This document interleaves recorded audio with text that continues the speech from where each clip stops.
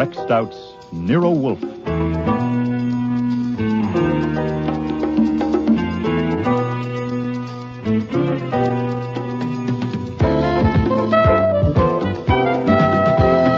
Starring Mavor Moore as Nero Wolfe and Don Franks as Archie Goodwin.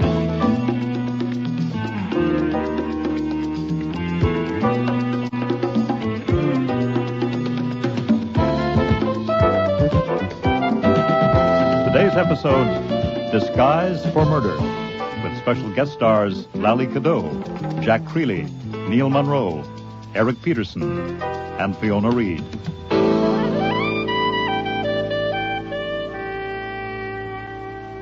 I had made 2 mistakes. When the president of the Manhattan Flower Club persuaded Nero Wolfe to show his orchids to the members one afternoon, I should have fought it. This is a Brassavola, isn't it? No, sir, that's not a Brasso. It's a Lilia. Are you sure? And after the date had been set and the invitation sent, when Wolfe had arranged that I should stay up in the plant rooms with him and Theodore to mingle with the guests, I should have put my foot down. Could I grow that on my coffee table? Is that a pansy? No, madam. I doubt if you could grow Miltonia on a coffee table. Sorry. Well, it's near a very sunny window. But I hadn't. As a result, it'd been up there a good hour and a half, grinning around and acting pleased and happy. I'm so sorry. How clumsy of me. Oh, it's quite all right, madam. Your sleeve just happened to hook it. It'll bloom again next year. It was understood that the Manhattan Flower Club was choosy about who it took in, but obviously its standards were different from mine. Oh, the men were okay as far as men go. But the women... It would have been a relief to spot just one who could have made my grin start further down than the front of my teeth. There had, in fact, been one. Just one. Excuse me, miss. Are there any questions I could answer for you? About what? Oh, say, about orchids. I haven't any questions about orchids at all. Eventually, feeling that the damn grin might freeze on me for good, I beat it down to the office, poured myself 2 inches of bourbon, and sat at my desk with my feet up. Well, hello. Did you think of some questions after all? Could I have a drink? Sure. I got scotch, rye... Anything, quick. Give me yours. Hey. Oh, did I need that? You like more? No. You're Archie Goodwin? And you're the Queen of Egypt. I'm a baboon. I don't know why they ever taught me to talk. Look at my handshake. I'm all to pieces. You do seem a little upset. When I saw you upstairs... I want to see Nero Wolfe. Right away. Well, I want to tell him something before I change my mind. And then I'll get a job at Macy's or marry a truck driver. I want to see Nero Wolfe. Oh, I'm afraid that can't be done. Not until the party's over, at least. Are people coming in here? No. May I have another drink, please? Well, shouldn't you give that one time to settle? I'll help myself. You'll pardon me saying this, but for a member of the Manhattan Flower Club, you seem a bit of a screwball. I'm not. A screwball? A member. I see. I could tell you.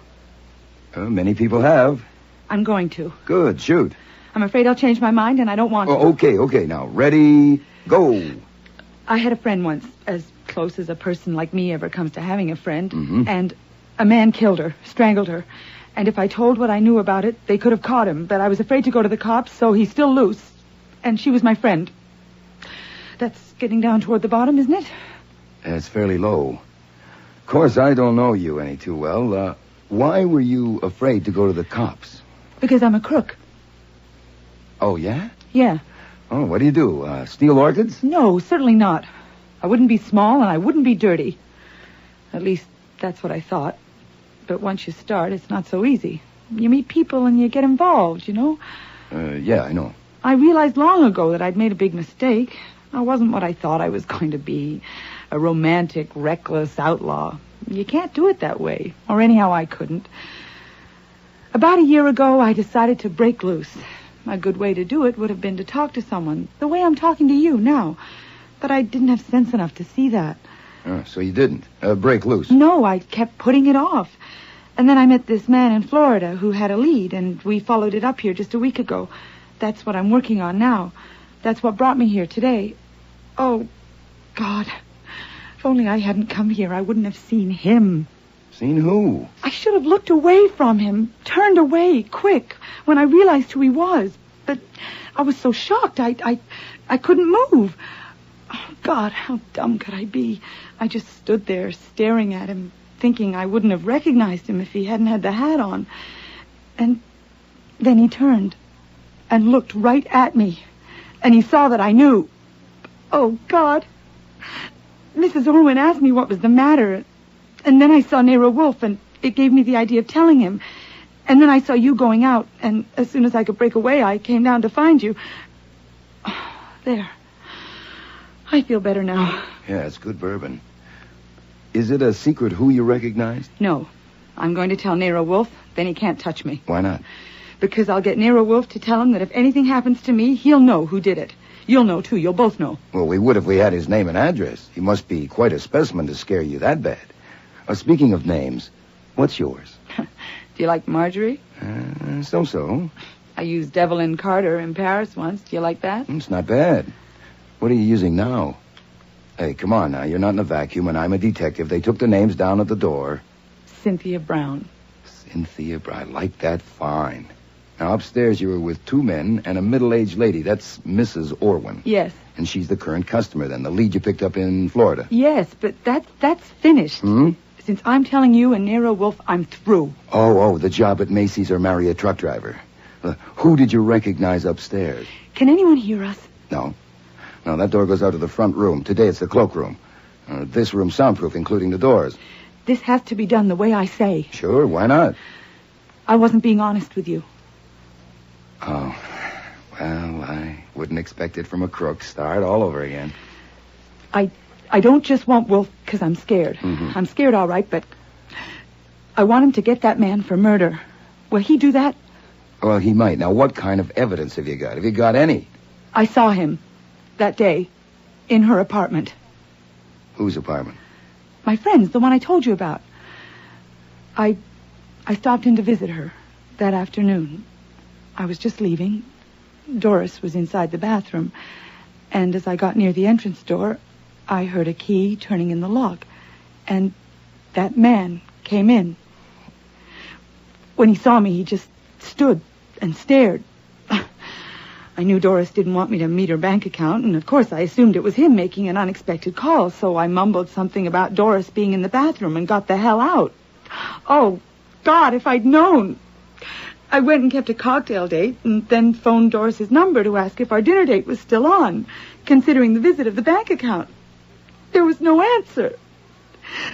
They found her body the next day. There wasn't a word about the man in the papers. No one had seen him come or go. And I didn't open my mouth. I was a lousy coward. And you just saw that man again upstairs looking at the orchids? Yes. That's a pretty good script. Look, it is no script. I wish to God it was. Okay. He looked straight at me, and his eyes. Yes. Archie? Yes, sir. What the devil are you doing down there? Come back up here. Soon. I'm talking with a prospective client. This is no time for clients. Come at once. I have to go upstairs. Mr. Wolfe sounds a little pressed. Do you want to wait here? Yes. If Mrs. Orwin asks about you... I didn't feel well and went home. Okay. Now, it shouldn't be long. The invitations say 2:30 to 5. If you want a drink, help yourself. Well, keep the door closed. Well, what name does this murderer use when he goes to look at orchids? Come on, damn it. What's his name? I don't know. You don't? No. Well, describe him then. You wouldn't believe... Not now. I want to see what Nero Wolfe says first. Look, if you can't trust me... Oh, it's not that. Honest. Look, I might as well tell you. You'd never want any part of me anyway.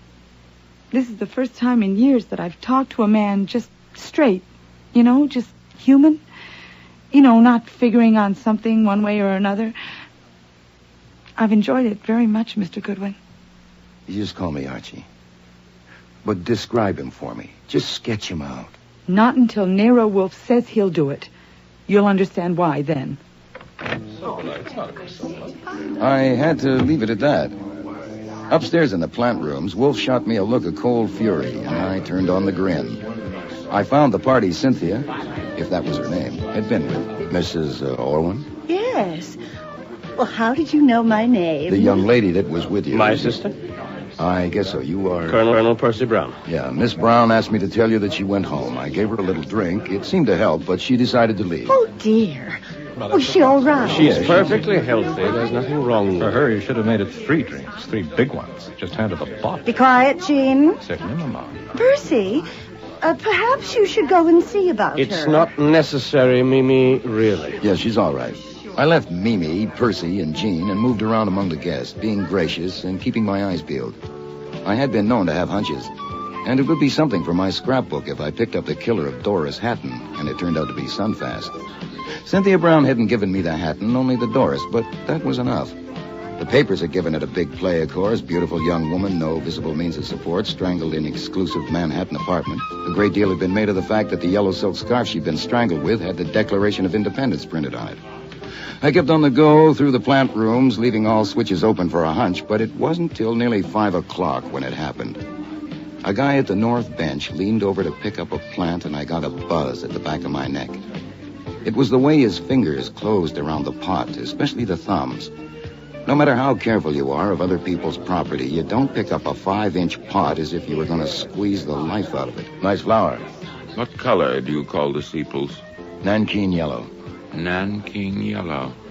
How very persuasive. He put the pot back and marched off without another word. I followed him up to the landing and down 3 flights of stairs. There were only a few stragglers left in the hall, and Saul Panzer was at the door letting them out. My man went directly to the front room where Fritz was helping Mrs. Orwin with her coat. Could you hand me the brown tweed, please? Of course. Excuse me, but we're checking guests out as well as in. Your name, please? My name? Ridiculous. Stand aside, please. Problem, Archie? I don't know, Saul. I'd like to know that man's name. What the hell? In there! He's in there! What? On the floor! What is it? What is it? In there! Oh, Take care of her, Fritz. Fritz!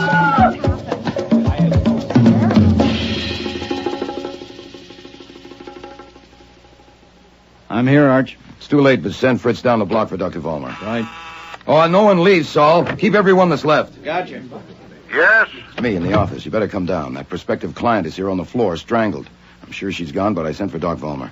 Is this flummery? No, sir. Come down and look at her and then ask me. Hey, you can't go in there. All right, don't come in here. Insist on knowing what... My God. Yes, sir. How did it happen? Don't know. Who is it? Don't know. The man at the door won't let us leave. No, sir, and you can see why. Now, outside, I certainly please. can, but we know nothing about it.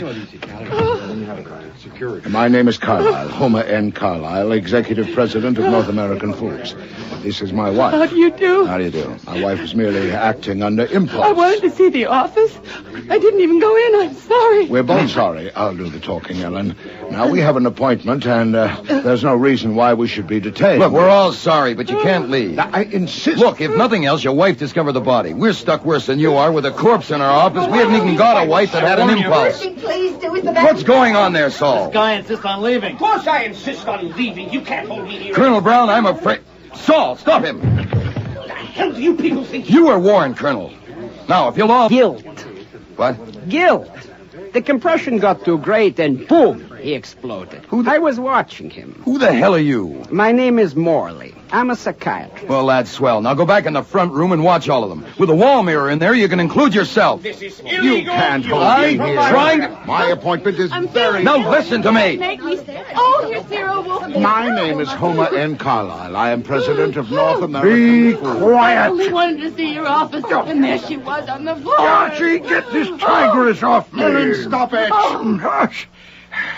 Madam, you have torn my lapel. My wife is distraught, sir. It's shut up! Distinguished group of sincere and devoted gardeners. Phooey! Saul! Yes, sir. Are you armed? Yes, sir. Put them all in the front room and keep them there. Let no one touch anything around this door, especially the knob. Yes, sir. Archie, come in the office with me. Good God. Yes, sir, it's not pretty. Sometimes you can do something, but it wasn't even worth trying. Long ago, can you guess? I saw her alive an hour ago. I would guess she's been dead about half an hour. Finger marks? No, something soft like a strip of cloth was used. Say a scarf. You haven't called the police? No, I wanted a word with you first. Very well. Report quickly before we call Inspector Kramer.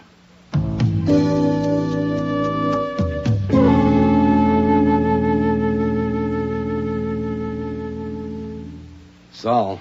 Yes, Inspector? You and Fritz were in the hall all afternoon. The hall and the front room, yeah. Who did you see enter or leave the office? I saw Archie go in about 4 o'clock. I was just coming out of the front room with someone's hat and coat. I saw Mrs. Carlyle come out just after she screamed. And in between those two, I saw no one enter or leave. We were very busy at that time. What about you, Fritz? I saw no one. I didn't even see Archie go in. Excuse me, Inspector Kramer. Yes? My duties here are of the household and not professional. Your men are still busy in the office. The front room is full of guests. And now here you are in my dining room. I need to know how long you are going to be in my dining room. Mr. Wolfe needs his dinner. Well, I'll be goddamned. All this disturbance. It can't be helped, Fritz. How many people are left in the front room? Mrs. Orwin and her party, the Carlyles, and that strange doctor, the psychiatrist. Have we plenty of ham? Yes, sir. Sturgeon? Yes, sir. Later, probably. For the guests in the front room, but not the police. Are you through with Fritz, Mr. Kramer? Yes. Saul, you were at the door with Goodwin when that woman screamed and came running out of the office. But you didn't see her enter the office. Why not? We had our backs turned. We were watching a man who had just left go down the steps. Archie had asked him for his name, and he had said that was ridiculous. If you wanted, his name is Malcolm Vedder. What the hell it is? How do you know? I had checked him in along with the rest. Are you telling me that you could fit that many names to that many faces after seeing them just once? Hey, there's more to people than faces. I might go wrong on a few, but not many. I was at that door to do a job, and I did it. You should know by now, Mr. Kramer, that Mr. Panzer is an exceptional man. All right, that's all for now, Saul. Wait in the front room. Rowcliffe, you heard the name Malcolm Vedder. Check it on that list and send a man to bring him in. Yes, sir. Jesus, there are 219 names on that list. Yes. This house won't hold that many. Not all at once. They came and went. Oh, great. Goodwin's story. I mean, the girl's story as Goodwin told it. You got it exactly as she told it to me. Sure I did. Nothing saved, nothing held back. No. What do you make of the girl's story, Wolfe? What followed seemed to support it. I doubt if she would have arranged for her death just to corroborate a tale. I accept it. I credit it. What do you know about the killing of Doris Hatton? Oh, newspaper accounts. Love nest killing in Manhattan's most exclusive apartment building. Who paid the rent? Something like that. Yeah. Why can't police find him? Are they protecting I him? don't read the tabloids. 3 of our best men spent a month trying to start a trail. One of them is still working on it. Nothing. Not .1. Yes, I sympathize. Oh, you sympathize. Great. Well, maybe you can sympathize with the way I feel about the fact that Goodwin sat there in your office and was told that that man was right here on these premises. And did he pick up a phone and call us? No, he went upstairs and watched to see if anybody squeezed some flower pot. You're irritated, Inspector. Not that he was on the premises, but that he had been. Also, I was taking it with salt. The girl was a screwball. Also, she was saving specifications for Mr. Wolfe. Also, I know you. How many of the 219 guests were men? I'd say a little over half. And how do you like it? I hate it. Mr. Kramer, something has occurred to me that does not seem to have occurred to you. Naturally, you're a genius. What is it? Something that Mr. Goodwin told us. I want to consider it a little. We could consider it together. Later. Those people in the front room are my guests. Can't you dispose of them? Yeah, I'd like to dispose of them. Let's see the woman who found the body. What's her name, Carlyle?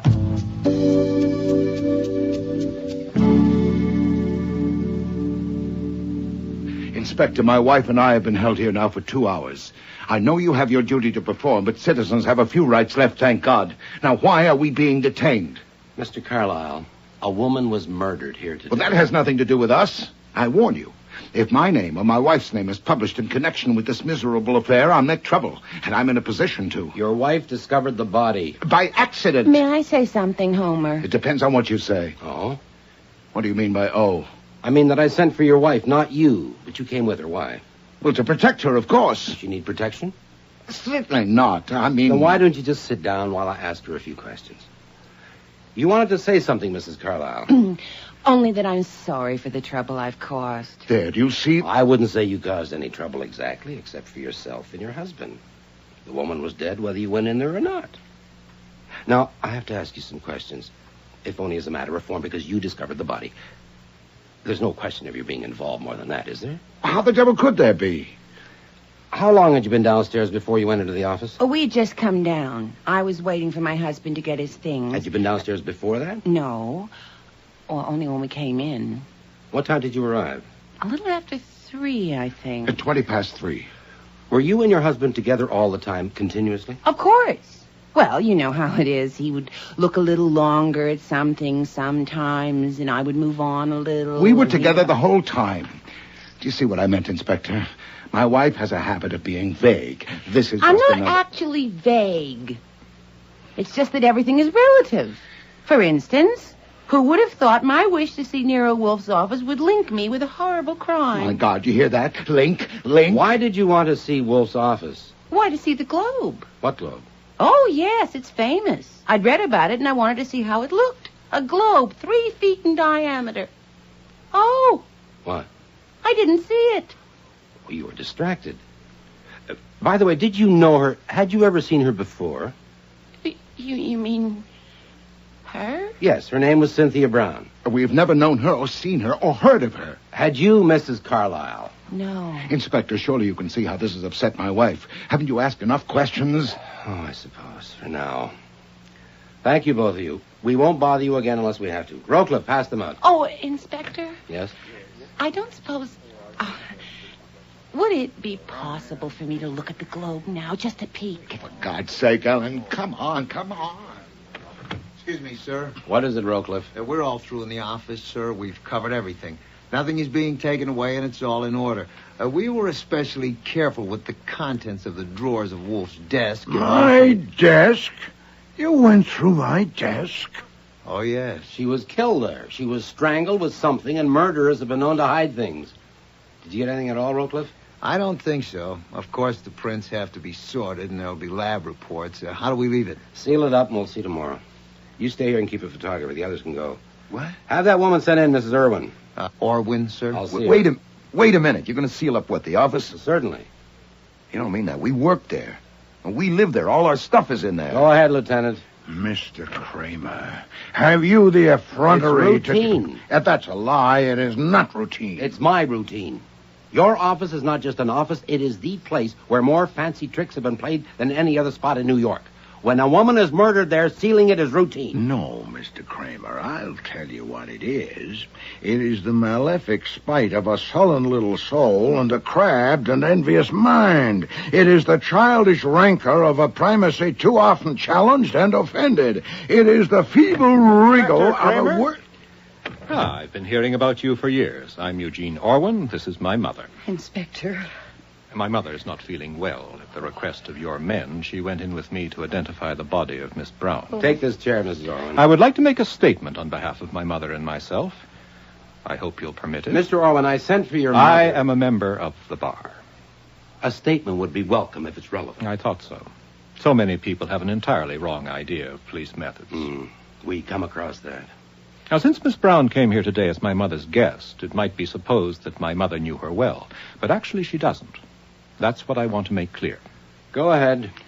Then here are the facts. In January, my mother was in Florida. You meet all kinds in Florida. My mother met a man who called himself Colonel Percy Brown.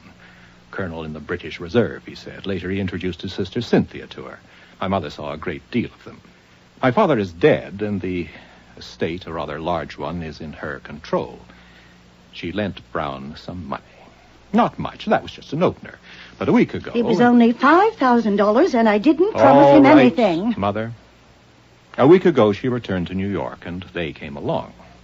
The first time I saw them, I knew they were imposters. He didn't sound like an Englishman. Certainly she didn't. I was in the middle of a yarn when Wolfe passed me a slip of paper on which he'd scribbled, "Bring sandwiches and coffee for you and me. Tell Fritz to serve those left in the front room, no one else."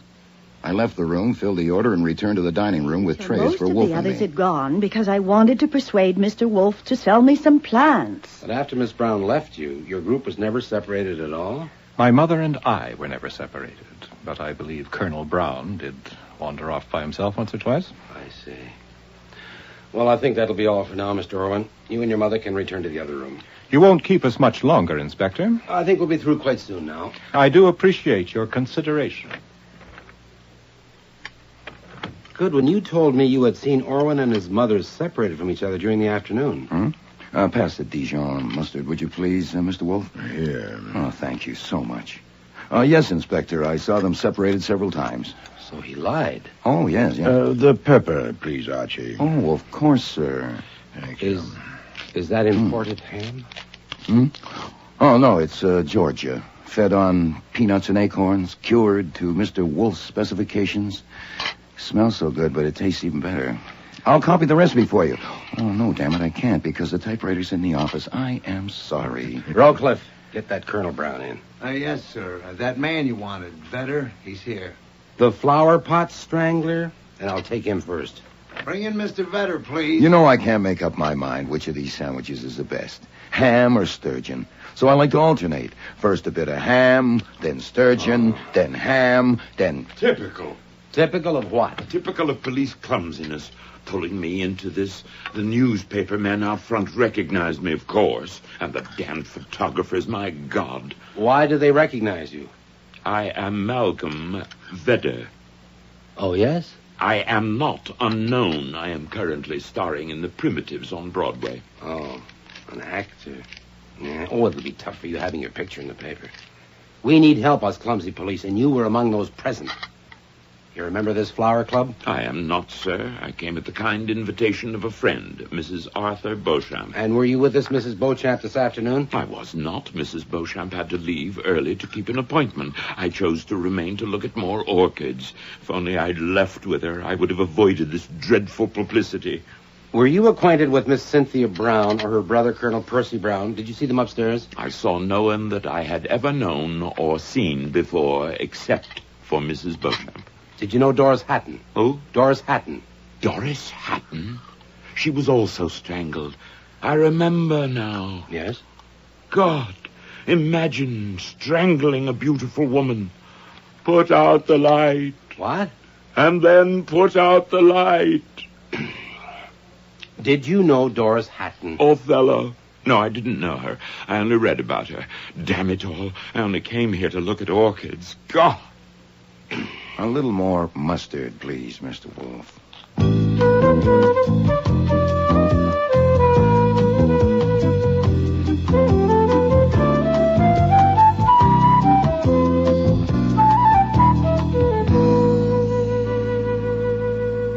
Your name, please. My name is Colonel Percy Brown. Which army are you in? I think it will save time if I state my position. I will answer fully and freely all questions that relate to what I saw or heard since I arrived here this afternoon. Answers to any other questions will have to wait until I consult my attorney. Well, the trouble is, I'm pretty sure I don't give a damn what you saw or heard this afternoon. I want to put something to you. As you see, I'm not even wanting to know why you tried to break away before we got here. I merely wanted to... Forget it. Now, on information received, I think it's like this. The woman who called herself Cynthia Brown, murdered here today, was not your sister. She was working with you on an operation of which Mrs. Orwin was the subject. Now, as far as I'm concerned, that's only background. Otherwise, I'm not interested in it. My work is homicide, and that's what I'm working on now. I'm listening. For 2 months now, you've been on intimate terms with Cynthia Brown. She certainly must have mentioned an experience you had recently. A friend of hers named Doris Hatton was murdered. And she had information about the murderer. She must have mentioned that to you. Now you can tell me. Now, if you do, we can nail him for what he did here today, and it might even make things a little smoother for you. Well? I'm sorry. For what? I'm sorry I can't help. Do you expect me to believe that during all those weeks she never mentioned the murder of her friend? I'm sorry I can't help. Oh, I'm sorry, too. Okay. We'll go on to this afternoon. On what you said you'd answer fully and freely, do you remember a moment when something about Cynthia Brown's appearance, some movement she made, or the expression on her face, caused Mrs. Orwin to ask her what was the matter with her? No, I don't believe I do. I'm asking you to try. Try hard. Well, I may not have been right there at the moment, in those aisles, in a crowd like... We weren't rubbing elbows continuously. You do remember when she excused herself because she wasn't feeling well? Yes, of course I do. Well, this moment I'm asking about came shortly before that. She exchanged looks with some man nearby, and it was her reaction to that made Mrs. Orwin ask her what was the matter. Now, if you saw that look and can describe the man, I wouldn't give a damn if you stripped Mrs. Orwin clean and 10 more like her. I didn't see it. You didn't? No. You didn't say you're sorry. Well, I am, of course, if it helps. Oh, to hell with you. Levy, take him out and tell Stebbins to send him down and lock him up. Material witness. And he's got a record somewhere. Find it. Yes, sir. I wish to phone my attorney. There's a phone down where you're going. If it's not out of order, take him, Levy. And tell the men to start gathering up. We're leaving. Everybody out to my office. But there's one more, sir. One more what? In the front room, a man. Who? His name is Nicholson Morley. He's a psychiatrist. Oh, let him go. This is a goddamn joke. Yes, sir. Clear up, Rocliffe. Oh, before I go, Wolf, earlier you said something had occurred to you. Did I? Something in Goodwin's report of what Cynthia Brown said to him. Was that just before you ordered my office to be sealed? Come on, Rocliffe, let's get out of here. Excuse me, sir. That man Morley insists on seeing you. He says it's vital. What is he, a screwball? I don't know. He may be. Oh, bring him in. Come in, Dr. Morley. You have something to say, Doctor? I have. Something vital. Well, let's hear it. The talk in the front room is that the murder of Cynthia Brown may be connected with the strangling some months ago of Doris Hatton. May I assume that is so? If you want to, why do you ask? And may I ask if you have a definite object of suspicion? If you mean, am I ready to name the murderer? No. Are you? I think I may be. Go ahead. Oh, not quite so fast. I must first make one more assumption, that these were not commonplace crimes with commonplace discoverable motives, or the murderer would have been vulnerable to your very efficient police techniques. Now, assuming those techniques have failed, we must ask why. Must we? Okay, why? Because the most powerful motives on Earth are motives of personality, which cannot be exposed by any purely objective investigation. If the personality is twisted, distorted as it is with a psychotic, then the motives are twisted too. Get down to it. Very well. You know the names of all the people who were here today. I am willing to offer my services. I don't think there are more than 3 or 4 men in New York qualified for such a job. All you have to do is have them brought... Wait a minute. Are you suggesting that we deliver everyone that was here today to your office for you to work on? Oh, no. Only the men, of course. There's an excellent chance that I can tell you who the strangler is, and when you know that... Excuse me. Sorry to cut you off, Doctor, but I have to get downtown. I'm afraid your suggestion won't work. I'll let you know. Come on, Rocliffe. Mr. Wolfe, you are intelligent and literate. I should have had you more in mind. May I count on you to explain to that policeman why my suggestion is the only hope for him? No. Mr. Wolf's had a hard day, so have I. Would you mind closing the door after you? But... This way, please.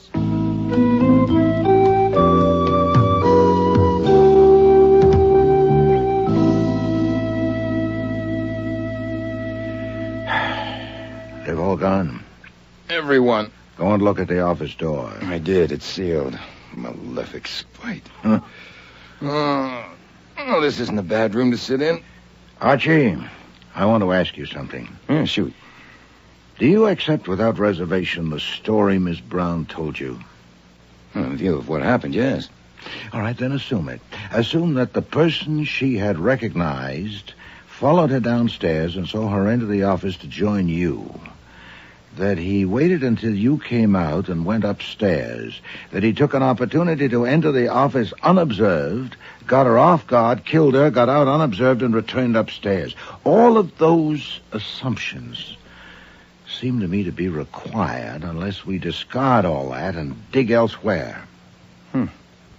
I'll take it that way. All right. Then we have significant indications of his character. Now consider it. He's killed her and is back upstairs, knowing that she was in the office talking with you for some time. He'd like to know what she said to you, specifically whether she told you about him, and if so, how much. Yeah. Now, I put it to you, with that question unanswered, would a man of his character leave the house? Or would he prefer the challenge and the risk of remaining until the body had been discovered to see what you would do. I'll be damned. He would stick around till the body was found. And if he did, then he's one of the bunch Kramer's been talking with. So that's what occurred to you that Kramer didn't get, huh? No, by no means. That's a different matter. This is merely a tentative calculation for a starting point.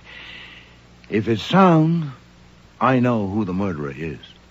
Well, if you want me to get him on the phone, I'll have to use one in the kitchen. I want to test the calculation. So do I. But there's a difficulty. Huh? The test I have in mind, the only one I can contrive to my satisfaction, only you can make. And in doing so, you'd have to expose yourself to a great personal risk. Well, since one of you flinched or faltered in the face of danger to me. No, this danger is extreme. Well, so is the fix you're in. The office is sealed, and in it are the book you're reading and the television set. Now, let's hear the test. Very well.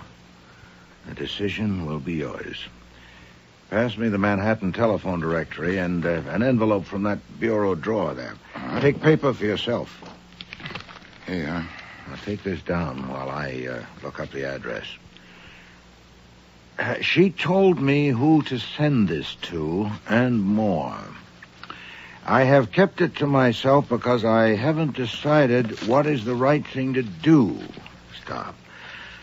I would like to have a talk with you first, and if you will phone me tomorrow, Tuesday, between 9 o'clock and noon, we can make an appointment. Please don't put it off, or I will have to decide myself. I gather from the grammar I signed my name. Oh, yes. Hell, we could forget the calculation and send this to every guy on that list and wait and see. I prefer to send it to only one person. The one indicated by your report of that conversation. The one to whom I am addressing this envelope. There. That will test the calculation. And save postage. The extreme danger, I suppose, is that I'll get strangled? I don't want to minimize the risk of this, Archie. I'll have to go to Times Square right away and mail this. May I have the envelope, please? Of course. There you are. I don't believe it.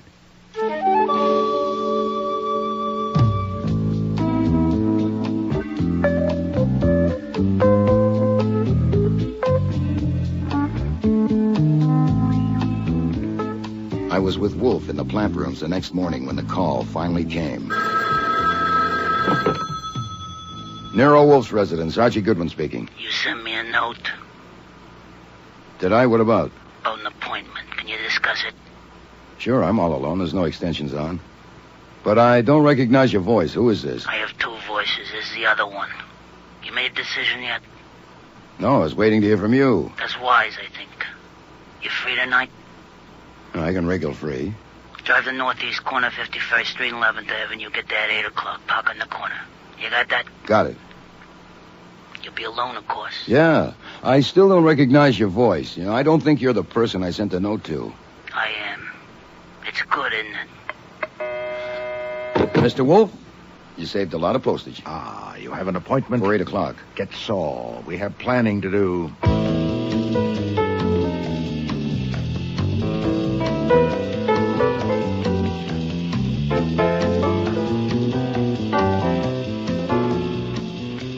By the time I left to keep the appointment, we had no less than 7 contingency plans. I parked at the meeting place at 7:47 and cranked down the window for a good view of the filling station across the street. At 7:59, exactly on schedule, a taxi pulled in and stopped by the pumps. And the driver got out, lifted the hood, and began fiddling around inside. Saul was in the passenger seat. I rolled up my window and waited. A kid, barely old enough for high school, was motioning to me to roll down my window. You, Goodwin? Yeah. This is for you. Hey, wait a minute. Come back here. Make no signal of any kind. Follow the instructions to the letter, or there will be no meeting. Jesus. Goodbye, Saul Panzer. Hello, contingency plan number 2. The instructions that followed gave a driving route so complex that even Saul couldn't have followed without being spotted, especially since I had a chaperone. A A dark blue sedan followed my every turn for a full hour and a quarter that I drove in circles around New York till I arrived at my destination, a dingy warehouse near the East River. I parked as instructed in the note and waited. The sedan pulled up behind me, and a rat-like little man got out and opened my door. Oh, we got here. Yeah, you damn near lost me at one light. You come with me. Contingency plans number 3, 4, and 5 went out the window when we entered the warehouse, went up 2 flights of badly worn stairs, and walked down a dingy hall to the rear of the building. In here. You sure that's him? What do you think? He'd be here if I wasn't? Okay, bud. Take off your hat and coat and sit in that chair. Hey, hold it. I haven't explained yet. All right, now the idea is simple. The man that's coming to see you don't want any trouble. He just wants to talk. So we tie you in that chair and we leave. He comes, you have a private talk. He leaves, we come back and cut you loose. Plain enough? It's too damn plain. What if I won't do it? Then he don't come and you don't have a talk. What if I walk out now? Go ahead. We get paid anyhow. You want to see this guy? There's only one way.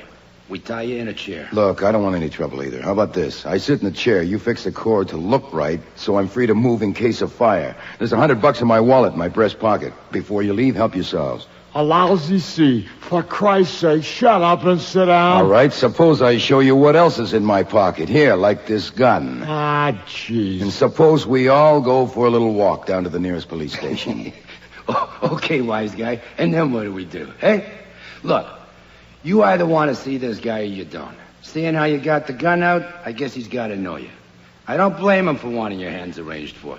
Make up your mind. Well, that was it. There were no contingency plans left. And I'd promised Nero Wolfe that if this should happen, I would turn around and go home. Okay, I'll do it, but don't you tie him too tight. You know, I've been around the block, and I can find you guys again if I care to. And don't think I can't. Just put a gun on the table and sit. How long will I have to wait? You'll see. Not long. They did a really thorough job of tying my hands to the back legs of the chair and my ankles to the front legs. Then they left, and I waited. But not for long. The door opened, and my man entered. He was wearing a gray pinstripe suit and a dark gray Homburg with a topcoat over his arm. He had gloves on. Hello, Mr. Goodwin.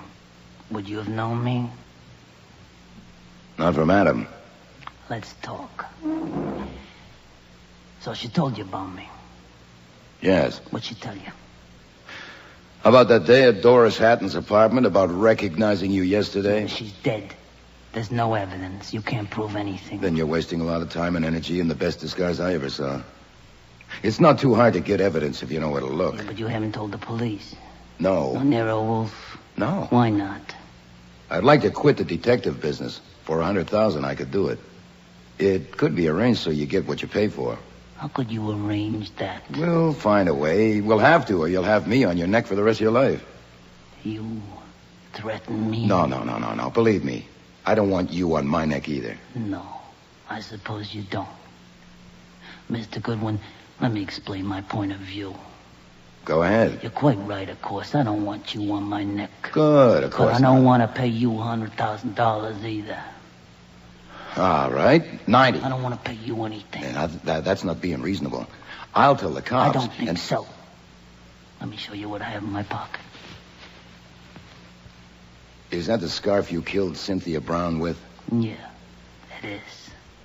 You come one step closer and I'll yell. Oh, they're out of hearing. Keep in front of me. They won't be back for 15 Keep minutes. in front of me. Now, look. Hey, look, it's no good anyhow. There's a note for you from Nero Wolfe. In my breast pocket. Now, get it. But stay in front of me. You can't trick me. Don't you want to know what it says? All you have to do is reach. Hey, what can I do? Very well. There, now. You see, read it. Go ahead. If Mr. Goodwin's not home by midnight, the information given him by Cynthia Brown will be communicated to police. And I shall see the day after immediately. Right, see, it's no good. Now, he did it this way because if you had known I had told him, you might have just sat tight.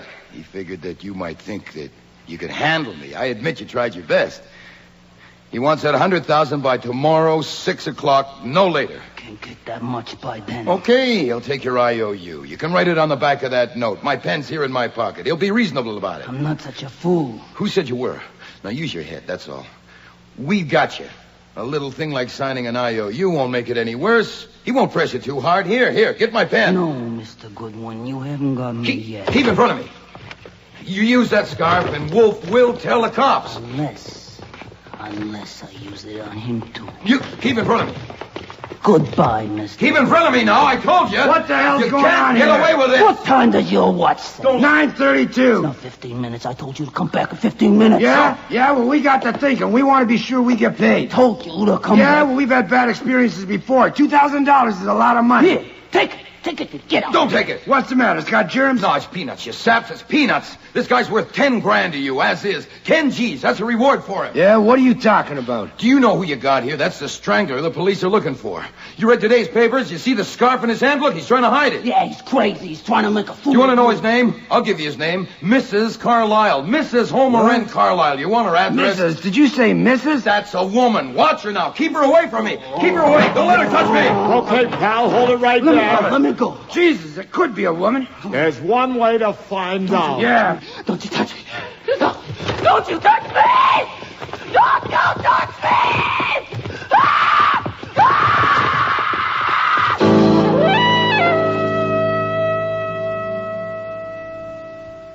Well, I hope you're satisfied.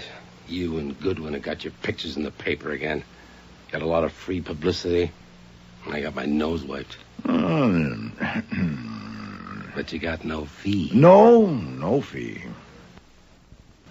I suppose you thought you could pry a fee out of somebody. That's why you suppressed evidence. Oh, now, Mr. Kramer, I suppressed no evidence. Okay, I can't prove it, but I know it.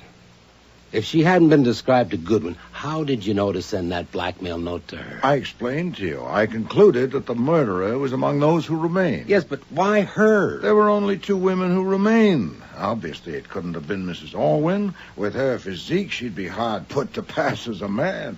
Besides, she's a widow, and it seemed a sound presumption that Doris Hatton had been killed by a jealous wife. Yeah, but why a woman? Why not a man? Yeah. I told you in my dining room that something had occurred to me, and I wanted to consider it. Yeah? Later, I would have been glad to tell you about it if you hadn't acted so irresponsibly and spitefully in sealing up this office. All right. That made me doubt if you were capable of proceeding properly on any suggestion from me, so I decided to proceed myself. Get to it. What occurred to you? Well, simply this. Miss Brown told Mr. Goodwin that she wouldn't have recognized the murderer if he hadn't had a hat on. So? She used the masculine pronoun, naturally, throughout that conversation, because it had been a man who'd called at Doris Hatton's apartment that October day, and he was fixed in her mind as a man. But it was in my plant rooms that she had seen him the other day, and no man wore his hat up there. But nearly all the women had hats on, so it was a woman. I don't believe it. You have a record of Mr. Goodwin's report of that conversation. Consult it. I still wouldn't believe it. Well, there were other little items. For example, the strangler of Doris Hatton had a key to the door. But surely the provider who had so carefully avoided revealment wouldn't have marched in at an unexpected hour to risk encountering strangers. And who's so likely to have found an opportunity or contrived one to secure a duplicate key as the provider's jealous wife? You can talk all day. I still don't believe it.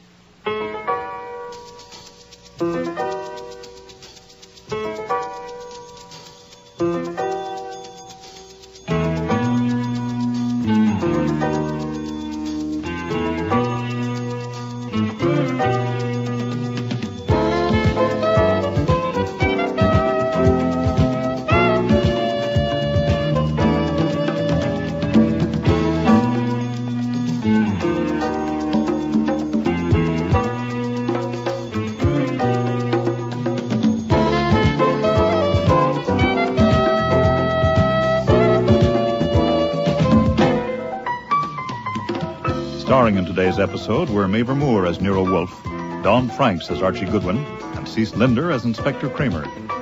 Lally Cadeau was Mrs. Carlyle, Jack Creeley, Malcolm Vedder. Neil Monroe, Colonel Percy Brown. Eric Peterson, Dr. Morley. Fiona Reed, Cynthia Brown. Denise Ferguson, Mrs. Orwin. Michael Tate, Jean Orwin. Henry Raymer, Homer N. Carlyle. Nick Nichols, Charlie. Jim Morris, Skinny. Alfie Skopp, Saul. And Frank Perry was Fritz. Music was composed and conducted by Don Gillis. Technical operations by John Jessup. Sound effects, Bill Robinson. The production assistant was Nancy McElveen, and casting consultant was Ann Weldon Tate. Disguise for Murder was written and produced in Toronto by Ron.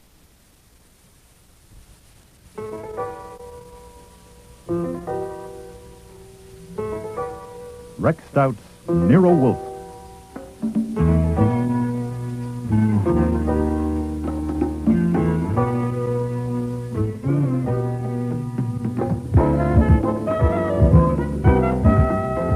Starring Mavor Moore as Nero Wolfe and Don Franks as Archie Goodwin.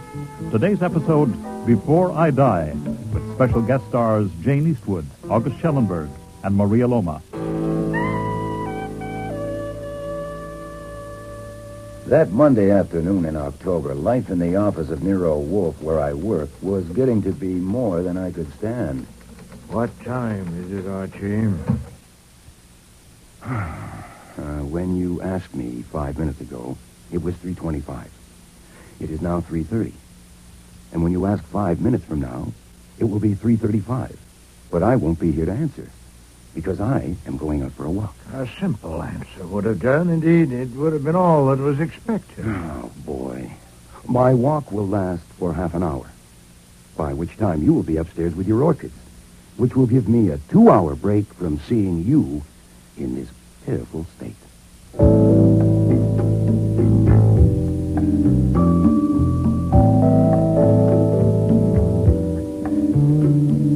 I wasn't blaming him. I was merely fed up with him.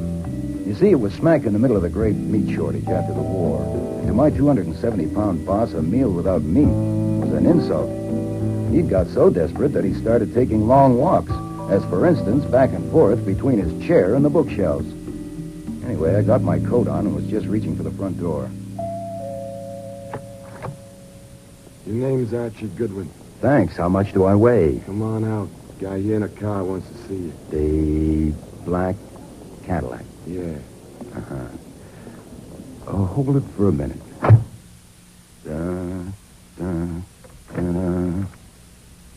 Who is at the door? Oh, a man with an embalmed face. What's this? You're taking your gun? I was asked to step down to the curb and see a man in a car. I recognize the man since he is one of our most famous citizens, Tizio Parito, also known as Daisy Parrot. His latest title is the King of the Black Market. Look, when he phoned this morning, I told you I wouldn't see him. Yeah, and I told him. I guess Daisy Parrot doesn't take no for an answer.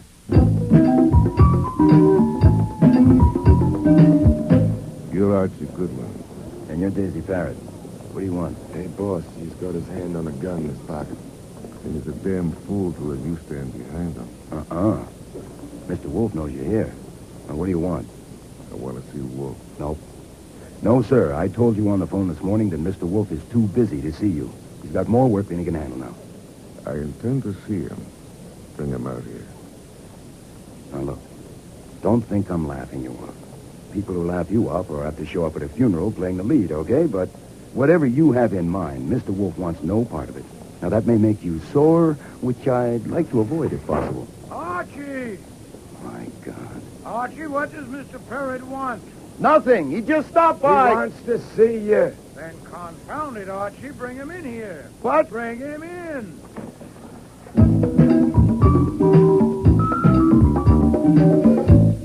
Be seated, Mr. Parrott. I don't like it in here. I've got something private for you. Come out and sit in my car. Oh, I rarely leave my house. I do like it here. I'd be an idiot to leave this chair made to fit me. Okay, Goodwin. You go out and sit in my car. No, sir. I do nothing without Mr. Goodwin. You might make exceptions. This might be a good exception to start with. No, sir. Please, sit down. Even if you decide against entrusting secrets to Mr. Goodwin and me, there's a little matter I'd like to discuss with you. What do you want to discuss? Well, in my own field, I am an expert. I sell expert information, advice, and services. I understand that you are also an expert in a different field. Presumably, you know where certain things are and how they may be got. I am, on the whole, a respectable and virtuous citizen, but like everyone else, I have my smudges. Where is some meat? You want a slice of the meat racket? No. I want slices of beef and pork. I want some meat to eat. Lamb, veal. Oh, you're just hungry. Yes, I am. Goodwin. Ring Lincoln 63232 between 7 and 10 in the morning and ask for Tom. Use my name. Thank you, sir. Now for your business. Mr. Goodwin told you on the phone this morning that I was too busy to see you. Of course, that was flummery. What was in his mind was that while the occupational hazards are relatively high in the detective business, in your business they're substantially higher, and the combination of the two would be inadvisable. I must admit regretfully that I agree with him. It would be foolish for you to entrust me with secrets only to be told that I can't undertake a job for you, so I tell you in advance I'm sorry. I need help. Doubtless, or you wouldn't have I don't often need help, but when I do, I get the best there is, and I pay for what I get. There. 50 C's. $5,000. That will do for a start. I'm being blackmailed, and your job is to stop it. But I've told you, Mr. Parrott, I'm being blackmailed by my daughter. Hold it. Nobody in this world knows about that except me, and now... Hold it. Now, I want to warn you that Mr. Wolfe is every bit as stubborn as you are. This is damn dangerous. We're all concerned. Now, he's told you he doesn't want to hear it, and neither do I. Now, Mr. Wolfe, what's wrong with egg salad sandwiches? But she's not really my daughter. The one who's blackmailing me. Now you know that, too.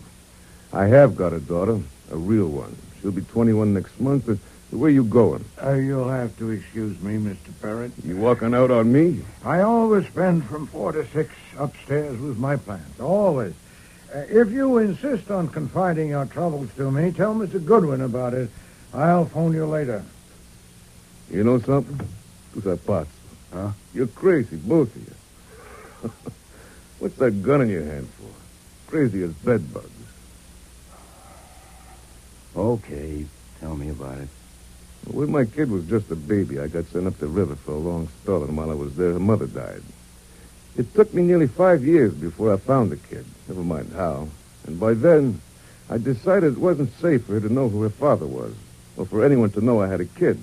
So I found a way to send money to her, keep her in schools and all. Uh-huh. And I got reports on her every 3 months, and everything was okay. It was working just fine till, Thumbs Meeker bitched it up. Thumbs Meeker? You heard of him? I've heard of him. And how he got his name. And Thumbs sent a punk to tell me that if there was any little favor he could do for my daughter, just let him know. Capiche? It was his way of saying he'd found out and he could put the screws on you. Yeah, but he hasn't. I mean, he found out I had a daughter, but he hadn't found her yet. So I had to stop. There's only one thing in the world I'm afraid of, Goodwin. Huh? That someone will find my daughter and tell her the truth. It's ruined my life having a daughter. Where she's concerned, I can't think straight, and I can't act straight. I mean, look at my coming here and spelling this. Worse yet, look what I did a year ago, April. I rented a penthouse, and I brought a girl there to act as my daughter. I knew it was dumb, but my brains wouldn't work, and I did it. Why? To draw Thumbs Meeker off. If he thought that was my daughter living in the penthouse with me, naturally he wouldn't look for her in other places, especially in colleges. Oh. I thought it would keep my secret sewed up. Everything seemed fine for a few months. Then the little bitch put the pliers on me. The phony daughter started blackmailing you? Yeah. First in small amounts. Then every month it got bigger. So far, she's into me for $25,000. I don't get it. What?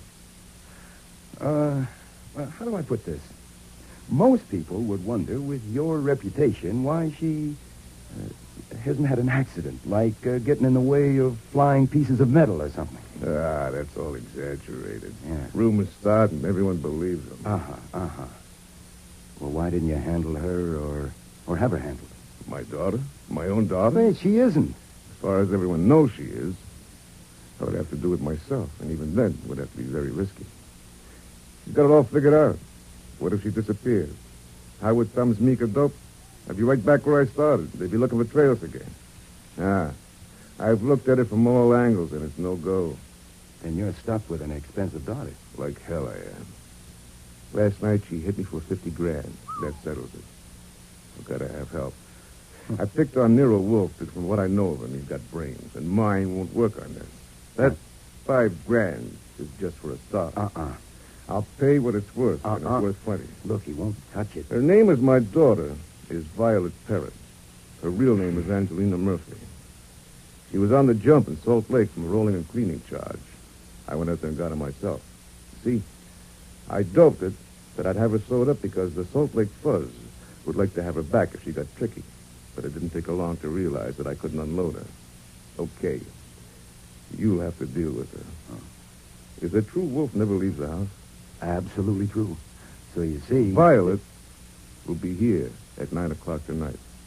Mr. Wolf will have to call you. Now, after he's seen Violet, there's another job he'll have to do with my real daughter. He'll have to be very careful. Look, that can wait. Her name's Beulah. Beulah Page. I'll write her address down for you. Look, Mr. Parrott, there's no point... Goodwin. Yeah? I know I can trust you. I'll be in touch. Ciao. Ciao. Why are you disturbing me, Archie? I'll be down at 6 o'clock. This is urgent. A question for you to mow. Well? What color do you like in shrouds?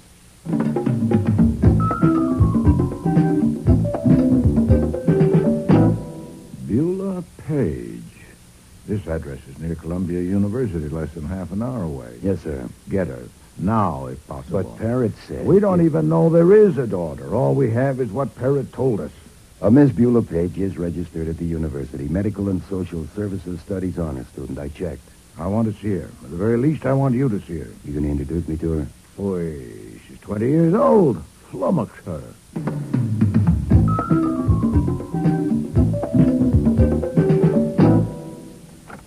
Hello.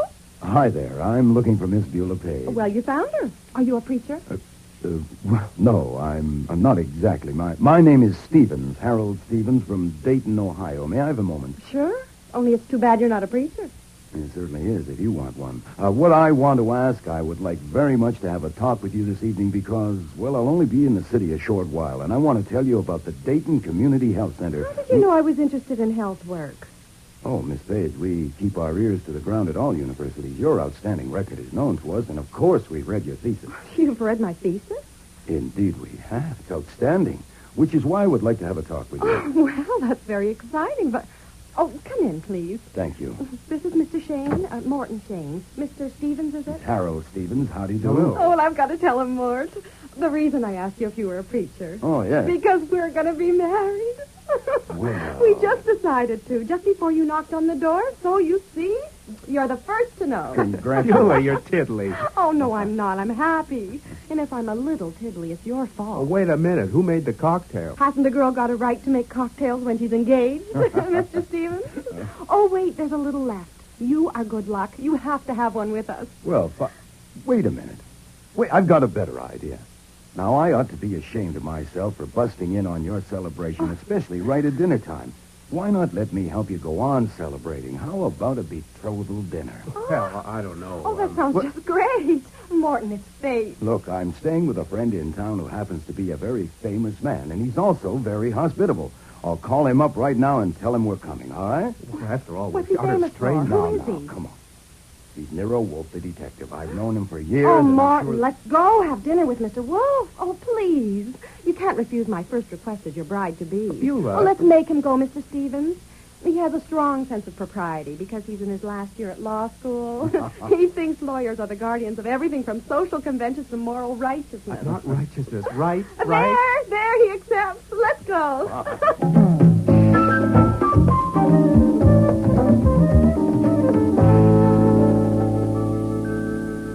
To my surprise, Wolfe helped out over dinner by hopping all over the place.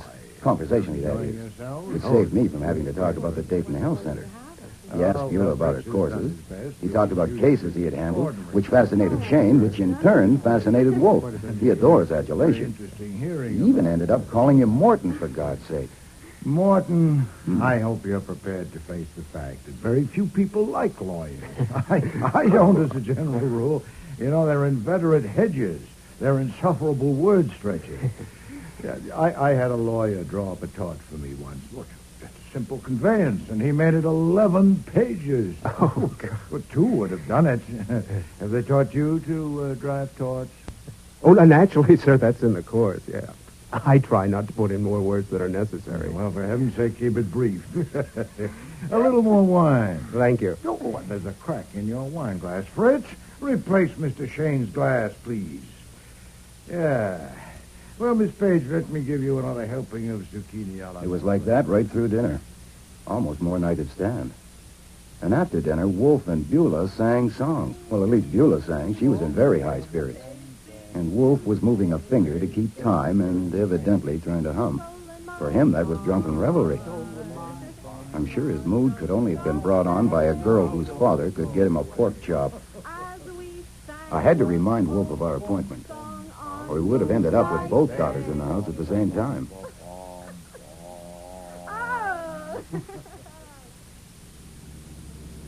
I finally got the 2 celebrants into the car and was driving them home. You know, you're a swell guy, Stevens. That was a swell idea you had. Hey, now I've got one. What do you think of this? You drive us to Maryland and we'll get married. No. Now who's tiddly? Well, that's a good idea, isn't it? It stinks. Why? Look, I may not have any father or mother or even aunts or uncles, but I don't have to sneak off to Maryland in the dead of night to get a husband. I'm going to have flowers and white things and sunshine if I get a break. Anyway, what about that test tomorrow? You said it was important. Well, it is. Home, Stevens. Him first because he has to study. And then you can come up to my apartment and tell me about your health center. You haven't said a word about it all evening. Well, I didn't want to spoil the celebration. Brides-to-be should not discuss business on their betrothal night. I'll phone you tomorrow, okay?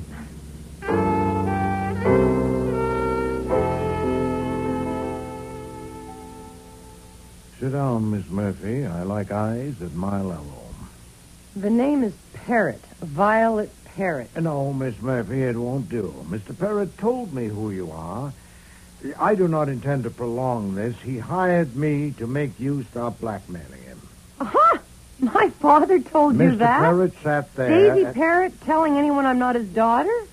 Now, you think I believe that? I think you find it difficult to believe, Miss Murphy, because you've misjudged his character. Ha! You haven't stopped to consider that his strongest feeling, stronger even than his feeling for his daughter, is his vanity.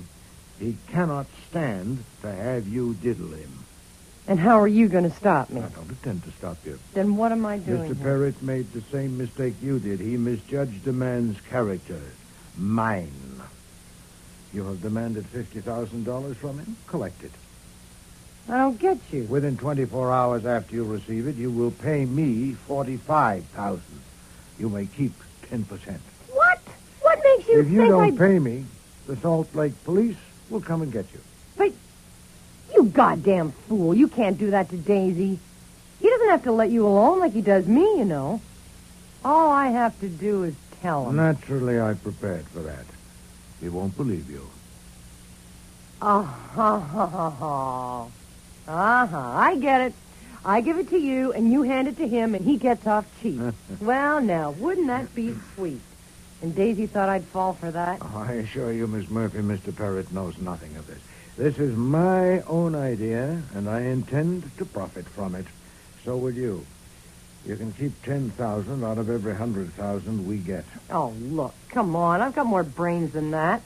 And more guts than you give me credit for, too. Well, you think it doesn't take guts to stand up to Daisy Parrott? Wait, I'll show you. I'm wearing sleeves tonight. Here's why. He did that to you? That's not all. There's other places. But you'd have to pay to see them. And I took it.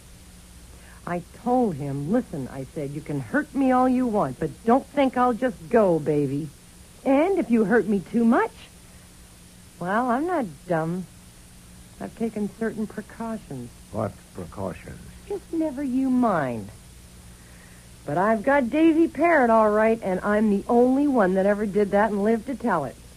And now he thinks he can get most of it back with this lousy runaround? Well, you'll have to think this through. The point is that even if you're 99% convinced that Mr. Parrott arranged for me to take this line, dare you risk that 1%? What if I am acting on my own hook? You'll never know what minute or where you'll feel that hand on your shoulder. Suppose I wasn't there. Oh, you're not thinking straight. If you disappear, Mr. Parrott might possibly decide not to find you for obvious reasons. I wouldn't. I would find you. I am fully as vain as Mr. Parrott, but every bit as ruthless, and I will not be diddled. This interview is over. I'm sure you'll give it your best thought. My God, is he fat. You know, I admire you. Mm-hmm. Oh, you really stood up to him. Well, luckily, you don't have to decide now. You got time to sleep on it, which is a good idea. Shall I take you home, tuck you in? Hey, you don't look like a grister. You look healthy and handsome. Inside, I'm clean but mean. I didn't offer to drive you home because I noticed you've got your own car, but I can go along just for the air. Air. Oh, boy, Dumpling, do I need air. We'll share it. 90% for you and 10 for me.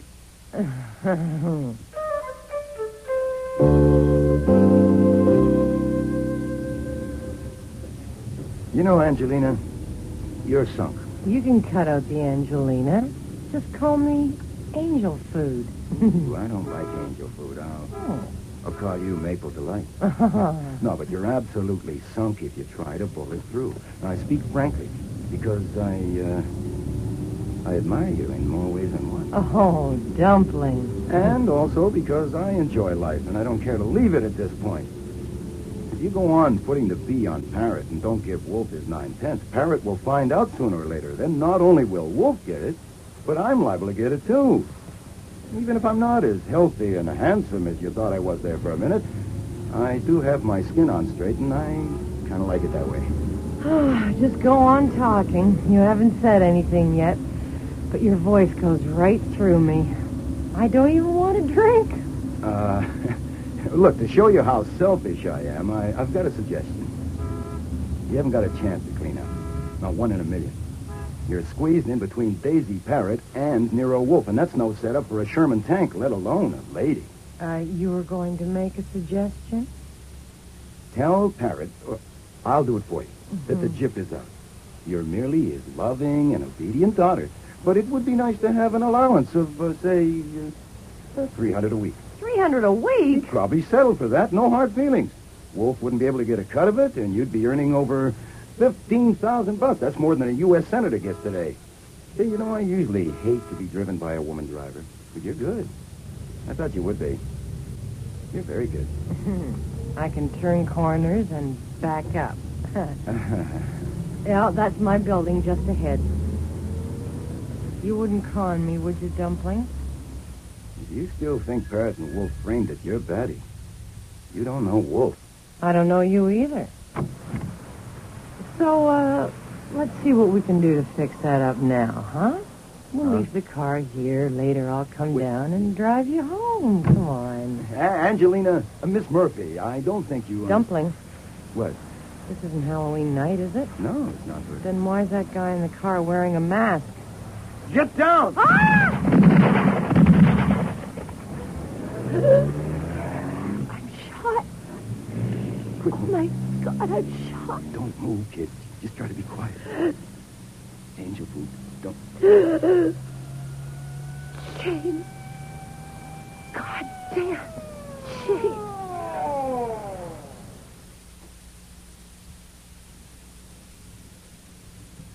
Okay, Goodwin, we lock you up. Oh, Inspector Kramer, you said that 4 times. I don't like the idea, and neither will Mr. Wolfe or his lawyer, but I prefer it to more of this. Go ahead. Oh, damn you. Look, let me summarize it for you. Daisy Parrott came to see Mr. Wolfe to consult him. If I had information for you on that, which I haven't, it would only be secondhand. Then in the evening, Parrott's daughter arrived, apparently to consult Mr. Wolfe about the same thing as her father, and I've told you you'll have to get that from Wolfe, too. And I've told you Wolf's door is bolted, and Fritz says he can't be disturbed. He's asleep. Try him after breakfast. Say 11 o'clock. course, I won't be there to let you in if I'm in that cell. Then I escorted Miss Parrott home with her driving the car. We arrived at her apartment building Where's Daisy Parrott? You mean now? Now. I have no idea. Is he holed up in Wolf's house? Oh, good God, no. It makes my teeth chatter just to think of it. Did your teeth chatter when he was there yesterday? Now, look. It will soon be dawn. Now, I told it over and over. All I know. You know damn well the man to tell you what Parrott and his daughter wanted is Wolf. You know damn well I can't tell you. You also know if you hold me, Mr. Wolf will resent it, and you won't be able to depend on a thing he says. Now, Kramer, what do you want to do? Get in another jab in a private feud or solve a murder? Okay. I warn you. I'm going to take a nap. Either in a chair, or on a cot, or home. In bed. Get out of here. Go on, get. In the cab on the way home, I was trying to add it up, but I couldn't even begin. Why had Parrott decided to erase Violet? And what was the big idea of dragging Wolf in? Not to mention me. I decided I would have to shoot Parrott. It wasn't merely a hangover from my sensation as I watched Violet die on the sidewalk. It was a realization of where Wolf and I were sitting. To be tangled up in a gang war between Daisy Parrott and Thumbs Meeker wasn't taking a risk. It was checking out. But then as we pulled up to the house, I changed my mind. Killing Parrott was the worst thing I could do. The guy I really wanted to shoot was Wolf. All this for a pork chop. Hold it right there, Goodwin. Huh? No funny moves, Goodwin. That's a gun in his pocket. Is it the one he used last night? Don't be too smart. I want to ask you about last night. My car's around the corner. Go ahead. We'll come behind. We can talk here. I've often talked here. What do you want to ask me? Get going. I like it here. What's that? Taxi. Hey, we shouldn't be out in the open like this. I said get going, Goodwin. I was about to say I like it here. You can relax, Parrott. Even if I had ideas, which I haven't got my gun. They took it away. Hey, that cab! Get down, boss! I didn't duck or dive. I just dropped. This time I didn't see the man in the cab at all, even to see if he was wearing a mask. I was moving too fast, rolling to get around the corner to safety. When it was safe, I stuck my head around the corner and saw two forms as flat as mine. Only they were much quieter. I crawled over to them. Parrott and Face were never going to be dangerous to anyone again. Archie, is that you? I think so, Fritz. Do you need help? Just to get in, Fritz. Take the chain off the door. Did you kill somebody? Archie! What the devil is it now? Just a couple of corpses on the sidewalk. By luck, one of them isn't me. Sorry to have disturbed your sleep.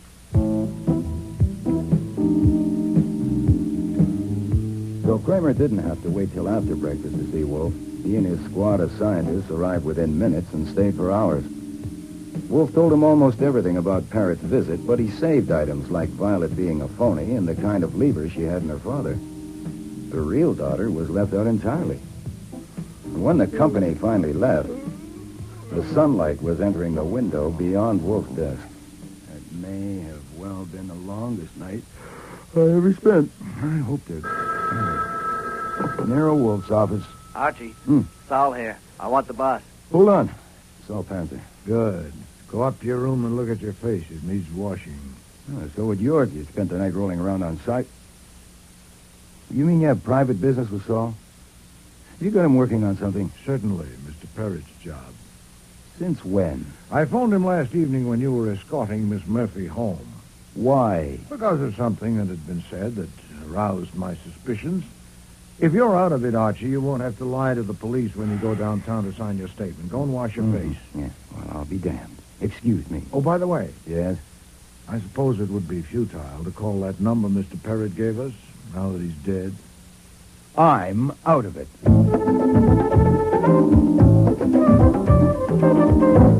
My breakfast was interrupted 4 times by phone calls, and that went on all morning.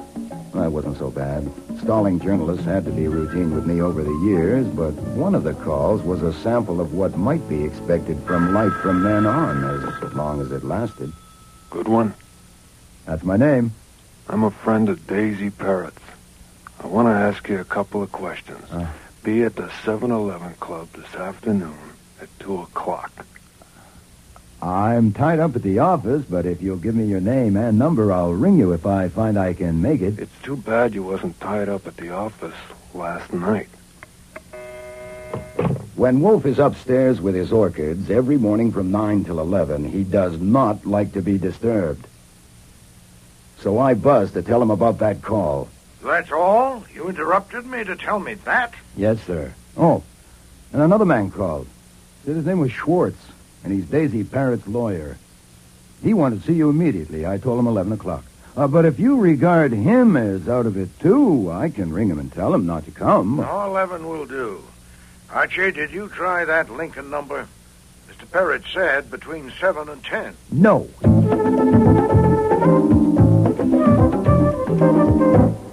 Sit down, Mr. Schwartz. Thank you. Mr. Wolfe, I must apologize for being urgent about this appointment, but I felt there should be no delay. I gathered from Mr. Parrott last evening that you had not explicitly given your assent, and therefore... Assent to what? Why, to your appointment in his will as executor of his estate. In effect, the guardian of his daughter. Huh? Did you? Utterly preposterous. I was afraid of that. It will complicate matters. You see, there is a question whether the $50,000 provided for that purpose will go to the executor if the executor is not you. Did you say 50,000? Yes. Tell me about it. In the past, I have attended to a few matters for Mr. Parrott of a minor legal nature. But last evening, he came to my office, my apartment. He has never been to my office, and asked me to draw up some papers at once in his presence. What time was this? Oh, he arrived about 9. Was there until after midnight. I'm afraid it took a long while. You understand, it's a difficult business, extremely difficult to convey property by testament to a daughter without naming or identifying her in any way. Your functions are limited strictly to the legacy of his daughter. There are only 2 other provisions in the document under consideration. $50,000 to you as executor, and the same in amount to me. Let me see it. In a moment, yes, sir. I should explain that the large sum left to me was not to compensate me for drawing up some papers. It was to pay me for not opening this envelope addressed to you and examining the contents. I must say he misjudged me entirely. 1/10 that amount, 1/50 would have sufficed. So, having said that, there is the will, and this is the envelope. Thank you. Well, at least we know where Parrott was when the police couldn't find him last night. Yes. Mr. Schwartz, considering the circumstances, I think Mr. Parrott would expect me to let you know this much. Archie, would you read this page to Mr. Schwartz? Yes. To Nero Wolfe, if this is the wrong one I'm pulling, it's the worst mistake I ever made, but I think I can count on you after seeing you today and sizing you up. I don't think I'm going to die, but what if I do? That's my problem. My daughter has got to be protected. I mean, she has got to get what belongs to her, and that's my problem. Thank you. The envelope also contains a marriage certificate and a birth certificate. Put them in the safe, Archie. Then you accept the office? I do. In that case, I have a question. With the daughter dead, how do you propose to perform the functions of your office? A reasonable question. I had Archie read you that page because I wanted to understand why I cannot give you an answer. Since Mr. Parrott trusted you, he would expect me to give you this much satisfaction. The daughter is not dead. Beyond that, Mr. Parrott left it to me, and so will you. I see. I hope you'll forgive me if I mention another detail. I understand that Mr. Goodwin here was present when Miss Parrott was killed. Yes. He was also present when Mr. Parrott and his companion were killed. Yes. But Mr. Goodwin was not injured. Only my pride. Mr. Wolfe, I don't know whether you fully realize the inferences that will be drawn by Mr. Parrott's associates when they... Nero Wolfe's office. Archie Can he Goodwin. talk to me now? Hold on a moment, I'll see. The man who called earlier. One who wouldn't leave his name. I'll take it. Nero Wolfe speaking. Your name, please? Oh, I'm sorry, sir. I never speak to people without a name. In just a moment. Fabian. Thank you. Hold the line a moment, please. Mr. Schwartz, have you ever heard of a man called Fabian? Yes. So have I. Yes, Mr. Fabian, what is it? Oh, I see. I must tell you, I never make appointments outside my house. No, indeed. I assure you I'm not frightened at all. Yes, I realize that, but I seldom go out for... If you... Well, I have a suggestion. Why don't you come to my office, say, at 2 o'clock this afternoon? You have the address? Good. Mr. Wolfe, I was about to say when the phone rang that Mr. Parrott's associates are men of action. To put it baldly, they will kill both you and Mr. Goodwin the first chance they get. Now, I was about to suggest certain precautions... Mr. Fabian says he wants to ask me something. Great heavens, to let him in? If he is really dangerous, and if he has drawn the sort of inferences you fear, my own office is the only safe place to meet him. This business has to be settled sooner rather than later, doesn't it? Shall we continue? Nero Wolfe's office, Archie Goodwin speaking. You said your name was Harold Stevens. Oh, boy, just what I needed. Actually, at the moment, the name is Mudd. Harold Mudd here. That's not funny. Certainly isn't. Look, actually... I want to know about the man that got killed and how you happen to be... Hold it. Wait a minute. Start again. What have you seen, heard, and done? I've seen pictures, just now in the Gazette. Oh. One of a man named Daisy Parrott, and I know him in a certain way, and he's been killed. And for a certain reason, that's bad news for me. Another picture is of you, and it says your name is Archie Goodwin. Right. And you work for Nero Wolfe. That's right. And it says you were with Daisy Parrott when he was killed. So I want to know what... I'm coming over there. No, don't do that. You stay where you are. I'll come over and pick you up. I'll be right over. It's the friend of the law student. Very upset. I gathered. You can leave at once. I can finish my business with Mr. Schwartz without you. Yes, sir. And Archie, arrange it carefully. That's why I'm picking her up, sir.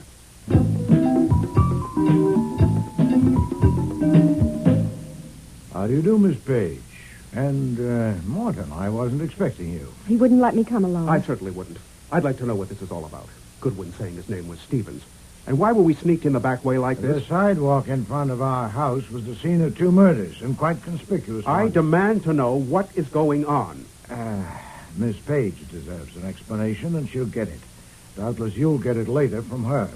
Mr. Goodwin and I are taking Miss Page up to the plant rooms to show her my orchids and have a talk with her. Now, there are books and magazines down there. I must insist. No. Don't try. Archie, tell Fritz there'll be 2 luncheon guests at one shop. My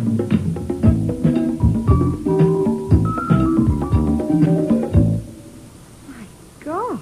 You're impressed? I've never seen such a blaze of color in my life. Someday you must spend an hour or 2 up here. Now I'm afraid we haven't time.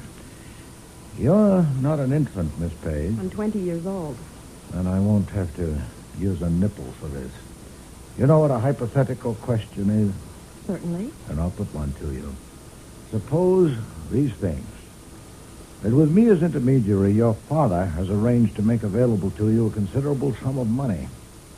That he is not in a position to disclose himself to you and cannot ever be expected to do so. That he has put it wholly within my discretion whether you shall be told his name and your mother's name. And that the circumstances are such that it will be one deuce of a job to keep you from guessing his name and guessing it right. Now, supposing all that, here's something for you to think over. Yes? You want me to tell you the names or not? Oh, I don't need to think it over. I want you to tell me. Oh, that's an impulse. Oh, good Lord, an impulse. If you only knew what I want to know. What if your father is, say, a convicted pickpocket? I don't care what he is. I want to know. Then you should. Mr. Parrott, your father, died last night out there on the sidewalk. I knew it. The devil you did. I knew it. Oh, good God. Deal with this, Archie. Miss... Why haven't you got the sense to go, too?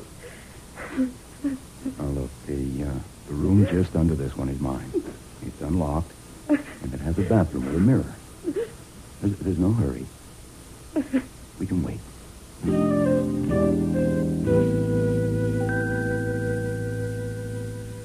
Down so soon, Archie? Is she all right? She needed a shoulder to cry on, but with her fiancé under the same roof, I didn't think it would be fitting. Morton's in the front room, pacing. Nero Wolfe's office, Archie Goodwin. Let me talk to him. It's Kramer. Mr. Kramer, how are you? I'm fine. You? The way I always am before lunch. Hungry. Enjoy it. This is just a friendly call. I wanted to let you know that you were right as usual when you decided to keep it all to yourself and tell us only one thing that was worth a damn about Parrot's daughter being wanted in Salt Lake. We got onto her through the Washington fingerprint piles, as you knew we would.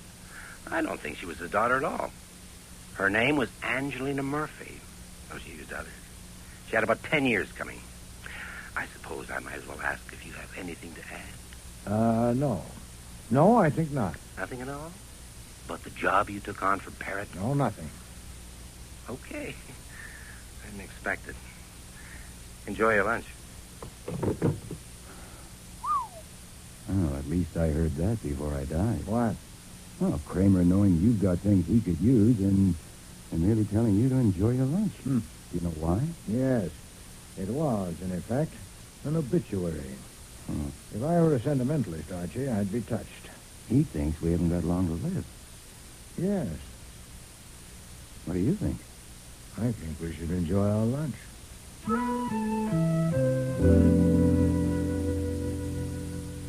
Excuse me, sir. Mr. Schwartz has arrived. He said he has an appointment at 2. Thank you, Fritz. Well, I must apologize for ending the meal so abruptly, but callers are expected. Miss Page, I think it would be best for you and Morton to leave the same way you came. I don't want to leave yet. Couldn't I wait? There are things I'd like to ask. Certainly. You may wait in the plant rooms if you wish. Morton, too? No, wait. I don't like the way things look here. I don't know what explanation you've given Miss Page. These callers you're expecting, are they connected with Miss Page or her affairs? With Miss Page? No. With her affairs, yes. Who are they? One of them is a man called Fabian. Another is named Schwartz, a lawyer, a member of the bar. And I've invited a private investigator currently in my employ, Mr. Saul Panzer. I want to be present. Morton, no. You don't understand. Miss Page's name will not appear in the conversation. I can see no reason why you shouldn't be there if you want to. That will be Mr. Fabian. So please go ahead into the office, Mr. Shane. Archie and I will join you shortly.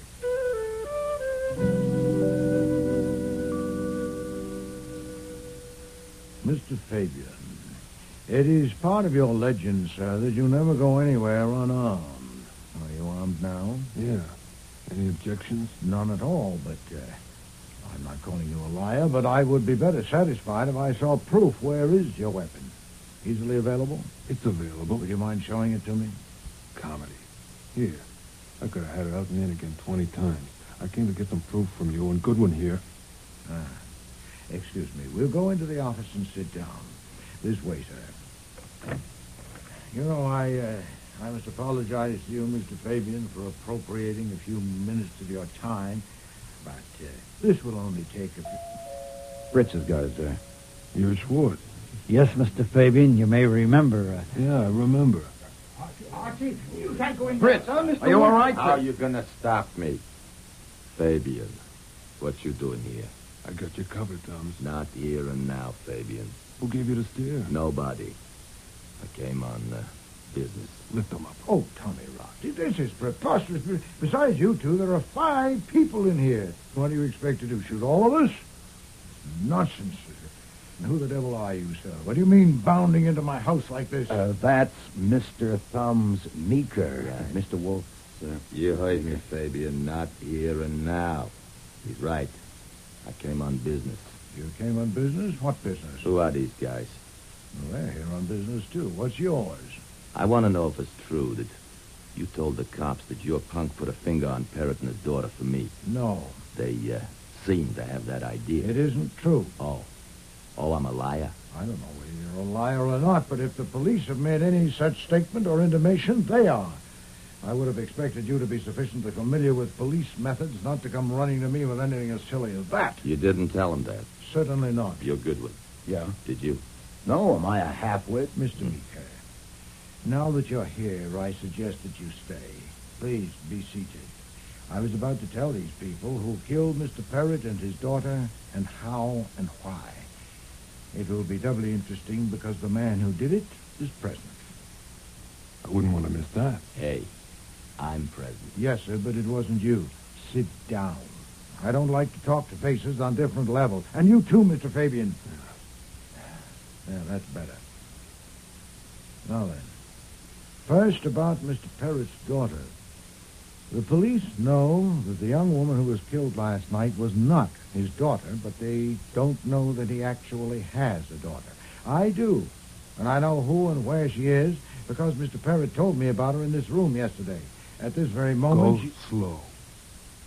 If you please.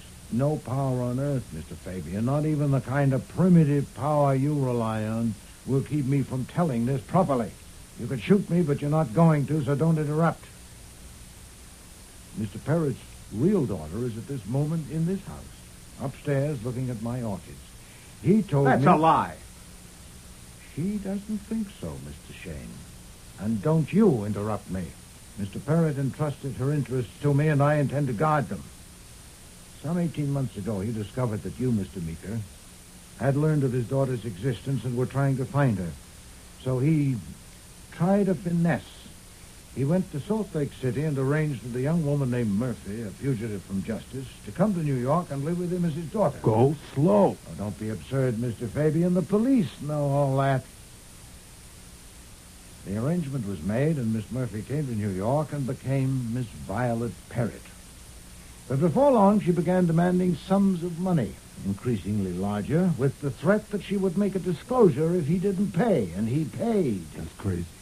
Daisy Parrott would never pay blackmail. Oh, but he did, Mr. Fabian, because, you see, Miss Murphy had somehow found out who and what and where his daughter was, and that put his daughter in jeopardy. Daisy would never have put up with that. He would have handled it. Mr. Parrott couldn't handle this because Miss Murphy had taken precautions. To protect herself, she told someone else. Someone else? With Mr. Panzer's help, I have discovered the identity of that person. Who? Who was it?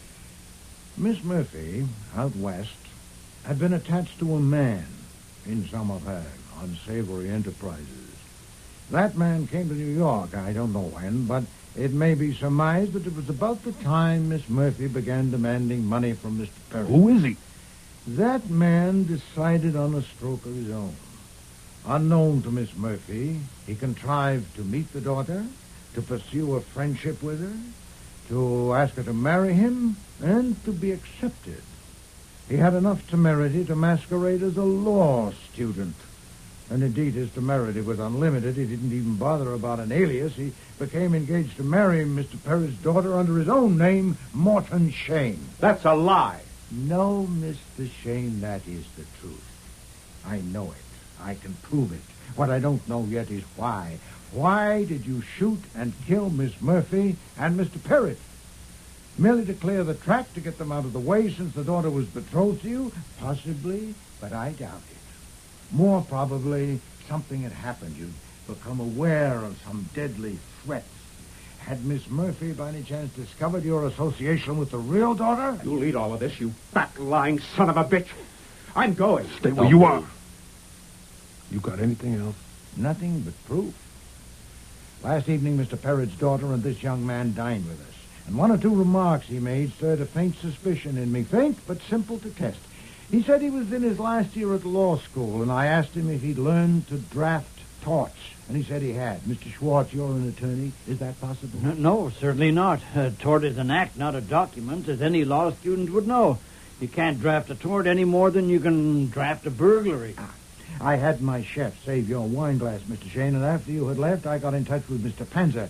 Through the FBI, we learned of your background and your record. And I also arranged that Mr. Panzer should pick you up last evening in front of the building where Mr. Parrott's daughter lives and keep on your trail. I'll kill you, you son of a...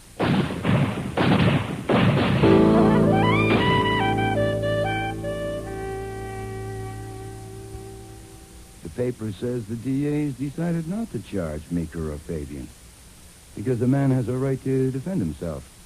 And all the witnesses agree that Shane shot first. Oh, perfectly sound. Yeah. I hate to disturb your reading. Then don't. But I would like to make it clear that I don't believe Saul was on Shane's tail that night. I think you put that in to make Shane go for his gun.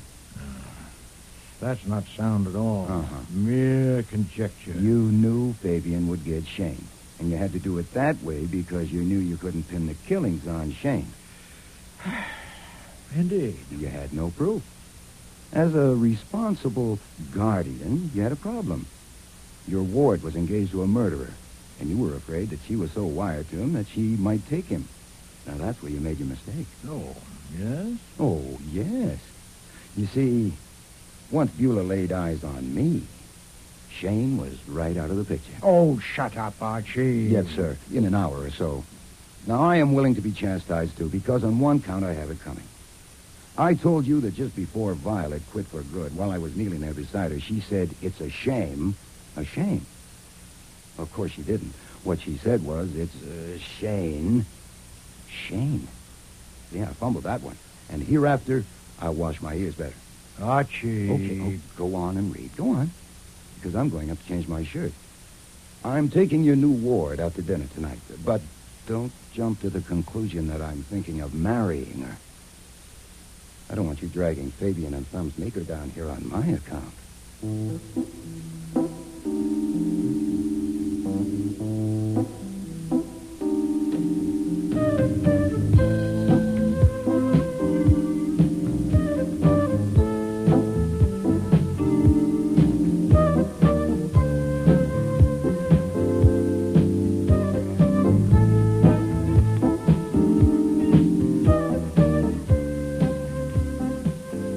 Starring in today's episode were Mavor Moore as Nero Wolfe and Don Franks as Archie Goodwin. Jane Eastwood was Angelina Murphy, August Schellenberg, Daisy Parrott, Maria Loma, Beulah Page, David Hemblin, Thumbs Meeker, David Stein, Morton Shane, Alfie Scott, Saul Panzer, Cease Linder, Inspector Kramer, John Evans, Fabian, and Frank Perry was Fritz. Music was composed and conducted by Don Gillis. Technical operations by John Jessup. Sound effects by Bill Robinson. Production assistant was Nancy McElveen, and casting consultant Ann Weldon Tate. Before I Die was written and produced in Toronto by Ron Hartman.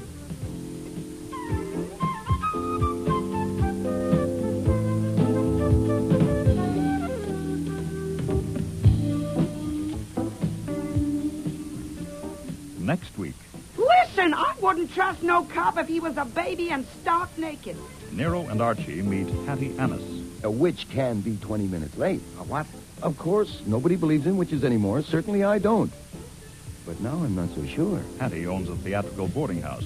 Do you happen to know that all stage people are crazy? They have no monopoly. My name's Tammy Baxter, short for Tamiris. I haven't decided yet which one to use in the marquee when I'm a star. Hold it. What's the matter, Buster? Come here. Behind the sofa. Oh. Easy.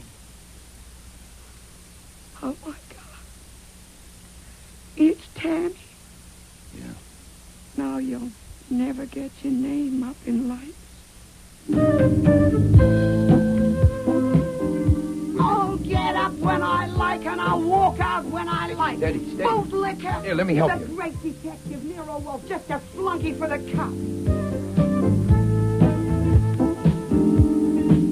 Get in here quick.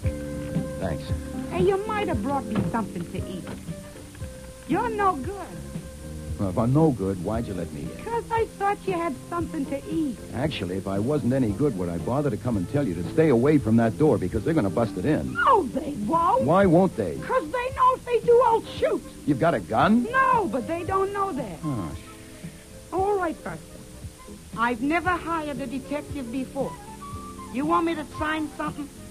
Who are you hiring, Miss Annis? I'm hiring you. To do what? What? To show the cops. To make them wish they'd never set foot in my house. No to way. make them eat dirt. Next week, Rex Stout's Counterfeit for Murder, with guest stars Joy Coghill, Brent Carver, Gilly Fennick, Lynn Griffin, and Sandy Webster.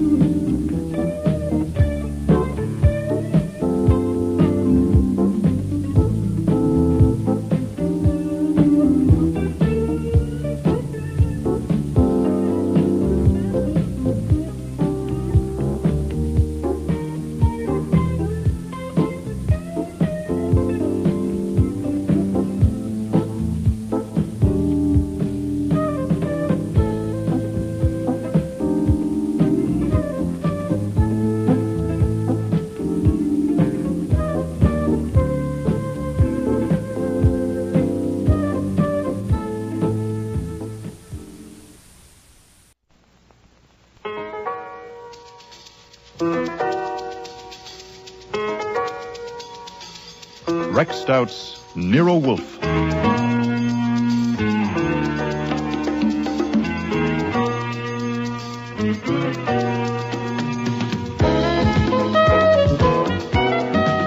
Starring Mabel Moore as Nero Wolfe and Dawn Franks as Archie Goodwin.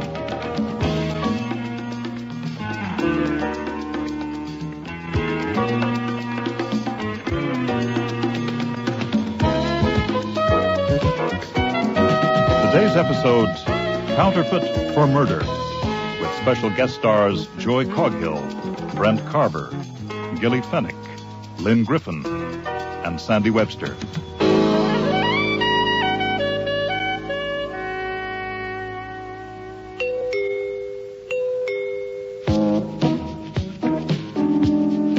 I was on my way out to deposit a check in Nero Wolfe's bank account when I saw her through the frost on the one-way glass panel of the front door. Now, my rule is never be rude to anyone unless you mean it. But when I saw her there on the stoop, her gray hair straggling all over her dirty face and her coat missing a strategic button, well, I meant it. I don't want any, thanks. You would have once, Buster. 30 years ago, I was a real treat. My, how time flies. Hey, wait! I want to see Nero Wolfe, the detective. Sorry. Do I gotta walk right through you? There are difficulties, lady. 1, I'm bigger than you are. 2, Mr. Wolfe only sees people by appointment. 3, he won't be available till 11 a.m. 4, my watch says 10. I'll come in and wait. No. I'm half froze. No go. Listen, are you nailed down? I'm just fascinated. What's your name? My name's Annis. Hattie Annis. What do you want to see Mr. Wolfe about? Listen, I'll tell him when I see him. You'll have to tell me, Mrs. Annis. Miss Annis. Oh, I'm sorry. My name's Archie Goodwin. I'm Mr. Wolfe's assistant. I know who you are. Oh. And if you think I look as if I can't pay Nero Wolfe, there's going to be a reward, and I'll split it with him. Now, you want a reward, you go to the police. Listen, I wouldn't trust no cop if he was a baby and stark naked. I got it. Right here in my purse. What have you got? I'll tell Nero Wolfe. Listen, Buster, I'm no Eskimo. Let the lady in, will you? No, it's no-go. We got strict rules around here.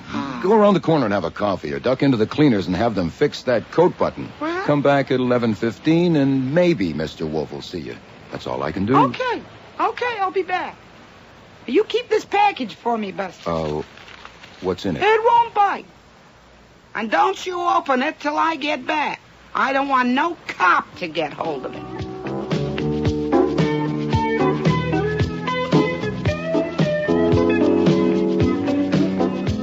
I don't know why I took it, except that she trusted me, which meant she had fine instincts and no sense at all. Could have been a bomb, but it didn't tick, so I just stashed it under the couch in the front living room and went off on my errand, thinking maybe it was the Hope Diamond and I should have put it in the office safe. I was so worried by the time I got back to the front door of the old brownstone that I almost tripped on a fur coat on the top step before I noticed somebody was sitting in it. It's a terrific idea, this outdoor waiting room. But you ought to install a magazine rack. She was the kind of girl Hattie Annis might have been 30 years ago. Right age, right face, right legs, so far as I could see. I decided to invite her inside so she could take her coat off. Welcome to the office. I'll sit here. You can sit there. A man told me through a crack in the door that Mr. Wolfe was engaged and Mr. Goodwin was out. Mr. Goodwin, I presume?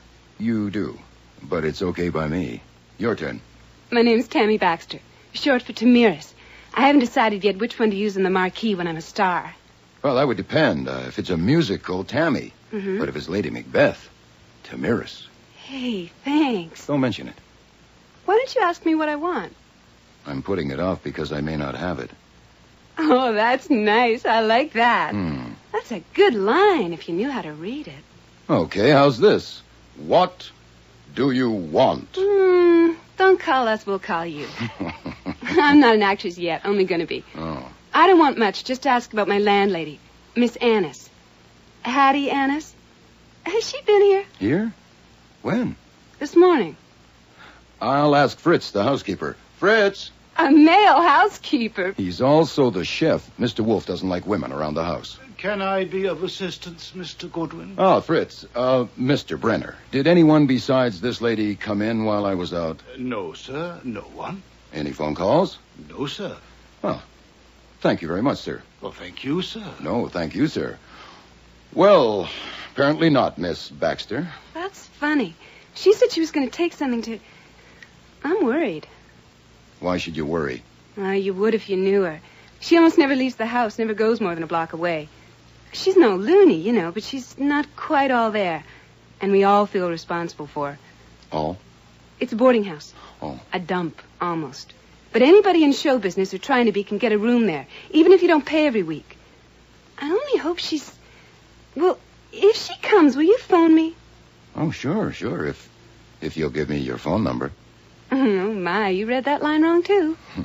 Got your little black book handy?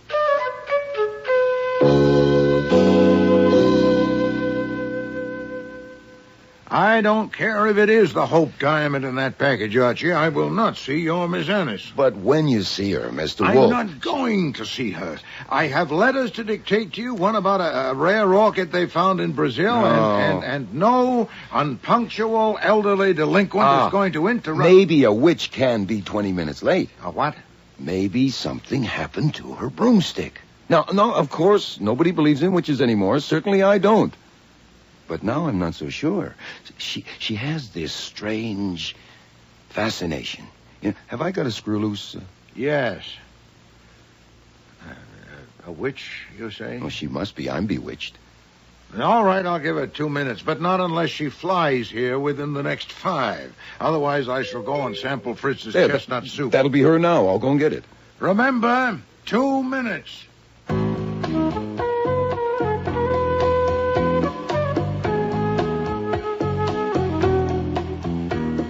It was her, all right, looking as if she'd been hit by a car. Turned out she'd been hit by a car. I caught her as she passed out and carried her onto the couch in the front room. Now, there's no chair in there big enough to hold Nero Wolfe's 1/7 of a ton, but he was a good sport about it. I am perfectly capable of standing for 2 minutes, Archie. Oh, you don't look it. You do fine for Falstaff.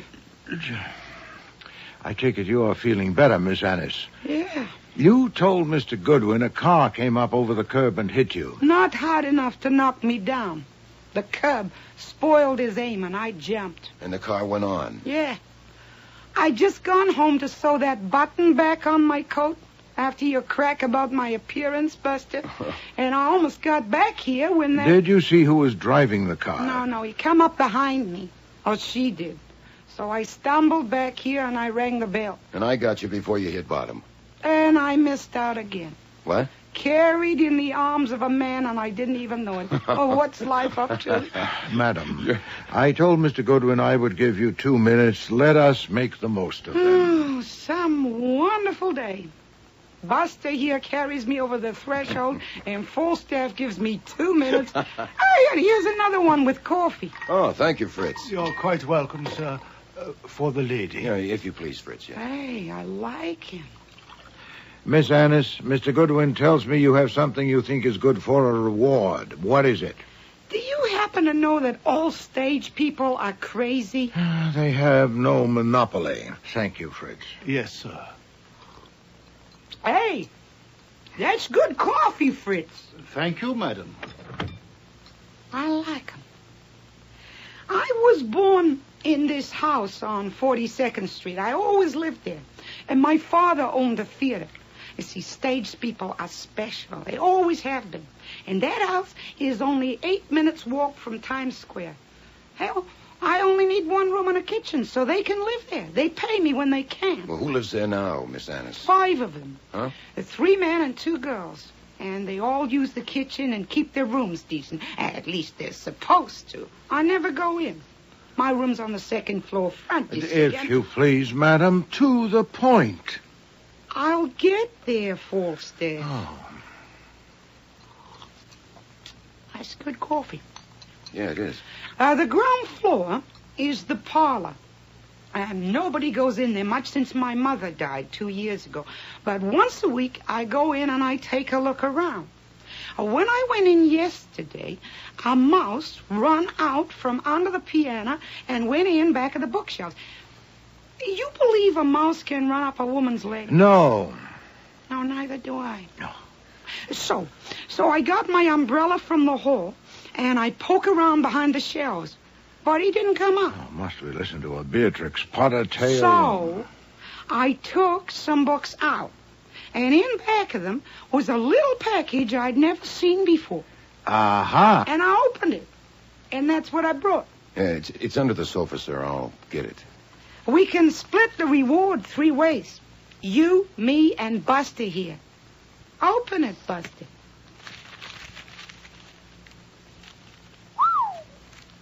All 20s, Mr. Wolfe. How much? 2 inches, 250 to the inch. That would make it About $10,000. Very tidy, madam. It belongs in the hands of the police. Hey, no, you don't.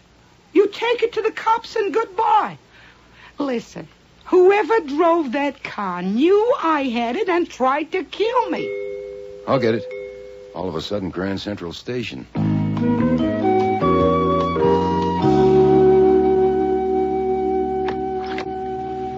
Yes, sir? My name is Albert Leach, U.S. Treasury Department, Secret Service Division. Here's my badge. Uh-huh. That checks out. I'd like to speak with Mr. Wolfe and Mr. Goodwin. Mr. Wolfe isn't available. I'm Mr. Goodwin. Want to ask about a woman named Baxter. Is she here? Around 25, 5'4", light brown hair, 120 pounds, fur coat. That fits. No. What do you mean, no? She's not here. Then how do you know? She was here this morning for about 10 minutes. Has she been back? No. Another woman, Hattie Annis. She been here? You know, Mr. Leach, I don't mind being polite, but what the hell? Mr. Wolfe is a licensed private detective, and so am I. And we don't answer miscellaneous questions just to pass the time. I've heard of Hattie Annis because Miss Baxter asked if she'd been here, and I told her no. She asked me to phone her if she came, but I probably won't. I'm an officer of the law, Goodwin, and an agent of the U.S. government. As I said, that checked out. And I want to know if Hattie Annis has been here today. Why don't you ask her? Miss Baxter gave me the phone number. Here, you want it? I have it. I know your reputation, Goodwin, and Wolfe's. Good. You may get away with a few fancy tricks with the New York City Police Department, but I advise you not to try any with the Secret Service. We'll be seeing you.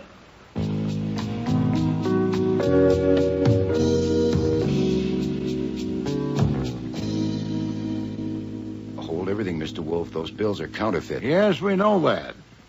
You do? How'd you find out? Miss Annis just told me so. You knew they were phonies? Of course. Why would he hide real money in my parlor? And why would I bring it to Nero Wolfe? How did you find out, Archie? That was a T-man at the door. A what man? A T-man, a Secret Service agent of the U.S. Treasury. That's their job, counterfeiters. He wanted to know if a woman named Baxter was here this morning. Tammy Baxter? Tammy Baxter was here? That's right, and he wanted to know if you were here, too, and I insulted him, so he left. You insulted a T-man? Why didn't you show him in? And have her accuse me of substituting phonies for the real money she walked in here with? Hey, what did you say? Call the Secret Service at once, Archie, and tell them it's here. If Miss Annis leaves before they arrive, keep the package and give her a receipt.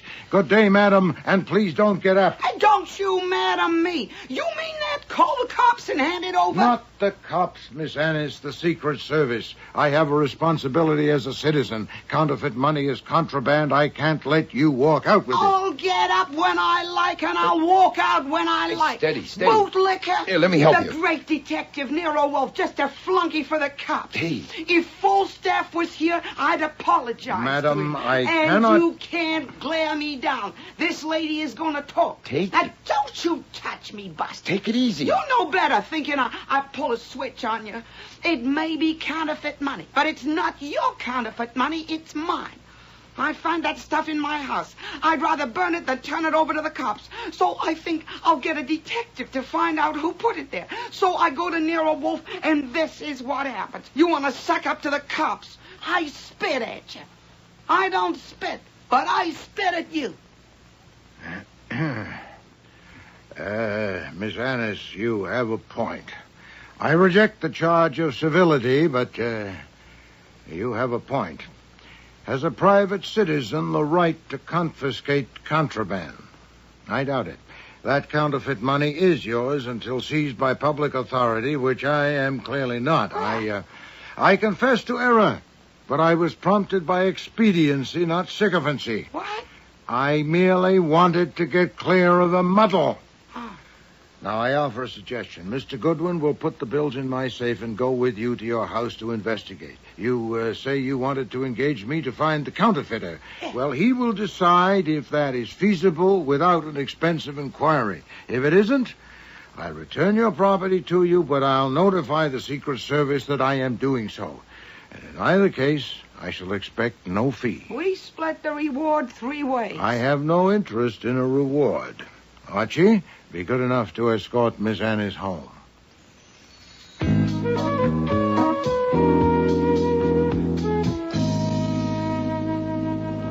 Okay, there it is on the corner. Let's go. No. You wait for the green light. Can't you see that cop over there? That's all they're good for, waving their arms. Okay, now we can go. Why do you hate cops, Hattie? Now, don't you call me that. Not till I know I can trust you. Okay, Miss Annis. Why do you hate cops? My father. The cops shot him down. Huh? No provocation. He was just in the way. Never even apologized. Said it was a mistake. Mistake. That's all they ever make, mistakes. I'm sorry I opened the wound. Listen, tell me about this Tammy Baxter. She must be involved somehow because that T-man... Nah, it could have been Tammy, Buster. Why not? Oh, she only has 1 suit, 2 dresses, 3 blouses, 2 skirts, and her fur coat was rabbit. A counterfeiter would have had more clothes. I thought you said you never went into their rooms. Well, only when they arrive here. When did she arrive? 3 weeks ago. What do you know about her? I don't ask for references. I just size them up, you know what I mean? Hey, here we are. Come on in. Hattie, is that you? Yeah, it's me. Where on earth have you been, or above it or beneath? Without you, this house is a sepulchre. There are no oranges. Oh, how do you do, sir? Archie Goodwin, Raymond Dell. Mr. Dell plays Shakespeare. Oh, good for you, Sir Raymond. Oranges here in the kitchen, Ray. I went out and got some. Oh, listen, Hattie, do you know where... Oh. Martha Kirk, Archie Goodwin. And what do you play, Juliet? Thank you, kind sir. But I'm not ready for that yet. Hattie, do you know where Tammy is? 2 phone calls, a man. No, I ain't seen her. Are you looking for a room, Mr. Goodwin? Mr. Goodwin ain't in the theater, Raymond. He's a reporter. He come to write a magazine piece about me and my house. You mean we'll all be famous? Something like that. Come on, Mr. Goodwin. He wants to see the house. I hope the beds are made. We'll see you both later. Come and have brunch, Ray. Listen, have you seen the kitchen knife anywhere? How was that? Was that okay? Just fine. They're interested, and that'll help. Is this the parlor? Yeah, I got the blinds down so it's dark. Oh. Hey, mind the sofa. I'll get the light. Oh, that's better. Hey, nice fireplace. Now, here we are. I put the books back like they were, but everything else is just... Hold it. What's the matter, Buster? Come here. Behind the sofa. Easy. Oh, my God. It's Tammy. Yeah. Now you'll never get your name up in lights.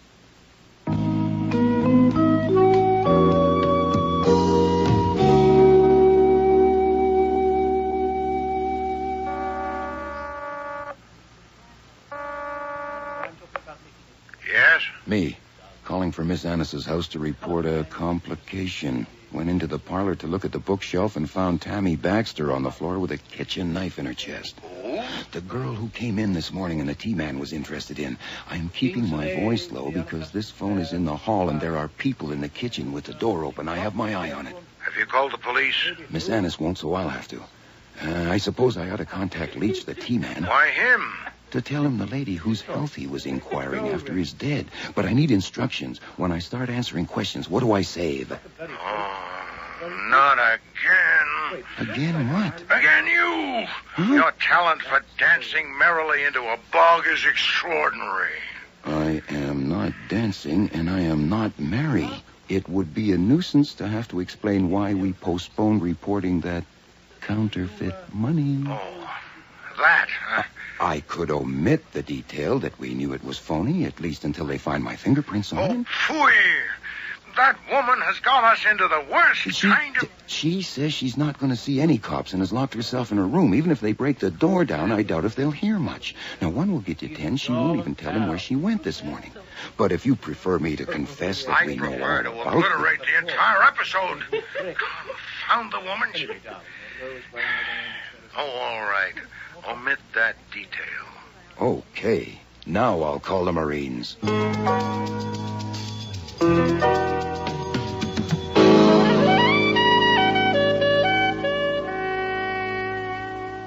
I know you, Goodwin. And I know Wolfe.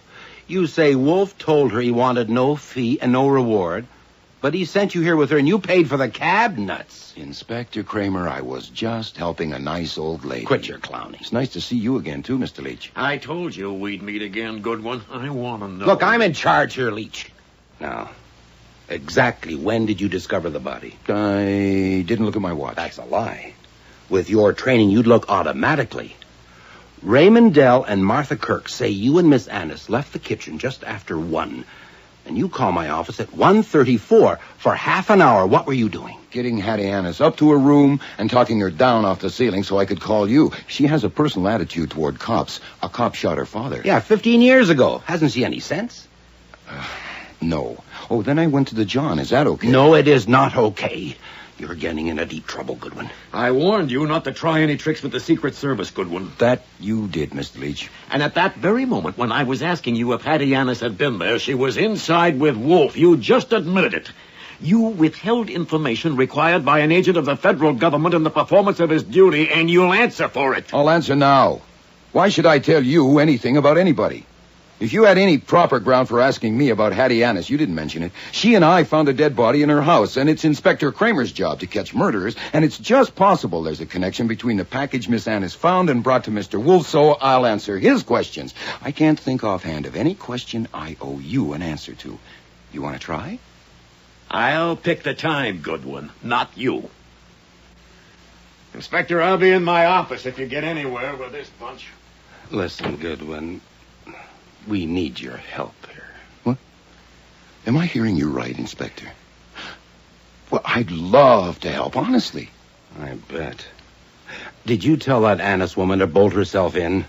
No, I told you just like it happened. Yeah. Well, she won't open the door. She won't open her trap. We don't want to smash the door unless we No, have she's to. not my client, nor Mr. Wolfe's. Yeah. But wouldn't she open the door if you asked her nice? Probably. Okay, ask her. Only if you and your men stay down here with the door shut. And I mean down here. Okay, Goodwin. It's a deal.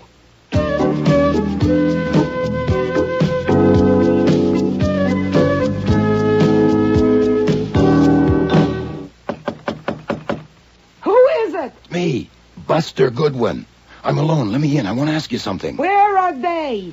They're downstairs. Look, I'm not a flunky. Okay. Get in here quick. Thanks. Hey, you might have brought me something to eat. You're no good. Well, if I'm no good, why'd you let me in? 'Cause I thought you had something to eat. Actually, if I wasn't any good, would I bother to come and tell you to stay away from that door because they're going to bust it in? No, they won't. Why won't they? 'Cause they know if they do, I'll shoot.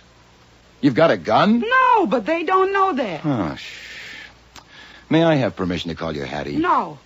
Not till I see what happens. Okay, Miss Annis. Now, here's a gen. If Inspector Kramer and his football squad have to smash that door down to get at you, it's an absolute certainty they'll take you downtown and hold you as a material witness. A witness to what? They're investigating a murder that occurred in your house, and you're a suspect, whereas if you let them in polite... Wait a minute. I'm a suspect? Sure. Now, when you came home to sew the button on your coat, you could have done it then. You suspect me? No, of course not. Look, even if I'm no good, I'm not a half-wit. Ay, they'll have to carry me. They will. And in handcuffs. And they'll need them. All right, Buster. I've never hired a detective before. You want me to sign something? Who are you hiring, Miss Annis? I'm hiring you. Call me Hattie. Thank you. But you can't hire me. I work for Nero Wolfe. Then him. To do what? What? To show the cops. To make them wish they'd never set foot in my house. No to way. make them eat dirt. He wouldn't take the job. If you hired him to investigate the murder, he might fill your order on the side. But I doubt if you could afford it. I'll pay him $42,000, and that ought to be enough. What will you sell besides the house? The yacht? Now, don't try to be funny, Buster. It's in tax-exempt bonds in the bank. You want me to sign something or not? That's not necessary now that I can call you Hattie. All right. You may not be available later today, so we'll leave it that you've hired Nero Wolfe to investigate the murder. Now, if he doesn't take the job... Well, why wouldn't he take the job? Because he's a genius and he's eccentric, and geniuses don't have to have reasons. Now, you leave the door unbolted, and I'll tell Kramer... I will not. If they break in that door, they'll pay for it, Buster. Okay, you have it your way, Hattie. And before I go, I might as well start earning that $42,000. You got a stamp pad in that desk? Yeah. What for? Your fingerprints, Hattie. All 10.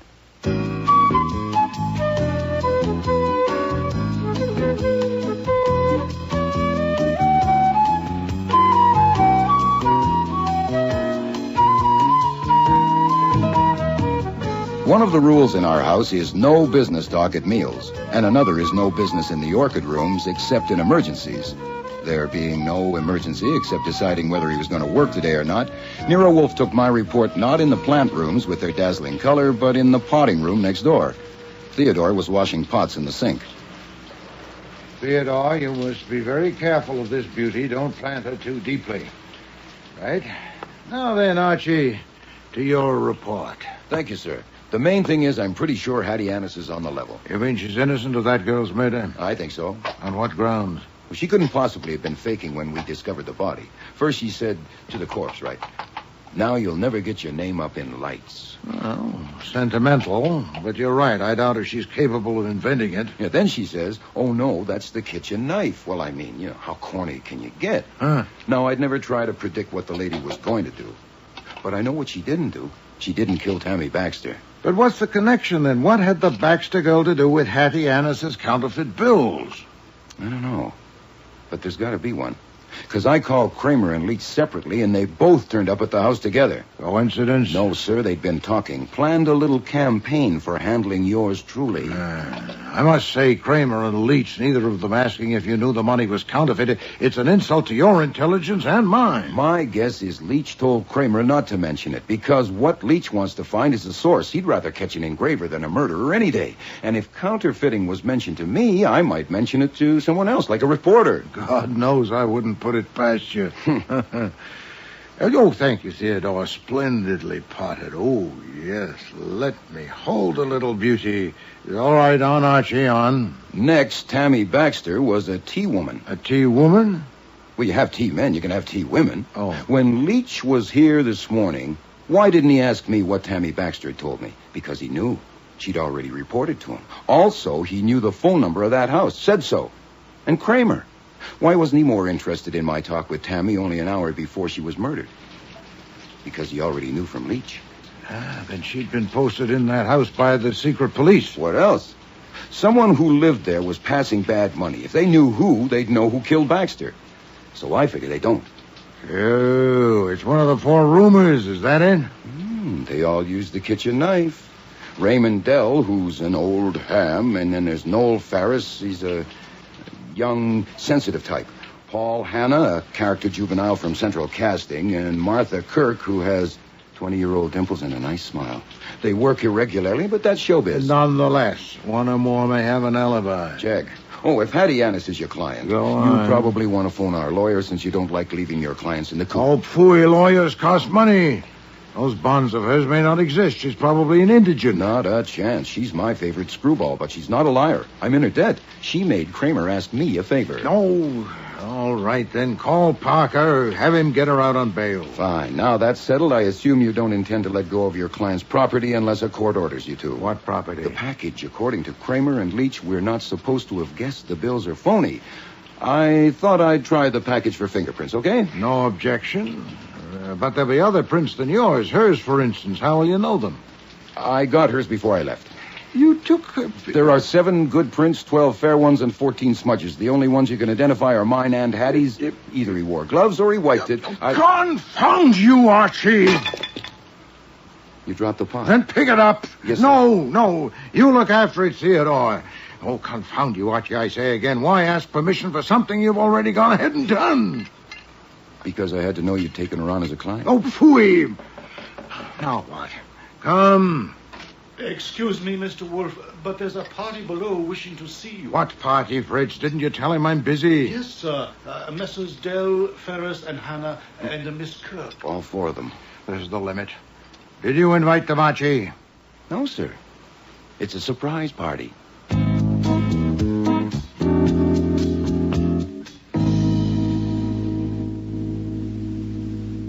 Perhaps you'd be good enough to explain this intrusion. Are you the spokesman, Mr. Hannah? No. Go ahead, Martha. This was your idea. It was not, Paul. It was Hattie's idea, Mr. Wolfe. Well, it's crazy. The idea that Hattie... Well, it's just crazy. It may well be, Miss Kirk. Mr. Ferris, what is she talking about? She means the idea that Hattie killed Tammy Baxter. It was Hattie's idea that we should come and see you. Crazy. It is not, Noel. Right, Raymond? Idiot children, snapping and yapping in the face of tragedy. Oh, shut up, Raymond. Death isn't tragedy. Life is tragedy. It isn't life or death. Was it Miss Annis's idea that the 4 of you should come and expound philosophy to me? Miss Kirk, do I gather she spoke with you? I was coming downstairs, and they were carrying her out, and she saw me and said she had hired you and Mr. Goodwin to make the cops eat dirt, and we had to come and tell you everything we told the cops. They were carrying her, literally, bodily? Yes, 2 men. Had they forced the door of her room? Yes. Possibly actionable.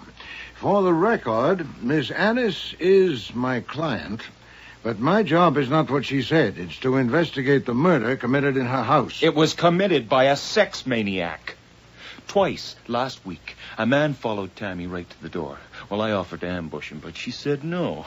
If he did it again, she'd handle him. She would, too. Sir Lochinvar Hannah. Damn clever, these sex maniacs. Must have had a set of keys and known exactly where to find the kitchen knife. You keep harping on that, Noel. I identified it because anyone could, with that nick in it. I did. Oh, God.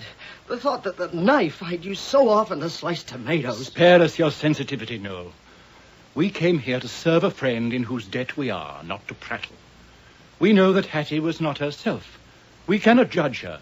We can only ask, what can we do or say to help her? Hattie said we should tell Mr. Wolfe everything we told the cops. That may not be necessary. When 4 people are conversing in my presence, and I know that one of them committed murder less than 12 hours ago, I'd be a dolt to get no inkling at all. You know it was one of us? How? Not by an inkling, Mr. Ferris.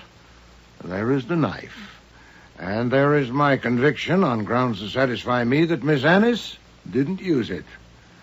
3 of you came here to help a friend. We all No, did. 1 of you came because you didn't dare to refuse. Nor will that one dare to refuse to answer my questions, and thus expose himself or herself. If I fail, it'll be because I haven't asked the right questions, and I don't intend to fail. Mr. Dell, have you paid your room rent for the past 3 months? That's not the kind of question the police ask. No, but it's the kind of question I ask. Have you? You could just as well ask Hattie. I have paid no rent for 3 years. She has asked for none. Miss Kirk? Does the question embarrass you? No, I've been there a year and pay $5 a week. From current income? I haven't any. I'm attending a ballet school. I get a monthly check from my father. I see. Mr. Ferris? I haven't figured it out. I pay her whatever I can, when I can. I've been there for 18 months. A little TV, a stage show that flopped. I take it you're a trifle behind. Mr. Hanna? I'm taking no dare. You say you know one of us killed Miss Baxter, but I don't believe you. Whoever killed her got into the house somehow and used the knife. Anyone coulda. I ain't taking no dare. Your spunk is impressive, Mr. Hanna, but are you here to oblige your friend or to show off your conceit? I've been there for 4 months, and I paid every week. That proves something, for God's sake. That you are not a pauper. Now, Miss Kirk, for what you have told the police, one detail only. Where were you this morning? I slept in till about 11, got up and did my exercises in my room. About 12:15, I came down, saw there were no oranges, and went out and got some. I wasn't gone more than 10 minutes. I was cooking up some breakfast when Hattie came in with Mr. Goodwin and said Yes, that's far enough, thank you. Did you see any of the others this morning? No, not till Ray came to have breakfast, or brunch. Mr. Dell, I know you came downstairs when Miss Annis entered the house with Mr. Goodwin, right, Archie? That's right, sir. And before that, Mr. Dell? Nothing. I was asleep. Then how did you know there were no oranges? What?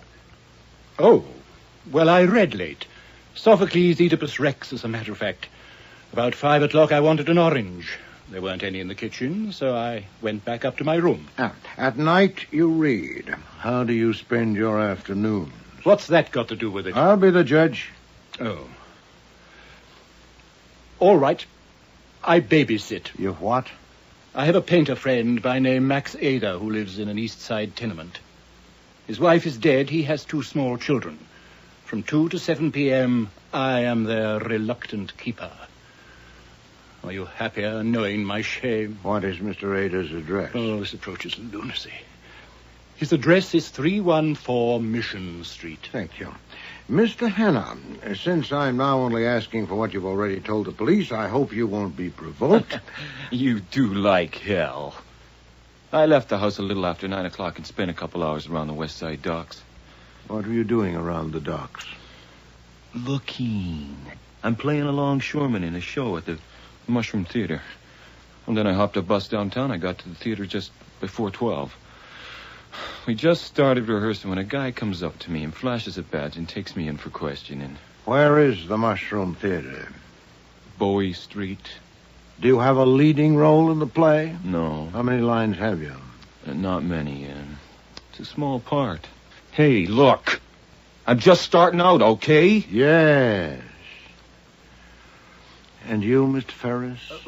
You know, when the questions the cops asked me made me realize I was actually suspected of murder, and I also realized I had no alibi. It looked pretty dark, Mr. Wolfe. I thought maybe the others had solid alibis and could prove it, so I feel a lot better now. So I thank you, Mr. Wolfe. Well, actually, I left the house a little after 10 and called at 4 different agencies.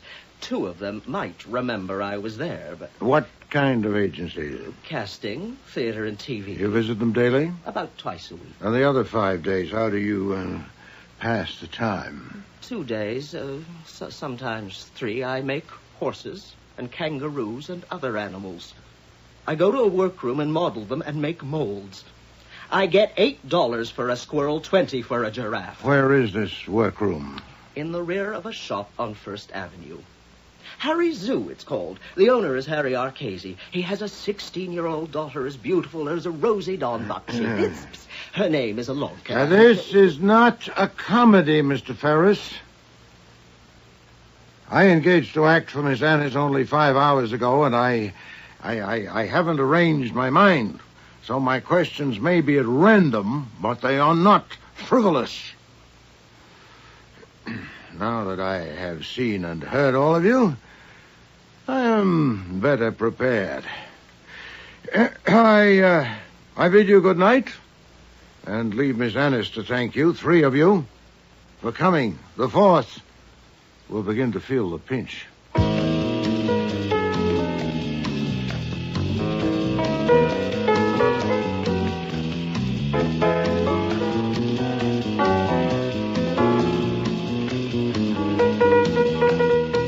After I showed them out, I got back to Wolfe in his office. He was leaning back with his eyes closed, a sure sign that he was anything but asleep. Then he opened them and shot me an order. Get Saul and Fred and Ori at 8 in the morning in my room. Then he shut his eyes again. There's no use asking why he wanted to bring in the 3 best operatives south of the North Pole to the tune of a couple of $100 a day plus expenses, but Wolfe doesn't waste dough like that on a mere inkling. I never did get to find out why, because at 7:30 the next morning, Leach, the T-man, turned up with a federal court order. He wanted the package. What the hell, I gave it to him. He gave me a receipt, and Kramer arrived with a state court order to pick it up as evidence in a murder case. All I could do was show him the receipt from Leach and suggest they split it half and half. Kramer became undignified. Damn you, Goodwin. Did you know that money was counterfeit? I told him point blank no, and felt better. It's always a relief to get a lie off your chest, but 10 minutes after he left, I got a phone call, an invitation I couldn't refuse to have coffee with the district attorney before it got cold. Goodwin, this is serious. Maybe the most serious trouble you've ever been in. It's up against stiff competition, sir. And I think you'll find it in your interest to overcome your tendency to crack wise. Yes, sir, we shall overcome. You dispose of evidence in a murder case. I have? You deliberately arranged for Mr. Leach to beat Inspector Kramer to that package. I did. But Leach asked for it first, that's all. And I don't suppose you have any idea why the Secret Service was interested in that package? He kept me there for 8 hours and didn't learn a thing. What I learned was that they hadn't got anything out of Hattie Annis either. They let her out on bail witness. I figured Parker, the lawyer, would have taken her back to Wolfe's. Her in mind. What I didn't have in mind was another surprise party.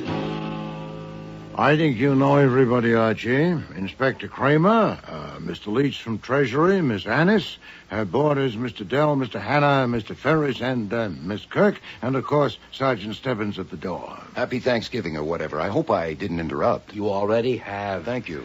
Okay, Wolfe, we didn't come here just to hear you speak. Oh, yes, you did. Well, if you got something, let's have it. You know well enough I have something, Mr. Kramer, or you wouldn't have come. You told me on the phone that you had a stroke of luck. I did have, but I invited it. I knew where to send the invitation. In fact, I sent invitations to 3 different addresses by special messengers. An East Side tenement, a shop on First Avenue, and a building on Bowie Street which houses a theater. I'm damned if I know what you're talking about. You don't. But the others do. Those places sound familiar, Miss Kirk? Yes, they do. The tenement, Mr. Dell, is where you, well, shall I use your word, babysit? If you must. And the shop, Harry's Zoo, if I remember correctly, Mr. Ferris, is where you work between engagements. The work is very artistic. I did not say otherwise. And the theater in the building on Bowie Street, Mr. Hanna, your stamping ground, I believe. You know I played there. I told you. Indeed you did. Okay. So where did you have this stroke of luck? In a sense, at all 3 addresses. But my expectation was centered on one of them. When my expectation was realized, I was faced with a question whether to notify you, Inspector, or to notify Mr. Leach. And, preferring not to choose, I asked both of you to come along with the others. Miss Annis, my client, was already here. Damn right I'm here. Yes. You, Miss Kirk, Mr. Dell, and Mr. Ferris had a right to be present. And as for you, Mr. Hanna, since you're both a counterfeiter and a murderer... That's a lie. Hold it, Hannah. Hey, you let go of me. Are you arresting him, Mr. Leach? No, Mr. Kramer. Are you? Nobody's arresting me. Let go. Sit down, Hannah.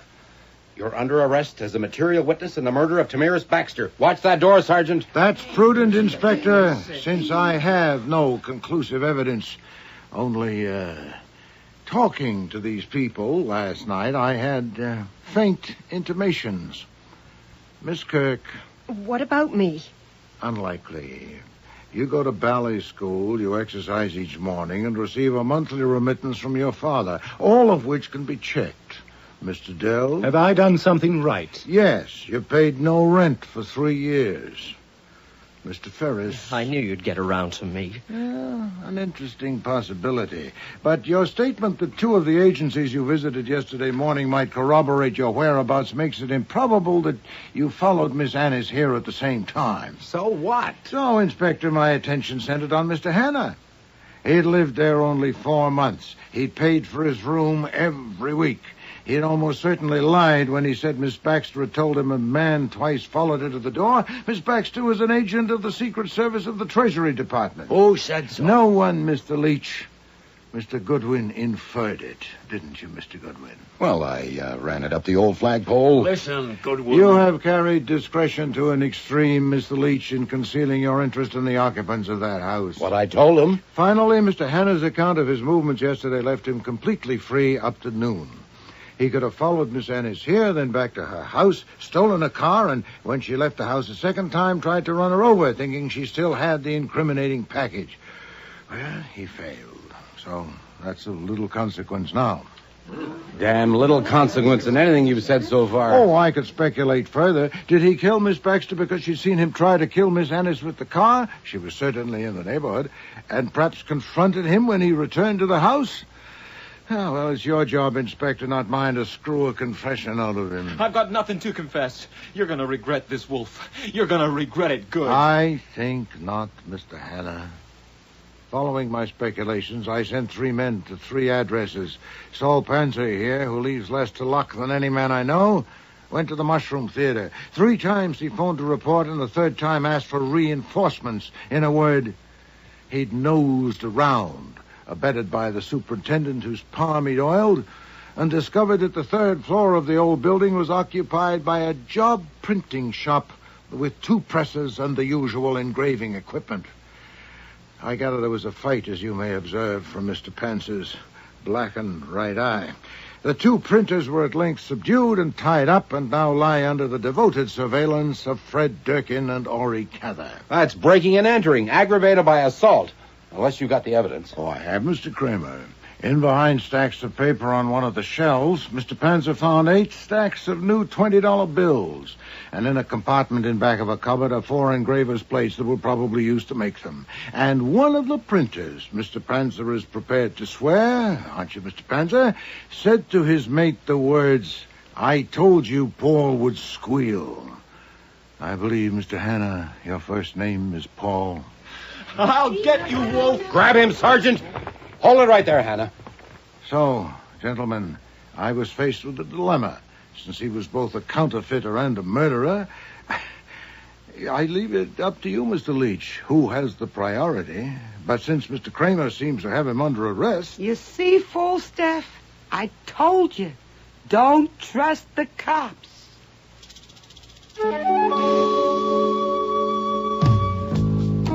One day, 3 weeks later, Wolf and I were in the office disagreeing about something when we had a visit from Hattie Annis. She opened her handbag and took out a little package wrapped in brown paper, and we both thought, good Lord, she's found another one. But she put it to one side and brought out an envelope. This check you sent me. Your letter says it's for my share of the reward, $100. Did you keep your share? Yes. Did you get yours, Buster? Oh, sure, yeah. Yeah, well, I don't believe either of you.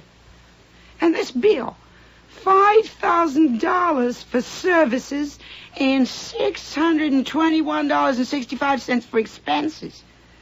Buster, didn't I say I'd pay $42,000? I guess you did, yeah. Then here it is. Hey, last time funny money, this time bonds. I cannot accept these, Miss Anna. Oh, you can call me Hattie, Falstaff. I've held on to these bonds since my father died. First time I ever signed them over. But it was worth every dollar of that $42,000 to see you beat that Inspector Kramer at his own game. I didn't like what I saw in the paper, where that no-good Paul Hanna had confessed. I got no use for nobody that confesses to the cops. But you two made them eat dirt. You gave me the best day of my life. Well, thank you, Miss Alice. Hattie. Hattie? Yeah. Archie?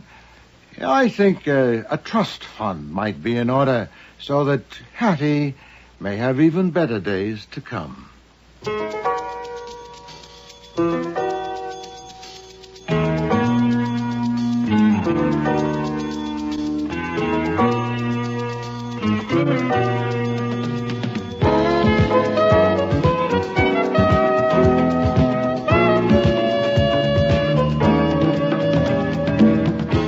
Starring in today's episode were Mavor Moore as Nero Wolfe, Don Franks as Archie Goodwin, and Cease Linder as Inspector Kramer.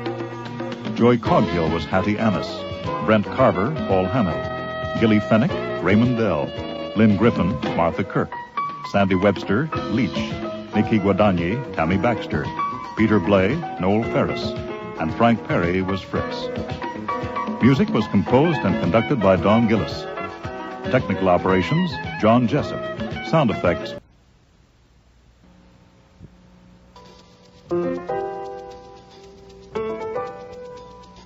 Rex Stout's Nero Wolfe.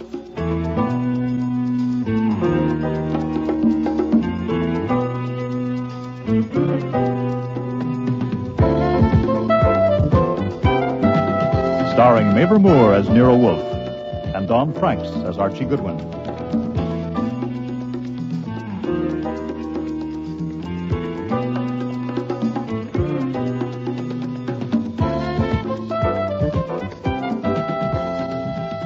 Today's episode, The Cop Killer, with special guest stars Jackie Burrows, Brian George, Arch McDonnell, and Marion Waldman.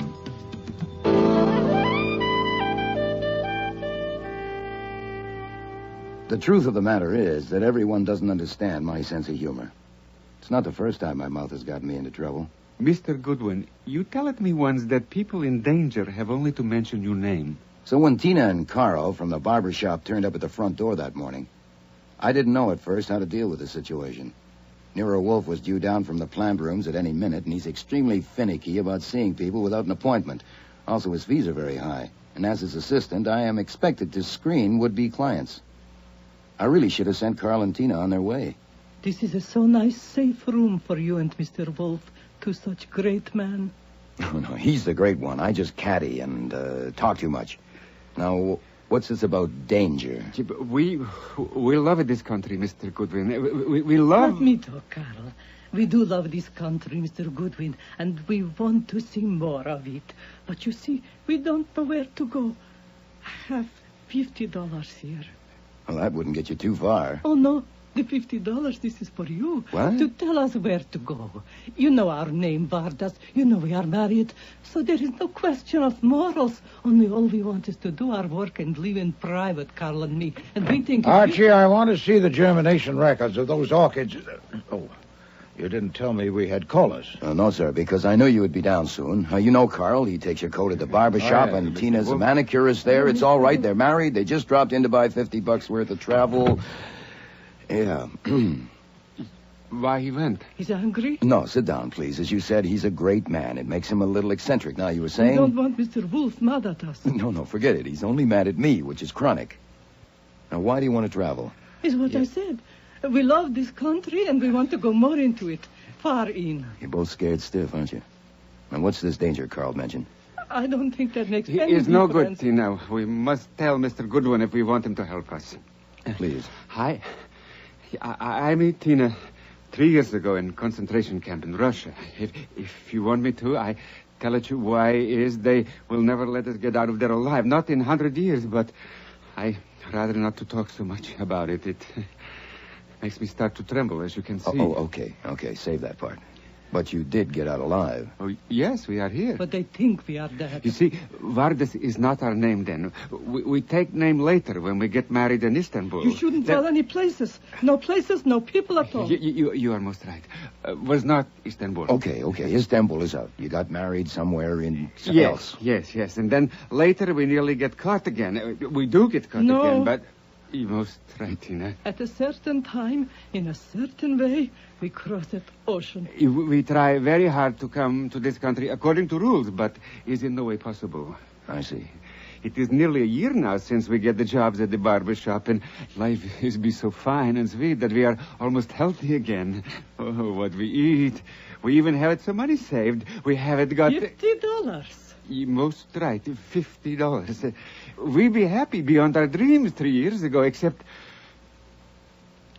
we don't know what minute someone comes and asks us how we get here. Ah, so the danger is... We will be sent back. Right.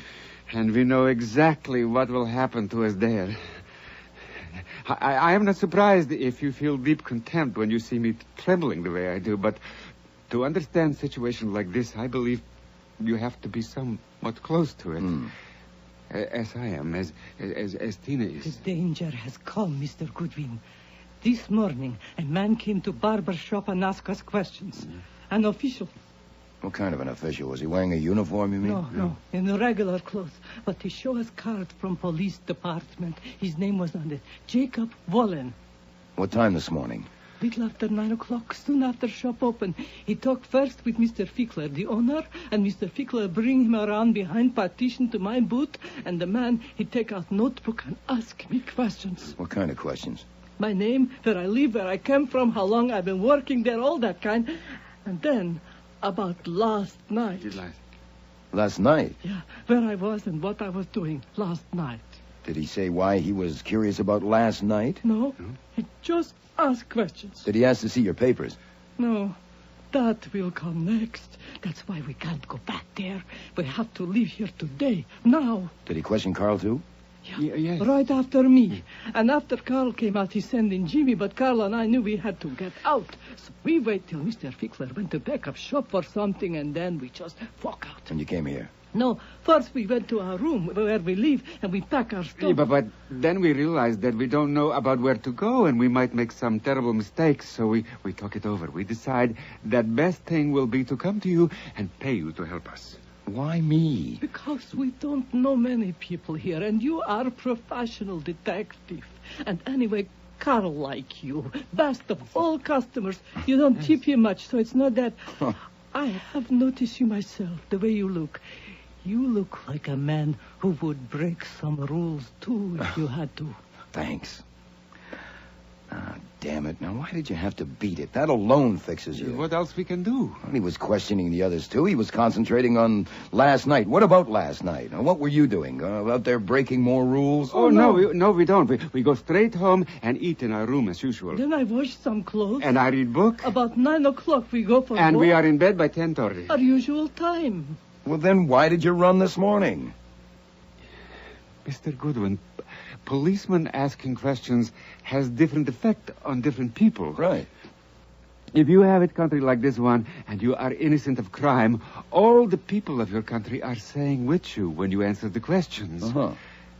But two people alone can't answer policemen's questions anywhere in the world. Takes it whole country to speak to policemen, and Tina and I, we don't have it one. The country we had once, it is no longer a country. It is just a place to wait to die. Only if we are sent back there now, we will not have to wait. Please, Mr. Goodwin, take it $50. Take and tell us where to go. All little facts that will help us. Perhaps you can give us letter to some friends. It's not going to do any good. Now, if they're really after you, you'd be throwing your money away. Save it for a lawyer.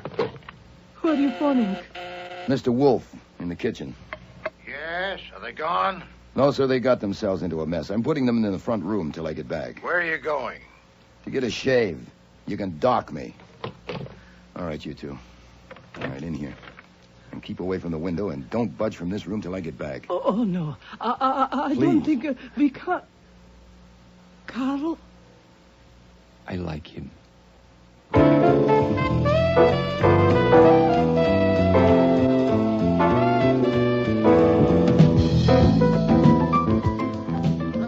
All right, move along there. Move along. There's nothing to see. What's all the excitement, officer? Accident in here. No one allowed in. How did the customers in the chairs get in? I'm a customer. Only customers with appointments. You got one? Certainly. Jimmy, how soon? Now, who whistled for you? Sergeant Curly Stebbins. What's homicide doing here? Don't tell me you and Nero Wolfe are involved in this. I dropped in for a shave. I'm a regular customer. Uh-huh. Hey, Mr. Fickler, how long have I been leaving my hair here? Oh, hello, Mr. Goodwin. For over 6 years. Sergeant Stebbins. This is the famous detective, Mr. Archie Goodwin. Mr. Nero Wolfe comes here, too. Thanks, Arnie. Famous. It's just a burden. It's a damn nuisance. Yeah, well, don't let it get you down. You just dropped in for a shave? You got it. Write it down. I'll sign it. Who's your barber? Jimmy. Jimmy's busy. So I see. Well, I'm not pressed. I might chat with you, or I could read one of these magazines. I might even get a manicure. You get manicures? I might, for my eyes. For your eyes? Haven't you seen Janet, the manicurist? Clown. She's in the booth talking to Inspector Kramer. Kramer's there, too? What's happened? You know the other manicurist, Tina, or her husband, Carl Vardis? I know Carl well enough to tip him for taking my coat. I can't say I know Tina, but of course I've seen her. Why? I'm just asking. The sight of you or Wolfe anywhere near a case makes me want to scratch. Isn't that a shame? So let's get it on the record in case it's needed. Have you seen Vardis or his wife this morning? Sure. You have? Yes. I put them in our front room, and I told them to wait, and I beat it here to tell you. Now, if you step on it, you can still catch them. Excuse me if I don't laugh, okay? Okay. I mean, they killed a cop, or one of them did. Killed a cop? Yeah. A detective from 20th Precinct, Jake Wallen. Here in the barbershop? Yeah, this morning. The other side of that partition. Here in the barbershop? Yeah, this morning. The other side of that partition, in her manicure booth. Stuck a long pair of scissors in his back and got his heart. This was seen by someone? No, not seen or heard, damn it, but it was very busy in here, and those noisy massage things were going off and on. But you know it's them. Their prints on the scissors or something? Yeah, we'll do all right without prints. They hopped it. You'll do all right without prints. Now, yeah, wait. We found out where they lived. They packed up and gone. That still doesn't mean they did it. I mean, some people get very scared at the sight of You blood. seem very interested. Why? Excuse me, Sergeant. Yeah? It's my lunchtime. Yeah. I just go down to the cafeteria at the end of the hall. Yeah. Hey, Jaffe. Yes, sir. Mr. Fickler here is going to lunch. Go along, stay with him. I want to phone my wife. Why not? Stay with him, Jaffe. Yes, sir. Thank you. If you settle for Carl and Tina, why does Arnie there have to have company at lunch? We haven't got Carl and Tina. Until we do, we're checking out everybody and everything. Now, I asked you, why are you so interested? It's just natural curiosity. What else? You could have a client. No, we don't. Yeah, we're looking for one. Don't make me laugh. Who in this barbershop could afford Wolf's fees? Yeah, I suppose. But I guess I'm curious because I can't believe you'd hang it on those two just because they ran. Come on now, you must have something else. We have. There, you see? We think Jake Wallen came to take Carl. For what? Well, last night around midnight, a couple of pedestrians, 2 women, were killed uptown by a car. The car kept going. We found it a few hours later, abandoned with a dented fender, blood, other items which died. Carl's car? No, stolen. Reported earlier last night. 20th Precinct sent Jake Wallen to it. He was the first to give it a look. Wallen was supposed to go home when his shift ended at 8 this morning, but he didn't. He phoned his wife that he had a hot lead on a hit-and-run killer and was going to handle himself and grab a promotion. But what led him to this shop? That's what we'd like to know. It had to be something he found in the car. We don't know what. The goddamn fool kept it to himself and got killed. But did he mention it or show it to anyone here? They say not. All he had with him was a newspaper. Today's News, the early edition out last night. We can't spot anything in it. There was nothing in his pockets, nothing on him that helps any. You know all the barbers here? Well, I know Arnie Fickler, the owner, Jimmy, who cuts Wolf's and my hair, or Ed, who takes the appointments because he's next to the phone. The rest I only know to see. What do you know about them? To help you, probably nothing. Try. Okay. Fickler, the boss, was once attacked bodily in here in his shop by his ex-wife. Yeah? Ed once slapped Fickler's face when Fickler accused him of swiping lotions. Jimmy has been here a year now, and he's the best barber, which is why Wolf and I go to him. But he plays the horses, and he infuriates Fickler because he sometimes takes magazines while they're still current. Now, Jimmy thinks Janet, the manicurist, must have a sideline like dope peddling. Oh, yeah? Why? Because she refuses his advances, which by him means she's got to be too independent. Oh, Jesus, Goodwin, You I mean, asked you for it, just... that's all I know. I mean, apart from that, they're all strangers. What the hell are you doing here, Goodwin? Good morning, Inspector Kramer. Ah, good. I see you finished with Janet. Now maybe I can get my manicure. Hello, Janet. Hello, Mr. Goodwin. I asked you what you're doing here. I'm just waiting for a shave. I'm an old customer here. Ask Burley. Go ahead. straight, Stebbins? Yeah, he comes here regularly. I checked. Come in here, Stebbins, for a minute. Yes, sir. Yes, sir. Well, Janet, I was wondering where you were. What? Did you say something, Mr. Goodwin? No, there's nothing vital. And call me Archie. I'm not married. You're a detective, aren't you? Yeah. How can I keep them from putting my picture in the paper? You can't if they already have it, have they? I think so. I wish I was dead. Oh, come on now. Pretty young girl like you. I mean it. My folks in Michigan think I'm acting or modeling. I keep it vague and... Here, oh, my God. Oh, work is work. Anyhow, if your picture gets printed and it's a good likeness, who knows what'll happen? Yeah, this is my Gethsemane. Your what? My Gethsemane, you know. I'm not sure. You know, where you have to make a decision. Oh, I see. What was the inspector asking you just now? I only wish I had some guts. Why? What would you do? I'd tell all about it. All about what? All about what happened. You mean last night? Why not try it out on me and see how it goes?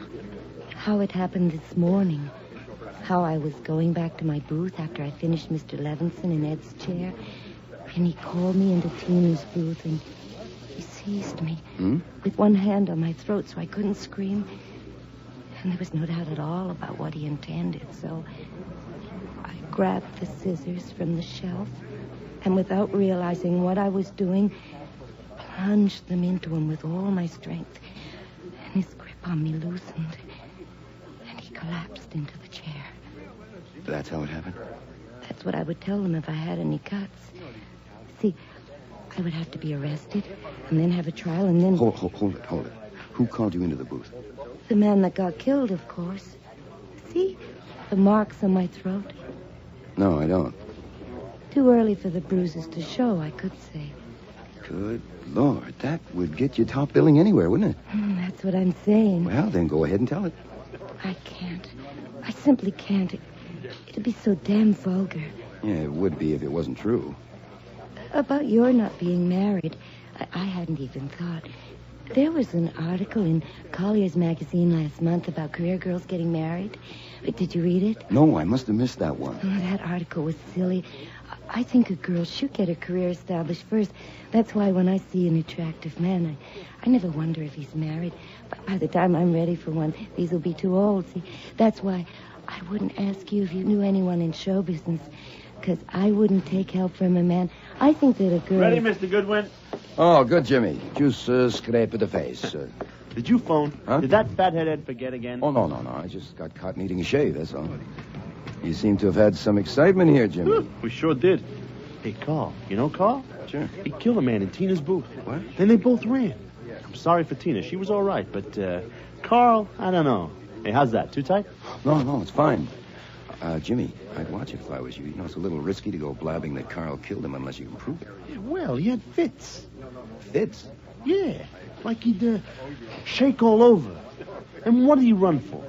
I couldn't say, but I mean, the cops are still poking around here. There's even an inspector. Yeah, this towel's hot now.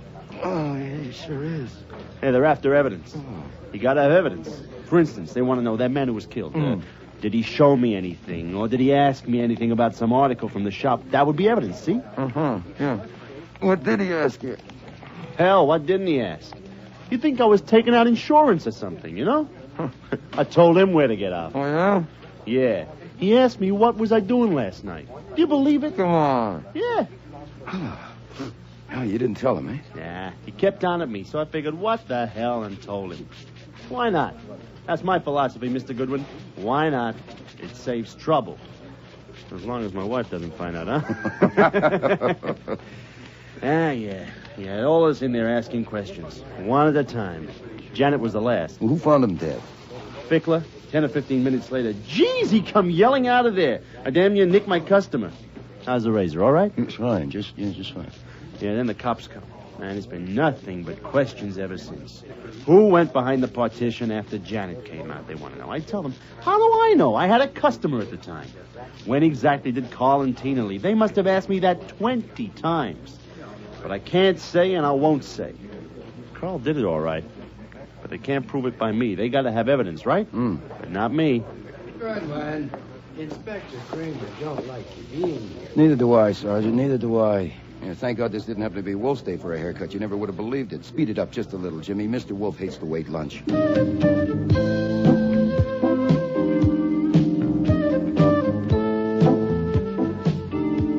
The first surprise when I got home was that Tina and Carl were not in the front room.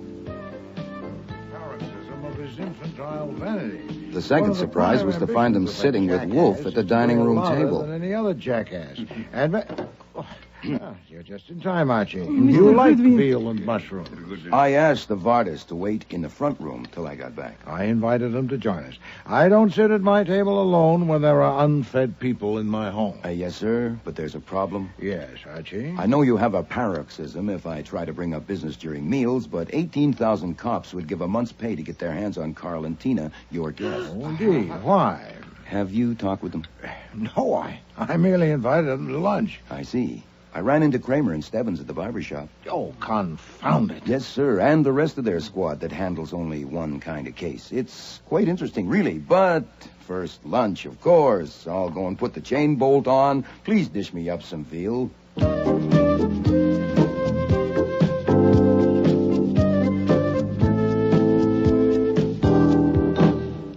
Please be seated. Mrs. Vardas, I think you'll find the red chair quite comfortable. Thank you, Mr. Wolfe. That was it. Fine cooking. Thank you, Mr. Vardas. Fritz takes great pride in his veal.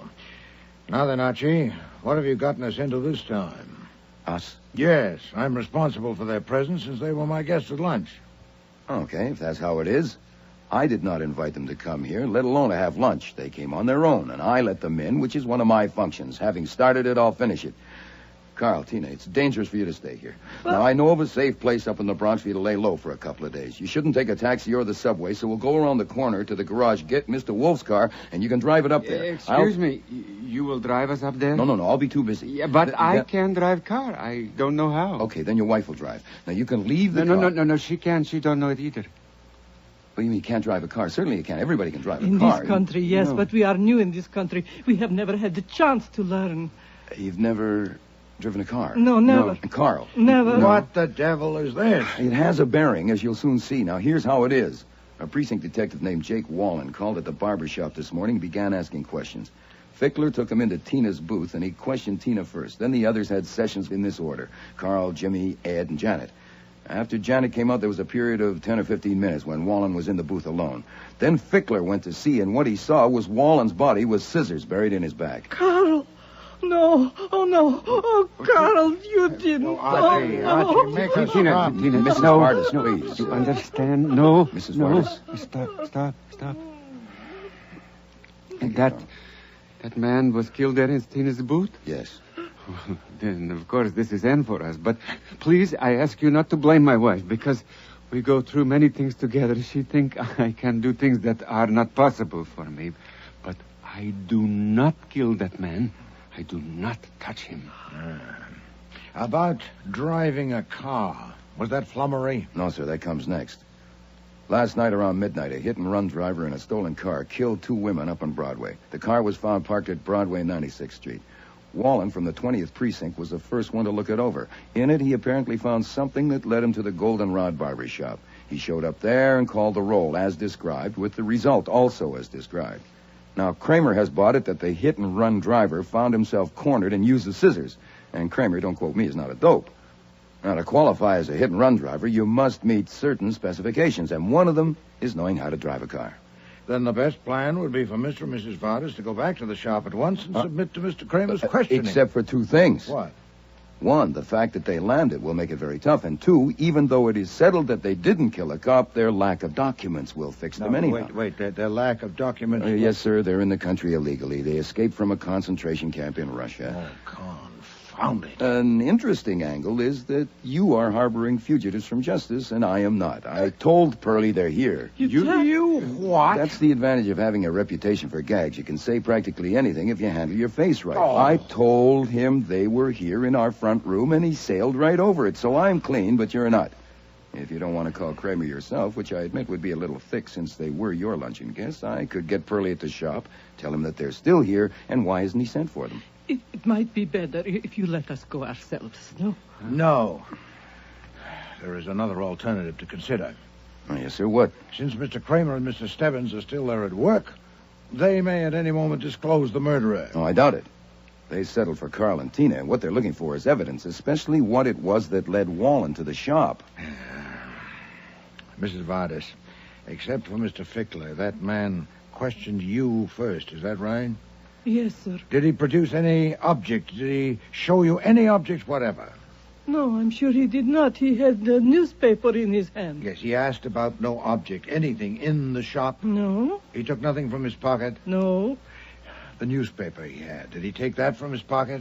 No, he had it in his hand when he came in from the booth. In his hand or under his arm? In his hand, I think. Yeah, I'm sure. Was it folded up? Well, of course, newspapers are folded. Yes, Mrs. Vardas. Just remember the newspaper as you saw it in his hand.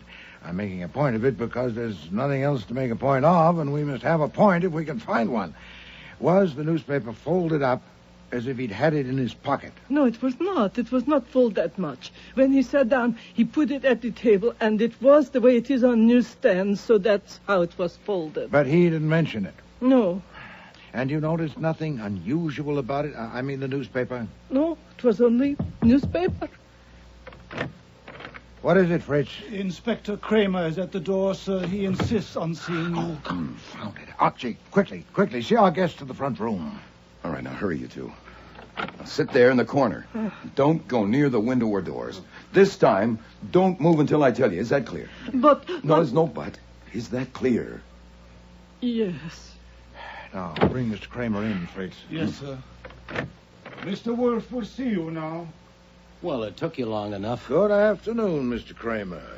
Fritz, will you bring beer, please? You'll have some beer, Mr. Kramer? I'm here on business. Indeed.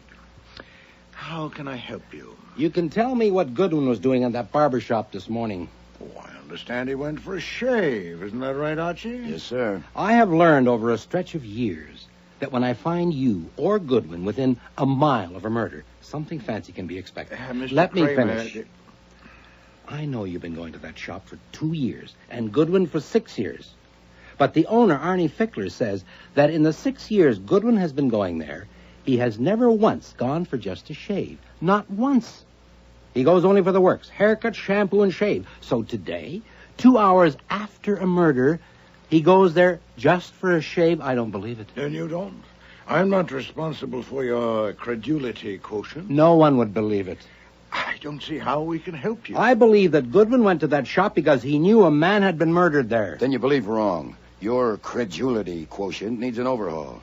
Until I got there, I hadn't the slightest idea or suspicion that a man had been murdered there or anywhere else. Your going there had nothing to do with the murder? Put it that way if you prefer. I'll write it out and sign it for you if you like. I would like. Word it yourself, but say it right. You'll get it. Today. Okay, right now if you want. You know the law about withholding evidence as well as I do. You ought to by this time the stunts you pulled. You thought that I had sent Archie to the shop on business? I still think so. Then you might as well have an affidavit from me, too. In it, I will say that I did not send him to the barber shop and that I heard and knew nothing of the murder until he returned and told me. You'll swear to that? As a favor to you, yes. Since you wasted your time, you might as well get a little something out of it. But, Mr. Kramer, I still don't know your real reason for coming here. According to Archie, the murderer is known. And all I have to do is find him. What could you expect to get from me? When I see Goodwin poking around, I want to know why. I don't believe it. Archie, I think you must be responsible for this. Me? How? You're brash. You talk too much. What? It must have been something you did or said. What was it? I don't get it. What did you say to Mr. Kramer? Practically nothing. I just answered a civil question. What did you say to Stebbins? I just asked what was going on, and he told me. And then I told you about it. Not verbatim. What did you say? Nothing. Damn it. Of course Pearlie wanted to know what brought me there, and I took... Oh, wait a minute. Maybe you're right at that. Pearlie asked me if I had seen Carl or Tina this morning, and I said sure. I'd put them up here in the front room and told them to wait, and if he would step on it, he could find them. I knew it. Your confounded tongue. Huh? So that's it, is it, Mr. Kramer? Sergeant Stebbins told you that. He mentioned it. Then why have you waited to pounce? Since Archie has rashly disclosed our little secret, it'd be useless for me to try to keep it. That's what we use the front room for, mainly, to keep murderers in. You're armed, I suppose. Go in and get them. Archie, open the door for him. Oh, certainly. I wouldn't want to stand in the way of justice. There you are, Inspector. I'm scared of murderers myself, or I'd be glad to help. Well, Mr. Kramer... Comedy. I just happened to drop in on my way down to my office. I'll expect those affidavits this afternoon. Whatever you say, just as long as we're not going to be jailed for harboring fugitives. Nero Wolfe's office, Archie Goodwin speaking. Goodwin, is Inspector Kramer there? Yeah, he's here, Pearlie. He just happened to drop in on his way downtown. It's for you, Inspector. Yeah, Pearlie, what is it? When? Bad? Does she know who? Goodwin. Well, why him? You're sure? Oh, Jesus. I'll be right there. Come on, Goodwin, you're coming with me. What is it? What's happened? The manicure is Janet. Someone tried to kill her. Who? She won't say. She says the only person she'll tell is you. Me? Why me? That's what I want you to tell me in the car on the way. Then now, come on. She was found on the floor of her booth out cold from a blow on her head. We brought her to, and she can talk, but she won't. She says she won't talk to anybody except her friend Archie Goodwin. How long have you known her? Until today, I merely leered at her. The only chat I've ever had with her was here today, under your eye, huh? But look what it did to her. Is it any wonder my opinion of myself is what it is? Yeah, you've never seen her outside the shop? Never. That can be checked. Yeah. Right now, we want you to get her to talk. Oh, God damn her, she stopped us cold. Come on. Hold it. If I'm going to ask her questions, I ought to know what happened. Oh, Jesus, Goodwin. There are only 3 of us left here. I was on the phone. Jaffe and Sullivan were there on chairs. The barbers were working on customers. Someone wanted a manicure. Fickler called Janet. She didn't come. Where was she? On the floor of her booth, out cold. She'd gone there maybe 15 minutes before. Alone all that time? Well, I think all the barbers had gone back behind the partition at least once during that time. You think? Goodwin, I said I was on the phone quite a lot. Oh, Jesus. How bad is she hurt? Well, not bad enough for the hospital. Doc let us keep her here. She was hit above the right ear with a bottle taken from the supply shelf. The bottle was big, heavy, full of oil. It was there by her on the floor. Any prints? Oh, come on, Goodwin. For God's sake, start at school. He had a towel in his hand or something. It is a barber shop. Come on. Just a minute. What did the doctor say when you asked him if she could have just been testing her own skull? Well, he said it was possible, but he doubted it. Come and ask her. Here's your friend, Archie Goodwin, Miss Stahl. Hello, Janet. Hi. How do you feel? Terrible? No, I don't feel at all. I'm past feeling. Can I have a look at that bump on your head? Oh, if you're careful. Can you tell me if it hurts? Oh. Well, doing your hair is going to be a problem for a while. Who did it? Send them away and I'll tell you. Certainly. You men, come on, get out. What if is? I had been here, this never would have happened. Now leave us. Now, look, Goodwin. Out. Come on, Sergeant. Wow.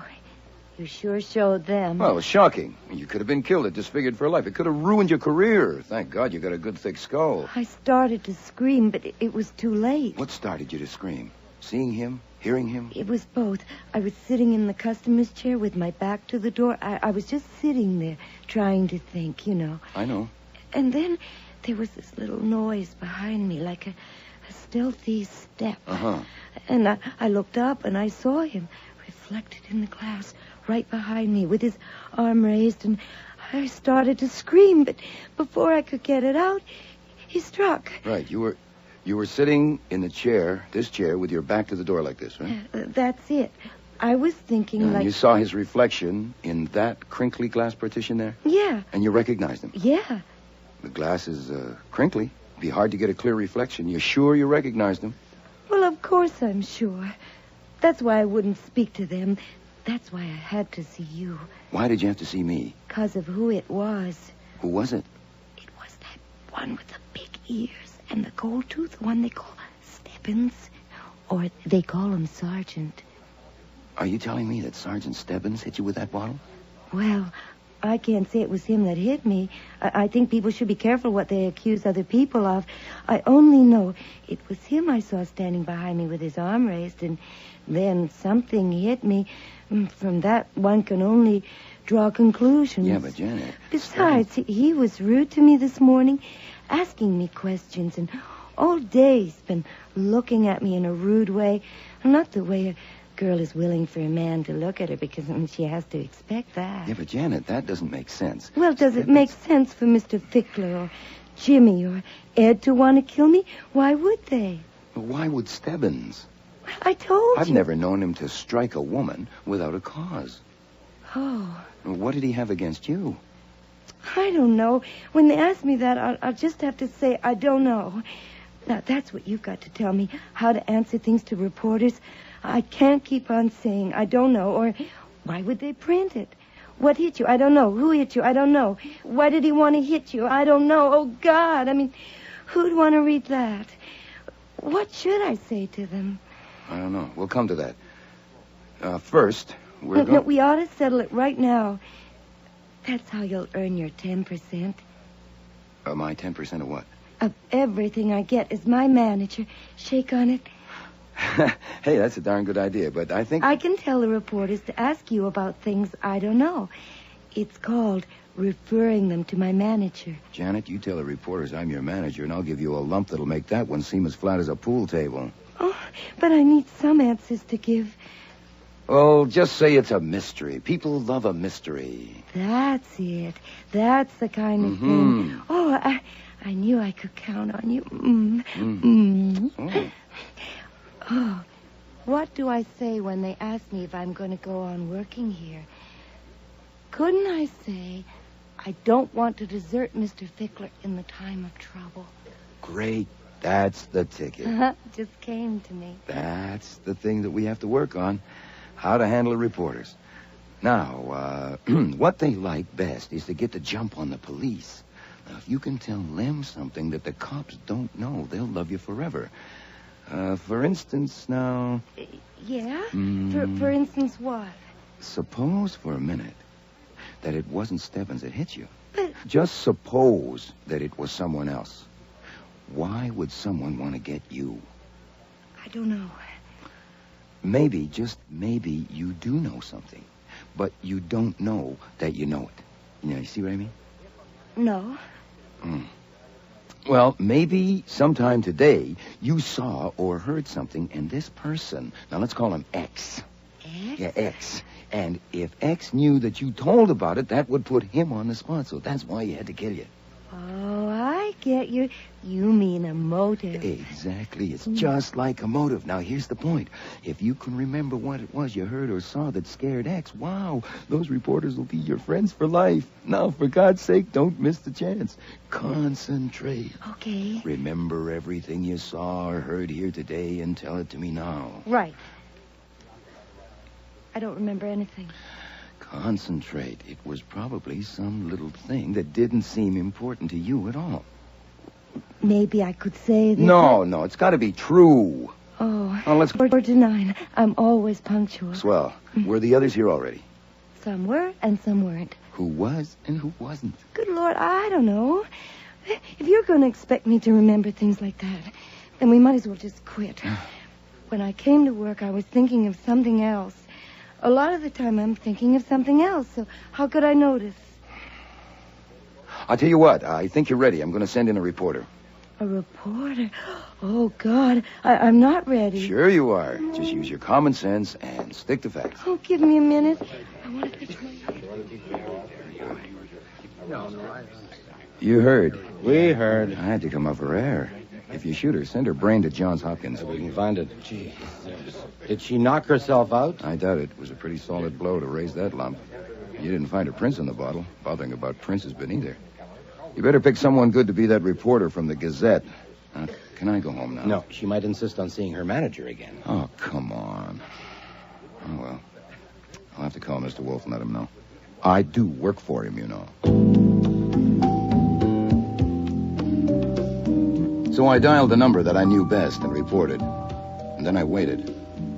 I waited for nearly 2 hours while they brought in a detective that Janet might think was a reporter. I think he came out even more confused than she was.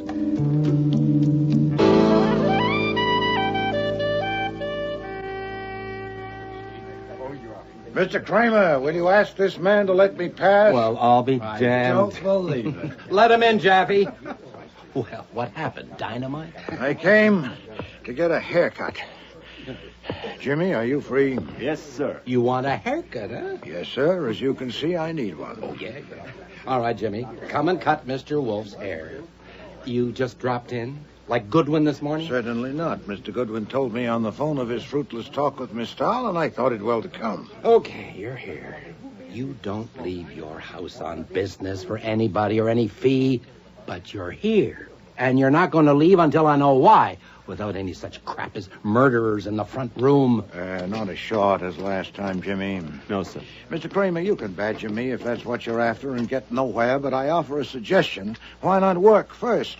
Why don't we see if we can settle this business, and then if you insist, go after me? Or would you rather harass me than catch a murderer? You know how to catch the murderer? Quite possibly. I'd like to propose certain assumptions about what happened here today. Do you care to hear them? Oh, listen, but don't drag it out. I won't. Please don't waste time challenging the assumptions. I don't intend to defend them, much less validate them. They're merely a basis of exploration to be tested. The first is this, that Wallen found something in the car that had killed 2 women. No, Jimmy, I don't like it this way. I want a direct view, not reflections. Turn me around, please. Like this? Thank you. Janet isn't here. Do you want her? If possible. Can she sit up? Stebbins, she says it makes her a little bit dizzy. Who'd notice? Bring her. Yes, sir. You were going to make some assumptions? Yes. The first is that Wallen found something in the car that led him to this shop. Some object, obviously, since there was no one to tell him anything. We made that assumption without any help. And it still holds? Yes. That's fortunate, since all of my assumptions concern that object. The second is that Wallen had it with him when he came here. I can support that with strong You don't evidence. need to. We made it and we hold it. Very well, that saves time. Not too short back there, Jimmy. No, sir. The third is that he had the object inside the newspaper he was carrying. It was an early edition of the news on sale last evening, not on sale this morning. He had it in his hand, folded to approximately the size of 12 inches by 9 inches. You know a lot about it. I know nothing you don't know. It's difficult to account for his carrying a stale newspaper in that manner unless it was a container for some object. At least the assumption is good enough to work on. The fourth is that whatever the object was, the murderer got it and disposed of it, because no object that could have led Wallen to this shop was found on his person or in the booth. The fifth assumption is that the murderer was neither Carl nor Tina Vardis. How do you know that? I shall want to know not why support that assumption. Don't waste time clawing at me. Since Carl and Tina are not involved and therefore didn't take the object away with them, it's still here in the shop. That is the sixth assumption. And it's good only if your surveillance of these people here all these hours has been constant and alert. Now, what about it? Could any of them have removed such an object from the shop? I want to know why you're excluding Carl and Tina. No, not now. First, we'll complete this test. We must know whether the object could have been removed by anyone other than Carl or Tina. No. How good a no? Good enough for me. No man has stepped outside this shop alone. Something could have been slipped to a customer, but that's stretching it. And we've had them under our eyes. Not apparently the one who assaulted Miss Stahl. That was in the shop. Is that a point? I suppose not. Then we assume that the object is still here. The seventh assumption is this, that no proper search for such an object has been made. Have you searched thoroughly, Mr. Stebbins? We've looked. Carl and Tina had to have taken it. Yes, but granting my assumption which excludes their taking it, has there been a proper search? No. Then it's about time. Mr. Fickler. Yes, Mr. Wolfe? You run this place and you can help us. But I address all of you who work here. Put your minds on this. You too, Jimmy. Stop a moment. Listen. Hell, I can work and listen too, Mr. You Wolfe. cannot. I want full attention. Okay. Miss Stahl, are you listening? What? What we're after is an object with something on it that identifies it as coming from this shop. Ideally, it should be the name and address or phone number, but we'll take less if we have to. We are supposing that it was inside the newspaper as Wallen was carrying it, so it should be flat and of those dimensions. Now, all of you went to the booth and were questioned by Wallen, but he showed you no such object and mentioned none. Is that correct? Yes. Yeah. No, he didn't. Then only the murderer saw it or was told of it. And later, when the opportunity came for him to dive into the booth and kill Wallen, he got the object and disposed of it somewhere in this shop. Now, I put it to you, and especially to you, Mr. Fickler, what is it and where is it? Maybe it was the newspaper itself. Possibly, but I doubt it. Where is the newspaper, Mr. Kramer? At the lab. There's nothing on it or in it that could have brought Wallen here. What else has been taken from here to the lab? Nothing else but the scissors and the bottle that was used on Miss Stahl. Then it's still here. All right, Jimmy, finish. It looks like a turkey to me, even with your assumptions. Say we find something like what you want. How do we know it's it? And even if we think it's it, where does that get us? We'll see when we find it. For one thing, fingerprints. Nuts. If it belongs here, of course it'll have their prints. Not their prints, Mr. Stebbins. Wallen's prints. As I understand it, he didn't go around touching things here. He entered, spoke to Mr. Fickler, was taken to the booth, and never left it alive. So if we find anything with his prints on it, we've got it. Have you your fingerprinting equipment here? Get it, Stebbins. And Wallen's prints from our file. The search must be thorough and will take time. First, I ask all of you to search your minds. What object is here, belongs here, that meets the specifications I've described? Now, surely you can tell us, Mr. Fickler. I don't know. Unless it's a towel. But why would he carry a towel like that? He wouldn't. Anyway, a towel wouldn't help us, so I reject it. Miss Stahl. I think he may have been keeping the paper because there was something in it he wanted to read. I know I often do that. Say it's an evening paper and I don't have time to... Yes, we'll consider that. Jimmy? I don't know a thing like that in the store, Mr. Wolfe. Not a thing. Hoy! Either you have no brains at all, or they're temporarily paralyzed, or you're all in a conspiracy. I am looking straight at such an object right now. What? Where? On that table. The magazine? Of course. You subscribe to them, Mr. Fickler. They come through the mail. Then the name and address is on them. That Time magazine, for example. The addressee is on the cover. Surely it deserves examination, and others, too. What if he took it from here and had it in his pocket when he stole the car and drove up Broadway, and in the excitement of his misadventure, he failed to notice it had dropped from his pocket and was on the seat of the car. And Wallen found it there, took it, and saw the name and address on it. Eh? You sent for the equipment and the prints, Mr. Stebbins? Then we ought to be able... Oh, I remember. You remember, Jimmy? This morning I was standing here, and you came in with a hot towel, and you had that magazine. You tossed it under there, and then you asked... Shut up, I asked you you, you've been steaming it. Too late, Jimmy. We all... Dumb brother. Get those scissors from him. I don't want anything else to happen. Found it. My barber.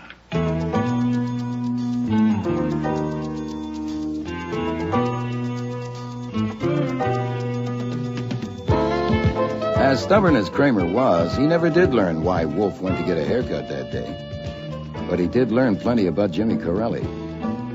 Jimmy was wanted as a bail jumper under another name in West Virginia on charges of car stealing, drunken driving, and assault, to name just a few. He had a really colorful background. As for Carl and Tina, I took a strong position on them Tuesday evening in the office after they had been sent up to the south room to bed.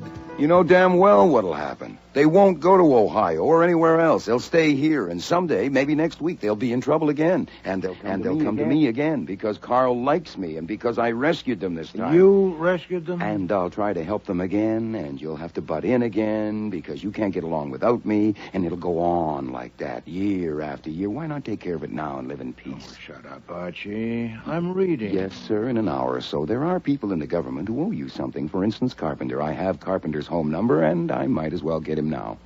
Shall I make it person to person? I got my naturalization papers 24 years ago.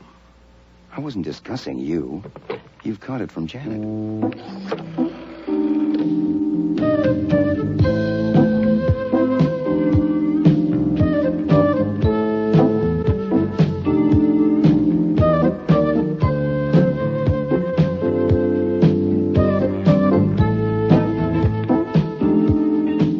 Starring in today's episode were Mavor Moore as Nero Wolfe, Don Franks as Archie Goodwin, and Cease Linder as Inspector Kramer. Jackie Burroughs was Janet, Brian George, Jimmy Corelli, Arch McDonald, Carl Vardas, Marion Waldman, Tina Vardas, Arnie Hart, Mr. Fickler, James Morris, Sergeant Stebbins, and Frank Perry was Fritz. Music was composed and conducted by Don Gillis.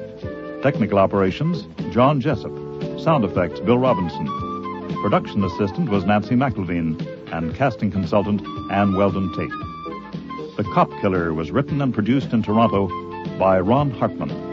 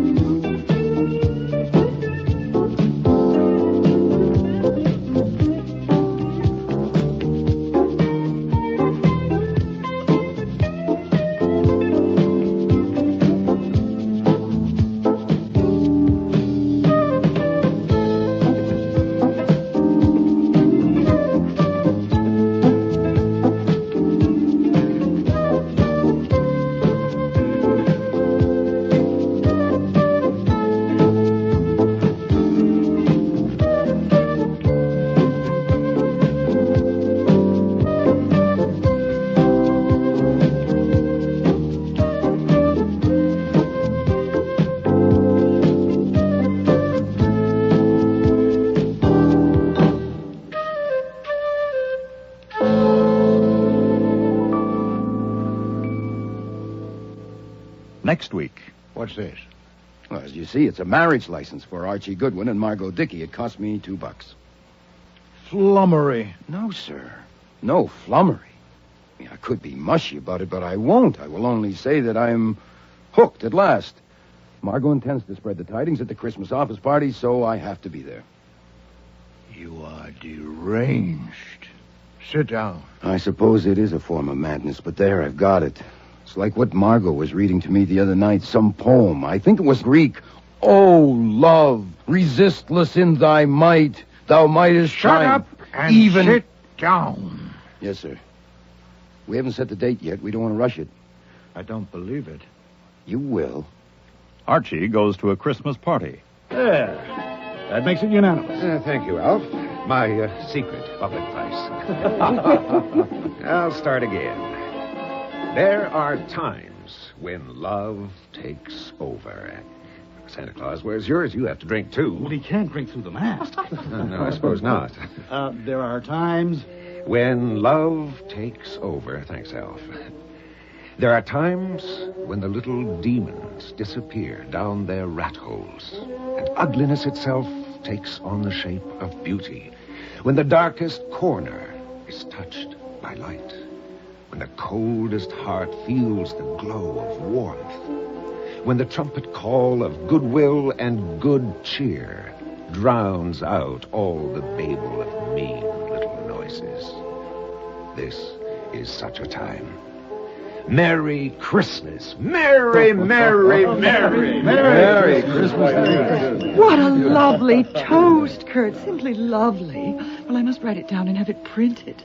That part about the trumpet call. It was... Kurt! Oh, Kurt, what is it, Kurt? Merry Next week, Rex Stout's Christmas Party with guest stars Marty Maradon, Linda Sorensen, Patricia Hamilton, Gordon Thompson, and John Granick.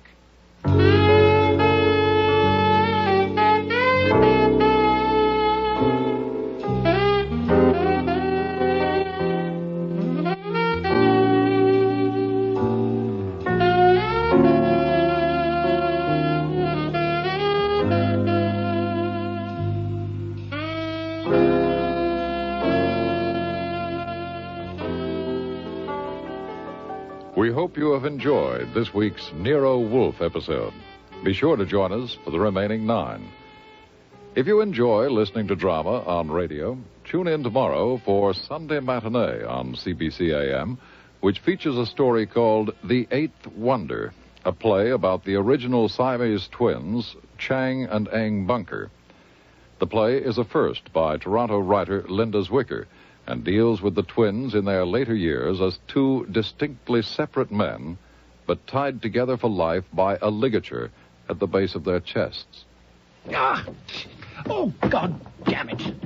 God, that hurts. What are you doing, Chang? I stubbed my toe. Do you mind? Well, don't just lurch forward like that. You absolutely snapped my head. Why don't you watch where you're going? An accident's an accident. If they made these bloody hotel doors wider... Well, there's nothing you can do about that except to be more careful in future. Why don't you keep your sanctimonious advice to yourself? Why don't you shut your quarrelsome mouth and the door while you're at it?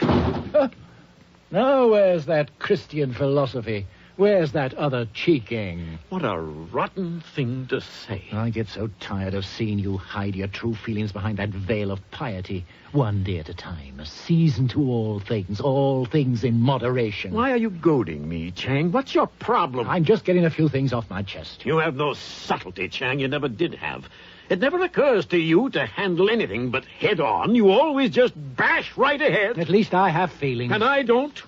You've lived with me for 60 years, every minute, every hour, every second, and you don't think I have feelings? The Eighth Wonder by Linda Zwicker, tomorrow on Sunday Matinee. Also coming up on CBC AM on Friday, February 12th, our Playdate series features 2 plays. The first is Stopover Point by Audrey Thomas, and the second, The Answerer by Rex Deverell. Later that day, tune in for Nightfall, our horror series on CBC AM. We will be presenting a play called The Club of Dead Men, a dramatization by John Douglas of a short story by J. Wentworth Day. Please check your local listings for the exact times and dates of these programs. If you have any comments or suggestions about the radio dramas you hear, write to us at Post Office Box 500.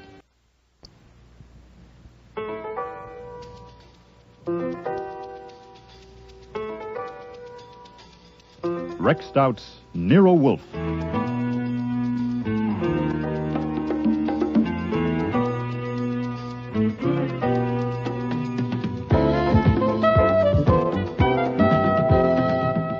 Starring Mabel Moore as Nero Wolfe and Dawn Franks as Archie Goodwin.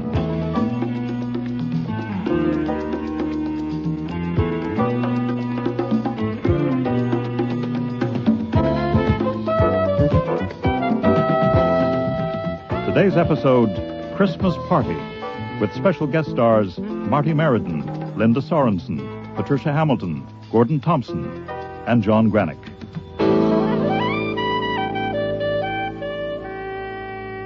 I'm sorry, Mr. Wolfe, but I told you 2 days ago that I had a date for Friday afternoon, and you said it was all right, so I'll drive you to Long Island on Saturday or Sunday. That won't do, Archie. Mr. Thompson will be at Mr. Hewitt's place only until Saturday noon. He's the best orchid hybridizer in England, and I'm grateful to be invited to spend a few hours with him. We should leave here about 12:30. I really am sorry, but I have to keep that date Friday afternoon. It's a Christmas party at the office of Kurt Bottweil. Now, you remember him. We did a job for him a few months ago. Yes. You may not remember a member of his staff named Margot Dickey, but I do. I promised her that I'd come to the party. Oh, pfui. A party? I have only one opportunity. Then take it. Your idea that a car is a death trap if I'm not driving is unsound. You can take a taxi. I hope to get some useful information from Mr. Thompson, and you will take notes. Not if I'm not there. Hewitt's secretary knows orchid terms as well as I do, and so do you. Archie, how many times in the past year have I asked you to drive me somewhere? If you call it asking, maybe 18 or 20. Not excessive, surely. If my feeling that you alone are to be trusted at the wheel of a car is an aberration, then I have it. We will leave for Mr. Hewitt's place Friday at 12:30. All right. All right. I didn't intend to spring this on you till tomorrow, but I guess it will have to be now. Here, take a look at this. What's this? Well, as you see, it's a marriage license for Archie Goodwin and Margot Dickey. It cost me $2. Flummery. No, sir. No flummery. I could be mushy about it, but I won't. I will only say that I'm hooked at last. Margot intends to spread the tidings at the Christmas office party, so I have to be there. You are deranged. Sit down. I suppose it is a form of madness, but there, I've got it. It's like what Margot was reading to me the other night, some poem. I think it was Greek. Oh, love, resistless in thy might, thou mightest Shut up and even... sit down. Yes, sir. We haven't set the date yet. We don't want to rush it. Now, you may not want me to be here anymore, but that's up to you. As far as I'm concerned, I'd like to stay. I'd hate to end such a long association. The pay is okay, especially if I get the raise at the first of the year, which is a week from Monday. I'm used to my room upstairs, and I like Fritz's cooking, and the billiard table in the basement, and the one-way glass panel in the front door. Archie, sit down. I've told Margot all this, everything, including the fact that you're allergic to women, and we've discussed it, and we think it might be worth trying, say for a month. When we get back from the honeymoon, we could take over the second floor, and if the trial works out, the new furniture or the decorating would be up to us. I mean, since she works for an interior designer, we could get things wholesale. I don't believe it. You will. What about Miss Rowan? We won't drag Miss Rowan into this. What about the thousands of others you dally with? Not thousands. Not even 1,000. And I'll look up Dally. Oh, for heaven's sake, sit down. No, sir. Right now you're stirred up. We'd better discuss this some other time. In a few days, you may hate the idea of having a woman in your house, even worse than you do now, or you may have cooled down to a simmer. Could I have my license back, please? I want to go and show it to my bride-to-be.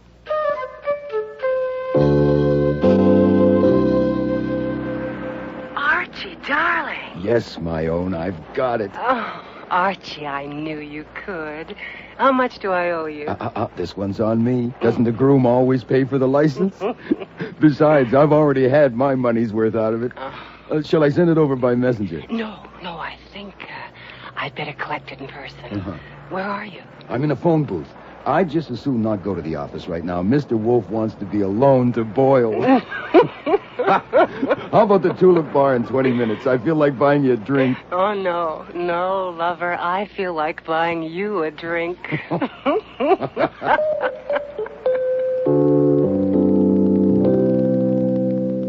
At precisely noon the next day, Friday, a black limousine drew up in front of the house.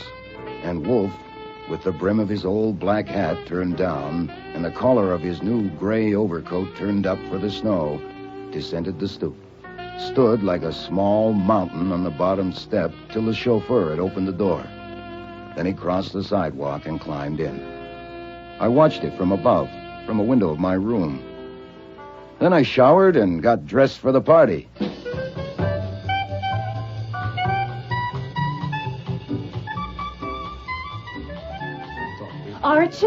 Archie, lover, you got here. Margot, my own. Come on over to the bar and help us sample. Look, if I come too early, where is everybody? It's just office staff now. Clients are invited for later. Oh. Oh, you remember Alf Kiernan, our business manager? Mr. Kiernan. Archie Goodwin. Sure, you were snooping around our office last year when we had that tapestry theft. What a pleasant surprise. I'm sure. And this lovely person under Alfie's adoring gaze is Cherry Kwan, our, I don't really know how to describe your job, dear. All-around handy person? A receptionist will do. You brought a detective, Margot. Has something been stolen? No, dear, but I may need protection. Archie, you recognize our bartender, of course, all the way from the North Pole. Oh, is that what you call a designer touch? Santa Claus tending bar? The designer touch, that's ho, fella. Santa, I think you're divine. And I love your sweet mask and all that lovely padding and your dear little white gloves. Now, if you want to hee-hee instead of ho-ho, that's all right by me. Oh, thank you, Miss. You're welcome. My friend Archie needs a drink, Santa. Oh, certainly, Miss. Champagne only, Goodwin. The designer touch. 3 different brands. The Kurt Bottweil touch. Yes. Shall we sample the Veuve Clicquot this time, Santa? Oh, certainly, sir. Santa, you're adorable. Stop tugging at me, Leo. Oh, here comes the angel on our Christmas tree, Mrs. Porter Jerome. This is Archie. She means that I provide the money that runs this organization. Leo, take my wrap, will you? It's stifling in here. Yes, Mama. And this is Mrs. Jerome's son, Leo Hatch, Who does all the work around here and gets none of the credit. I thought this was to be a family affair. Well, Archie's like family to me. I invited him. You're a blessing, Margot. Leo, get me a drink. Yes, Mama, as soon as I get rid of your mink, Mama. Archie and I have something to discuss, if you'll excuse us. A pleasure. Oh, Cherry, love, I don't think you have the Christmas family spirit. You have another drink and cheer up now, you hear? Come on, Archie. Bartender, don't just stand there. Pour me a drink. Well, can you hear me behind that mask? Margot, if this is a Christmas party, why do I have a feeling that it's Halloween? Well, you should work here. One big happy family. I'll bet. What do you think of Cherry? She's pretty. Pretty as me? Nothing like as pretty as you. Oh, if only that marriage license was real. I can get a real one for $2. What do you say? Huh? You. Come on. You wouldn't marry Miss Universe if she came on her knees with $1 billion. I dare her to try it. Did the license work? Like a charm. Absolutely perfect, Archie. Oh, good. I mean, no. That means it's all over between us. Oh, yeah. Archie, darling, look, I'll be a sister to you. I don't need a sister. Okay. I'm the rejected suitor, but I want the license back for a souvenir. Archie, that's sweet. No, it's serious. Now, I don't want it kicking around. I could be hooked for forgery. You mail it to me once my own. Well, I can't. He tore it up. The hell he did? Where are the pieces? Gone. He threw them in his wastebasket. Now, you will come to the wedding. What wastebasket? Where is it? In his office last night after dinner. Will you come to the wedding? I will not. My heart is bleeding. Mr. Wolfe's heart will bleed, too. Look, I should be getting out of here. I'm going to be expected to sulk, and I don't think I can sulk. You won't have to. Kurt won't know I've told you yet. Look, here comes my intended now. Merry Christmas! All my blessings to my loyal staff and fellow workers. Merry. Goodwin, I didn't know you were here. Welcome. Thank you, sir. Now, before the clients and other guests arrive, I have an announcement to make and a toast to drink. Is everybody's glass filled? Oh, Everyone ready? Right. Now, there are times when love takes over. There are times... Wait a minute. You don't have a glass. You have to drink, too. Of course. Well, I'll just have a sip of champagne. Oh, nonsense. You should enjoy, too. I'll get your private bottle from your office. It doesn't have to be Pernod. I should drink what everyone else is drinking. Nonsense. You should enjoy it just as we do. Now, could I have a glass, please, Santa? There. That makes it unanimous. Thank you, Alf. My secret public vice. I'll start again. There are times when love takes over. Santa Claus, where's yours? You have to drink, too. Well, he can't drink through the mask. No, I suppose not. There are times... When love takes over. Thanks, Alf. There are times when the little demons disappear down their rat holes, and ugliness itself takes on the shape of beauty. When the darkest corner is touched by light. When the coldest heart feels the glow of warmth. When the trumpet call of goodwill and good cheer drowns out all the babel of mean little noises. This is such a time. Merry Christmas. Merry, merry, merry. Merry Christmas. What a lovely toast, Kurt. Simply lovely. Well, I must write it down and have it printed. That part about the trumpet call. It was... Kurt! Oh, Kurt, what is it, Kurt? Mary is Get a doctor. Stand back, everyone. Get back. Now he needs air. Do something. Somebody do something. Cyanide has a very distinctive smell, and it must have been a big dose to hit him that hard and that fast. Kiernan was loosening Botvile's collar, and Margot was squatting at her groom-to-be's feet, taking his shoes off. I could have told her she might as well let him die with his boots on, but I didn't. I had 2 fingers on his wrist and my other hand inside his shirt, and I felt him going. His heart stopped, and he's not breathing. Can't you do something? Look, I'm a licensed detective, and I'm supposed to know how to act in these Well, circumstances. do I want something. to- He's dead. Is it a heart attack? I'd say he was poisoned. Oh, my God. Yeah. It looks like his drink was poisoned. All right, until the police come here, no one will touch anything, especially that bottle of Pernod, and no one will leave this room. I want you... Wait a minute, where's Santa Claus? I don't know. He was here a minute ago. Did anyone see him go? He didn't go out the main door. No one passed my desk. The office. There's a private elevator in Kurt's office. I'll go. No, you stay. I'll go and take a look. Margot, you come with me. Kiernan, call the police. Spring 73100. Right. Look, the elevator just hit the main floor. Damn, we're too late. Push the button and bring it back. It's coming. Good. What are you looking for? The wastebasket. I can't seem to find the wastebasket. Well, it's right there, that gold leaf thing. That? That's a wastebasket? Archie, are you crazy? What are you doing? Is this where he threw the license?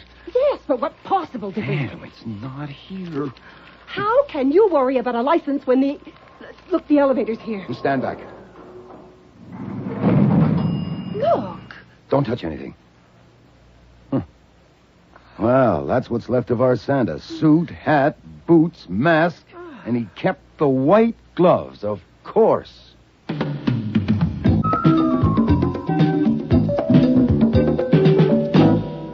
Mr. Kiernan and Mr. Hatch will be taken to the district attorney's office for further questioning.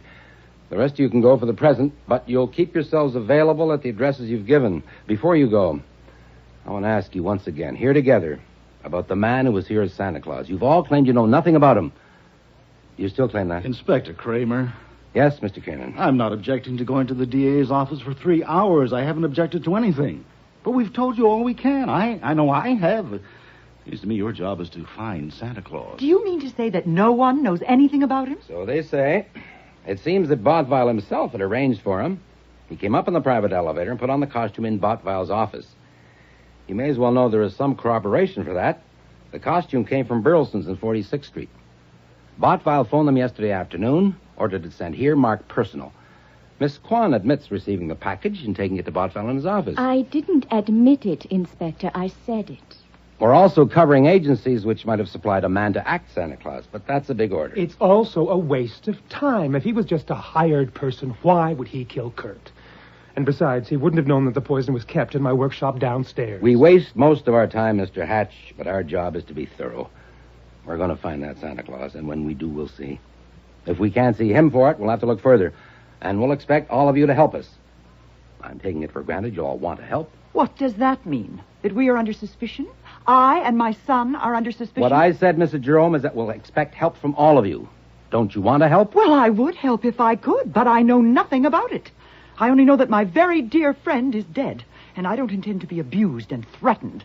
What about the poison? The medical examiner expects the autopsy to verify that it was cyanide. Your son uses potassium cyanide in his work with metals and plating. There's a large jar of it on the stair from Botval's office to the workroom. Now, anyone who knew that, and who also knew that Botval kept an open bottle of Pernod in his desk, couldn't have asked for a better setup. 4 of you have admitted knowing both things. You, Mrs. Jerome, admit knowing about the Pernod but not the poison. That's not true. She did know about it. You little slut. How dare you lie about me? There. You tell that lie again, and I'll slap the other side of your face. Sit down, Mrs. Jerome. But she's lying. She can't I said tell sit down and stay sitting. Miss Kwan, you say Mrs. Jerome knew about the potassium cyanide? Of course she did.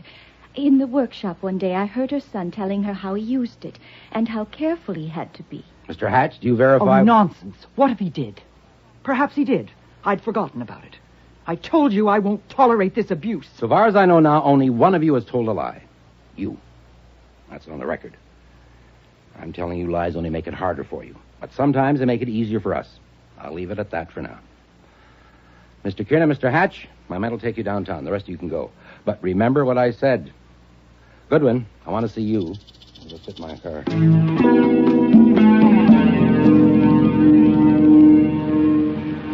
Get in. Look, if you're taking me downtown, I want something to eat first. It's past my mealtime. You're not wanted downtown, not right now. Get in out of the snow. What were you doing there today? I've told you, having fun, 3 kinds of champagne. Miss Dickey invited me. I'm giving you another chance. Huh? You were the only outsider there. Why? You're nothing special to Miss Dickey. She was going to marry Botval. Why were you there? Ask her. We have asked her. She says there was no particular reason, that she stuttered around it. What I say, anytime I find you near a murder, I want to know. I'm giving you another chance. Oh, thanks. But I can't use it. I have nothing more to tell you. Lay off and go find your murderer. I know you, Goodwin. Yeah, you even called me Archie once. You know, I treasure that memory. I know you. Treasure it. Do you expect me to believe that guy got out of that room and away without you knowing it? Look, I was kneeling on the floor watching a man die. Huh? You're just talking to hear yourself. You don't think I was an accessory to the murder or the murderer's escape? I don't say he was the murderer. But if you knew who he was and didn't want him involved in it for some reason, like maybe earning a fee and let him get away, what about that? That would be bad. If I asked my advice, I would be against it. God damn it. Do you know who he is? No. Did you or Wolfe have anything to do with getting him there? No. All right, pile out. I'll be wanting you downtown sometime. You know where to find me.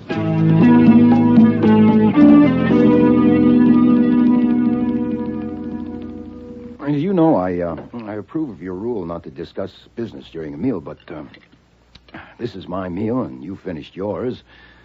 I've got something on my chest, and it's not business, it's personal. The death of Mr. Botval was reported on the radio at 7 o'clock. Oh, yeah. You were there. Mm-hmm, yeah, I was there. I was kneeling by him when he died. But what I want to report is what happened before he died. It's about the marriage. Miss Dickey has called it off. She told me she had decided to marry Botval. Oh, indeed. Yes, sir. It was a jolt, but I would have recovered in time. I'm going to blot her out. For me, of course, this is satisfactory. Oh, I know it is. Huh, how'd you make out in Long Island? Well, I Did Mr. Thompson have anything new to say about orchids? Have you finished your meal? Will you have any more? No, that should do it, except for this coffee here. It's satisfactory. Very well, then. I, too, have something on my chest. Oh, yeah? It's not easy. Perhaps the best way to begin is to show you something. Well, go ahead. What is it? These white gloves. Are those... Where did you get... Are those the white gloves? Yes. How'd you get them? Oh, my God, I don't believe it. You? It's you? Oh, my God. You wore the gloves so I wouldn't recognize your hands, and then you so I wouldn't recognize your voice, and all that dear sweet patting that Margot loves so much was all you.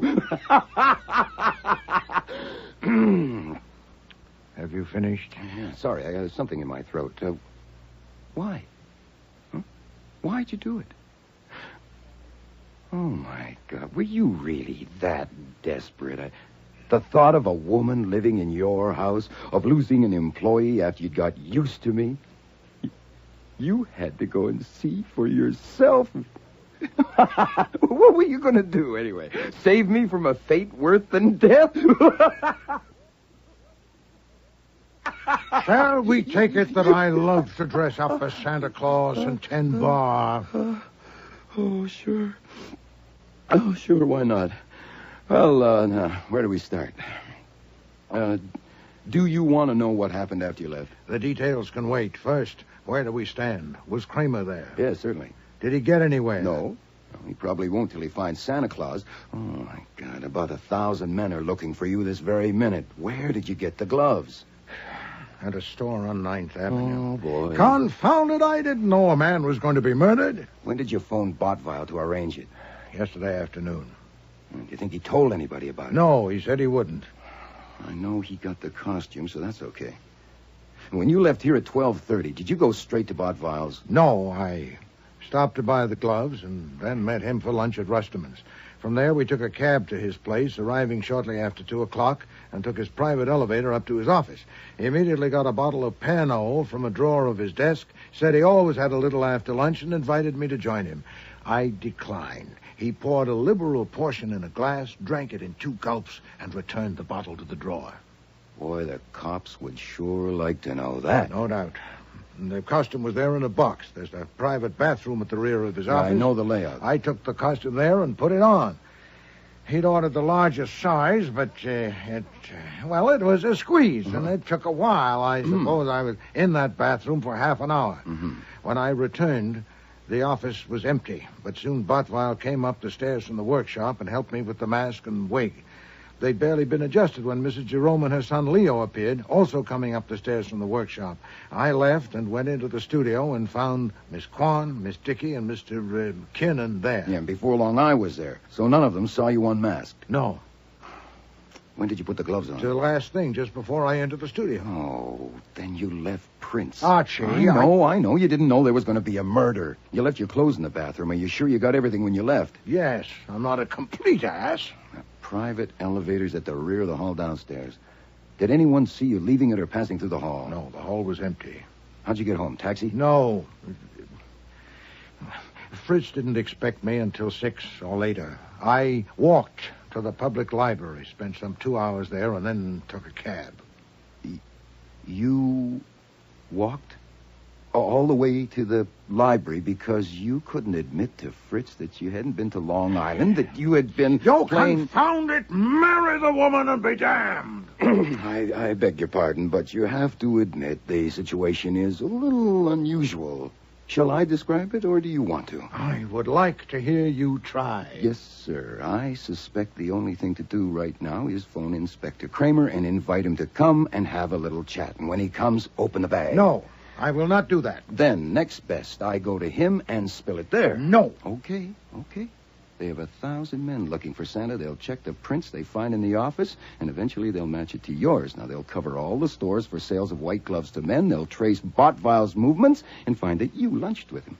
Now, you're sunk. Kramer's been itching for years to lock you up, and any judge would commit you as material witness who would run out. And another thing. Yes? If you wait till they find you, you can't tell them that Botvile took a drink from that bottle shortly after 2 o'clock, and it didn't hurt him, or they should book you for withholding evidence. Shall I call Kramer? No. I will not confess that performance to Mr. Kramer. I will not unfold the morning paper to a disclosure of that outlandish masquerade. Then you're just going to sit here and read a book till they come with a warrant. No, that would be fatuous. I am going to find the murderer and present him to Mr. Kramer. There's nothing else. Oh, that's fine. Well, then. We may have 2 weeks, and we may have 2 minutes. At this very minute, some fingerprint expert is comparing the prints of Wolfe, Nero, number 709. Do I answer? Of course. Nero Wolfe's office. Archie Goodwin speaking. Goodwin? Well, Inspector Kramer, what a pleasant surprise. I want you down at my office at 10 o'clock tomorrow morning. All right, sure. Anything special?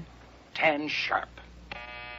Well, I've already told them 6 times I know absolutely nothing about Santa Claus. They may not ask again. Now, I want a complete report of what happened there after I left. But first, I want background.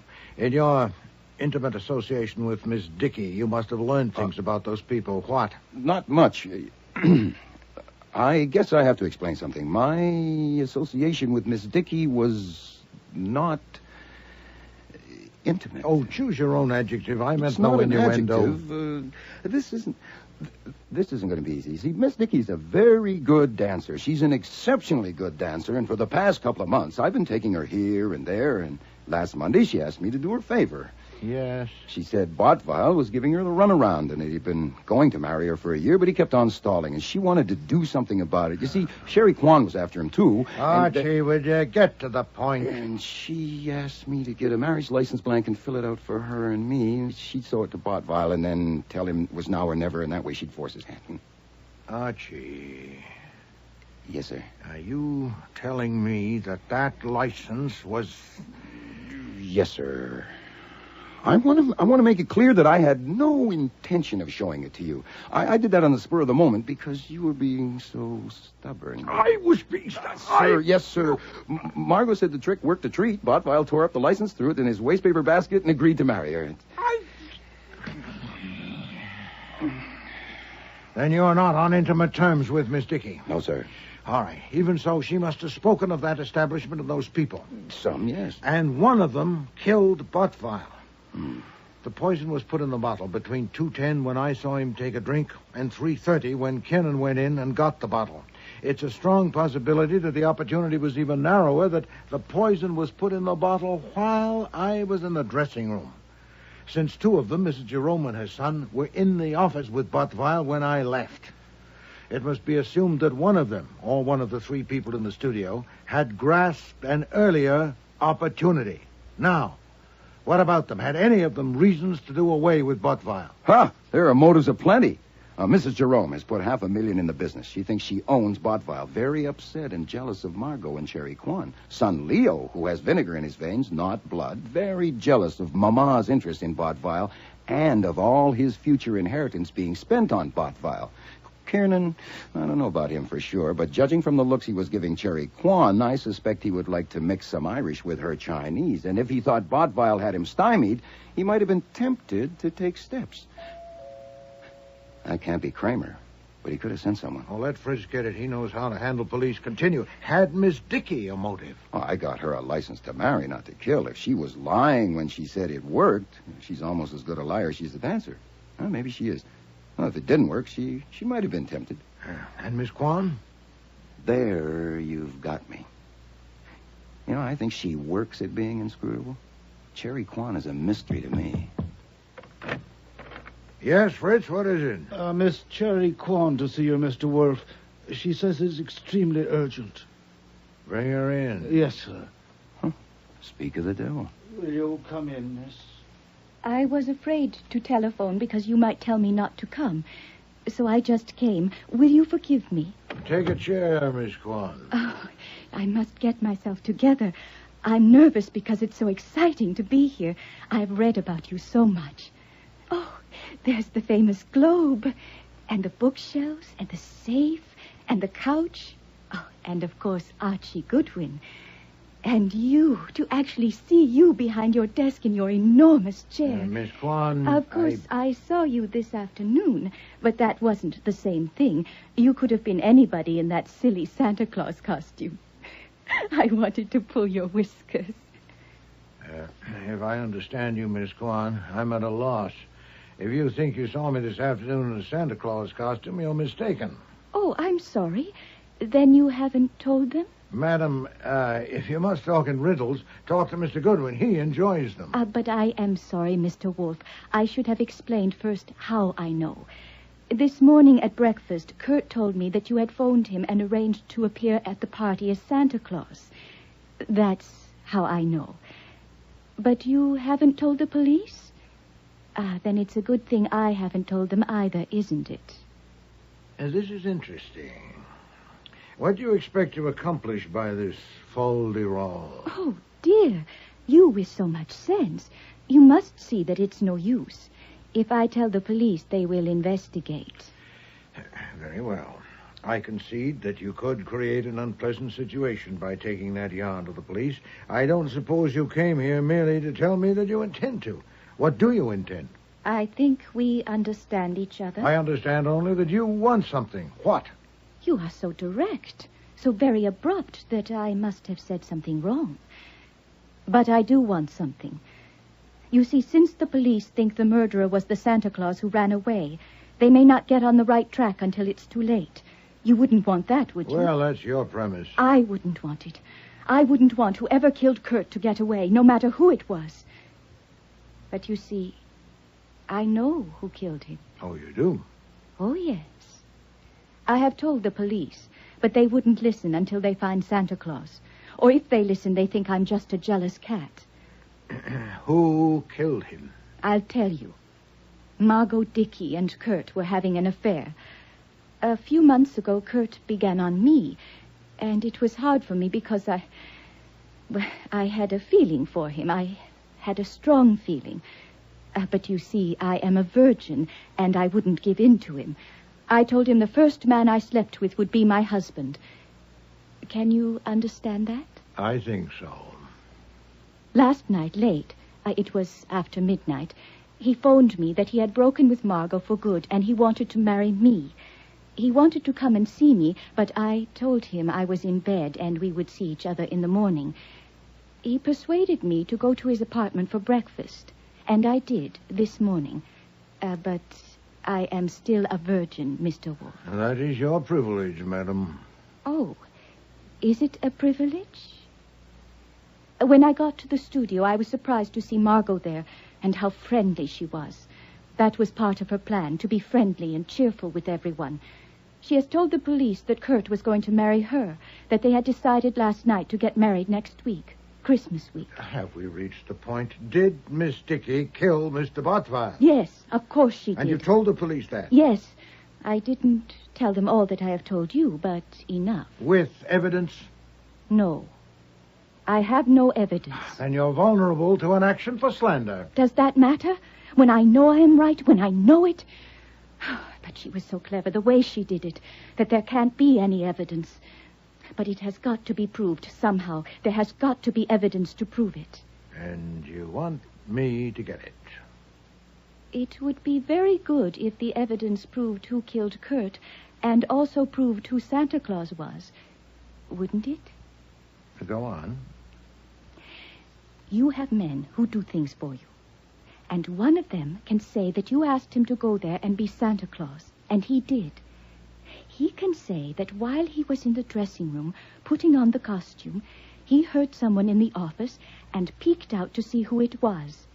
And he saw Margot Dickey get the bottle from the desk drawer and put something in it. I see. He can say that he ran away because he was frightened and wanted to tell you about it first. I don't think they would do anything to him if he went to them tomorrow morning and told them all about it, would they? Oh, just like me. I don't think they would do anything to me if I went to them tomorrow morning and told them that I had remembered that Kurt told me that you were going to be Santa Claus. And that's what you want.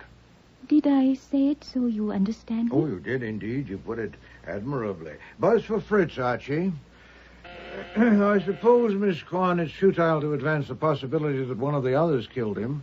As if so, it would be a pity Excuse me, I interrupt. I know she killed him. I don't. And even if I bow to your conviction, before I can undertake the stratagem you propose, I'd have to make sure there are no facts that would scuttle it. It won't take me long. You'll hear from me tomorrow. I can't wait longer than tomorrow morning to tell them what Kurt told me. Fui, you can and you will. The moment you disclose that, you no longer have a whip to dangle at me. You'll hear from me tomorrow. Yes, Mr. Wolfe. Miss Corn is leaving, Fritz. Show her out. It was very exciting to be here. I hope it will be early tomorrow. Oh.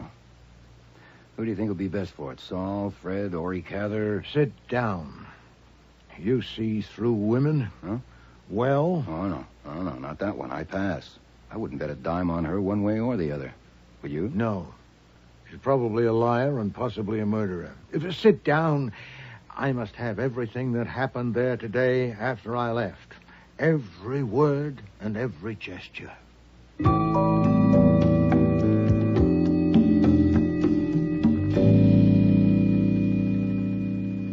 You read your statement over? I have read it. I am ready to sign it. And you've left nothing out? Nothing I can think of. Nothing in any way relevant. Goodwin, I'm going to give you a break. Again? That statement says specifically that you've reported everything you did there yesterday afternoon. Yeah, as I said, I've read it. So? So who put your fingerprints on some of the pieces of paper in Botbow's wastebasket? Well, I'll be damned. I forgot to put gloves on. You don't forget things. So you have deliberately left it out. I want to know why, and I want to know what you took from that wastebasket and what you did with it. Yeah, I'm also damned because I thought I knew how thorough you are, and apparently I didn't. I wouldn't have supposed you would go so far as to dust the contents of a wastebasket when there was nothing to connect them. But I see I was wrong. Oh, boy, I hate being wrong. Well, we learn something new every day. You haven't answered my question. Now, look. Santa Claus had run. Kiernan was calling the police, and I guess I was a little rattled. And I must have looked around for something that might give me a line on Santa Claus, and my eye lit on the wastebasket, and I went through it. I haven't mentioned it because it wasn't very bright, and I like people to think I'm bright, especially cops. Now, there's your why. As for what I took, the answer is nothing. You want me to write that in? You are very bright, and you don't get rattled. Yes, I want you to write that in. And initial it. As you wish. This may take a little time. I'm a slow writer. Say, I hope I'm not holding you up.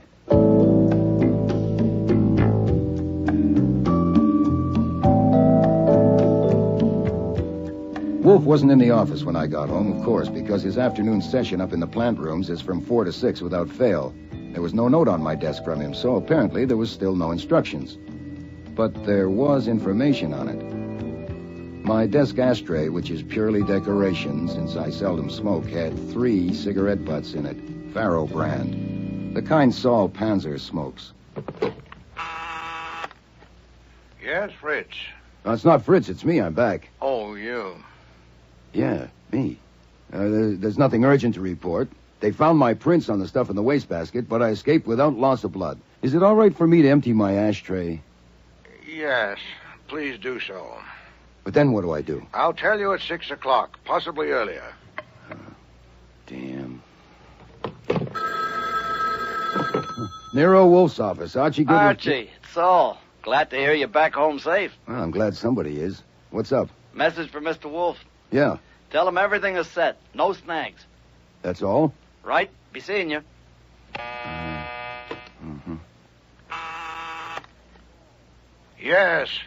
Saul called and said to tell you everything is set, no snags. Oh, well, satisfactory. Well, congratulations. Am I in the way? Oddly enough, no. Have chairs in place for visitors. 10 should be enough. 4 or 5 will come shortly after 6 o'clock. I hope not more. Others will come later. Refreshments? Liquids, of course. Nothing else. Anything else for me? No. Satisfactory youth.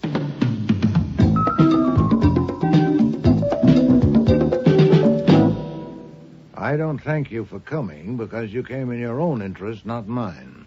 My mother and I came to find out what you're up to. You will, Mr. Hatch. I sent each of you an identical message saying that Mr. Goodwin has certain information which he feels he must give to the police not later than tonight. But I have persuaded him to let me discuss it with you first. Before I didn't know Cherry Kwan would be here. You do now. I hope Miss Dickey and Mr. Kiernan will join us soon. Before I tell you what Mr. Goodwin's information is, I need a few facts from you. For instance, I understand that any of you could have found an opportunity to put the poison in the bottle. Do you challenge that? I've already told Did that you inspector mean to that tell I will me that not you do got your... me to I warn you, come I here will for not that? make accusations You, like... please. I point no finger of accusation at any of you. I merely say that none of you can prove that you had no opportunity. Can you? This is ridiculous. It was that guy playing Santa Claus. Of course it was. I was with Bottweil and my mother all the time, first in the workshop and then in his office. I can prove that. Ah, but Bottweil is dead, and your mother is your mother. Did you go up to the office a little before them, or did your mother go up a little before Bottweil did? Is there acceptable proof that you didn't? And the others have the same problem. Miss Kwan? If you mean I can't prove I wasn't in the office alone yesterday, no, I can't. What information has Goodwin got? We'll get to that. A few more facts first. Mrs. Jerome, when did you learn that Bottweil had decided to marry Miss Kwan? What? What did you say? No, Mother, no. Kurt marry her? That little strumpet? Oh, this is wonderful. Really wonderful. Goodwin hasn't got any information, and neither have you. Why you wanted to get us together and start us clawing at each other, I don't see that. I don't know why you're interested, but maybe I'll find out if I give you a hand. Maybe we all put poison in the bottle, and that's why it was such a big dose. If it's true that Kurt had decided to marry Cherry and Alf Kiernan knew it, that would have done it. Alf would have killed 100 Kurts if it would get him Cherry. If Mama knew it, she would have gone for Cherry instead of Kurt, but maybe she figured there would soon be another one, and she might as well settle it for good. Shut up, Leo. Are you sure, Mama? I was about to say that Cherry would seem to be the most likely. Mr. Wolfe. She has the best brain of the lot and by far the strongest will. But I understand that while she says Kurt was going to marry her, Margot claims that he was going to marry her. Of course, that complicates it, and anyway, Margot has more than her share of the kind of pride that is only skin deep and therefore can't stand a scratch. If Kurt did decide to marry Cherry and told Margot so, he was an even bigger imbecile than I thought he was. Which brings me to me. I am in a class by myself. I despise all of them. If I'd taken to poison, I would have put it in the champagne as well as the Pernod and really enjoyed myself. But I have my... Out of my way, I've got to see him. Mr. Wolfe, I couldn't stop him. What is this? What's going on here? Good evening, Mr. Kramer. I was expecting you. The hell you say? I want a word I'm with... delighted to see that you brought Miss Dickey and Mr. Kiernan with you. Good evening, Sergeant Stebbins. Good evening, Saul. Panzer? Yes, sir. I'm running this. Panzer, you're under arrest, and you stay with Sergeant Stebbins and keep your mouth shut. I don't want No, Mr. Kramer. If Saul is under arrest, take him out of here. You are not running this, not in my house. If you have warrants for anyone present, take them and leave these premises. Would you bulldoze me, Mr. Kramer? You should know better. I want to talk with you. Certainly. Be seated. Not here, alone. It would be a waste of time. My way will be quicker and better. You have a choice, sir. Either go with whomever you can lawfully take, or sit down while I tell you who killed Kurt Bottweil. Now, Miss Kwan, if you don't mind moving, Mr. Kramer likes that chair. You know who killed Kurt Bottweil? I confess that I stretched it a little, but I soon can and will. First, some facts for you. I assume you know that for the past 2 months, Mr. Goodwin has been seeing something of Miss Dickey. He says she dances well. Yeah, you can say that for later. I want to know if you sent Saul Panzer to meet whoever... You will. I'm headed for that. But you may prefer this firsthand. Archie, if you please, what Miss Dickey asked you to do last Monday evening and what happened? You want me to tell... Yes. We were dancing at the Flamingo Club. She said Bottweil had been telling her for a year that he would marry her next week, but next week never came, and she was going to have a showdown with him. She asked me to get a blank marriage license and fill it out for her and me and then give it to her, and she would show it to Bottweil and tell him it was now or never. I got the blank on Tuesday and filled it in and gave it to her. Well, go on. And yesterday afternoon? She told me that the license trick had worked perfectly. That was about a minute before Bottweil entered the studio. I said in my statement to the DA that she told me Bottweil was going to marry her. But I didn't mention the marriage license because it was immaterial. Did she tell you what happened to the license? She said Bottweil had torn it up and put the pieces in a wastebasket by the desk in his office. That was the night before, Thursday evening. And what did you do when you went to the office after Bottweil had died? I dumped the wastebasket, put the stuff back in piece by piece. No part of the license was there. You made sure of that? Yes. Any questions, Mr. Kramer? No. Goodwin lied in his statement. I warned him. I'll deal with that later. What I want to know is... Then Cherry took it. You took it, you professional virgin. I did not. Mr. Wolfe, I am not going to wait any longer. Miss Kwan, I'm doing this. Another fact, Mr. Kramer. Yesterday, I had a luncheon appointment with Mr. Botvile at Rusterman's restaurant. He had once dined at my table and wished to reciprocate. He'd asked me to do him a favor on the way, to stop at a shop and pick up a pair of white cotton gloves, medium size, for a man. You bought the white gloves? It struck me as a peculiar request, but Mr. Botvile is a peculiar man. At lunch, he explained somewhat vaguely what he wanted them for. I gathered he'd taken pity on some derelict he'd seen on a park bench and had hired him to serve refreshments at the office party, costumed as Santa Claus. And he decided that the only way to make his hands presentable was to have him wear gloves. You shake your head, Inspector. You're damn right I do. You would have reported that. No reason on earth not to. I didn't report it because I thought you'd find the murderer without it. The derelict Santa had obviously skedaddled out of fright, since he couldn't possibly have known of the jar of poison in the workshop, among other things. And, as you know, I have a strong aversion to involvement in matters where I've no concern or interest. You're reporting it now. I am indeed, because I understood from Mr. Goodwin that you were intensifying your search for the man who was there as Santa Claus. And with your army, it probably wouldn't take long to get to me, and I'd be under inquisition. I must report the episode now and suffer your rebuke for not reporting it earlier, but in the meantime, I wanted to make use of my singular advantage. I knew that the man who acted Santa Claus was almost certainly not the murderer, and I needed first to have a talk with one of these people, and I did so when Miss Kwan came here last evening. Why, Miss Kwan? Mr. Wolfe. You can decide later whether such details matter.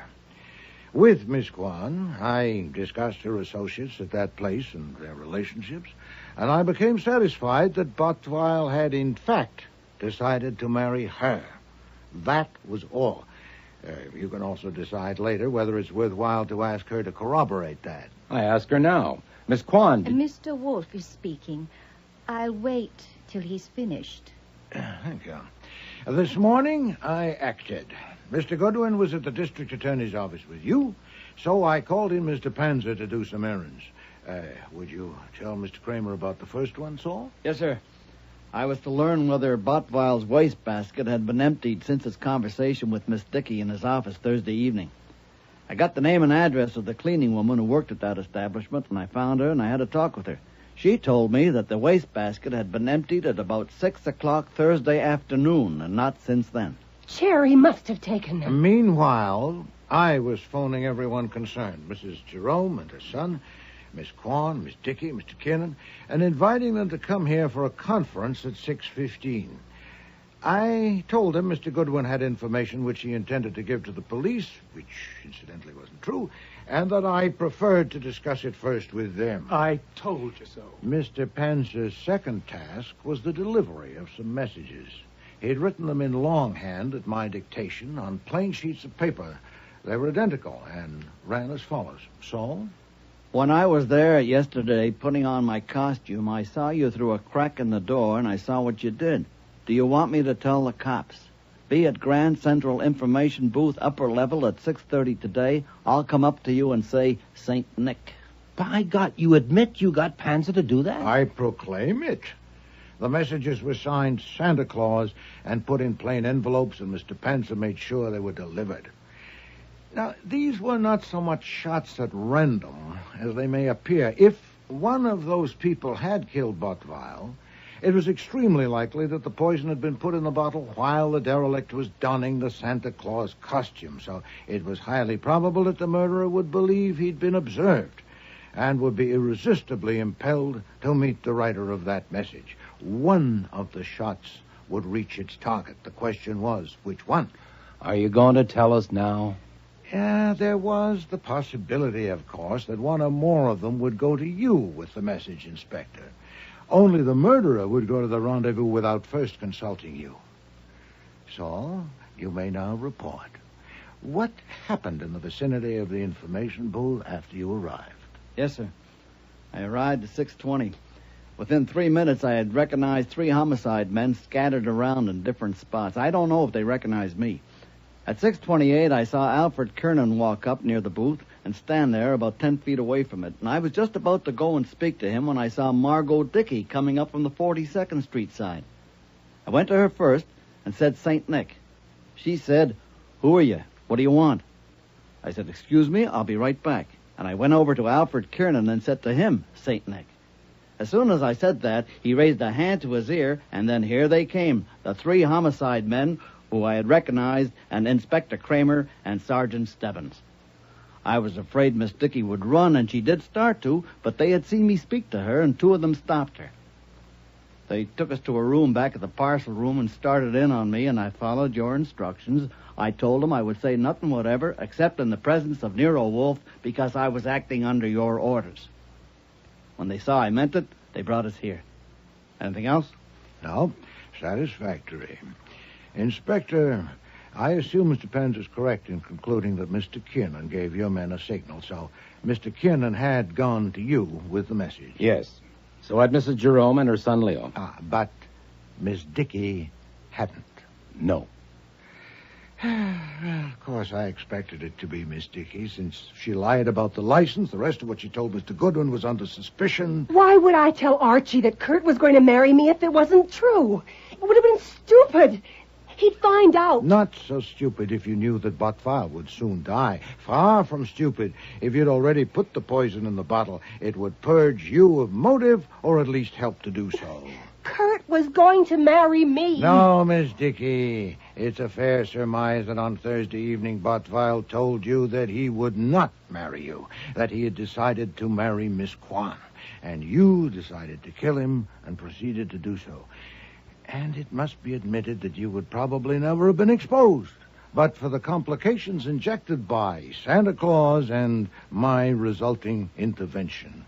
Have you any comment, Miss Dickey? Don't answer. I'm running this now.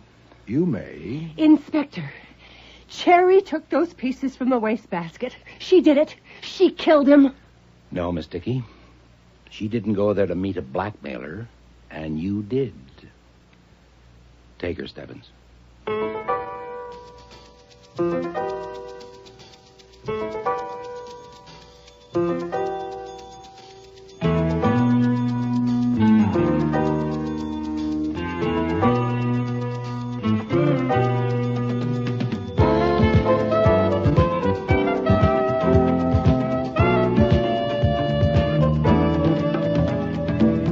Starring in today's episode were Mabel Moore as Nero Wolfe and Dawn Franks as Archie Goodwin. Marty Meriden was Cherry Kwan, Linda Sorensen, Margot Dickey, Patricia Hamilton, Mrs. Jerome, Gordon Thompson, Leo Hatch, John Granick, Kurt Bottfile. Cease Linder was Inspector Kramer, Alfie Scoff was Saul Panzer, and Frank Perry was Fritz. Music was composed and conducted by Don Gillis. Technical operations by John Jessup. Sound effects, Bill Robinson.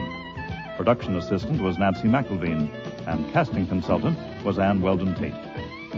Christmas Party was written and produced in Toronto by Ron Hartman.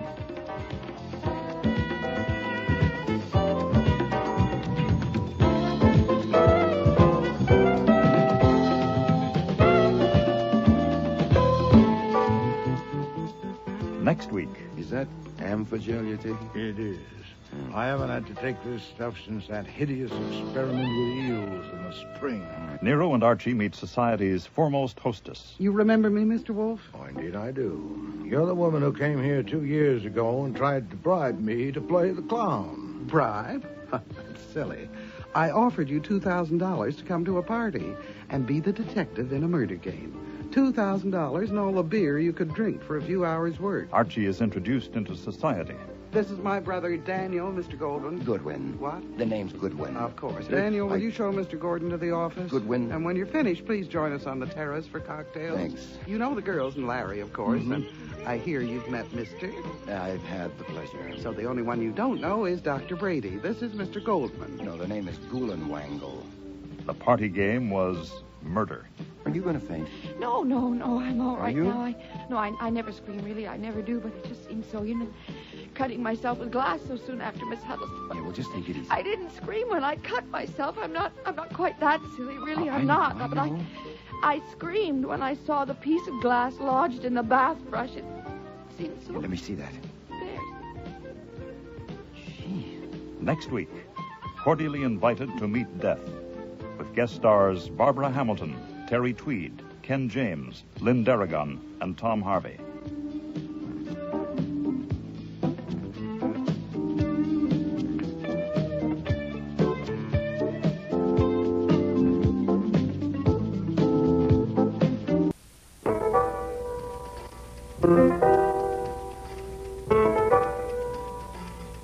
Rex Stout's Nero Wolfe.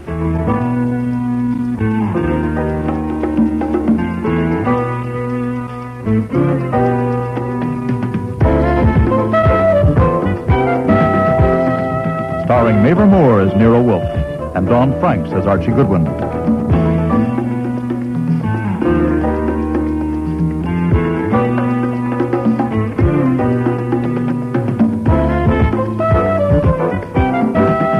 Today's episode, Cordially Invited to Meet Death, with special guest stars Barbara Hamilton, Terry Tweed, Lynn Darragon, Ken James, and Tom Harvey.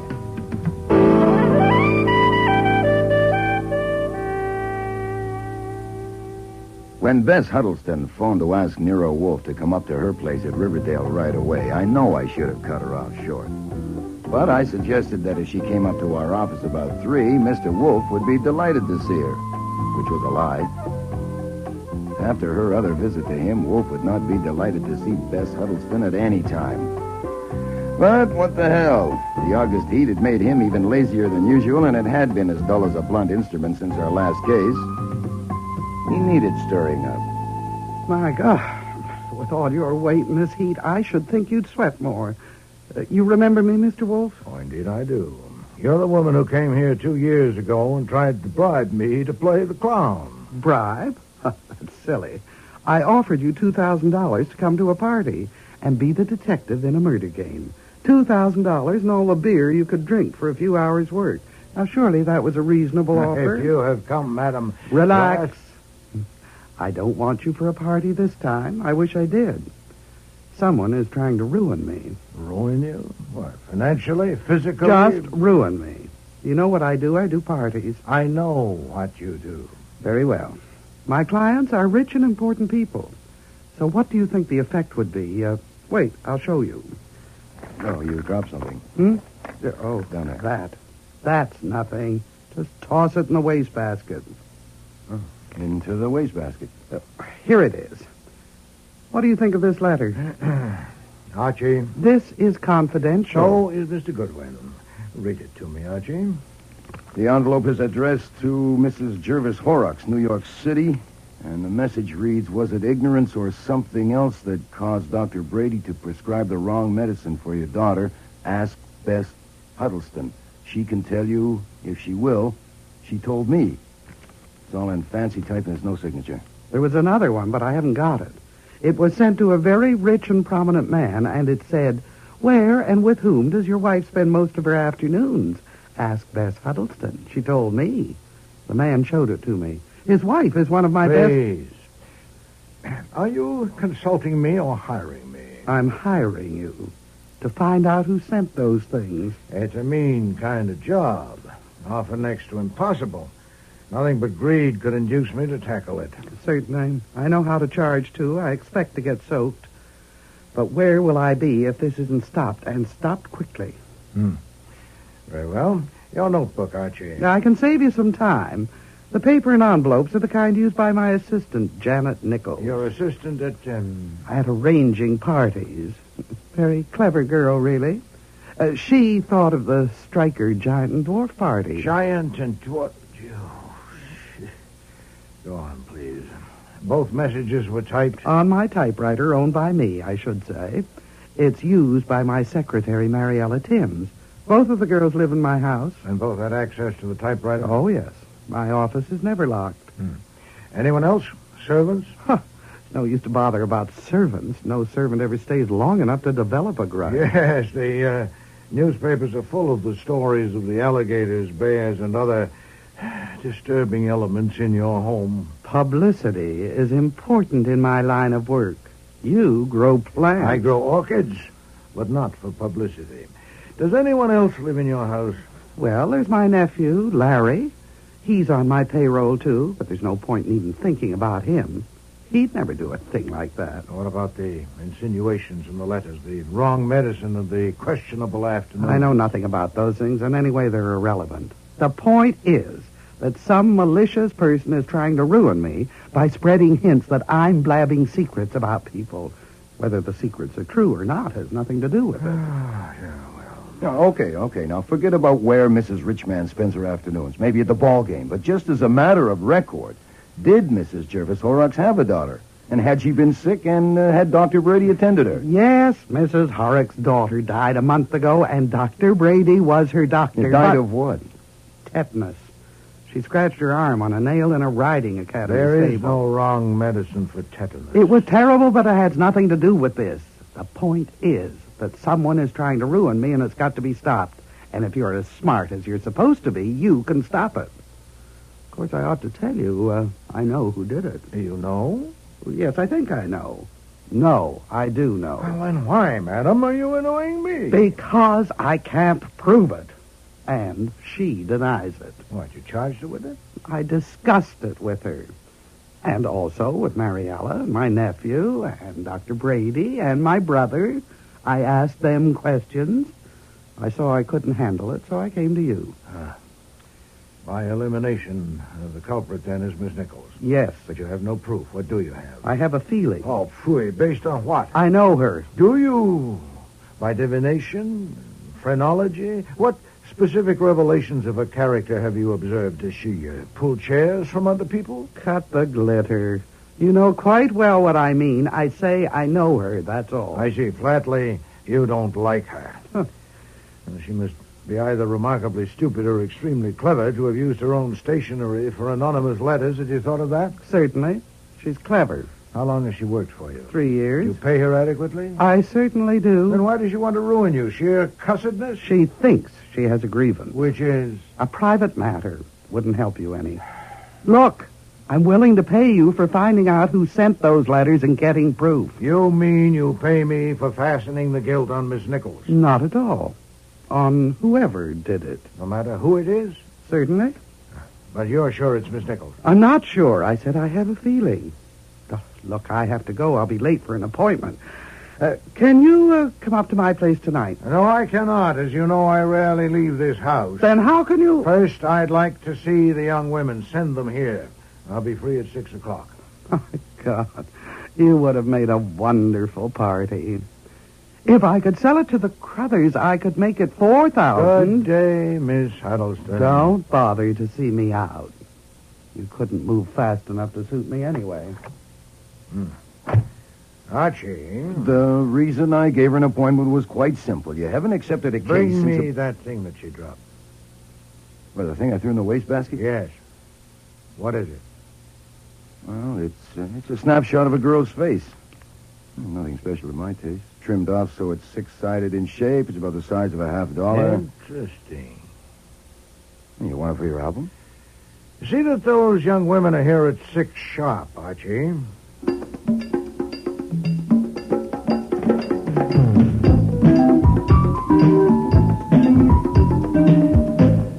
I'm Janet Nichols. And I'm Mariella Timms. We have an appointment with Mr. Wolfe. For 6 o'clock.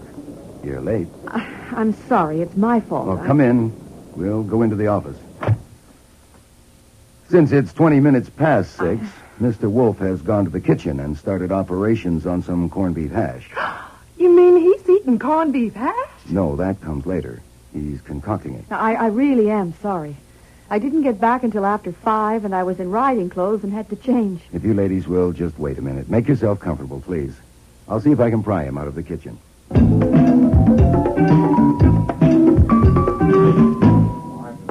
Seasoning, Fritz. It's only the dryness, the texture. But, Mr. Wolfe, you won't let me use olive oil. Well, if I could interrupt this cabinet meeting, Miss Nichols and Miss Timms are here. They're late. Tell them to come back tomorrow. Fritz, I will not allow you to put olive oil. Well, I hear y'all making corned beef hash. Archie. I asked him to wait in the office. Excuse me, but corned beef hash is one of my specialties. Well, now, let's see. Well, there's nothing in this bowl but meat, is there? As you see. Why, it's ground too fine. Ground too... This is Miss Timms, Mr. Wolfe, Mr. Fritz Brenner, our chef. Ground too fine for what?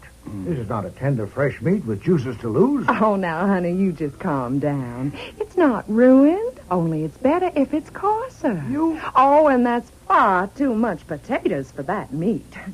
But if you don't have chitlins, well, then you can... Chitlins? Fresh pig chitlins, of course. Oh, that's the secret of it. Fried shallow in olive oil with onion juice. Good heavens. I've never heard of it. It's never occurred to me. Fritz?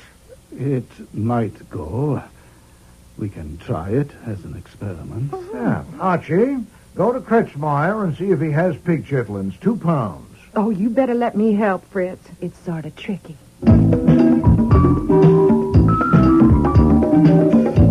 Slight change of plans, Miss Nichols. Oh. What's the matter? What did you do with it? What did I do with The what? snapshot you took from my desk. It's the only picture I've got of you. Where'd you put it? I don't know what you mean. That picture is my property, and I want it. Let's say fluttered into your bag. Now look in your bag. It isn't then there. I'll look into your bag. No. It isn't there. It's down my blouse. Okay. You have an alternative. Either you dig it out yourself, or I will. Now, first way is most ladylike. I'll even turn my back. Please, it's my picture. It's a picture of you, but it's not your picture. Miss Huddleston gave it to you, didn't Let's she? say she did. And she thinks I sent those awful letters. I know she does, and I didn't. Good. Only good. a skunk would send letters like that. That is another matter which Mr. Wolfe is handling. I'm handling the picture, and I want it back. Now, do I take it? No. Just turn around. I'll count to 3. 1, 2... All right. There you are. Thank you. Now, you'd like to come with me? Where are you taking me? Miss Nichols, you and I are about to hunt the wild pig chitlin in its lair. What?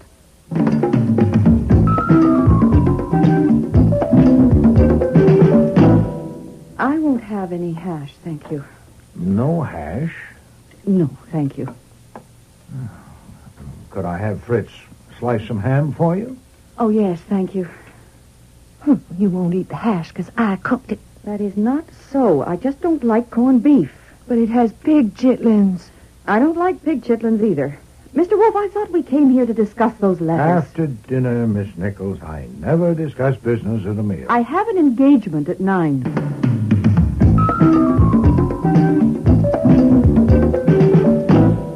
Now, that was what I call a truly productive evening. We have them here for 3 hours, and what do we got? Janet doesn't like corned beef hash. Mariella doesn't like Janet. Fritz doesn't like Mariella. I think Mariella's kind of cute. I just love the way she pops her eyes when she says corned beef hash. Oh, shut up. That's what the whole evening has been. Hash.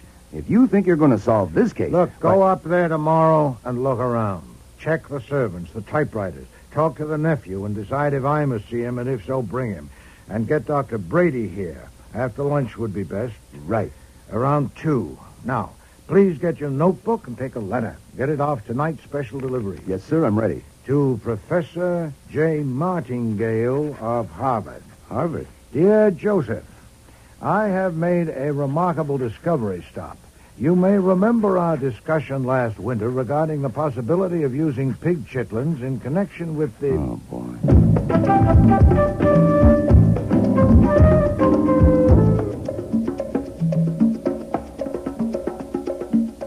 If I had taken a gun with me that afternoon, I swear I would have found a use for it. Since I read newspapers, the trick fence at Bess Huddleston's estate in Riverdale was no surprise to me. I parked the car, walked up a path through the trees and bushes towards the house. I don't know what warned me. I suppose I was aware of being watched. Nice. Nice, fella. Easy boy. Easy. Nice orangutan. Easy now. Easy boy. I'm a friend. Honest. I was invited. If this is your private path, why didn't you say so? All right. Okay. I'm going. He wants to play tag. What? He wants to play tag. I don't. Well, if you offend him, he'll bite you. Oh. Start past him and dodge when he goes to touch you. Huh? Dodge a couple of times, then let him tag you and say Mister in an admiring voice. That's all. Mister. Mister is his name. Oh. Well, I could turn around and just go home. No, I wouldn't try that. He'd resent it. Well, then I could sock him one. You might. I doubt it. Besides, if you hurt him and my aunt ever catches you... I suppose you're Archie Goodwin? Uh-huh. I'm Larry Huddleston. I didn't send those letters and don't know who did. My aunt is upstairs arguing with her brother Daniel, but I can't invite you in until you get past Mister. Does everyone who comes here have to play tag with this damn overgrown orangutan? He's not an orangutan. He's a chimpanzee. He doesn't often play with strangers. It means he likes you. Oh, swell. Here, mister. Come on, catch me. You missed. Ha, ha, ha. Try again. Whoa, look, you caught me. Oh, mister. Nice, mister. Oh, God, I feel like a damn fool. Very good. You've made a friend for life. Oh, great, great. My heart bleeds. So is my hand. Oh, did he bite you? No, he must have just scratched me, I guess. It's just a scratch. Come on up to the house. I'll get you some iodine.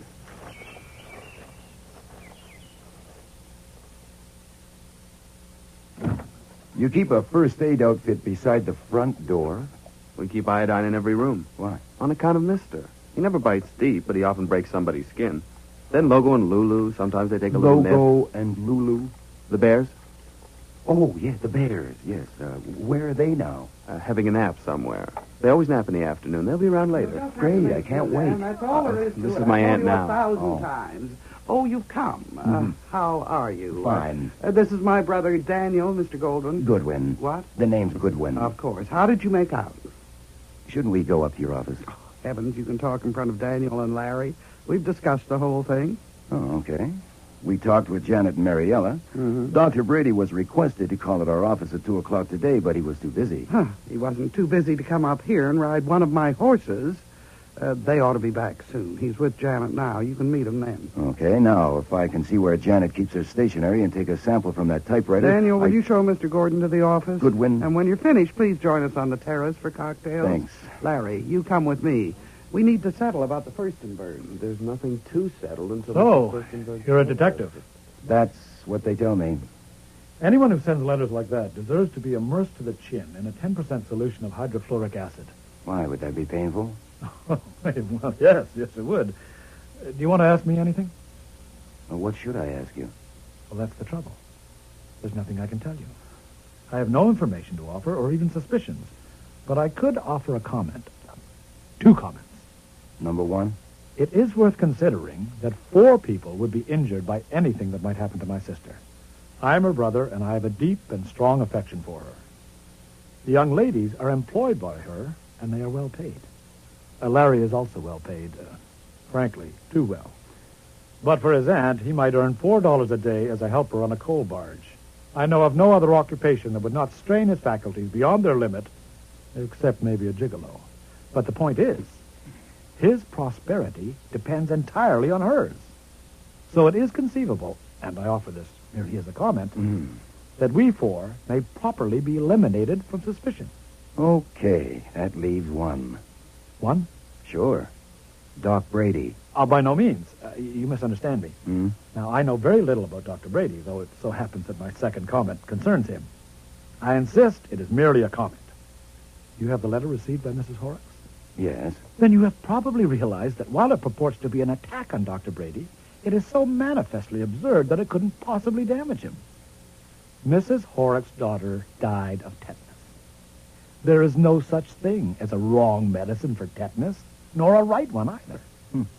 The antitoxin can prevent tetanus, but if the toxin has reached the nerve centers, nothing can cure it. So the attack on Dr. Brady was no attack at all. Gee, that's interesting. Are you a doctor? No, I'm a research chemist, but any standard medical... Sure. I'll look it up. What reason do you suppose Doc Brady might have had for putting your sister on the skids? So far as I know, none. None whatever. Then that lets him out. With everyone out, there's no one left but your sister. My sister? She must have sent the letters herself. Shall we look at the office?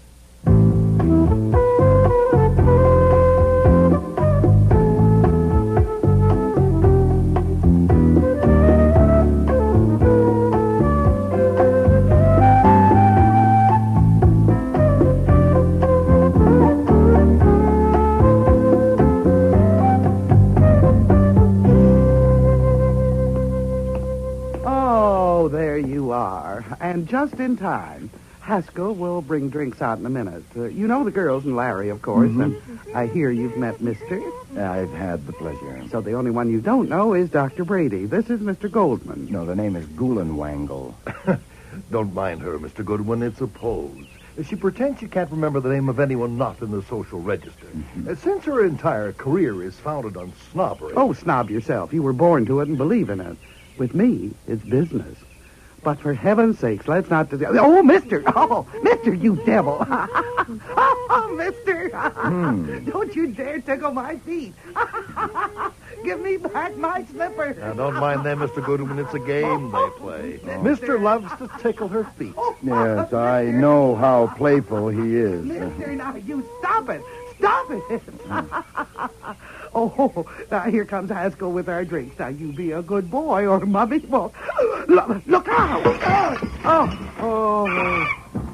Now, see what you've done, you naughty boy. You've upset Haskell's tray and smashed the glasses.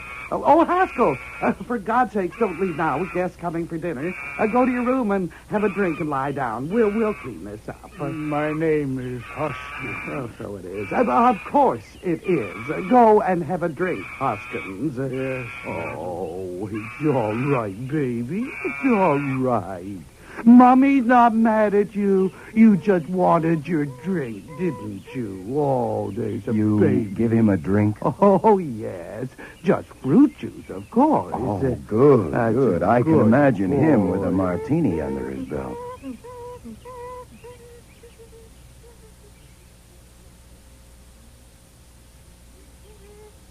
There we are. Everything cleaned up, and Mummy's big boy has his drink. Everything's better now. It seems to be a day for breaking things. Someone broke my bottle of bath salts, and it splattered all over the bathroom. And whoever did it just left it that way. Who, mister? Oh, I don't think so. He never goes in there. I didn't care to ask the servants. Oh, well, I better go and see if there's going to be any dinner or anyone to serve it. Where did Mister put my slipper? Oh, there it is, under the hammock. Ah, I see it. Oh, damn! What is it? A piece of glass in my slipper. Cut my toe. I'll get the iodine. Here, have a look at that. Not too bad. Oh, ouch! It's bleeding a lot. Well, we'll stop that in a minute. Just a shallow gash in the bottom of your toe. Oh, well, mister, for heaven's sakes, be quiet. Mummy's all right. Here's the iodine and bandages, Doctor. Thank you. Now, this will sting for a moment. Ouch! Ooh. It's all right, mister. Dr. Brady isn't hurting Mummy. The iodine is making it better, see? Hey, bring that back, mister. Give Mariella the bottle, mister. Give it here. Oh, my.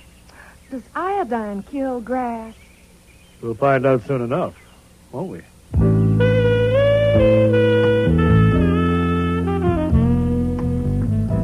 That was Tuesday, August 19th. On Wednesday, the 20th, Dr. Brady came to the office for an interview with Wolfe. The next day, Brother Daniel and Nephew Larry came. But all we got out of that was that among the men, nobody liked anybody. Wolfe was fed up and refused to budge further on the case. The call came from Mariella on Monday morning, and I went straight upstairs to the plant rooms to tell him. Bess Huddleston is dead. Oh, let me alone, Archie. I've done all I can. I've seen them all, and there's nothing. Someone will probably get another letter before long. No, sir, and there'll when be no more letters. I'm stating facts. Friday evening, tetanus set in from that cut in her toe, and just about an hour ago, she died. Mariella just called to tell me. Tetanus? Yes, sir. That would have been a large fee. Well, it would have been if you'd seen fit to do a little work. Oh, it was no good, and you know it. I was waiting for another letter. Well, filed it away, including the letter to Mrs. Horrocks to be delivered to her upon request. I'm glad to be rid of it.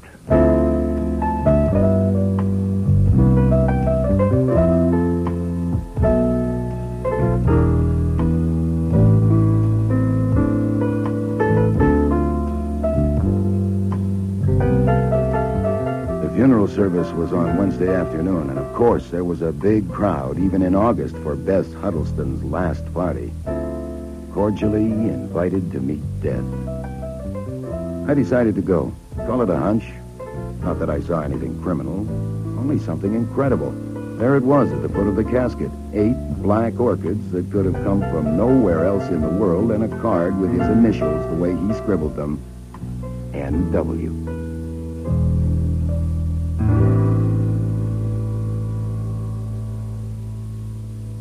Inspector Kramer, this is a surprise. What can I do for you? Well, you can tell me what you were doing for Bess Huddleston.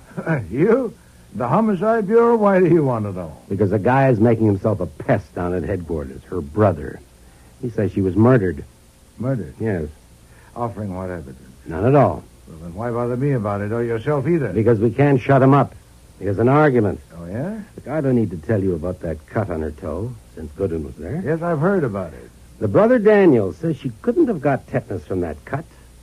He says it was a clean piece of glass that dropped into her slipper when that tray of glasses fell on the terrace. He saw it. Yeah, so did I. And the slipper was nearly new and clean. Hmm. And she hadn't been walking around barefooted. Now, he claimed there couldn't possibly have been any tetanus germs in that cut. At least not enough to cause so violent an attack so soon. You had the slippers tested? And the bandages, even the iodine in the house. No tetanus. So, under the circumstances... Subsequent bandages? No. The dressing Brady found on it when he was called up there Saturday was the one he had put on it originally. Wait, well, listen. I know. When that damn orangutan tickled her No, feet. we went into that, too. Highly unlikely. Now, even if it could have had enough germs on its paw, Dr. Brady cleaned the wound and applied iodine. Yeah, but he didn't give her antitoxin. No, and he regrets he didn't. But he doesn't blame himself because no doctor alive would have done so. By Saturday, the poison had reached the nerve centers, and it was too late for antitoxin, though he tried it. I asked you again, Mr. Kramer, why do you bother me with all this, or yourself? Well, I'm satisfied it was an accident, and I want to cross it off. But before I do, I'd like to know, what was the job you were doing for her? No doubt. Oh, didn't any of those people tell you? No. None of them? No. Then how do you know she'd hired me? The brother told me, but he doesn't seem to know why. You say you're satisfied that the death was accidental? You've no evidence of a crime? That's right. Then I can't answer you. Miss Huddleston hired me for a confidential job. Her death does not release me. It merely deprives me of the job. My God, you can be honorable when you want to be. Inspector, Let me ask you a question, a plain question. Do you think she was murdered? No. What the hell do you think? Nothing at all about that. I know nothing about it. I've no interest in it. The woman died as all women do, may she rest in peace. And I lost a fee. Now, why didn't you ask me this? If you knew what I know, if I told you all about the job she hired me for, would you feel that her death required further investigation? Okay, I ask. The answer is no, since you've discovered no single suspicious circumstance. Now, would you have some beer? No, I don't want any beer, damn it. And don't bother to see me out. You know, I think he's miffed.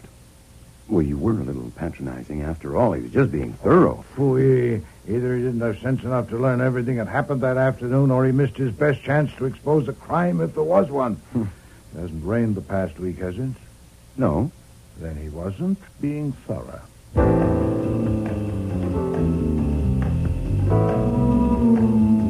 Now, that ruined my night for me. Instead of going to sleep in 30 seconds, it took me 30 minutes trying to figure out what the devil he meant.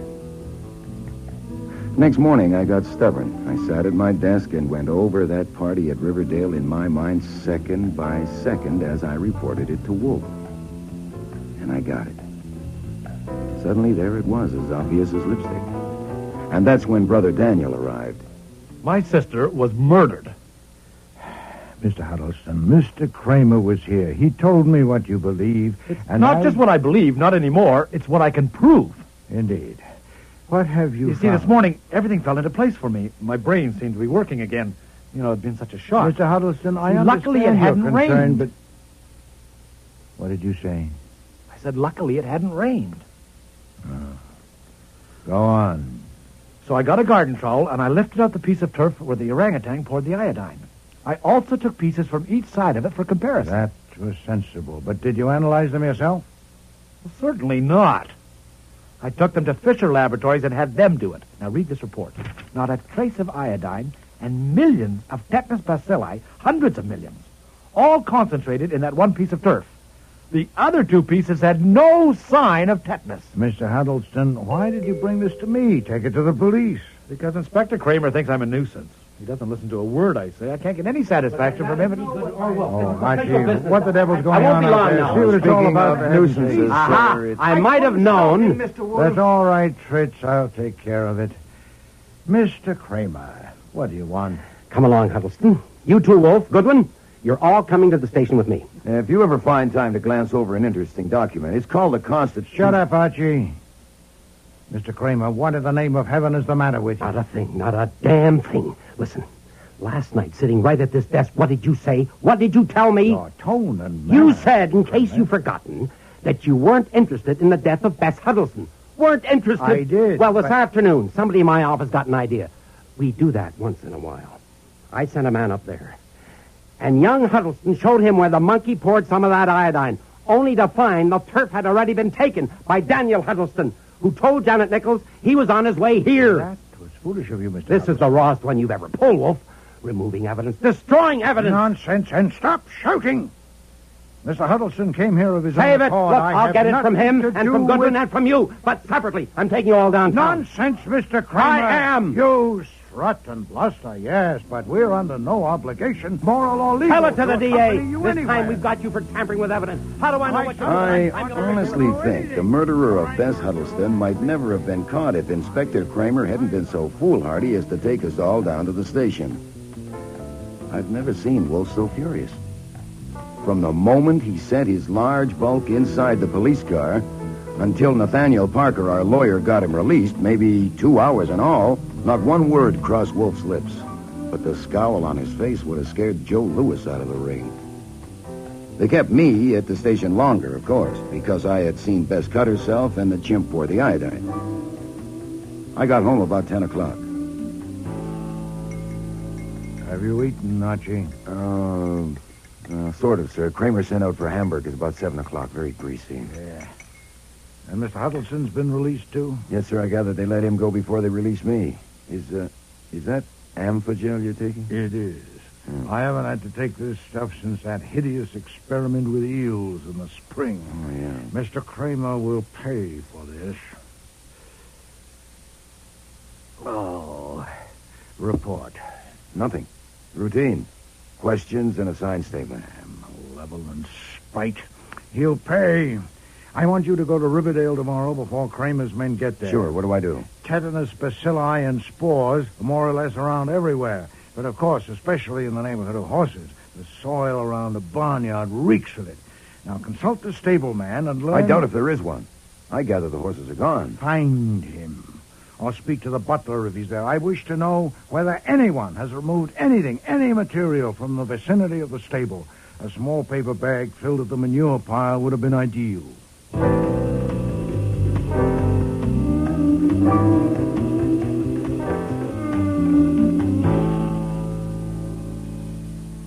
The only container I could find was a candy box.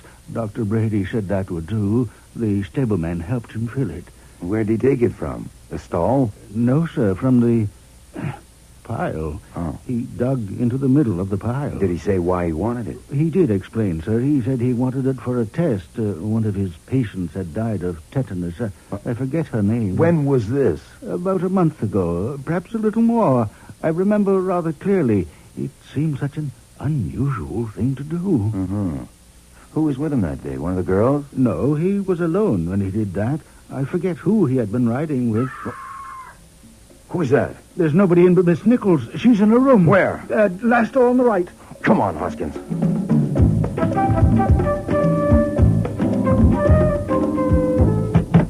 Janet? Janet? Who is it? It's Archie Goodwin. What happened? Can I come in? No, I'm not dressed. We heard a scream. Do you need any rescuing? No, I'm all right now. What happened? Well, it's nothing serious. I was having a bath and I cut my arm with a piece of glass. You what? I'm coming in. No. Don't I'm look, not Hoskins. dressed. sir. Please. Here, now put this towel around yourself, Janet. I'm It all protects right, civilization. Let me see that arm. It's not much, really. It's barely an inch long. Are you going to faint? No, I'm all right you? now. I never scream, really. I never do, but it just seems so, cutting myself with glass so soon after Miss Huddleston. Yeah, well, just take it easy. I didn't scream when I cut myself. I'm not quite that silly, really. I I'm not. know. But I screamed when I saw the piece of glass lodged in the bath brush. It seemed so... Here, let me see that. There, see. Gee. Have you got any idea how this could have gotten in the brush? No, nothing's been broken in here. I'll take it. Don't And let me have that iodine bottle. It's all right, really. I've already put some on. Yeah, I can see that. I'll take this iodine, too. Hoskins, I want you to bandage your arm as tightly as possible to stop the bleeding. Girlie, I do like you in that towel, but I think you better get dressed. I'm going to take you for a shot of antitoxin. Antitoxin? Just the precautions, nothing to worry about. I'll be making a phone call downstairs. Did you smell the iodine? I did. There's no odor at all. Whatever's in that bottle isn't iodine. Then get her away from there. Yes, sir. This is my intention. At once, and Archie. Please, she's naked. Now, I haven't got a white horse, and she hasn't got that much hair, so as soon as she's dressed, we're off. I'll phone ahead to Dr. Vollmer to have the antitoxin ready, and also to the Fisher lab to prepare for a test of that iodine. Now, go straight there after you leave Dr. Vollmer. Yes, sir. Stay there while they do the test, and phone me as soon as they have the results. Okay, here it is. What was in the bottle is a substance called argyrol, which stains like iodine. And it's alive with tetanus bacilli. Of course. And I didn't tell you earlier because of all the rush, but Dr. Brady took a sample of that barnyard soil about a month ago. Satisfactory. Come home at once, Archie, and bring Miss Nichols with you. Miss Timms, Dr. Brady, and the two Mr. Huddlestons are on their way here now at my urgent request. I'll delay proceedings until you arrive. Proceedings? What's going on? I am about to unmask a murderer. Please hurry.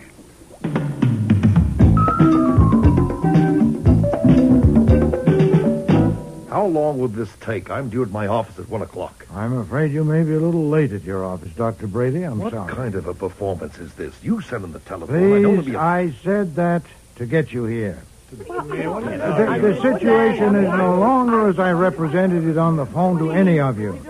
I told you that it was definitely known that Miss Huddleston had been murdered. Now, we're a little further along. I know who murdered her. The hell you do. I do. That's one change in the situation. The other is that an attempt has been made to murder Miss Nichols. What? All right, please, there's no cause for alarm. The attempt was frustrated. What kind of an attempt? This will go more quickly and smoothly with no interruptions. I'll make it as brief as possible. I assure you I have no wish to prolong the unpleasantness, especially since I find less than enjoyable the presence in this room of an extremely unattractive person. I shall call that person X. Now, as you all know, X began with an effort to injure Miss Huddleston by sending an anonymous letter. Nothing of the sort. We don't know that one of us sent those letters, and neither do you. Put it this way, Mr. Huddleston. I make statements.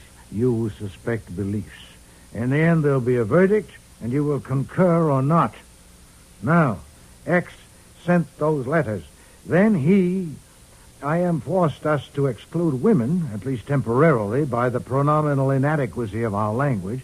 Then he became dissatisfied with the results, or something happened, no matter which. In any case, X decided on something more concrete and conclusive: murder. The technique was unquestionably suggested by the recent death of Miss Horrocks by tetanus. A small amount of material procured at the stable, immersed in water, furnished the required emulsion. It was strained and mixed with argyrol, a substance that stains like iodine but is odorless. The mixture was put in a bottle with an iodine label, and the bottle was substituted for the iodine bottle in the cabinet in Miss Huddleston's bathroom. In a bathroom? Oh, you mean just in case? Yes, Miss Timms, yes.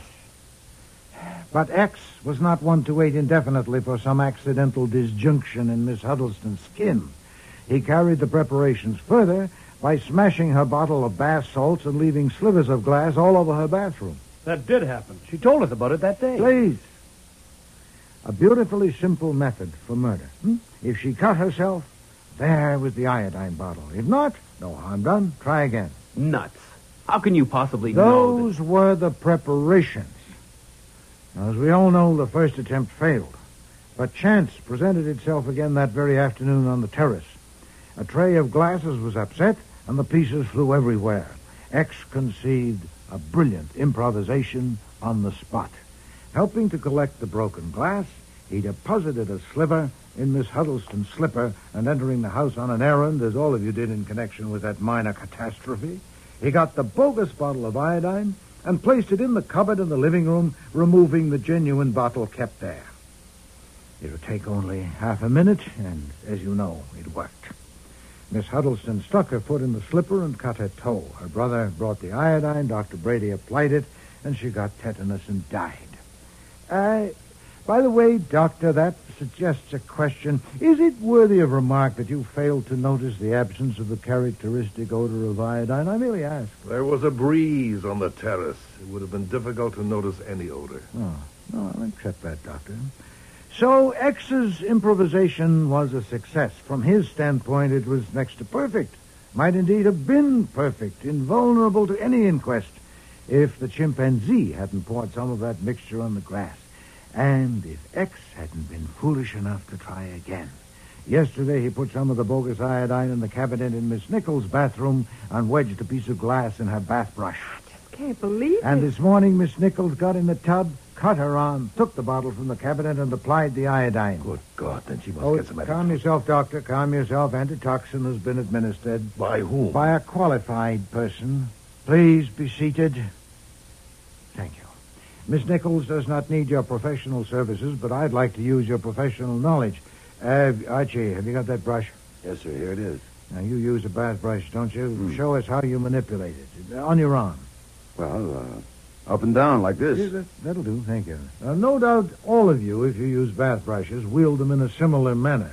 Not with a circular motion or around the arm, but lengthwise, up and down. So the cut on Miss Nichols' arm, as Mr. Goodwin described it to me, runs lengthwise about halfway between the wrist and the elbow. Is that correct, Miss Nichols? Yes. And it's about an inch long, a little less? Yes. Thank you. Now for you, Doctor, your professional knowledge to establish a premise invulnerable to assault.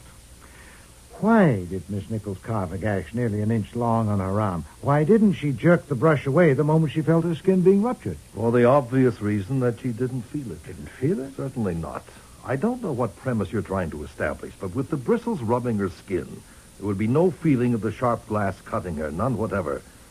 She wouldn't know she'd been cut until she saw the blood. You're sure of that? You'd testify to it? I would, positively. And any other doctor would? Certainly. Then we'll have to take it that way. Now, Miss Nichols, you have no idea who tried to kill you this morning. No, I haven't. None. You, Mr. Huddleston? I don't know a damn thing. You don't. Dr. Brady? No, certainly not. But you said you know who murdered Miss Huddleston, so if you would just I explain... prefer to do it this way, Doctor. Have you anything to tell me? No. Nothing with any bearing on any aspect of this business? No. What about the box of stable refuse you procured for the purpose of extracting tetanus germs from it? Oh, I admit I should have told you that. Well, is that all you have to say about it? Why didn't you tell the police when they first started to investigate? Because I thought there was nothing to investigate. I continued to think so until this morning when you phoned me. It would have served no useful purpose. What did you do with the stuff? I took it to the office and did some experiments with the help of two of my colleagues. We were settling an argument. Then we destroyed it. All of it. Did any of these people here know about it? I don't know. Oh, yes, I remember I discussed it, telling them how dangerous any small cut might be. Not me. If I'd known you did that... So, all but one of you know of Dr. Brady's procuring that box of material from the stable, and all withheld the information from me. You're hopeless. Let's try something more specific. The day Miss Huddleston came here, she told me that Miss Nichols had a grievance against her, and she suspected her of sending those anonymous letters. Now, I ask all of you, including you, Miss Nichols, what was that grievance?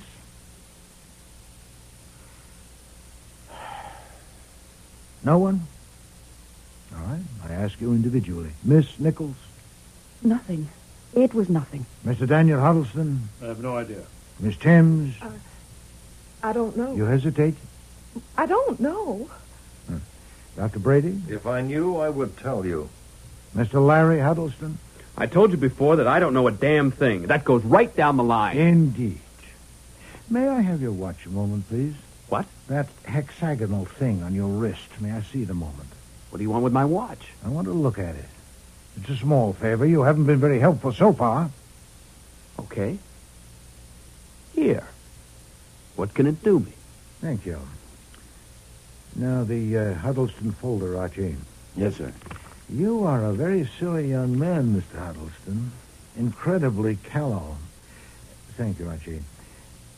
Here is a picture of Miss Nichols, trimmed to 6 sides, apparently to fit the back of this watch.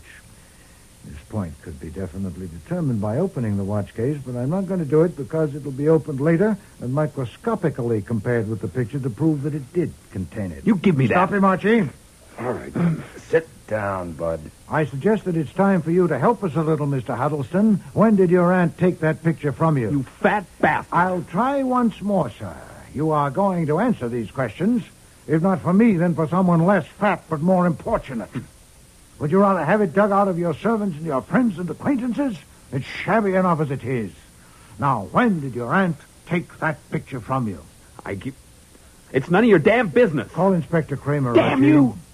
You know damn well when she took it. She took it the day she came down here. That's better. But it wasn't the first time she objected to your relations with Miss Nichols, was it? No. Did she object on moral grounds? Hell no. She objected to our getting married. My aunt was very possessive. She ordered me to break off the engagement. It was secret, but she got suspicious and questioned Janet. And Janet told her, and she made me call it off. And naturally you were enraged. You burned for revenge. I did not. You can come off that right now. You're not going to pin anything on me. I never really wanted to marry Janet, and what's more, I never intended to. No. I could prove that by a friend of mine. A man like you has friends? But after your aunt made you break the engagement, you still kept the picture in your watch? Yes, I had to. I mean, I had Janet to deal with, too, and it wasn't easy living right there in the house. I was afraid of Janet. You don't know her. I opened the watch case purposely in front of my aunt so she'd take that damn picture. Janet seemed to think that the picture meant something, and I thought when she knew it was gone... Did you know that Miss Nichols sent the anonymous letters? No, I didn't. Maybe I suspected, but I didn't know. Did you also suspect when your aunt... Stop it. A little too much for you, is it, Miss Nichols? Stop it. As I expected, you're all rubble inside. There's nothing left of you. Huh. Well, the simplest way is for me to dictate a confession and you sign it. And I'll send a copy of it to a man I know, the editor of the Gazette, and it'll be on his front page this evening. He'd like an exclusive picture of you to go with it, and Mr. Goodwin will be glad to take it. I know you'll like that. Stop it. For your satisfaction, I ought to tell you that your guilt was by no means obvious. I became aware of it only when Mr. Goodwin telephoned me from Riverdale this morning. Your performance today was the act of a nitwit. I presume you were struck with consternation yesterday when you saw that piece of turf being removed and realized what the consequences would be. So you attempted to divert suspicion by staging an attack on yourself. No, that's not true. Did you know what I was getting at a while ago when I asked Dr. Brady why you didn't jerk the brush away the instant you felt the glass puncture your skin? And he replied, as of course he would, that you didn't feel the glass cutting you. That was precisely the point. You see, the cut should have been much longer. You jerked the brush away when you pulled it along your arm less than an inch because you knew this piece of glass was there and was cutting you. You put it there yourself. Give me that. Archie. Stop her. Keep away from me. I'll show you. I'll show you. Come on, hey. I got her. Let me go.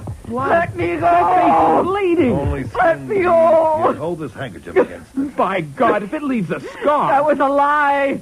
You lied. What? She means that you lied when you said you neither desired nor intended to marry her. I agree with her that the air in here was already bad enough without that. You fed her passion and her hope. She wanted you, God knows why. When your aunt intervened, she wrote those letters. Revenge? Yes. Or as a way of saying to your aunt, let me have him or I'll ruin you. She wouldn't let him go. She wouldn't let me have him. And when did you decide that you had to kill her? She took my picture out of his watch. And I found it here, on Mr. Goodwin's desk. She had no right. I had to stop her.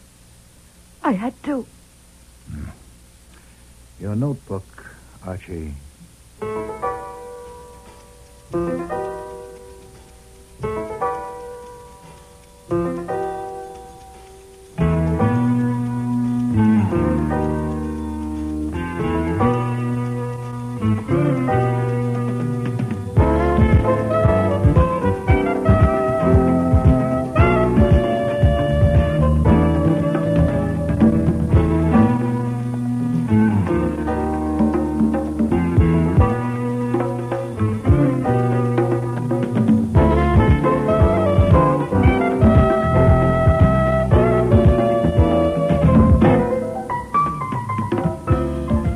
Starring in today's episode were Mavor Moore as Nero Wolfe and Don Franks as Archie Goodwin. Barbara Hamilton was Bess Huddleston, Terry Tweed, Janet Nichol, Lynn Darragon, Mariella Timms, Ken James, Daniel Huddleston, Tom Harvey, Dr. Brady, Alan Fawcett, Larry Huddleston. Cease Linder was Inspector Kramer, and Frank Perry was Fritz. Music was composed and conducted by Don Gillis. Technical operations by John Jessup. Sound effects, Bill Robinson. Production assistant was Nancy McElveen, and casting consultant was Ann Weldon Tate. Cordially Invited to Meet Death was written and produced in Toronto by Ron Hartman.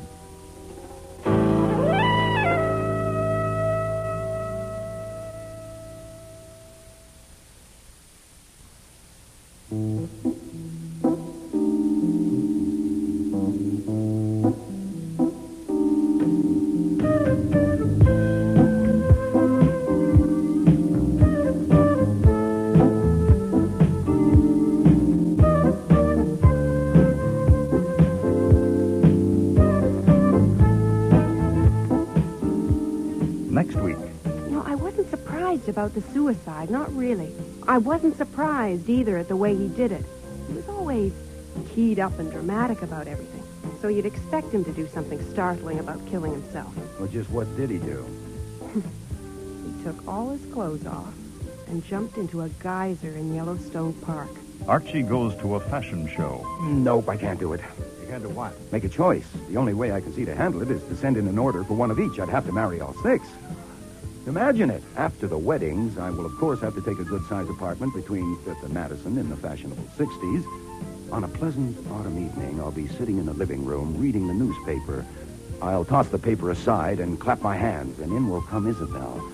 She will have on a calf-exposing kitchen apron with a double hemline and will be carrying a tray of ham sandwiches and a pitcher of milk. She will say seductively, $2.93. Make interesting motions and gestures without spilling a drop. Then she'll go, and in will come Francine. She will be wearing slim silhouette pajamas with padded shoulders and a back-flaring hip line. She'll walk and wave and whirl and say, $9.31. Light me up a cigarette and dance out. Enter Delia. She'll be dressed in a high-styled bra of handmade lace with a billowing sweep. Oh, right up to... Enter another naked, carrying a basket full of bills and your checkbook. The latest fashion was murder. It's quite a long list, isn't it? Mrs. Domery killed in a riding accident. Miss Anita propelled into a geyser and boiled. Mr. Domery hurtled into an ocean and drowned. It's not my affair, thank heaven. Was Wolfe's client the murderer? Miss Nita. Yes. Did you kill that man? Did I kill my Archie. Well, she'll be all right. I think she just... Well, stop her. How do you stop her? I could slap her or kiss her. I think I'll try kissing her. Next week, Man Alive, with guest stars Lynn Griffin, Neil Monroe, Sandy Webster, and August Schellenberg.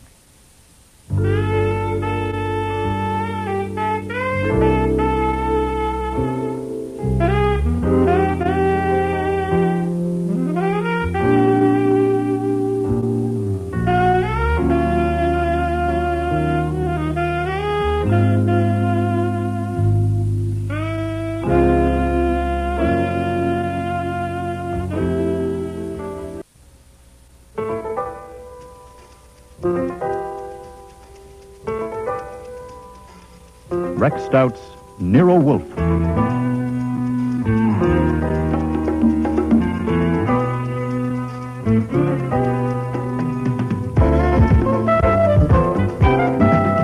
Starring Mavor Moore as Nero Wolfe and Don Franks as Archie Goodwin.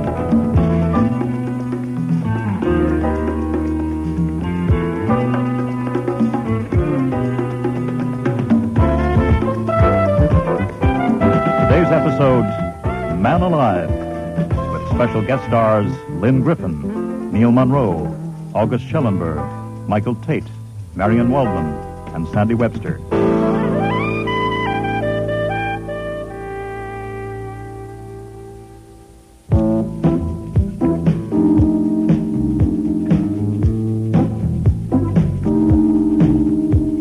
Everything about Carla Nieder was graceful.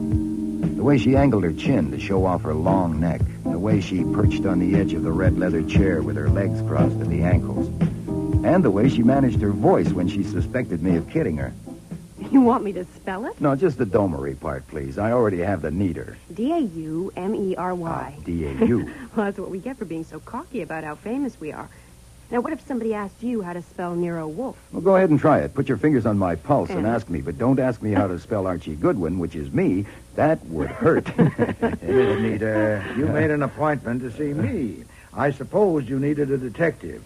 If so, tell me what for without encouraging Mr. Goodwin to start caterwauling. It takes very little to set him off. Who or what are Domery and Nita? Domery and Nita is as good a name as there is on 7th Avenue. But, of course, if you're not in the garment trade and know nothing about it, I imagine your wives would know the name, all right? Wives? No wives, neither of us. That's why we caterwaul. Well, if you had one, she'd know about Domery and Nita. The business was started 20 years ago by two men, Jean Domery and my uncle, Paul Nita. Excuse me. Will it save time to tell you that I don't do industrial surveillance? Oh, yeah, I know you don't. No, look, it's about him, my uncle. Uncle Paul was the designer, the creator, and Jean Domery was the businessman, the manager. And they own the business as a 50-50 partnership. Now, I inherited my uncle's half when he killed himself. Anyway, that's how it was announced that he committed suicide a little over a year ago. Boy, that was a surprise to me. What, suicide, you mean? No, that I inherited. Oh. Even though I was his only living relative. But I suppose he wouldn't have made me his heir if he hadn't known I had an unusual talent. What kind of talent? As a clothes designer, of course. You know, I wasn't surprised about the suicide, not really. And maybe I should tell you why. Maybe you should. Because I knew how unhappy he was. You see, my uncle was in love with Helen Domery, his partner's wife, and she just died. She was thrown from a horse and killed. It broke him up completely. He didn't leave his apartment day or night for 3 days. It was right in the middle of getting ready for the showings of the fall line. Then he says he's going away for a rest. 4 days later, the news came that he committed suicide. Under the circumstances, it didn't occur to me to question it then. Huh. And do you question it now? Yeah, I certainly do. You know, I wasn't surprised either at the way he did it. He was always keyed up and dramatic about everything.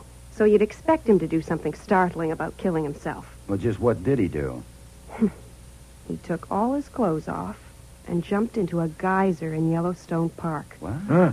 You know, under the surface of that geyser, the temperature would be far above the boiling point. Yes, it would seem to be conclusive. Why do you now question the suicide? Well, because I saw him last week, here in New York, alive. Oh, indeed. Last Tuesday. We were showing our fall line to the press, and there was a large audience. Now, I was modeling one of my own designs when I saw him in the 5th row. Now, if you ask me how I recognized him, I can't tell you. I simply know it was him. Why shouldn't you recognize him? Because he had a bushy beard and he wore glasses, and his hair was slick and parted on the left side. Oh, an attempt to disguise. Yeah, and it worked at first. None of the others recognized him. In the dressing room, Paulie Zarella asked Bernard. Oh, that's Bernard Domery, Jean's nephew. Who was the man that was growing his own wool? Bernard said he didn't know, probably from the Daily Worker. But you recognized him? No, not until I went out again to model our headliner, which is another of my designs. I took him in without being obvious about it, and, well, all of a sudden I knew who he was. I just knew. My God, I had to get off quicker than I should have. And in the dressing room, well, it was all I could do to keep them from seeing me tremble. And no one else recognized him? Well, I'm sure they didn't. Well, there would have been a noise. A dead man come back to life? Yeah. Many of those present had known him? Yeah, nearly all of them. Well, he was famous, you know, as famous as you are. Did you speak to him? No, the minute the show was over, I hurried out front, but he was gone. Have you seen him since? No, just that one time. Whom have you told about this? No one. Not a soul.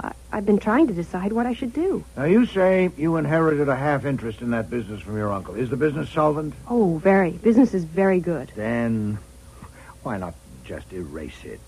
If you find your uncle and make him wash his hair and shave his beard, you'll have no inheritance. Your uncle will own half the business. No, I have to know what's going on, and I have to know where I stand. I'm upset. Then you should reserve decision. Never decide anything while you're upset.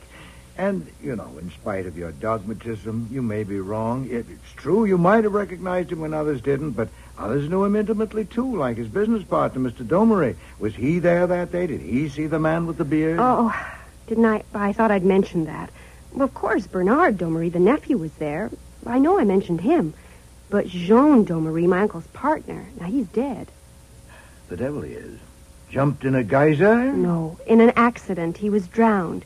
He was fishing and fell from the boat. Where was this? In Florida, off the west coast. When? A little over 6 weeks ago. Who was in the boat with him? Bernard, his nephew. Anyone else?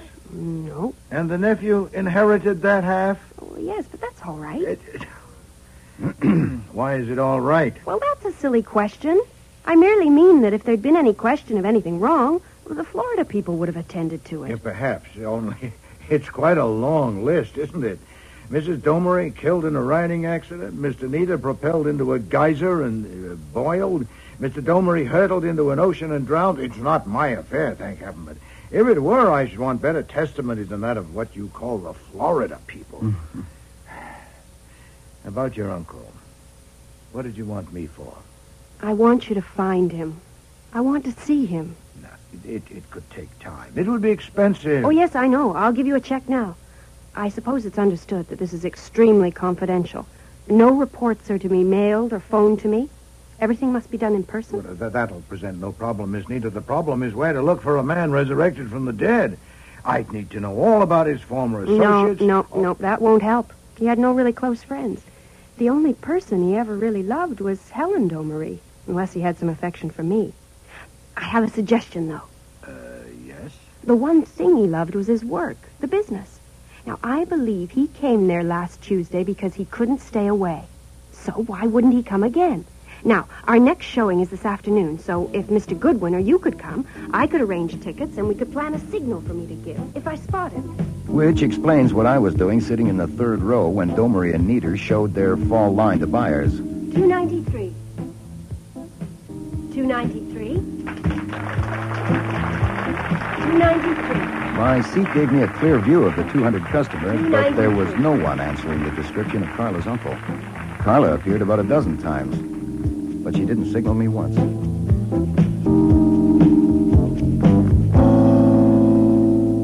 So the afternoon was a waste of time for you? Oh, no, sir. No, it's not a waste. I saw, let's see. Yes? 6 of the girls that I've been waiting to marry, if you count Carla Nieder, and I don't see why you shouldn't. As to making a choice, well... Look, type up a report and keep it in the client's file. I'm going to read now, Archie. Nope, I can't do it. You can't do what? Make a choice. The only way I can see to handle it is to send in an order for one of each. I'd have to marry all 6. Imagine it. After the weddings, I will, of course, have to take a good-sized apartment between 5th and Madison in the fashionable 60s. On a pleasant autumn evening, I'll be sitting in the living room reading the newspaper. I'll toss the paper aside and clap my hands, and in will come Isabel.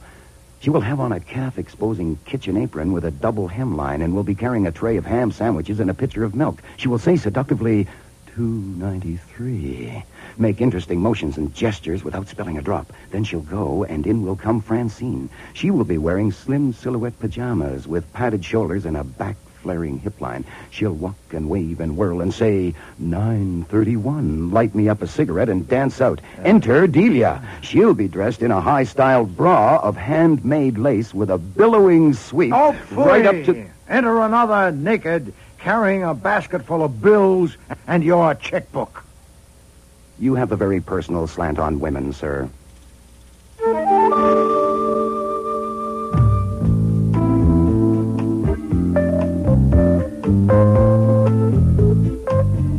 Sometimes I think Nero Wolfe's main objection to atom bombs would be that they might interrupt people while eating. So when the doorbell rang during lunch the next day, Fritz answered it and... Oh, no, Mr. Kramer. Mr. Wolfe can't be disturbed at a meal. If you would be good enough to wait in the office. He's just having his dessert now. Please, Mr. Kramer. Sorry to break in on your mail. I'm sorry, Mr. Wolfe. I couldn't stop. It's all right, Fritz. I heard. Inspector Kramer, if you haven't had lunch, we can offer No, you thanks. some I'm in a very- hurry. A woman named Carla Nieder came to see you yesterday. I'll have another rice cake, please, Fritz. Yes, sir. Well... Well, what? You stated a fact. I'm eating lunch. Fine, it's a fact. What did she want? Now, you know my habits and customs, Mr. Kramer. I never talk business at a meal.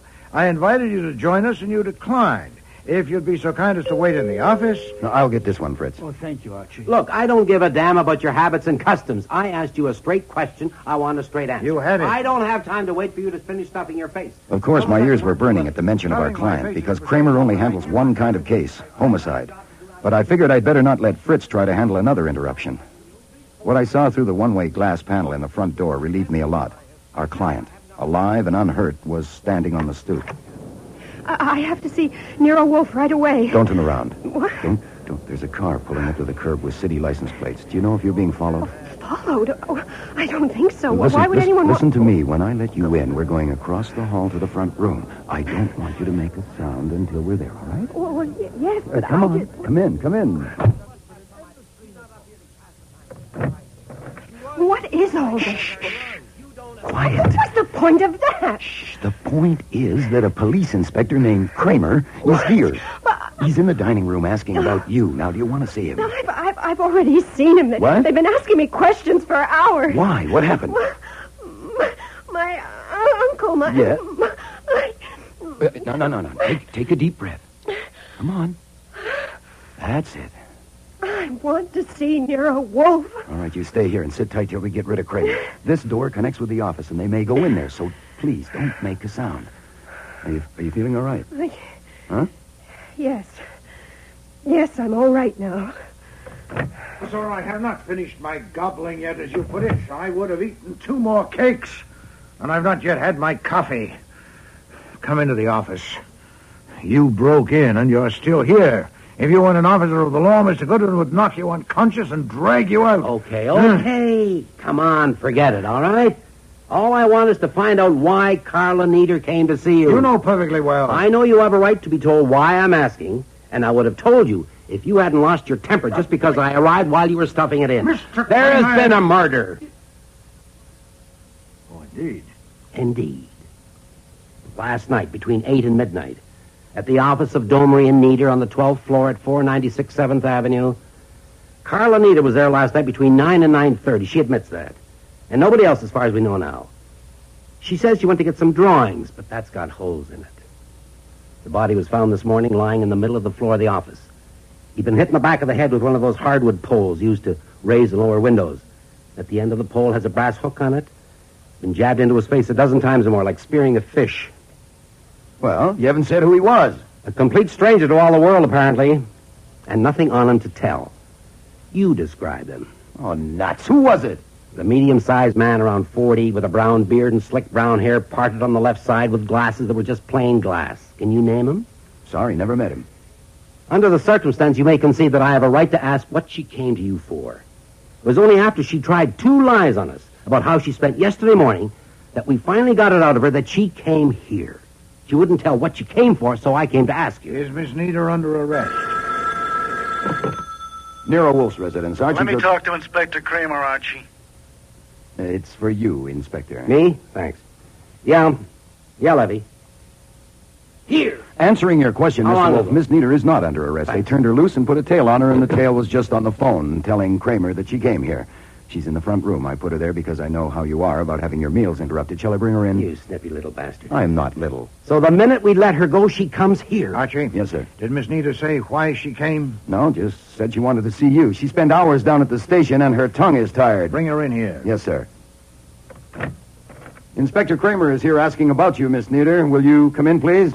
I told you I'd already seen him. Miss Nieder, I am working for you, and you have paid me a retainer. Is that correct? Yes, certainly. Then first, some advice. The police could have held you as a material witness, and you'd have had to get bail. Instead, they've let you go to give you an illusion of freedom, and they're following you around. But why? Should you at any time want to go anywhere without their knowledge, Mr. Goodwin's an expert on that, and he can tell you what to do. I understand that Mr. Kramer and his men have dragged it out of you that you came here yesterday, but that you have refused to tell them why. Is that correct? Yes. That was sensible. You are suspected of murder. But that puts you under no compulsion to disclose all the little secrets you have locked up. My position, though, is quite different from yours. What you said to me was not a privileged communication. In my business, I need to have the goodwill, or at least the tolerance of the police, in order to keep my license. And besides, I respect and admire Mr. Kramer and would like to help him. I tell you all this so that you will not misunderstand what I'm about to do. What? Mr. Kramer, since your army has had several hours to poke into corners, you've learned, I suppose, that Mr. Goodwin went to that place yesterday and sat through a show. Yeah, I know about that. You didn't mention it. I hadn't come to it. Oh, you're reserved, eh? Well, you heard what I just told Miss Nita. She came yesterday morning to consult me about her uncle. Yeah? What uncle? Mr. Paul Nita. He's dead. Miss Nita inherited half of that business from him. Back files of newspapers will tell you that he committed suicide a little over a year ago by jumping into a geyser in Yellowstone Park. What? Miss Nita told me about that and many other things. I don't remember everything she said, but I don't intend to try. The only thing I can furnish that might help you is the conclusion I formed. You want to hear it? Yes. I concluded that Miss Nita had pushed her uncle into the geyser and, becoming fearful of exposure, had come to me to get her out of it. Why, you... Shut up. Archie, was that the impression you got? Precisely. Thanks for the conclusion. Did she tell you that she had killed her uncle? Oh, no, indeed. Exactly what did she want you to do? Well, that's why I came to that conclusion. She left it vague about what I was to do. I couldn't possibly... Try telling me what you told Goodwin to do when you sent him up there. You remember, Archie? Oh, sure. Sure, I remember. You told me to keep a sharp lookout and report everything that happened. And what happened was I saw 6 of the girls that I had been waiting to marry. Now, after the wedding... You're a I told you goddamn I'm going liar, to get a nice Mr. apartment. Kramer, I'm tired of this. Mr. Goodwin can't throw you out of here once you're in, but we can leave you here and go upstairs, and you know the limits of your license as well as I do. I said you're lying. Prove it! All less provocation than you've given me by your uncivilized conduct in my dining room, I'd lie all day and all night. Regarding this murder of a bearded stranger, where do I fit? Oh, Mr. Goodwin, connect us if you can. Should you be rash enough to constrain us as material witnesses, we'd teach you something of the art of lying, and we wouldn't squeeze out on bail. We'd dislocate your nose with a habeas corpus and a sub judiceandum. Now, will you leave my house at once, or do we leave you here and go upstairs? You won't get away with this, Wolf. Believe me, you won't. Good day, sir. Oh, well, we won't invite him to lunch again, will we, sir? Shut up, Archie. Miss Nita, Yes. did you kill that man? Did I? Did I kill my Archie. Oh, she'll be all right. I think she just... Well, stop her. How do you stop her? Oh, I could slap her or kiss her. I think I'll try kissing her. What the hell? Why did you do that? To stop you. See? Now, you can't blame her. I doubt if it's fear or despair or anything normal like that. It's probably hunger. I'll bet she hasn't even had breakfast yet. Is that true, Miss Nita? Haven't you had lunch? No. They kept me there, and then I had to see you. Archie, Sir? have Fritz bring some sandwiches and beer at once. Beer, Miss Nita? I don't have to eat. Oh, nonsense. Beer? Claret? Milk? Brandy? Scotch and water. I could use that. Right. And Archie, have Fritz bring in the coffee and the rest of the rice cakes.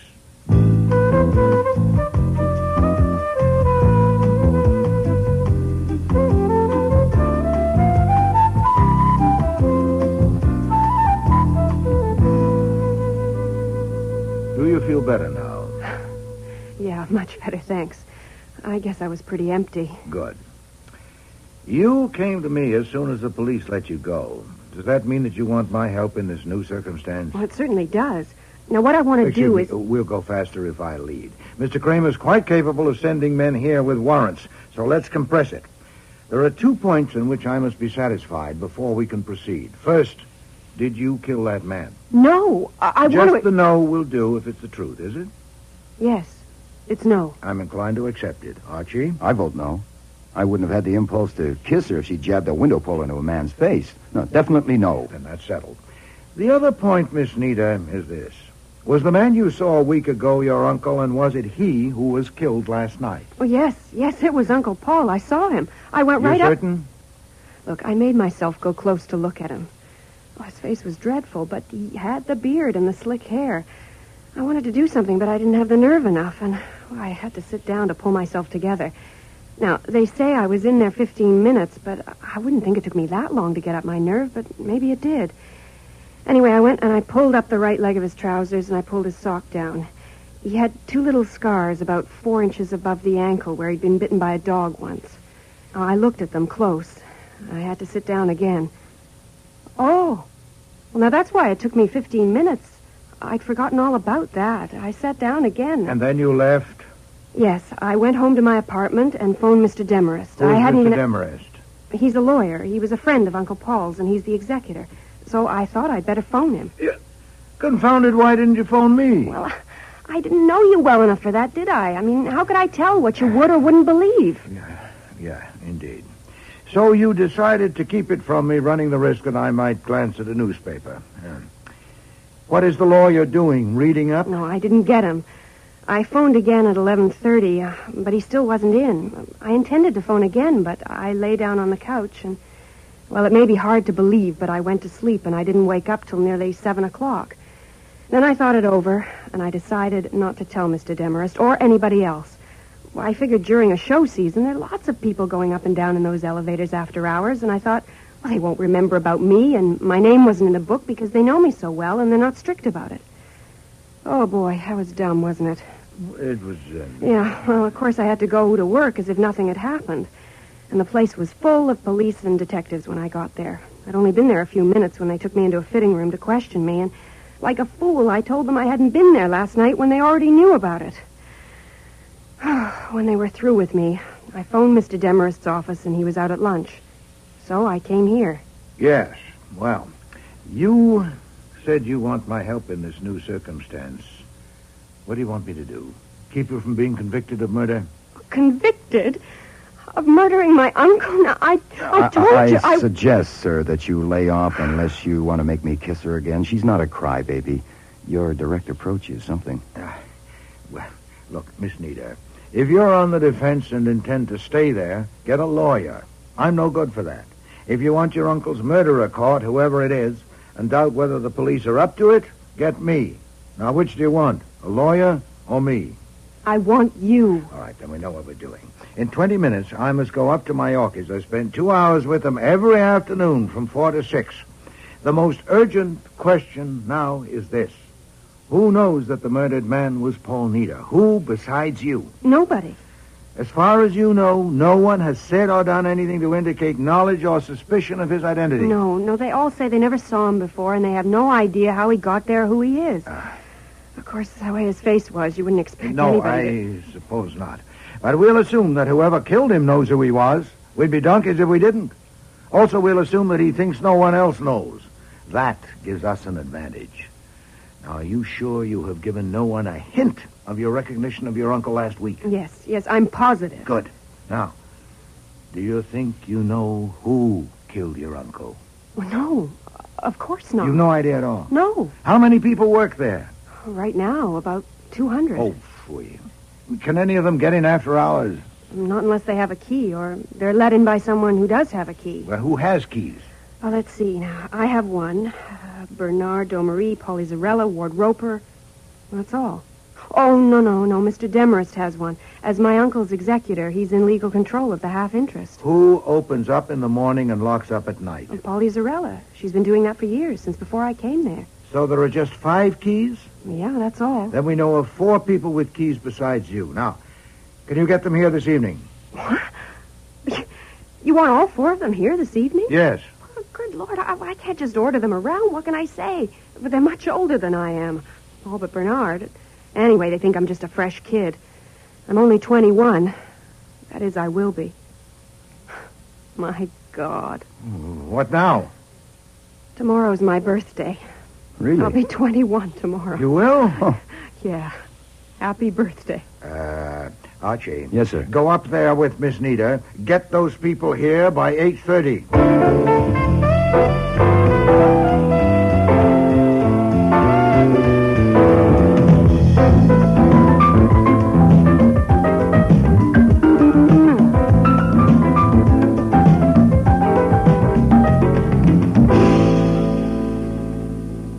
He's on the phone. He'll be with us in a minute. Now, listen. Oh, I'm listening. Now, the trouble with Bernie is that he can't bear to decide anything, especially if it's important. You might think he had to consult a crystal ball or something. And then when he does make up his mind, he's as stubborn as a mule. So now what I do when I want him to agree about something is I act as if it isn't very important. I keep very calm. Very calm. I'm sorry, Carla. That was Miss Doherty from Bloomingdale's on the phone. She thinks your work is better than ever. She's completely lost her head over your three... Oh, who's this? Mr. Goodwin of Nero Wolfe's office. Mr. Bernard Domery. How do you do? Nero Wolfe, the detective? Are there two? Where does Nero Wolfe come in? Well, I went to see him. I've hired him. Well, what for? To do what? Well, I think I need somebody. The police came within an inch of arresting me. You're joking. No, I'm not. They kept me there all morning, and then they even had me followed. Then you need a lawyer, not Nero Wolfe. Have you seen Demarest? No, not yet, but I will. Well, damn it, you should have seen him first. Bernie, I'm not taking your time to ask you what I should have done. I'll tend to that, thank you. Miss Nieder. I want to ask you to do something. May I join in this calm discussion? This thing is crazy, absolutely crazy. I think what we ought to do is just ignore it. Just simply ignore it. Yeah, that would be innocent and brave, but it might get complicated if one of you gets charged with murder. Charged with murder? That's right. How could we be Why would any of us kill a man we never saw before? That's nonsense. Carla, what you want is Demarest. I'm going to phone him right now. Bernie, don't tell me what I want. I know what I want, thank you, and it's not Demarest. Oh, I'm sorry to hear that. Henry, I was just saying... Yes, I heard. Have I come at an awkward moment? No, certainly not. I was just about to phone you. Carla thinks she's in trouble with the police about the body that was found here this morning. I was nearly arrested because I came here last night and stayed 15 minutes. My dear child, you should have called me at once. I tried to phone you last night, but you weren't at home, and I couldn't get you this morning either, so I went to Nero Wolfe instead. Nero Wolfe? Maybe Why? I can clear this up, Mr. Demarest. I'm Archie Goodwin, Nero Wolfe's assistant. Miss Nieder has engaged Nero Wolfe primarily to keep her from being arrested. She is... How would Nero Wolfe do that? He sent me to arrange a meeting tonight to discuss it. Miss Nieder, Miss Zarella, Mr. Domery, Mr. Roper, and you. The 5 people who have keys to this office. That's right. You figured that quickly. I spent most of the afternoon at the DA's office. Then I guess you can see the point to this meeting. 8:30 would suit him fine. Refreshments served. We're summoned. I wouldn't dream of putting it that way. No, but we are. We who have keys. I offer a comment. You say that Wolfe's primary function is to prevent Miss Nieder's arrest. Yes. Obviously, he intends to perform it by getting someone else arrested. That may prove to be difficult and expensive and possibly quite unnecessary. Oh? I would engage with the situation as it is now to get the same result with 1/10 the effort and expense. It's only fair to her, isn't it, to give her that alternative? You could try it, yes. What about it, Carla? It's your money. Do you want to pay Wolfe to do it his way? Yes, I do. Did you say 8:30, Mr. Goodwin? That would be best. Mr. Wolfe works better when he isn't looking forward to a meal. You'll come? Certainly I'll come to save energy. To save energy? It will take less to attend the meeting than it would to argue Miss Nieder out of it. Good. How about it, Mr. Domery? You'll be with us. I don't know. I'll think it over. Oh, Bernie! Carla, it may be inadvisable. I don't know. How long do you think you'll need to think? An hour, half an hour? By 6:30. I'll let you know. There are 2 more to invite, Miss Zarella and Mr. Roper. It might help if you would get them in here, or would that require some thinking, too, Mr. Domery? You do your thinking, and I'll do mine. Polly, Ward, would you come in here right away, please? Just as soon as I finish this. No, now. I need you both now. I am behind already, all day long. Well, The what police is are it? sent. What's so important? This is Mr. Goodwin. He wants to ask you something. How do you do? You're very busy. I can see that. I'll cut it short. Miss Nieder has hired my boss, Nero Wolfe, because she's in danger of being arrested. Mr. Wolfe would like to have a talk with you. Why? He wants to talk with everyone who carries a key to this place at his office at 8:30 this evening. Will you come? No. No. No. I lose my time today. I will be here all evening with Carter scouting. This is pretty important, Miss Zarella. I do not think so. He was here, he is gone, and we forget it. I told that to the police, and I tell it to you. Miss Nieder is not danger. If she was danger, I would fight it off with these hands, because she is the best designer in America or Europe or the world. Oh, sure. Yeah, but she is not dangered. No. I go back to work now. Polly, wait. Yes, I think you want to wait for Mr. Roper's vote. Mr. Roper. Well, it doesn't seem to me that this is exactly the proper step to take under the circumstances. Huh?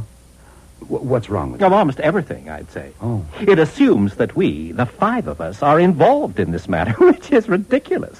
One, indeed, may be involved, deeply involved, but not the other 4, not the rest of us. What the hell are you getting Oh, at? nothing, Bernard. Nothing specific. Just a comment expressing my reaction. This is a joke, and if you ask me, it's a rotten one. Have you gotten around to your thinking yet, Mr. Domery? Made up your mind? No, I haven't. And who do you think you are, anyway? Just at present, I'm Miss Nieder's hired man. Now, who do you think Miss Nieder is? Some little girl asking you to please be kind and help her out? You damn fool, she owns half this outfit. Mr. Domery, you're her business partner. What couldn't she do to you if she felt like it? And the rest of you are just employees, her hired help.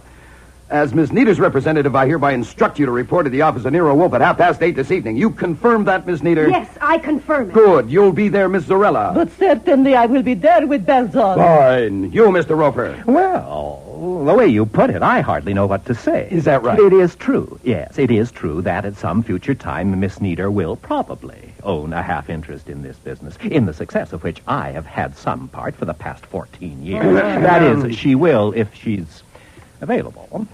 What do you mean, available? Well, isn't it obvious? Of course, you can't be expected to be objective, Bernard, but the police are usually right about these things, and you know what they think, so I merely ask. What if she's not available? Look, I warned you last night, Ward. I told you to watch your nasty tongue. Apologize to Carla and do it quick or I'll break your neck. Apologize? For what? Said, apologize! Don't fire him. Don't fire him. Miss Nieder doesn't want him fired. She wants him there tonight. He'll be there. Oh. You'll be there, Ward. Do you understand? Answer me. Yes. Fantastic. Which leaves only you, Mr. Domery. You'll be there, too, won't you? I'll decide later, and I'll let you know.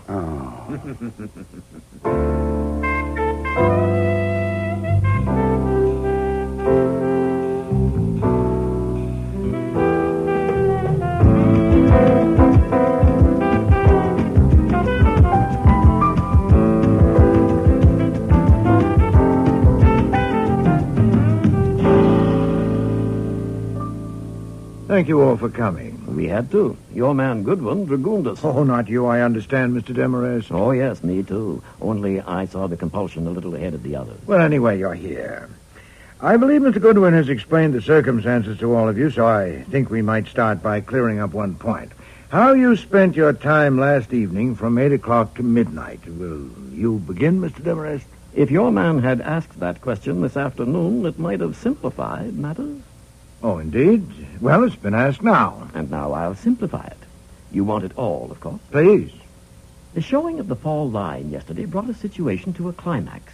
For 2 years now, it began even before Paul Nieder's death, Mr. Roper here has been getting increasingly jealous of Miss Nieder's talent as a creative designer. That's not true. The reactions to this new line have made it evident that she is vastly superior to him, and this enraged him. He wanted to quit.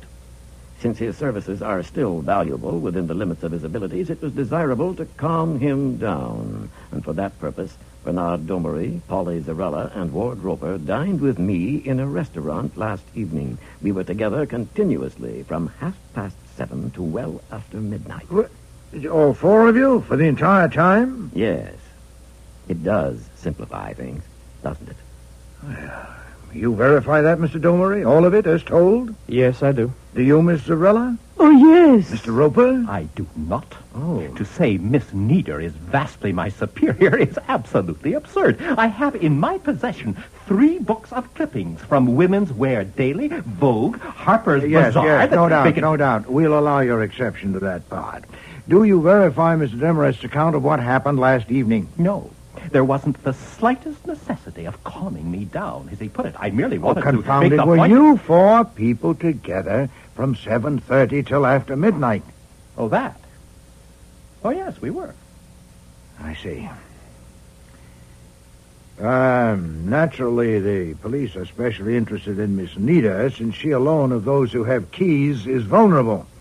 Oh, by the way, Mr. Domery, how did it happen that Miss Nieder wasn't invited to that conference? Isn't she a half-owner? I represented her interest. But before long, she'll probably be representing herself. Shouldn't she be consulted on important matters? Oh, damn it. Isn't it obvious? If she'd been there, we couldn't have handled Roper at all. He can't bear the sight of her. I deny Even so, isn't it true that Miss Nita has been deliberately and consistently ignored in the management of the business? Yes. No. Oh, yes, it is Oh, so. please. You are... This will finish sooner if you let me dominate it. I'm not implying that Miss Nita is unappreciated. You all admit her designing talent, all but Mr. Roper.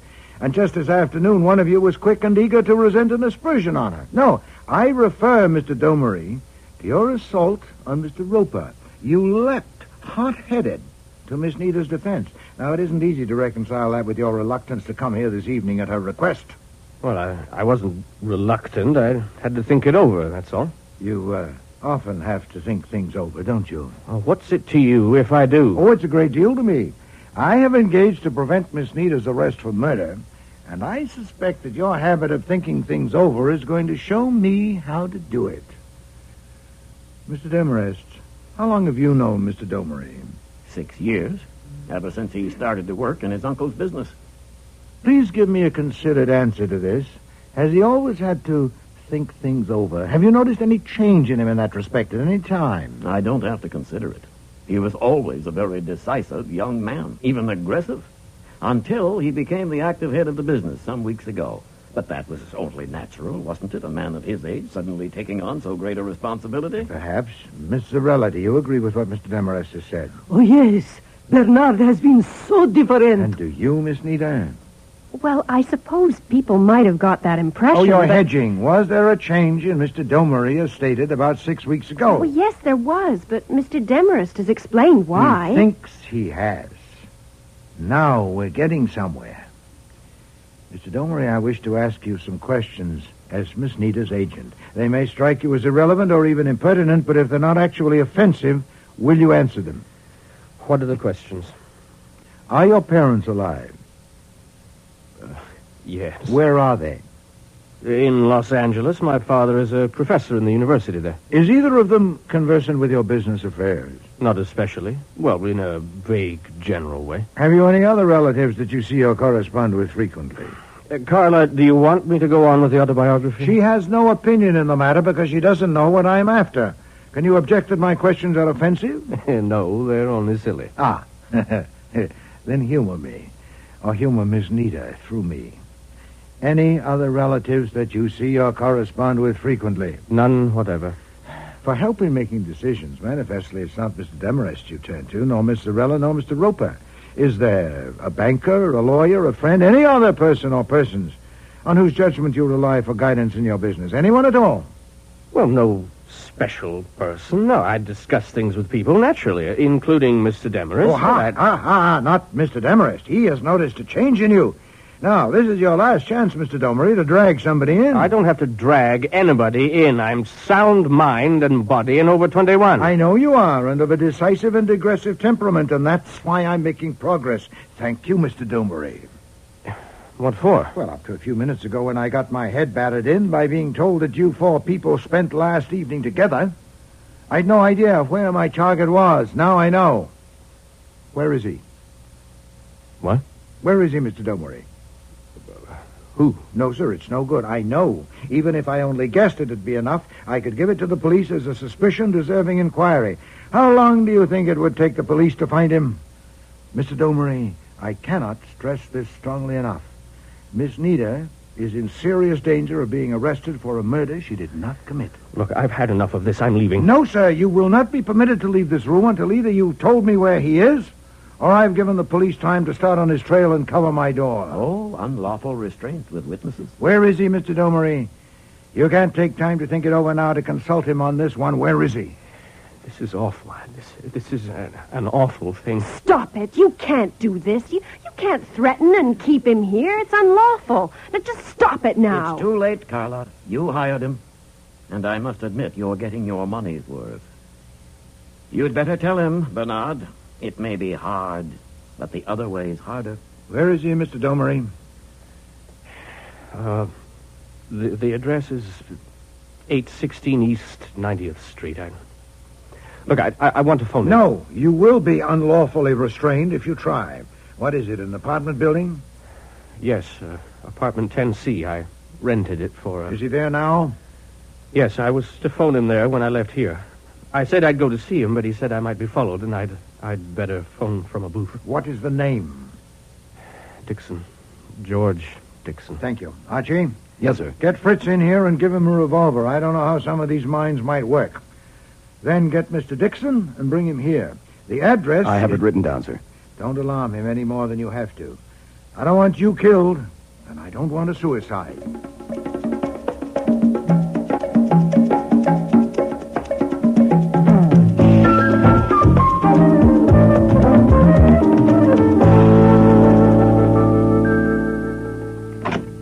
Mr. George Dixon? What do you want? I have a message from Mr. Bernard Domery. Yes? Are you George Dixon? I'm Dixon. Hand it through to me. I can't. It's verbal. Then say it. What is it?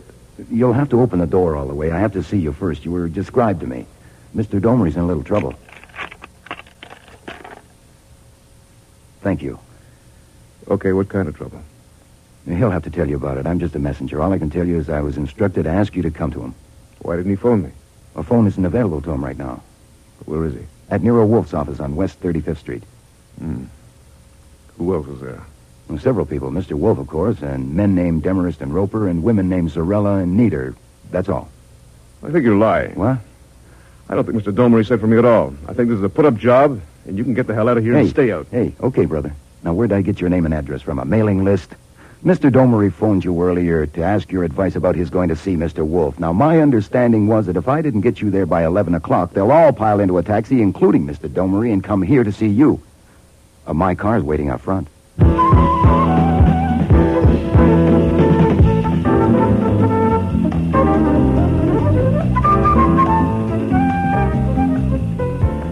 I took it for granted that by the time I got back, everyone there would know who was coming with me, even if one or two of them hadn't caught on before I left. I thought it would be interesting to see how they would welcome Mr. Dixon. But he took charge of the script himself as he entered the office. What the hell's the matter with you, Bernard? Can't you handle anything at all? Not this, I can't. This man Wolfe is one for you to handle. I only hope to God that you can. Well, I'm back, everybody. I would have been back soon anyway, but Bernard has hurried it up a little. Ward, you're looking like a window display in a fire sale. Surprised to see me? Still putting up with them, Paulie? Now you'll have to put up with me again. Carla, I hear you're on the way to lead the whole pack. You're all so quiet. Can't got your tongues. Where's Henry? I thought he'd be here. He's in the other room with Wolfe. I don't know this gentleman. This gentleman is Inspector Kramer of the New York Police. You didn't tell me the police would be here. Believe me, I didn't know. Nero Wolfe called and invited me. I just got here. What's going on, Goodwin? I'm still catching up. You'll have to ask Mr. Wolfe. Who's this man? George Dixon, so I'm told. What kind of charade is Wolfe pulling now? Oh, why don't you ask him? Here he is. Archie, you're back. Yes, sir. Excellent. And Mr. Kramer, your timing was impeccable. My apologies for keeping you waiting. Mr. Demarest and I needed to discuss something. Nero Wolfe? I'm Jean Domery. This is a real pleasure. How do you do, Mr. Domery? Please sit down. I was told that my nephew sent for me. He didn't. You got me here by a trick. What do you want? Sit down, sir. This may take some time. I can't give you much time. What do you want? I want to present some facts, offer my explanation of them, and get your opinion. There's a chair beside your nephew. What facts? You all have a right to know, I think, that the man who was killed last evening was a former partner in the business, Mr. Paul Nieder. What the hell? Why, my mother's milk, it was. Now, this time you've gone too far. Be quiet. Everyone be quiet. You have deliberately withheld knowledge of the facts. Nonsense, Mr. Kramer. I have withheld nothing. You knew that when I was here this morning? No, sir, I did not know it then. I was given reason to suspect it later. You could have told me then. Oh, phooey, if I told you then what I suspected but didn't know. You'd quite reasonably have focused on the most likely seeming culprit, my client, and been led straight down a blind alley.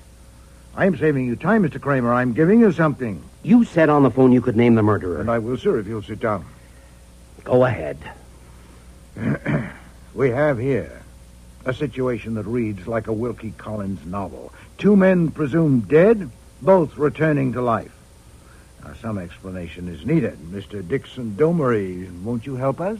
You were going to give us some facts. So far, you've given us fantasy. I see.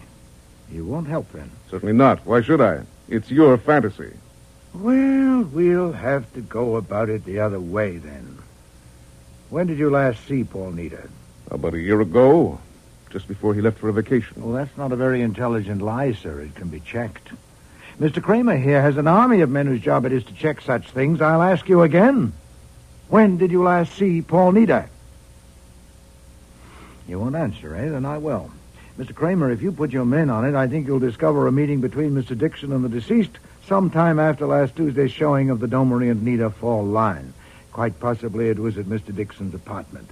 The address... He won't find anything. Oh, indomitable, are you? Ah.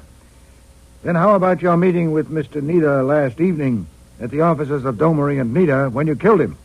Killed him? You accuse me in front of all these witnesses of killing that man? Oh, yes, sir. I'm certain of my ground. A record was kept of everyone that went into that building after hours last night. How did you do it, huh? A false name? A different floor given as your destination? Well, your face is known now. The elevator operator or the commissionaire will be able to recognize you.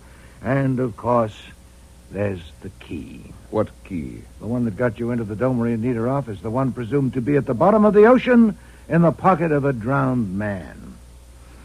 Is it in your pocket now, Mr. Domery, or did you leave it in your apartment? Oh, I see. I'm making you nervous. Look at his face, Mr. Kramer. I'm not nervous. And perhaps you'll explain about your return from a watery grave.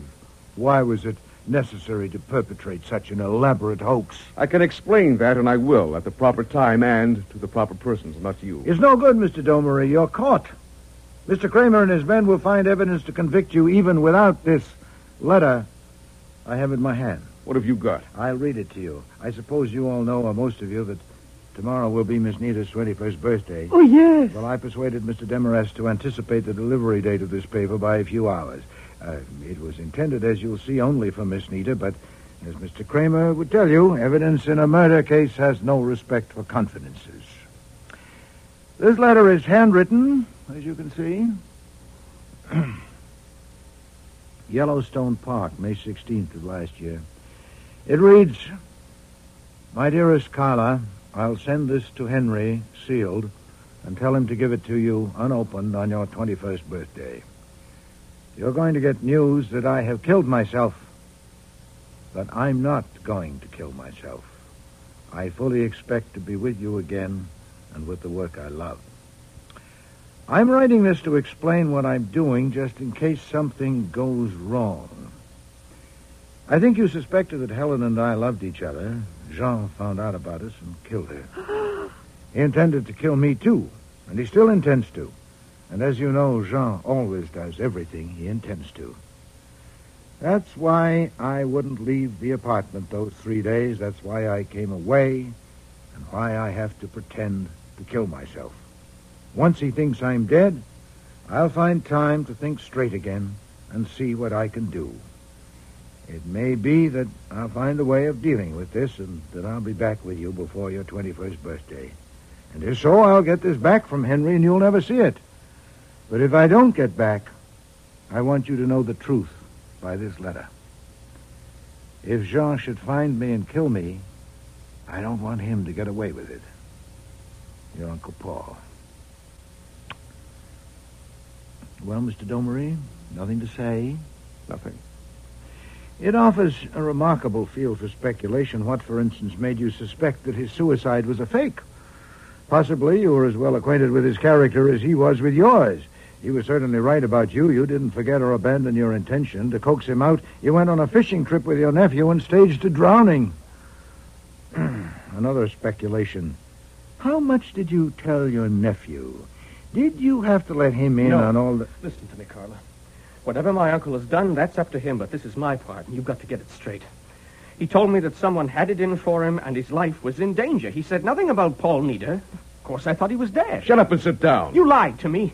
You said your supposed death would force this person to take certain steps and that the situation would soon be changed so that you could reappear. You lied to me. Yes, I lied to you because you're a weak-natured fool. Could I have told you the truth? But it isn't necessary to lie anymore, since that other fool, Paul, seems to have gotten the last word. But I got him. I got Helen, and I got him. Take him away, Mr. Kramer. I'm through with him. I'll have that letter. No, sir, I'll keep it. Or rather, I'll destroy it. What? No, it's mine. Like hell it is. Certainly it is. It's in my writing. I wrote it while Archie was going for him. With Mr. Demarest's help. You won't need it. Just take him out of here and get to work. You... I hope you won't cop, Mr. Kramer. Surely the end justified the means. You got your murderer.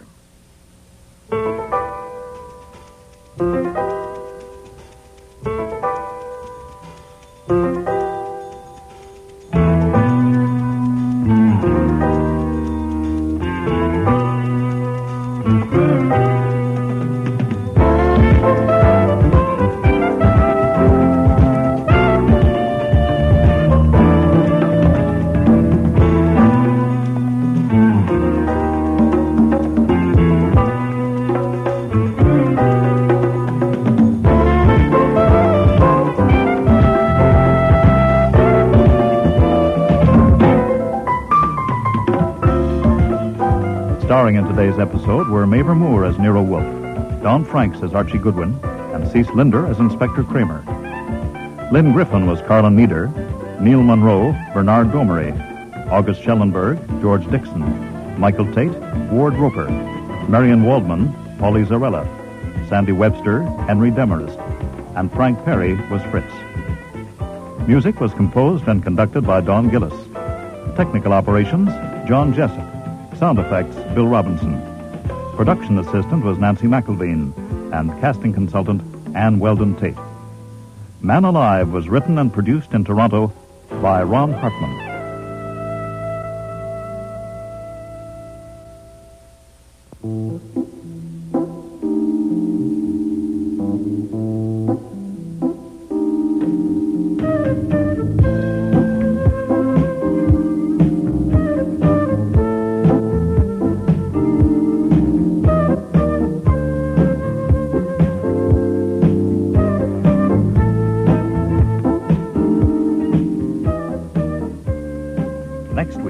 Mr. Wolfe, I've come to you because I'm going to be murdered by a man called Conroy Blaney.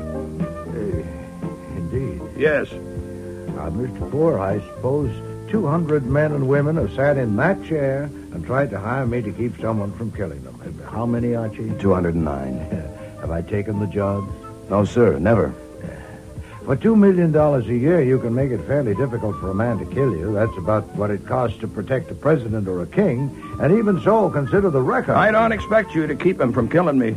That's not what I came for. Then what the devil did you come for? To keep him from getting away with it.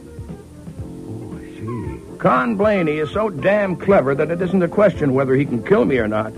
The question is whether he can manage it so he's in the clear.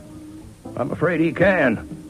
Next week, Instead of Evidence, with guest stars Lally Cadeau, Sean Sullivan, Martha Gibson, Eric Peterson, and Danny Bucos.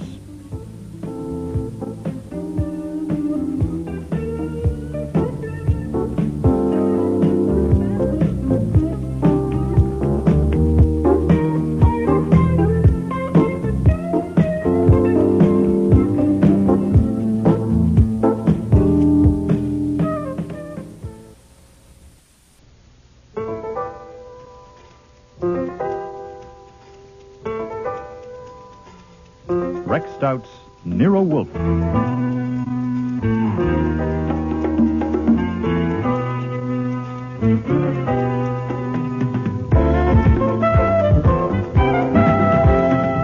Starring Mavor Moore as Nero Wolfe and Don Franks as Archie Goodwin.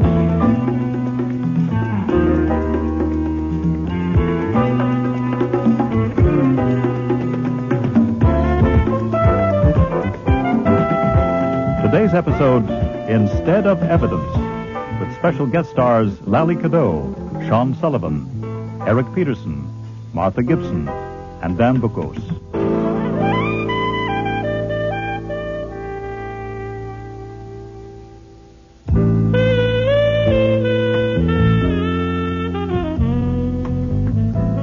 It is merely one facet of my complex character that I do not like men named Eugene. I admit it's a prejudice. That, and that alone, accounted for my offish attitude when Mr. and Mrs. Eugene R. Poor called at Nero Wolfe's office that Tuesday afternoon in October. Eugene. Yes, dear? You dropped your cigar. Oh, I'm sorry. Mr. Wolfe, I've come to you because I'm going to be murdered by a man called Conroy Blaney. Indeed. Yes. Mr. Poor, I suppose 200 men and women have sat in that chair and tried to hire me to keep someone from killing them. How many, Archie? 209. Have I taken the jobs? No, sir, never. For $2 million a year, you can make it fairly difficult for a man to kill you. That's about what it costs to protect a president or a king. And even so, consider the record. I don't expect you to keep him from killing me. That's not what I came for. Then what the devil did you come for? To keep him from getting away with it. Oh, I see. Con Blaney is so damn clever that it isn't a question whether he can kill me or not. The question is whether he can manage it so he's in the clear. I'm afraid he can. I would bet he can. Eugene. Yes, dear. You've got to try to relax. I came here, Mr. Wolfe, to give you the facts, to get the facts down, and to pay you $5,000 to see that he doesn't end up in the clear. I want someone to know about it. Your wife knows about it. What if he kills her, too? There's no one else I can trust. Then why not go to the police? The police? I'm not sure they'd even remember I'd been there if it happened in a year or maybe 2 years. I can't pay them to remember. What's the matter? Don't you want $5,000? I wouldn't get $5,000. As my income tax now stands, I'd keep about 10%. If Mr. Blaney's as clever as you say he is, I wouldn't consider trying to uncover him on a murder for $500. No, sir. Mrs. Poor, may I ask why that makes you look so pleased? Because I need help, and I think you're going to help me. I don't approve of this. I didn't want my husband to come here. Where did you want him to go? To the Atlantic Detective Agency? Oh, no. If I'd been in favor of this going to any detective, it would have been Nero Wolfe, but... May I explain? I am due in the plant rooms at 4 o'clock. I have 18 minutes. Then I'm going to use them. Eugene, please. It won't take 18 minutes, Mr. Wolfe.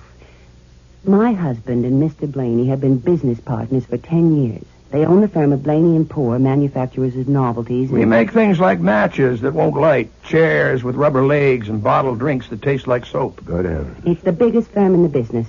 Mr. Blaney gets the ideas and handles the production. He's a genius and my at it. husband handles the business part. Sales and so on. But Mr. Blaney is really just about too conceited to live. And now that the business is a big success, he thinks my husband isn't needed. He wants him to get out and take $20,000 for his half. It's worth a great deal more than that, 10 times as much. I won't do it. The argument has gone on and on. Until now, my husband is convinced that Mr. Blaney is capable of doing anything to get rid of him. Of killing him. And you don't agree? Oh, no, I do agree. I think Mr. Blaney would stop at nothing. Has he made threats? Oh, no, he isn't that kind. He doesn't make threats. He just goes ahead. Then why didn't you want your husband to come to me? Because he's simply too stubborn to live. There's a clause in the partnership agreement. They signed it when they started the business. That says if either one of them dies, the other one owns the whole thing. That's another reason why he'd kill me. What my husband wants is to make sure Mr. Blaney gets caught. That's how stubborn he is. And what I want is for my husband to stay alive. Martha, we've been over this My time husband and has time. saved over $200,000. He can get another $20,000 from Mr. Blaney for his half of the business. It's worth 20 times that much. Not if you're dead. With the income from that, we could live comfortably and happily. I thought you'd stand by me in this fight. I would if you could possibly win. But you can't win. Instead of winning, you'll probably die. I ask you, Mr. Wolfe, you're a wise and clever man. What would you do if you were in my husband's position? You put that as a question? Yes, I do. Well, granting that you've described the situation correctly, I would kill Mr. Blaney. What? But that's silly. Of course, you're joking, but this is no joke. I'd kill the bastard in a second if I thought I could get away with it.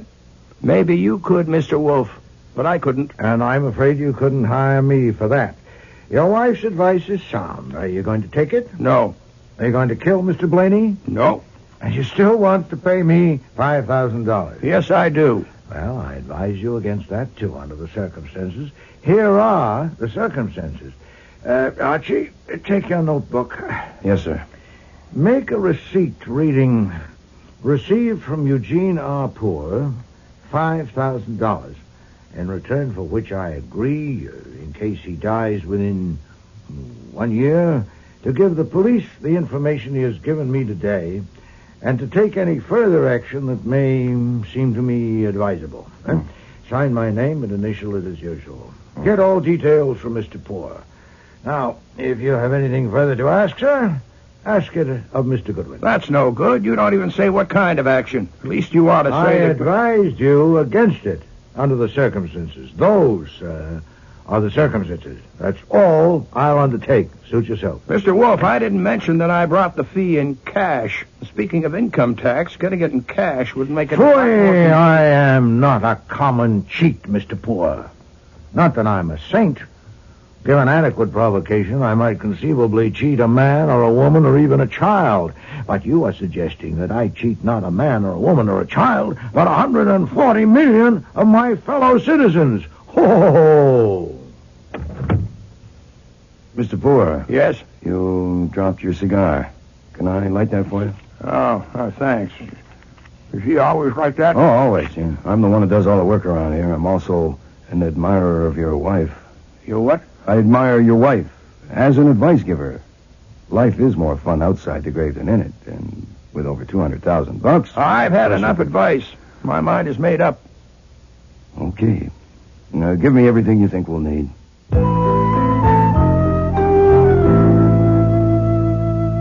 It was nearly 5 o'clock when they left. I was still typing from my notes when at 6 o'clock, Wolfe came down from the plant rooms. Well, did you take that man's money? If I say I took it, you'll claim that your attitude as you left plainly indicated that he had insulted you and you wouldn't play. If I say I refused it, you'd claim I'd done you out of a fee. Now, which do you prefer? Did you word the receipt properly? No, sir. I worded it the way you told me to. No. The loot is in the safe. I told him you'd prefer a check, but he said there it was. He'd taken the trouble to get it, so why not take it? He still thinks you'll forget to report it to your 140 million citizens. Oh, by the way, if Blaney does perform, I'm going to marry the widow. You saw her legs. I did not see her legs. Do your typing, Archie. I like to hear you typing. Huh? If you're typing, you can't talk. Yes, sir.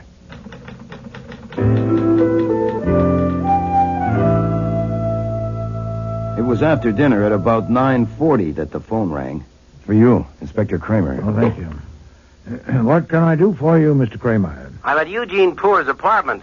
I've got a paper here taken from his pocket, a receipt for $5,000 signed by you, dated today. It says you have information to give the police if he dies. All right, what's the information? He's dead. What killed him? An explosion. A cigar blew up in his face. Archie will be there in a few minutes.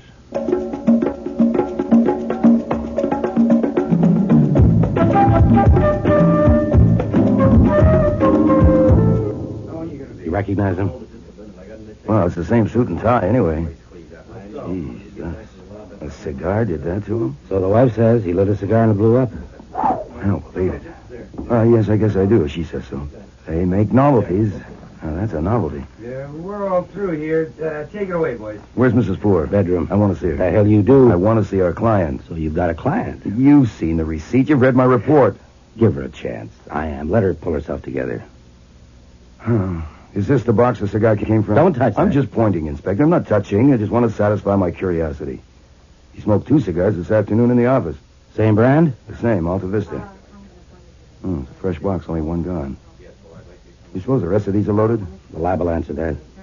You picked up the partner, Blaney? He's been sent for. Oh, I hope to God it's a wrap-up. Maybe it is. How did Poor seem this afternoon? Nervous, scared, what? It was mostly stubborn. Mine made up. What about the wife? Stubborn, too. She wanted him to go on breathing. You want to talk to this young woman, sir? How do I know? Do I? Well, she came here just after we got here. She won't tell us why. I did tell you why. I had an appointment with Mr. Poor. Yeah? At first you said you just came here. Well, that wasn't true. I had to say that. Why? Oh, look, I work for Mr. Poor. That is, I work for Blaney and Poor Novelties. Mr. Poor called and he asked me to meet him here. What for? Well, I can't tell you that. It's a confidential matter. Nothing is confidential in a murder case, miss. Please, you don't understand. If Mr. Blaney knows I came here, I'll lose my job. Oh, no. What? Dora, what the hell's happening here? We found this guy hanging around outside. I have a right to be here. Oh, Helen, there you are. Well, you didn't lose any time, did you? Now you think you can have her. What's going on here? Who are you? My name is Joe Grohl. I work for Blaney and Poor, factory foreman, and I have a right to be here. Why were you hanging around outside? Tell him. I followed Helen Vardis when she left home tonight because I wanted to know where she was going. She came here, and I saw all the police outside. Now, where's Conroy Blaney? He's been sent for. Why did you That is not true. What's not true? That he was following me. Why would he follow me? He came here to... Yeah, to what? I don't know. But I do know who killed Mr. Poor. It was Martha Davis. Oh, that helps. Who is Martha Davis? She means Mrs. Poor. That was her name when she worked in the factory before she got married. She means Mrs. Poor killed her husband. She's jealous of Mrs. Poor. She's just plain crazy. She certainly is. Martha. You ought to be ashamed of yourself, Helen. I think you will be when you calm down and thought things over. You have no right or reason to talk like that. Let me go, I say. Who's in charge here? I'm Conroy Blaney. Where's Jean Poor? You ask? Of course I do. Why have I been brought here? You know perfectly well that Jean is dead. Murdered. Good heavens. Who did it?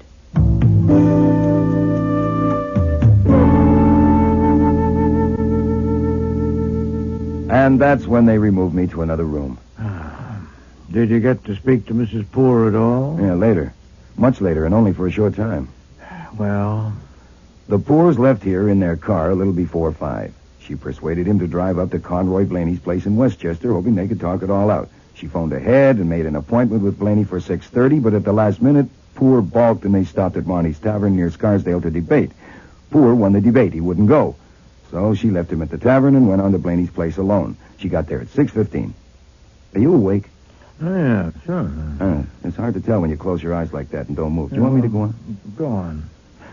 Blaney wasn't there. He lives alone, and the doors were locked. Now, she waited around until 10 minutes to 7 and then went back to the tavern.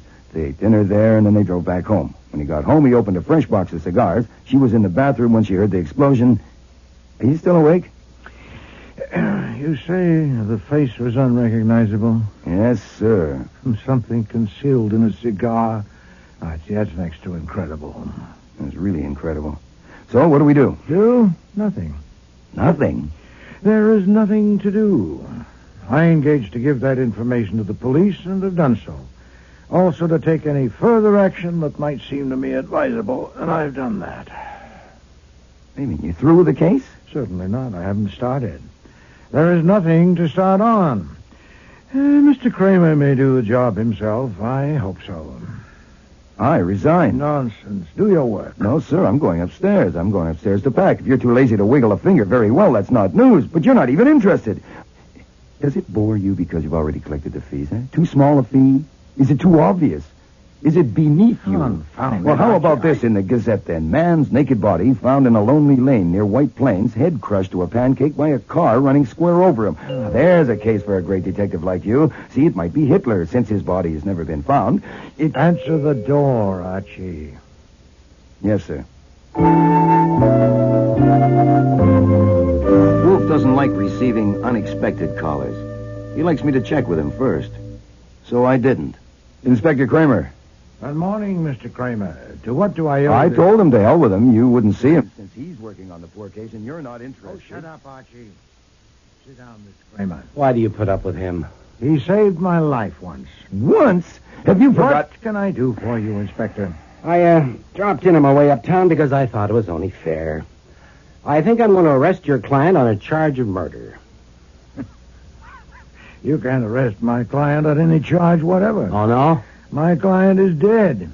And by the way, is he? I presume the corpse has been properly identified. Certainly. With a face as blown apart as that, it's routine. Fingerprints, dentist, doctor, the works. Why? What do you think it was? Insurance fake? No, I didn't think. Then you can't arrest my client. Goodwin says Mrs. Poor is your client. Oh, Mr. Goodwin is impulsive. You read that receipt? Yeah. Huh. So you are going to charge Mrs. Poor? I think I am. Indeed. Now, don't indeed me. God damn it, didn't I take the trouble to stop by and tell you about it? Well, go ahead and tell me. Okay, but first, why did you ask if we established the identity? There's not the slightest doubt it was Poor. Not only the corpse itself, other things like the elevator man who took them up when they came home, and the people up at the tavern where they had dinner. They identified him from photographs? No, he was known there. There are no photographs of Poor, apparently. Oh, I wondered why the papers were carrying none. Are you doubting the identity of the corpse? No, that would be silly since you're ready to make an arrest. Goodwin told you about the box of cigars. Something. Well, that was it, all right. Poor smoked about a box every 2 days, boxes of 25. He bought them from a place near his office and factory. The box he started on Tuesday night. The 24 left in it are all loaded. Any one of them would have killed him 2 seconds after he lit it. Oh, that's hard to believe. Inside a cigar? Right, I thought so, too. The firm of Blaney & Poor's been making trick cigars for years, but they're harmless. All they do is make you jump. Now, what's in these 24 is anything but harmless. It was invented for the Army and still is on the secret list. Now, even this is confidential. It's made by the Beck Products Corporation. And their men and the FBI are raising hell trying to find out how this murder got a hold of them. That's not for publication. I am not a publisher. Okay. Of course, the Alta Vista tobacco people deny all knowledge. Sure.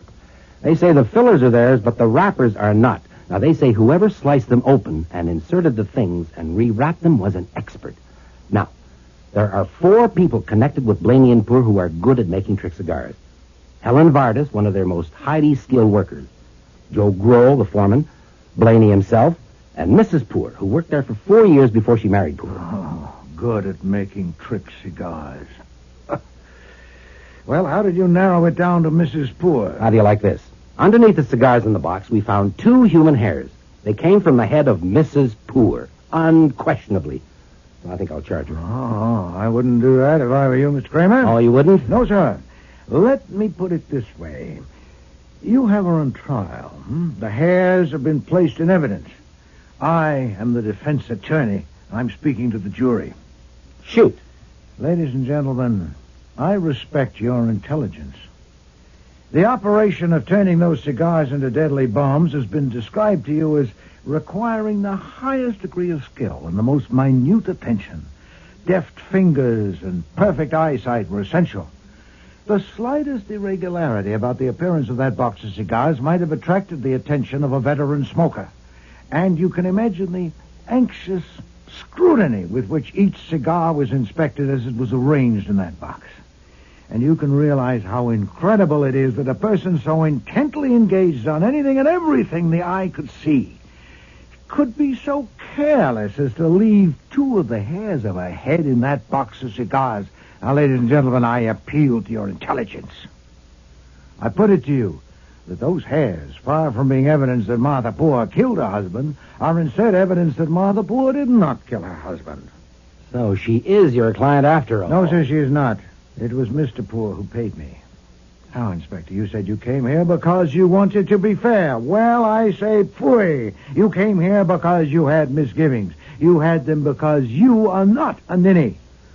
What about motive? Mrs. Poor was tired of smelling the smoke from her husband's cigars, perhaps? No. Or, money. She gets the whole works, plus insurance. Or, according to that girl, Helen Vardis, she wanted Joe Grohl, and now they'll get married. Huh? Proof? Talk. Goes way back to when Mrs. Poor was working there. I'll tell you this, whether she's your client or not. We've been having conversation with everybody at Blaney & Poor's, and the females all go thumbs down on her. The idea being that she's a man-eater. The specifications by the female? None. But it's unanimous. Oh, it would be. They never forgive a woman for marrying the proprietor.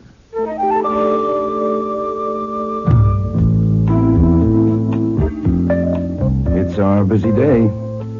Mr. Conroy Blaney himself to see you. Do I let him in? What does he want? I think he wants to confess. Oh, I warn you. His squeak will get on your nerves. Confound it. Bring him in.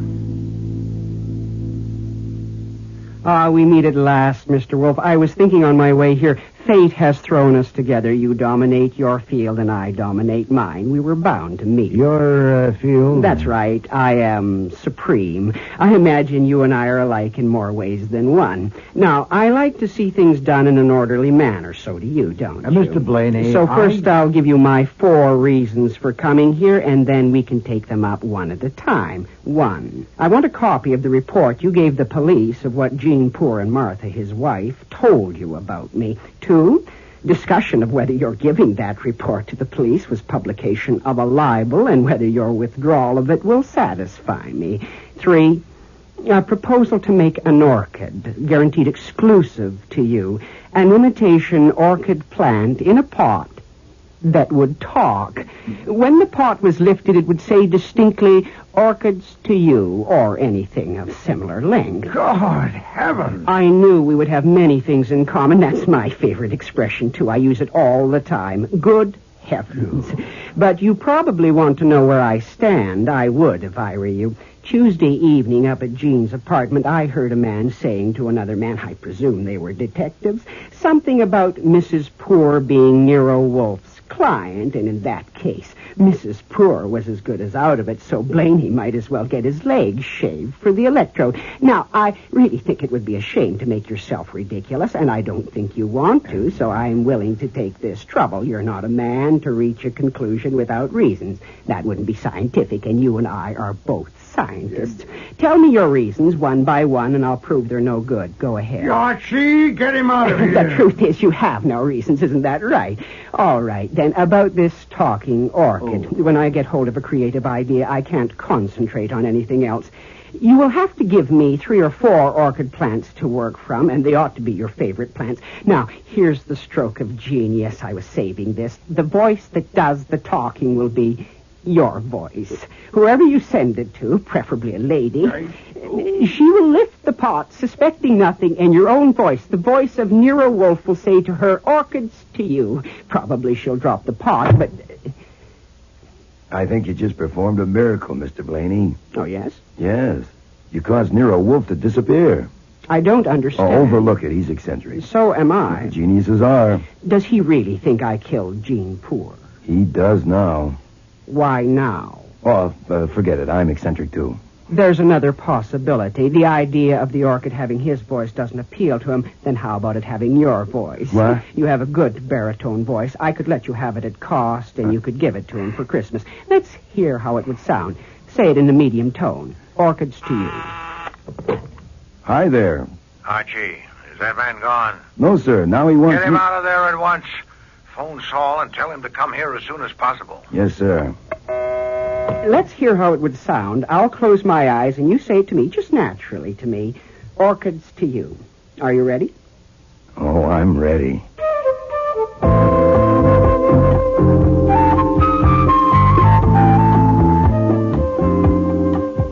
Did you get Saul? Yes, sir. He can't be here till 6 o'clock, so maybe I could No, I need you here. Yes, sir. Working on the orchid file. To find out whether it seems advisable for me to talk with that man, Joe Grohl. Yes, sir, with tea leaves, or there's a palmist over on... When he was at the scene of the murder on Tuesday, he asked where Blaney was. Now find out why and anything else. As for instance, when does he marry Mrs. Poor, and did she... Anything. Just see him.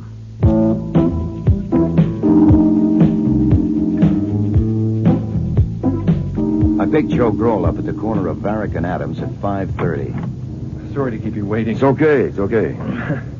I only quit being an Army hero 2 months ago, and they gave me my job back. But it keeps me busy catching up. So where are we going? There's a bar on 19th Street, serves good scotch, all right? It's okay by me. As we pulled away from the sidewalk, I couldn't help noticing that behind us, someone's desire to find a taxi became frantic. To oblige, I took my time. When I saw in the rearview mirror that a taxi had actually been snagged, I fed gas and went ahead. When I parked, I made sure that there was a parking space behind us for the taxi. Joe and I went into the bar and ordered drinks. You're right. This is good scotch. Say, you mind if I ask you something? Go ahead.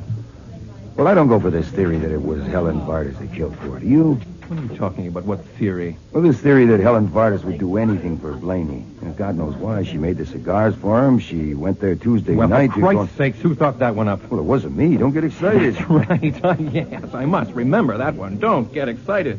They put you in a uniform and take you across the ocean into the middle of hell. Bombs, bullets, flamethrowers. Huh? Your friends die right against you and bleed down your neck, and after 2 years of that, they bring you home and turn you loose and say, don't get excited. Hey, cool down, will you? Look, I'm all right. Cool down. No, I'm all right. I'm sorry I brought it up. Okay, it's just that, I come home, and what do I find? The girl I had been counting on has married the boss, and no one told me.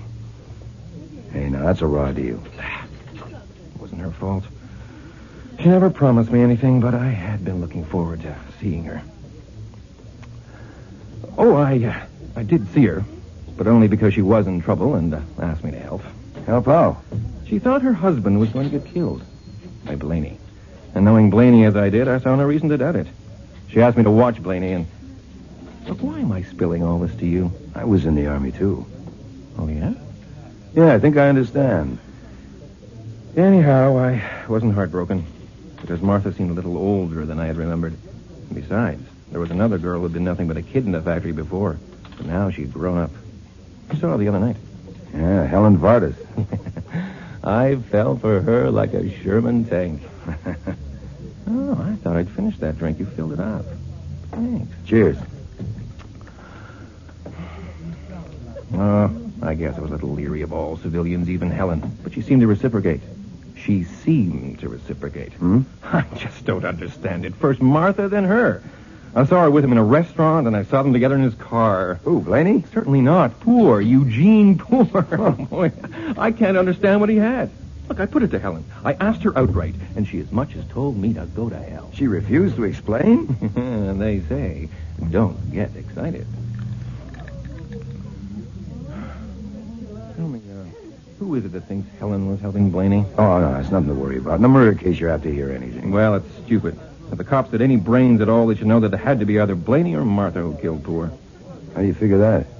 Martha went up to Blaney's place in Westchester at 6:15 on the night of the murder. She says Blaney wasn't there. That's right. Blaney says he was there that whole evening. So one of them is lying, and the one that's lying killed Poor. So it's Blaney. Why? Because Martha wouldn't lie? Why would Martha kill him? He had everything going for him that he had 2 years ago when they got married. Anyway, it was Blaney. And he knows I was keeping an eye on him for Martha, so I'll be out of a job, and so the hell with him. Tell me, do you want to come along and help me do something? Well, if you describe it, I promised my mother I would always be helpful to people. You're very witty, you know that. Well, Nero Wolfe tells me that all the time. Say, what are we going to do? I'm going up to Blaney's office to look through his abditories. Look through his what? Abditories. Secret hiding places. His office is full of them. I'm going to search them. Do you want to come along? You got the keys? Hell, I'm foreman. Okay. Finish your drink and let's go.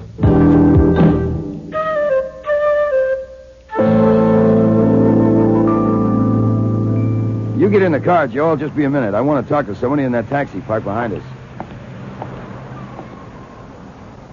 There's no sense in this, Miss Vardas. Look at that meter. Come on and ride with us. Get out of here. Hey, just relax, will you? I can't get out because I'm not in. Now, this is absolutely childish. You don't know the first principle of tailing. And this driver you happen to get is worse. Now, if you insist on tailing Joe, okay, we'll put him in a cab and we'll let him go ahead, and you ride with me, and I'll show you how it's done. You're smart as they come, aren't you? I'm at least smarter than you if you let that meter continue to tick. Now, pay him and come on. You seem to be in charge of everything. You pay him. Hey, I guess you got you, smartass. Here, keep the nickel change.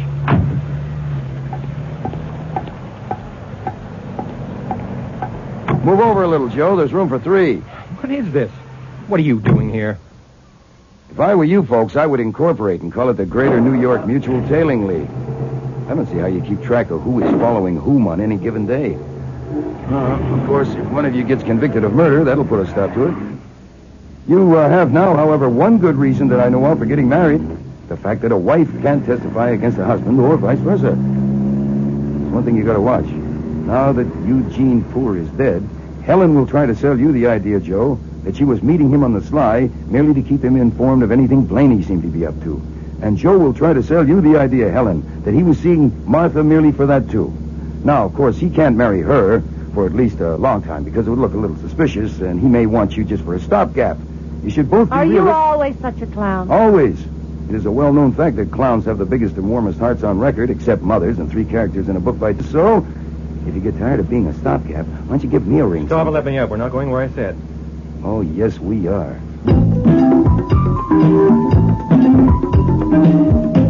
Trick dice, trick pencils. These are trick pencils? When you press, the perfume comes out. Perfume? Well, why would he bother hiding these in one of those... Abditories. Abditories. Conroy Blaney is a strange man. Tell me about it. Here, I need more light. Wait, that's not a... Oh. That is not a light switch. No, it's a water squirter. You know, that is really interesting. Oh, yeah? Yeah. Some customers say that the person won't be standing in the right place. But you were exactly.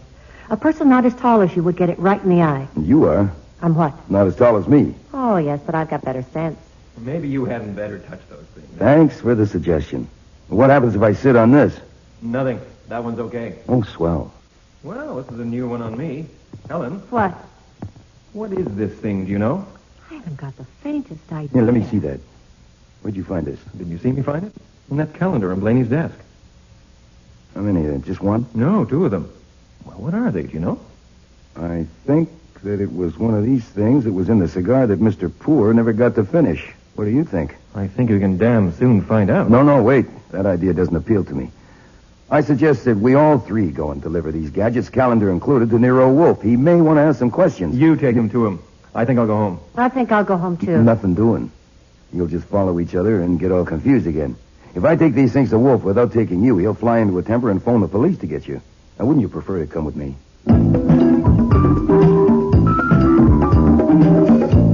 Mr. Grove. Yes, sir? I don't know how much sense you have. If you have slightly more than your share, you must realize that if I hand these things to the police with Mr. Goodwin's story, they'll conclude that you are a liar. Why would Miss they? Vargas, please, I'm speaking to Mr. Grove. They will ask, why did you wait until witnesses were present to explore those... abditories. Hiding places. Is it even remotely credible that Mr. Blaney would leave such incriminating evidence in a hiding place that a dozen people knew about? I'll end by concluding that you put the capsules in the calendar yourself. I didn't. It happened exactly the way I told you. But listen. Oh, I am. You seem to know that these things are the same as the loads in the cigars. And if you do, okay. But I don't. Neither do I. And what the hell? Maybe they're full of Chanel No. 5. I was coming to that. Archie, do you remember that metal coffee percolator that we were fools enough to try? Yes, sir. It's in the basement. Bring it here, please. Now, Mr. Grove, perhaps we can prevail on your expertise.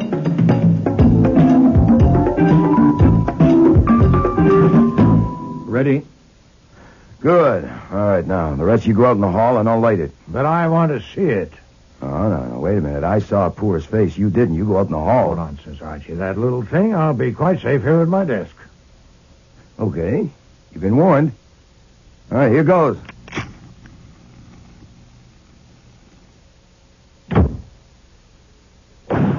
Jesus. Are you all right, sir? My God, look at the hole in the plaster behind his head. It was the percolator lid. It missed me by inches. My God, what's in those capsules? It's outrageous. I was nearly killed. Now, this settles it. Against Mr. Poor, there may have been a valid grievance, but against me, none. I'm going to bed. Archie, you put that other thing in the safe. What was that about? Is he mad at us? Geez, you'd think Now, that Mr. Wolfe is a genius, as you well know. Geniuses can be eccentric.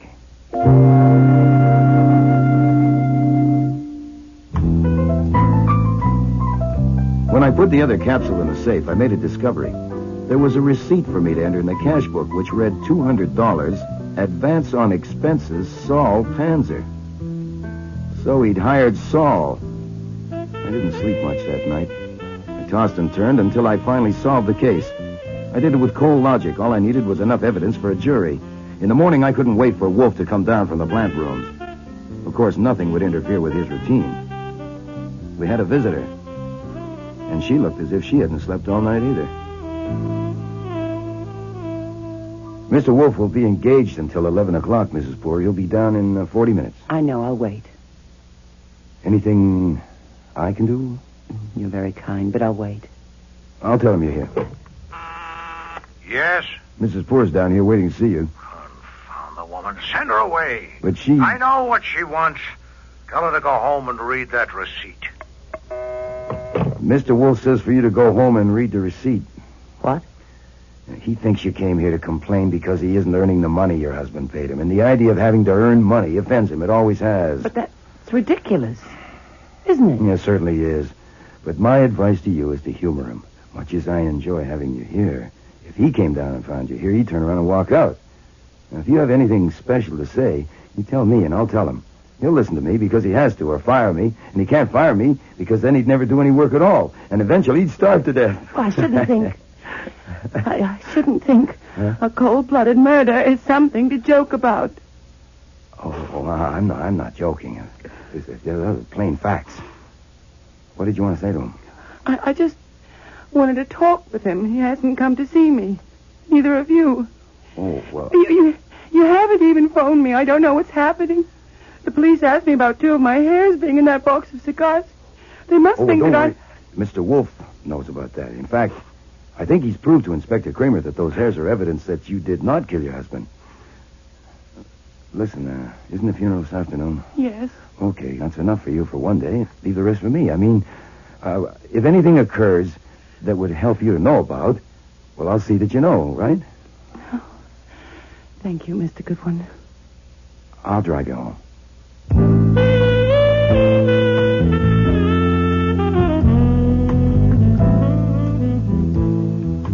We didn't speak at all in the car. She was trying to control her tears, and I was trying to control my anger. When I got back to the office about 11:30, I couldn't blast right into him because the first thing that happened was the phone rang. The district attorney of Westchester County returning your call. Thank you, Archie. I've got it. You can hang up. How do you do, Mr. Fraser? Thank you for being so prompt. Yes, it is urgent. I have something to give you. That body found in an orchard Wednesday evening with the head crushed, has it been identified? No, then the newspaper report is accurate. Please, I'm giving you something. Put this down. Arthur Howell, 904 West 78th Street, New York. He worked for the Beck Products Corporation of Baston, New Jersey. His dentist was Louis Marley, 699 Park Avenue. That should help. Try that. And in return for this, I would appreciate it very much if you'll have me notified the moment the identification is made. Did you get it all down? No, sir. That's all you'll get from me until I get word of the identification. So that's what Saul has been doing. Uh-huh. Yes, So it's in the bag. A complete stranger named Arthur Howell. After snitching the capsules from Beck Products and making cigars and getting them into Poor's home God knows how, he was overcome by remorse and went to an orchard and took his clothes off and lay down and ran a car over himself with a radio-controlled device. Shut up, Archie. We're ready to act in any case, but it'll make things a little simpler if that corpse proves to be Mr. Howell, so it's worth waiting for a report on it. Now, 7 minutes to 4. We might as well prepare it now. Archie, get that capsule you put in the safe, and then attach it with tape to this photograph. This is Eugene Poor. I thought there were no Oh, no wonder you're looking so pleased, even if Saul did have to pay $200 for it. Place the photo with the capsule attached in an envelope and replace it in the safe. Yeah, but why? You wait for my instructions. Call me the moment you hear from Mr. Fraser.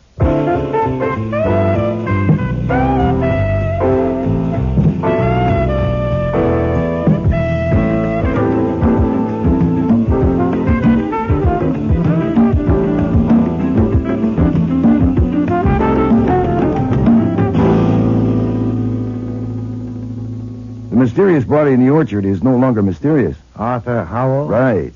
Mr. Fraser was rather persistent. Indeed? He's on his way here right now with a couple of detectives. I think he wants to talk to you.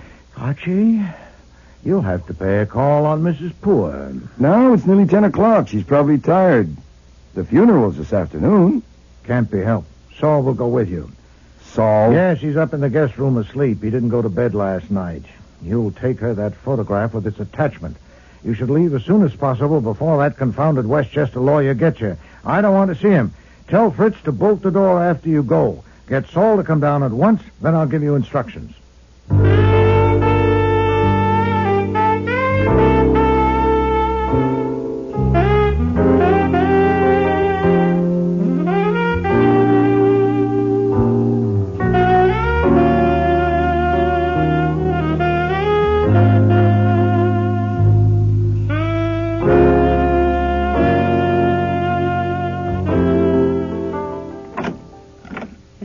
I'm here under orders, Nero Wolfe's orders. I just want to make that clear.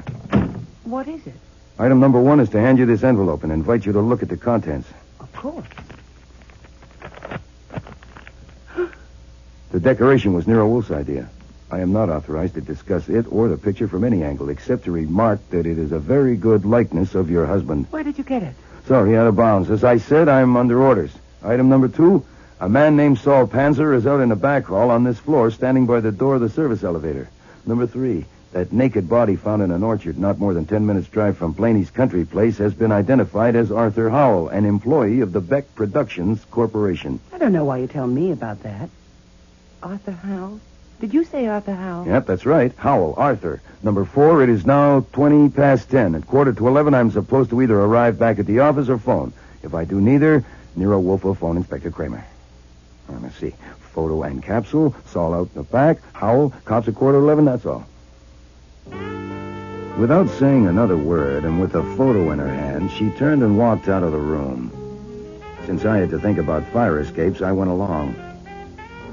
That game of follow the leader was one of my experiences that can stay unique and suit me fine. She might have been a deaf and dumb renting agent showing me the apartment and me the deaf and dumb prospective tenant. First, we did the master bedroom, her in front and me right behind. She opened a closet door, looked in a minute, and shut it again. Then she crossed to another door that was standing open. I had never seen a fire escape with an entrance through a bathroom window, but I thought it wouldn't hurt to look, so I did. It was okay. So I backed out, and she shut the door, staying inside. I looked out of a window at the dark for maybe 3 minutes, and apparently I forgot to breathe. When the door opened and she came out, I pulled in enough oxygen to fill a barrel. She was no longer carrying the photograph. Her next destination was the back door, leading from the kitchen to the service hall. With me at her elbow, she pulled the door wide open, and we were both looking at Saul. Saul? Archie. Back to the living room and onto the front foyer. I slipped ahead of her and stood with my back against the entrance door. And she simply turned around and kept going until she was in the bedroom again. I was right there. Then she turned in the middle of the room near the foot of the double bed where she had presumably slept with her husband. Archie Goodwin, you think I'm terrible, don't you? You think I'm an awful woman, don't you? I'm not thinking, lady. I'm just an errand boy. You've had lots of experience. You know what women are like. I know you did when I first saw you. You know I'm a man's woman, but it has to be the right man. Just one man's forever. But I didn't find the man until it was too late. I didn't find him until this morning when you were so kind to me. You could have had me then. Forever yours. You could have me now if anything like that was possible. I mean, we could go away together. You wouldn't have to promise anything.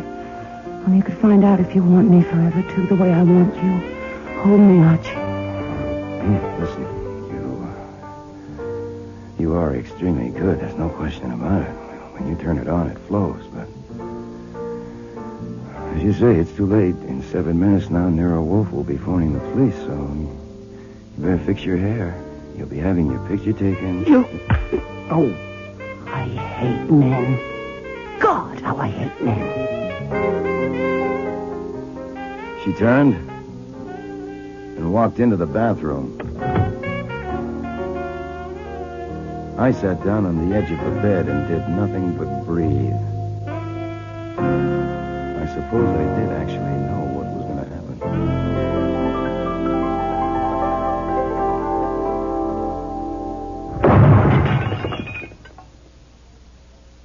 Who the hell do you think you are anyway? God? You have taken the law into your own hands. Then arrest me, Mr. Kramer. Shut up, get a warrant, and arrest me. You have deliberately withheld evidence. I have not withheld evidence, or obstructed justice, or shielded the guilty.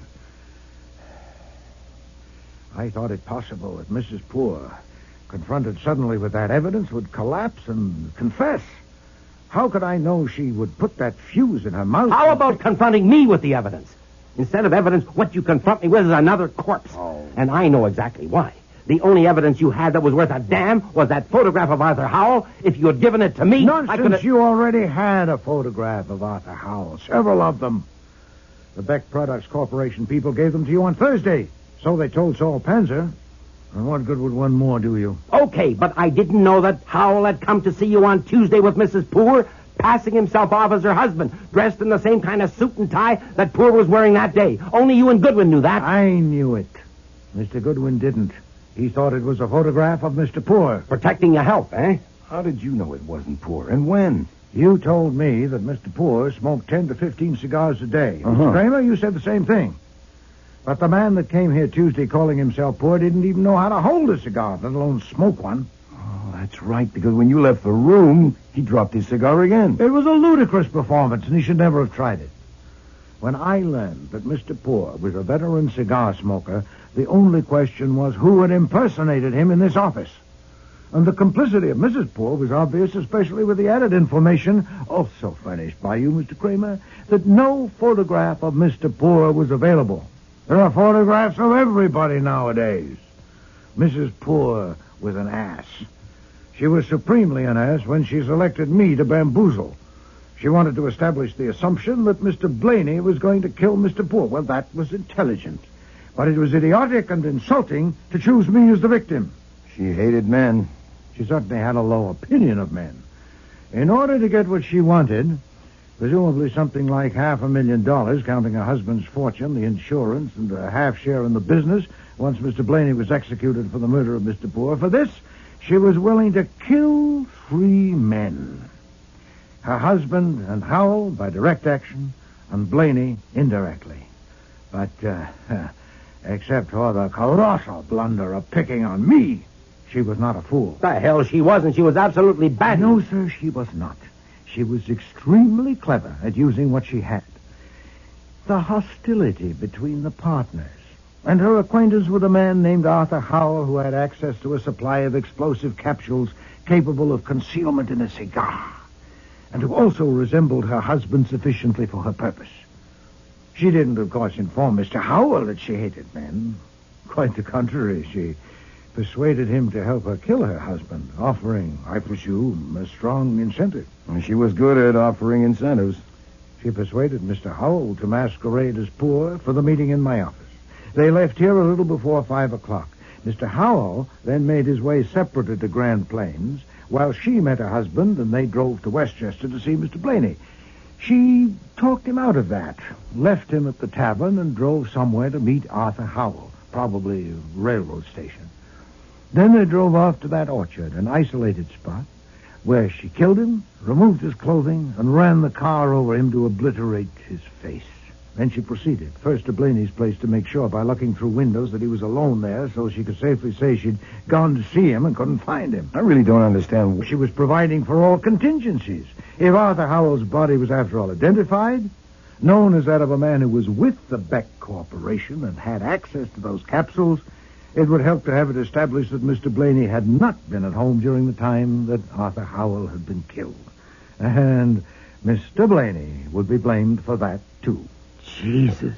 Then she returned to the tavern, dined with her husband, drove back to their apartment, and got him a nice, fresh cigar from a new box. And she was your client? No, sir. You've got the $5,000. Oh, I have. But Poor didn't pay it to you. You never saw Poor, so you weren't hired by him. Mrs. Poor paid it. Do you take money from murderers? Very feeble, Mr. Kramer. Whether Mr. Poor paid me or not, he got his money's worth.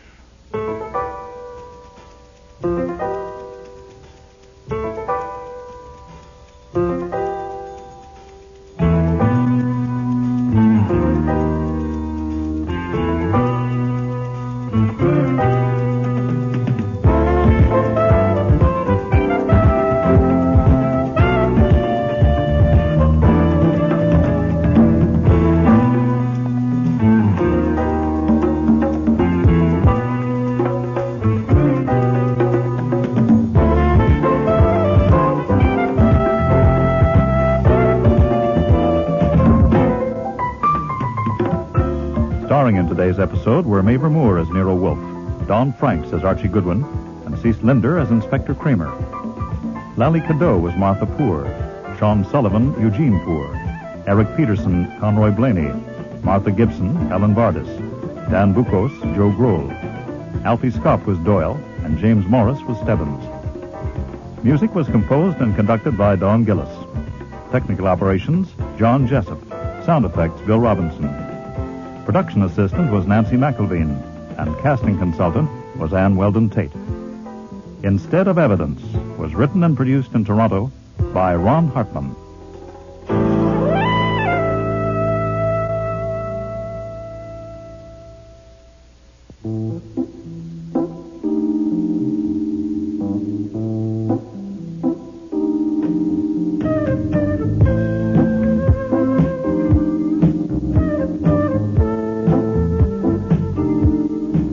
Next week. She's dead? Very. I presume that she was alive when you left her to come up to me. Yes, sir, sitting in that chair. She was alone. No one came with her. The door was locked as always. Fritz is out shopping.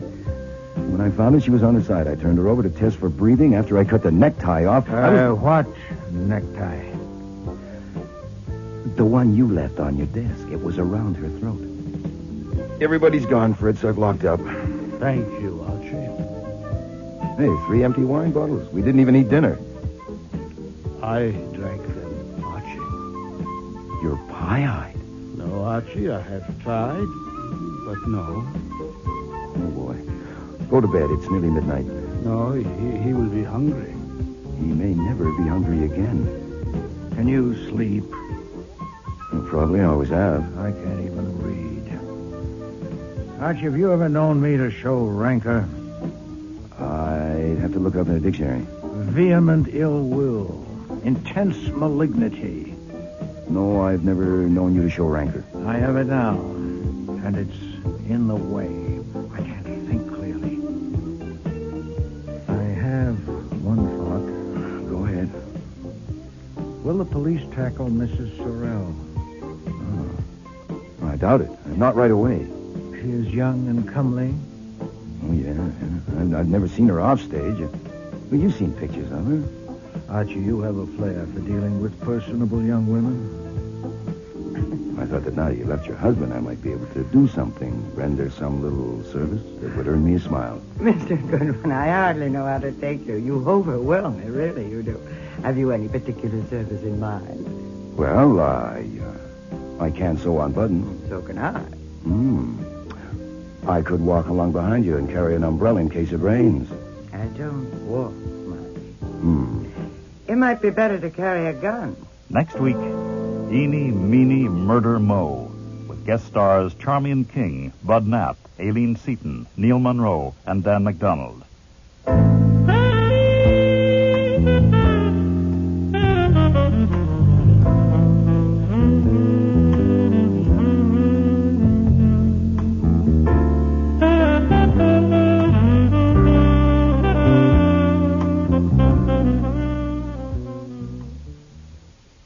This is CBC.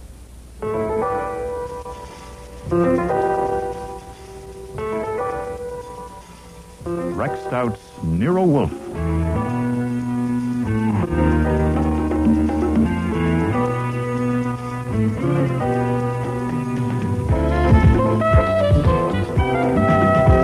Starring Mabel Moore as Nero Wolfe and Don Franks as Archie Goodwin.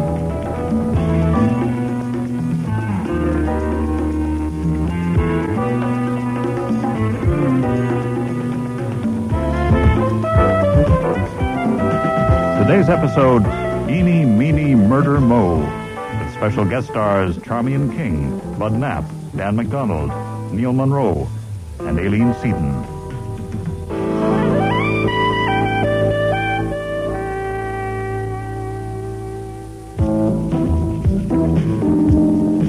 Since it would be a different story, and possibly no story at all if the necktie hadn't been there, I should explain about it. Nero Wolfe is a fastidious man. He's too fastidious to wear a brown silk four-in-hand decorated with tiny yellow curlicues and a large spot of Fritz's hollandaise sauce smack in the middle. So when Wolfe went to the orchid rooms, which he does every day from 4 to 6, he removed the tie and left it on his desk. That hurt me. I'm going shopping, Archie. I should be back. Oh, Fritz was hurt, too. He has left that tie just sitting there on his desk. He certainly has. Oh, what if someone should come in? It doesn't look right, Archie. Is this schlampig, yeah? Oh, yeah. The desk of a great detective and a great man should not have a soiled tie on it. Certainly not. There is a limit to the duties of a chef and housekeeper. One has to draw the line somewhere. My list of functions from confidential assistant detective down to errand boy does not include being a valet. Besides, there's my arthritis. You haven't got arthritis, Archie. Arthritis is beside the point, Fritz. Consider the dignity of man. Yes. He could have taken it upstairs on his way to the plant rooms. Someone is here. You could put it in a drawer. That would be evading the issue. I suppose so. I agree. It's a delicate affair. I'm going out the back, Archie. Good afternoon.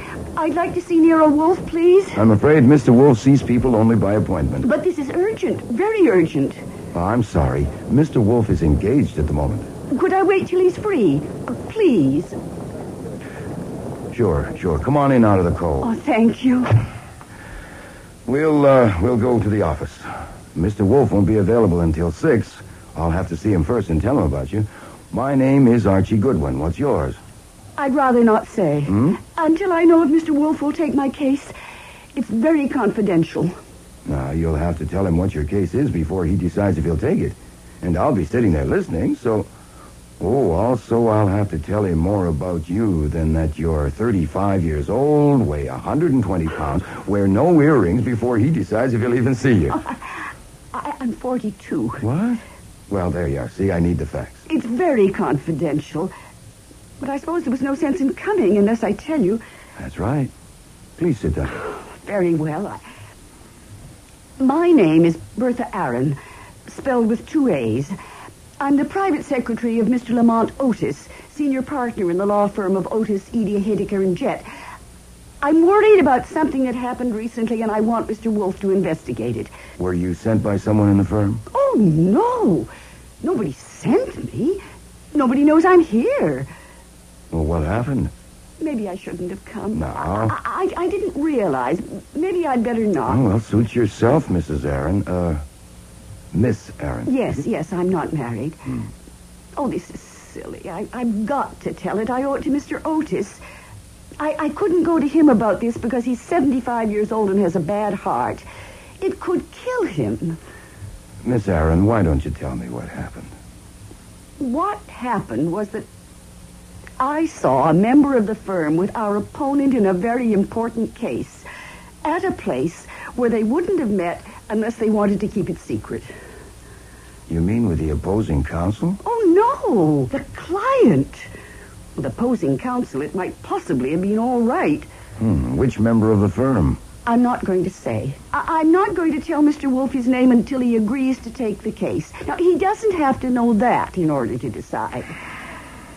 Oh, dear, I'm in such a difficult position. I was afraid to go to any of the others in the firm because if one of them was a traitor, another one might be in it with him. Well, how could I be sure? Well, you could be wrong. Well, of course, that's unethical, a lawyer meeting with an enemy client, but there could be exceptions. It might have been accidental. No, it couldn't have been an accident. When and where did you see them? Last Monday, a week ago today, in the evening. They were together in a booth in a cheap restaurant. The kind of place she would never go to, never. I only went in there to use the phone. They didn't see me. Then one of them is a woman. Oh, I said she. Yes, the opposing client is a woman. Well, isn't it possible, just possible that the member of your firm wasn't a traitor? And that there's some explanation? Well, of course. I worried about that for a week. And this afternoon I couldn't stand it anymore, so I faced him with it. There is no question. He's a traitor. What did he say? It wasn't so much what he said as how he looked. He said he had a satisfactory explanation, but that he couldn't tell me what it was. And that's when I thought of Nero Wolfe. So I put on my hat and coat and came. Now, it's urgent. You can see it's urgent. It could be. Look, Mr. Wolfe would have to know first what your firm's case is about. Oh, I couldn't tell you that. There are some kinds he won't touch, even indirectly. Now, come on. You can tell me. Does he have to know? Yeah, he does.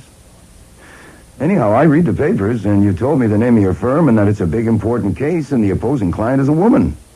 So is your client Morton Sorrell? Yes. And the opposing client is Rita Sorrell, his wife. Yes. Mm-hmm. It's just 5:39. Cross your fingers and sit tight. I'll go up to him.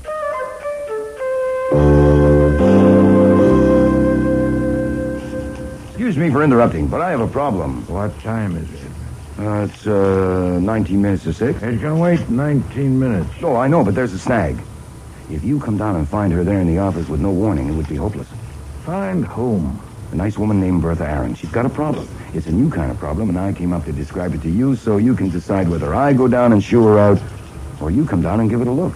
You have interrupted me. You have violated our understanding. Well, I said excuse me, and since you're already interrupted, well, I might as well tell you. She is the private secretary of Lamont Otis, senior partner of one of the top law firms in the country.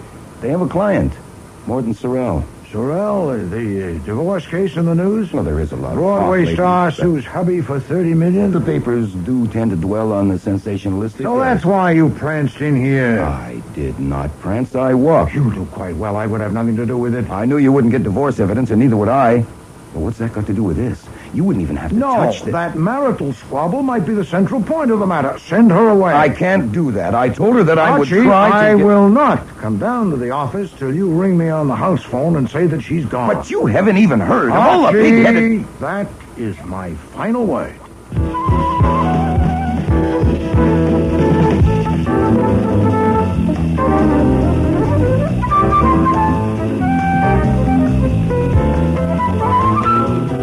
Back at the office door, I stopped for a moment and arranged my face so Bertha Aaron would know the answer as soon as she looked at me. Then I entered. Jesus. Two objects were on the rug, which hadn't been there when I left. A big hunk of jade, which Wolfe used for a paperweight, and Bertha Aaron. Her eyes were open and popping. Around her neck, knotted at the side, was Wolfe's necktie. There was no question she was dead, but I did the usual tests. Then I sat back and wondered what to do. It's after 6. To hell with it. Yes? You can come down now. She's gone.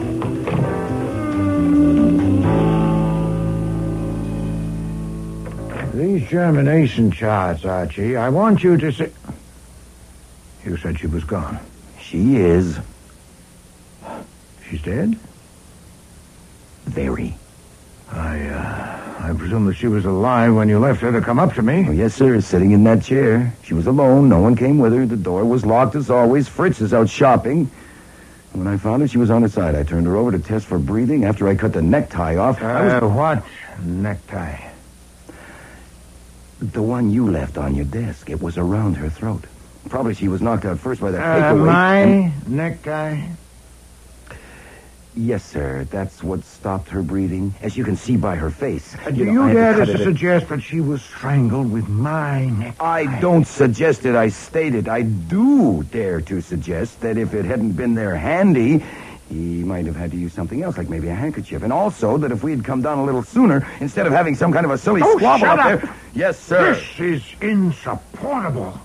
I will not accept it. No, sir. I could burn the tie. And then we could tell Kramer that whatever he used, he must have waited until he was sure she was dead, then removed Shut it. up. She told you that nobody knew she came. There's not a chance of that, and you know it. We're stuck. Now, I put off calling until you came down, but it's already been 16 minutes. Would you rather call Kramer yourself?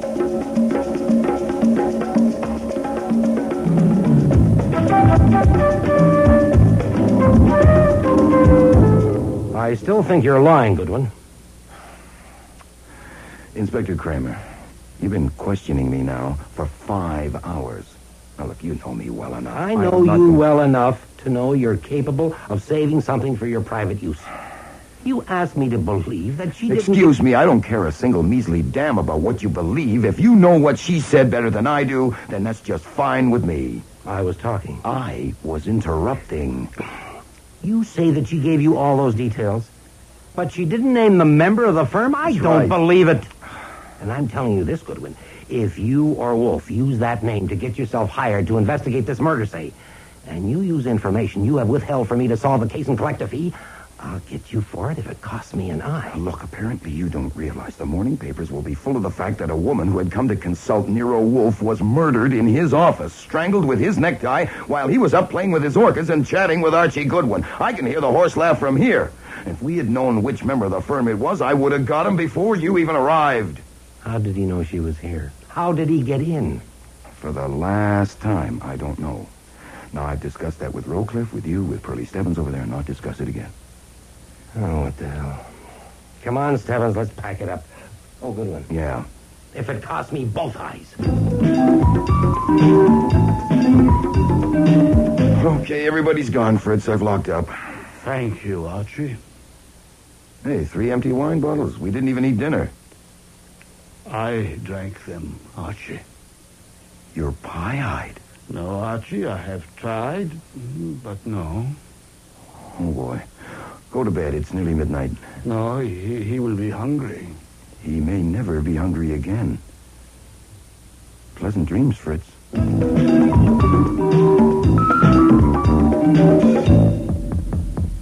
Yes?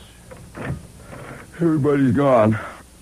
Last one's out. Fritz is standing watch in the kitchen, expecting a call for food. You better buzz him. Can you sleep?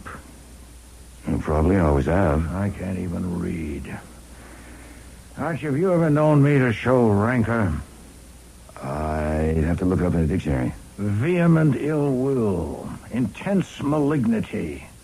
No, I've never known you to show rancor. I have it now. And it's in the way. I can't think clearly.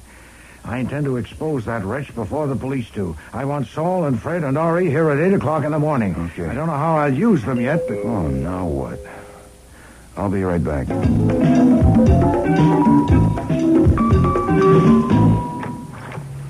I would like to see Mr. Wolfe, please, about my secretary, Miss Bertha Aaron. You're Lamont Otis. I am. This is Miss Ann Page, my associate, a member of the bar. How do you do? My coming at this late hour is justified, I think, by the circumstances. Yes, I see what you mean. Just a minute. Hey, you over there. Across the street. Come on. Who are you, Jillian or Murphy? Come on over here a minute. What on earth? Oh, yes, it's you. Sergeant Wiley. Come on up here. What for? May I ask what this is about? You may. An inspector named Kramer is in danger of losing an eye, and that would be a shame. Mr. Otis. Yes? I'd appreciate it if you'd answer a simple question. Were you asked to come here by either Mr. Wolfe or me? Certainly not. Was your coming entirely your own idea? Yes, No, but I don't... excuse me, you heard him, Wiley. Include that in your report. It will save wear and tear on Kramer's nerves. Much obliged. Happy watchdogging. Come in, Mr. Otis, Miss Page. I'll tell Mr. Wolfe you're here.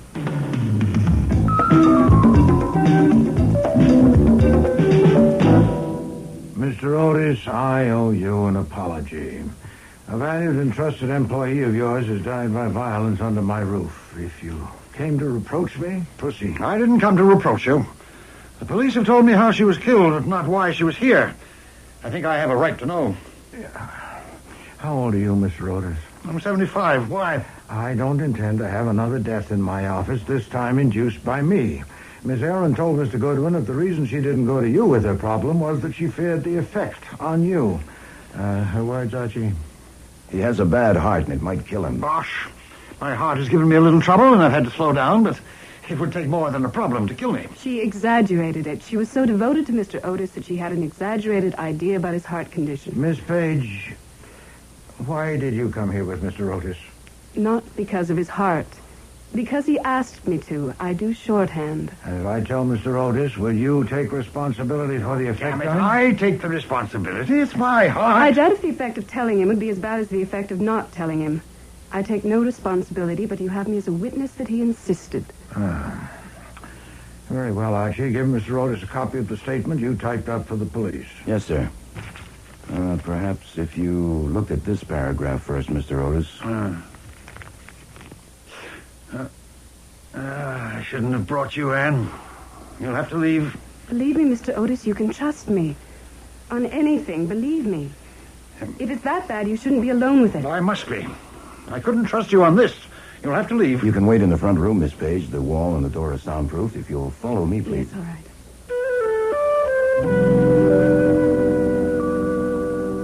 We have given you all the information we have, but I add this. First, that nothing in that statement will be revealed to anyone by Mr. Goodwin or me without your consent. And second, that my self-esteem has been severely injured, and it would give me great satisfaction to expose the murderer. I would welcome your help. You are making a wholly unwarranted assumption. The police hypothesis, and mine, is the obvious one that a member of your firm killed Miss Harris. That hypothesis could destroy my firm's reputation. Why should I help you? Because if you do, I will have two objectives: to get the murderer and to see that your firm suffers as little as possible. If you don't, I'll have only one. Mr. Wolfe, why should I accept that a member of my firm killed Miss Aaron? How did he know that she was here? She said that nobody knew. He could have followed her. Evidently, she left your office soon after she talked with him. Archie. Well, she probably walked here. It's not far. It would have been a cinch to tail her on foot. How did he get in? Did he sneak in unseen when you admitted her? No, it's not possible. He saw her enter and knew that this is Nero Wolfe's address. He went to the phone booth and rang this number, and she answered. This phone on my desk. With me not here, that would be automatic for a trained secretary. Would she do that, Mr. Otis? It's quite conceivable, yeah. Okay. She answered. He said he wanted to see her at once and would give her a satisfactory explanation, and she told him to come here. And when he came, Fritz wasn't here. She let him in.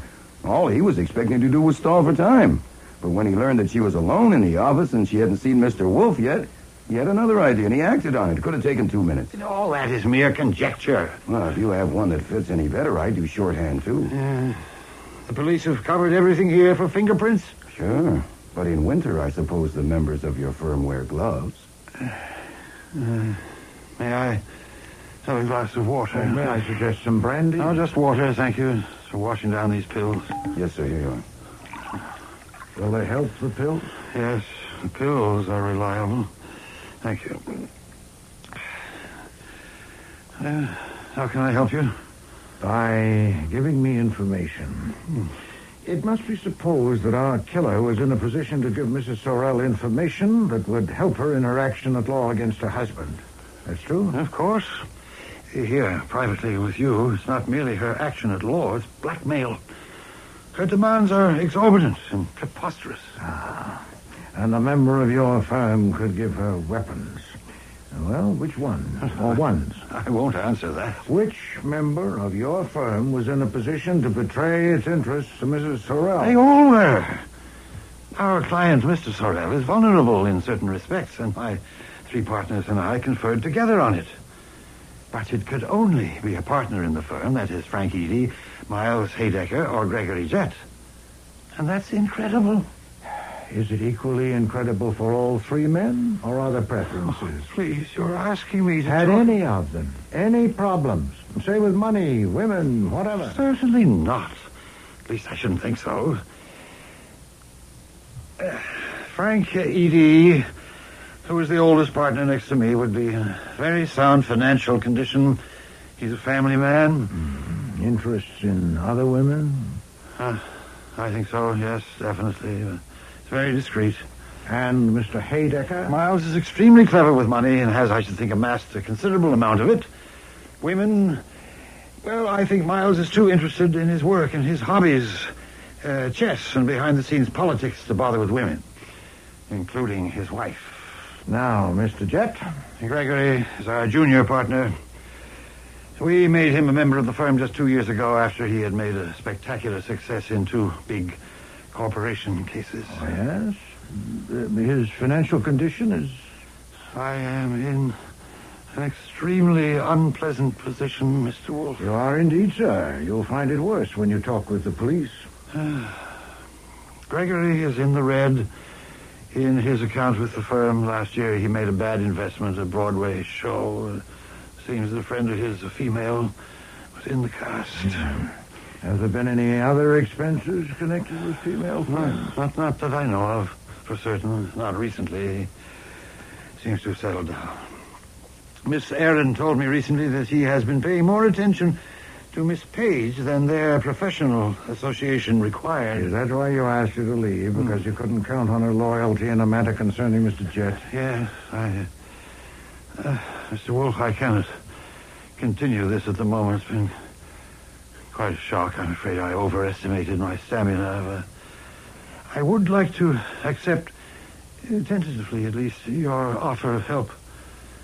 May I answer your questions tomorrow? At your convenience, of course.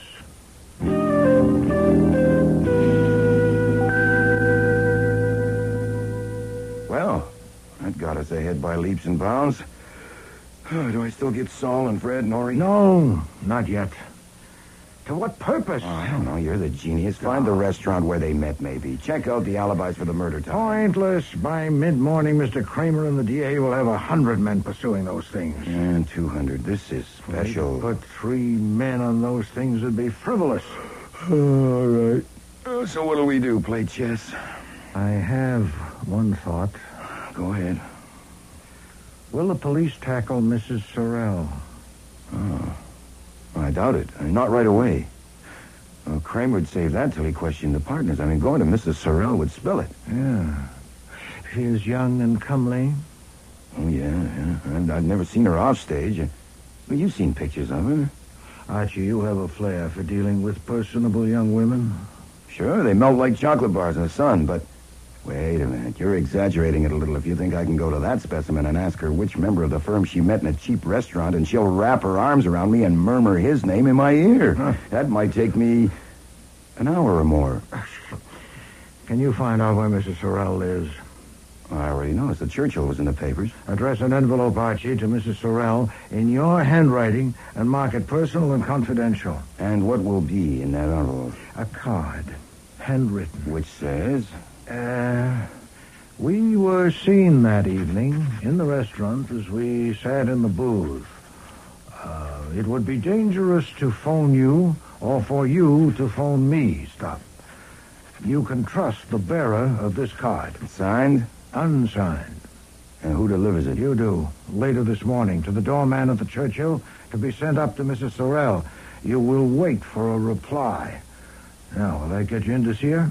Oh, I think there's a fair chance. Yes, Archie, I think so, too.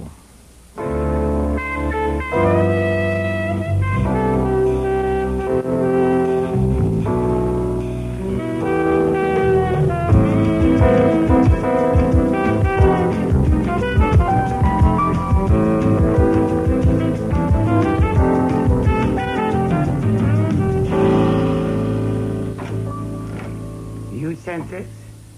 I brought it. Haven't I seen you before? What's your name? Goodwin. Archie Goodwin. You may have seen my picture in the morning paper. Oh, of course. What is this card all about? It's crazy. Where did you get it? I wrote it. You wrote it? Well, it was a trick. I made it up. I tried to write something that would make you curious enough to see me. I don't understand. Okay, I might as well confess, Mrs. Sorrell. I have been at your feet for years. The only pictures in my heart are of you. One smile from you, just for me, would be rapture. I thought that now you left your husband, I might be able to do something, render some little service that would earn me a smile. Mr. Goodwin, I hardly know how to take you. You overwhelm me, really, you do. Have you any particular service in mind? Well, if I might come in, now that you have smiled at me. Of course. So please sit down. Thank you. Not many people ever have a chance like this, an offer of service from a famous detective. What should it be? Well, I can sew on buttons. So can I. I could walk along behind you and carry an umbrella in case it rains. I don't walk much. It might be better to carry a gun. You mentioned my husband. I honestly believe he's capable of hiring someone to kill me. You're handsome, very handsome. Are you brave? Well, it depends. I probably could be if you were looking on. By the way, now that I'm here, and this is a day I'll never forget, I might as well ask you something. Since you saw my picture in the paper, I suppose you read about what happened in Nero Wolfe's office yesterday. That woman murdered Bertha Aaron, was it? I read a part of it. I don't like to read about murders. Did you read who she was? Private Secretary of Lamont Otis, partner of Otis, Edie, Haydecker, and Jet? I didn't notice. I thought you might because they're your husband's attorneys. Oh, you knew that, of course. Oh, of course. I didn't notice. I guess you didn't read that part, or you would have noticed those names, since you know all four of them. What I wanted to ask was, did you know Bertha Aaron? No. Oh, I thought you might, since she worked for the firm that represents your husband, and they handled a case for you once. You never met her. No. You seem to know a good deal about that firm and my husband. You said that so nicely about being at my feet and the only picture in your heart. Mm-hmm. So they sent you, or Nero Wolfe did, and he's working for my husband. No, he isn't. Well, he's working for that law firm. That's the same thing. No, he's working for nobody but himself. Oh, you're lying. I only allow myself so many lies a day, and I'm careful not to waste them. Mr. Wolfe is upset because that woman was killed in his office, and he intends to get even. He is working for himself. He thought you might have known Bertha Aaron and could tell me something about her that could help. I can't. Oh, that's too bad. I'm still at your feet. I like you there. You're very handsome. I just had an idea. Would Nero Wolfe work for me? Well, he might. What would you want him to do? I'd rather tell him. Well, if you'd like to go now, I'd be glad to take you. He'll be free till 1 o'clock. I wonder. You wonder what? Nothing. No, I won't go now. I'll think it over. Oh, I'm sorry. I can't help. But I'd never met that woman. What was her name? Bertha Aaron. I'd never heard of her. I may ring you later today. I'll think it over.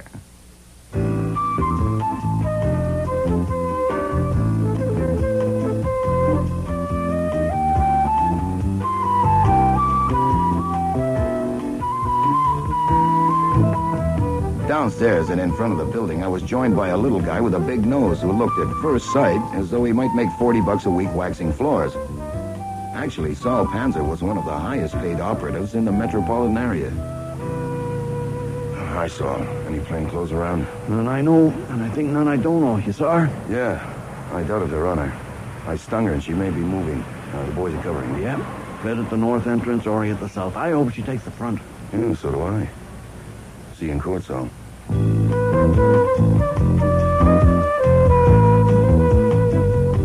was 11:40 when I got back to the house, so I expected Wolfe to be in the office. He wasn't. But a stranger was. Morning. Good morning. So I continued on to the kitchen, where I found the great man conferring with Fritz. You cannot use onions. We've had this discussion many, many times. I know we have. You forgot to leave the necktie on your desk. Oh. The man in there is Gregory Jett. He spent the morning at the DA's office. I excused myself because I wanted to hear from you before talking with him. Now, did you see that woman? Yes, sir. She's a gem. There is now no question about Bertha Aaron's basic fact, that a member of the firm was with Mrs. Sorrell in that restaurant. She admitted it. No, but she confirmed it. We talked for about 20 minutes, and she never mentioned the card after the first half a minute. She told me I was handsome twice. She smiled at me 6 times. She said she'd never heard of Bertha Aaron, and she asked if you would work for her. She may phone for an appointment. Do you want it all verbatim now? Later will do. The men are there. Yeah, Saul, Fred, and Ori are covering every entrance to that building, but it's wasted. She's not a fool, anything but. She's a very tough article, and she's after $30 million.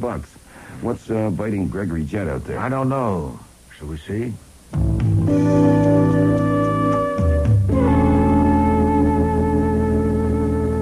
I said my business was urgent, and you kept me waiting 20 minutes. You're rather cheeky, aren't you? Moderately so.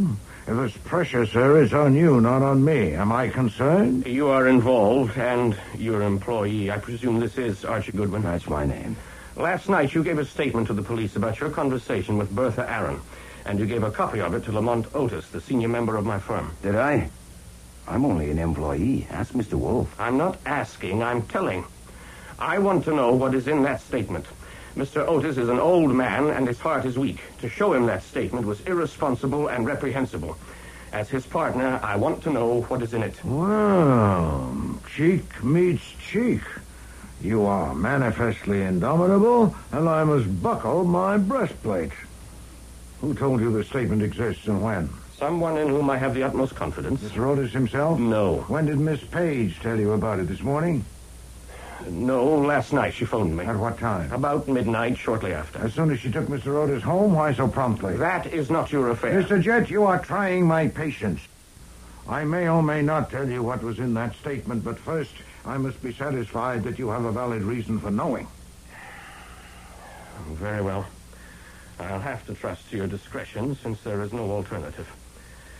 When Otis told Miss Page she had to leave, she suspected that Miss Aaron had told Goodwin here something about me. Why about you? There'd been no hint of it?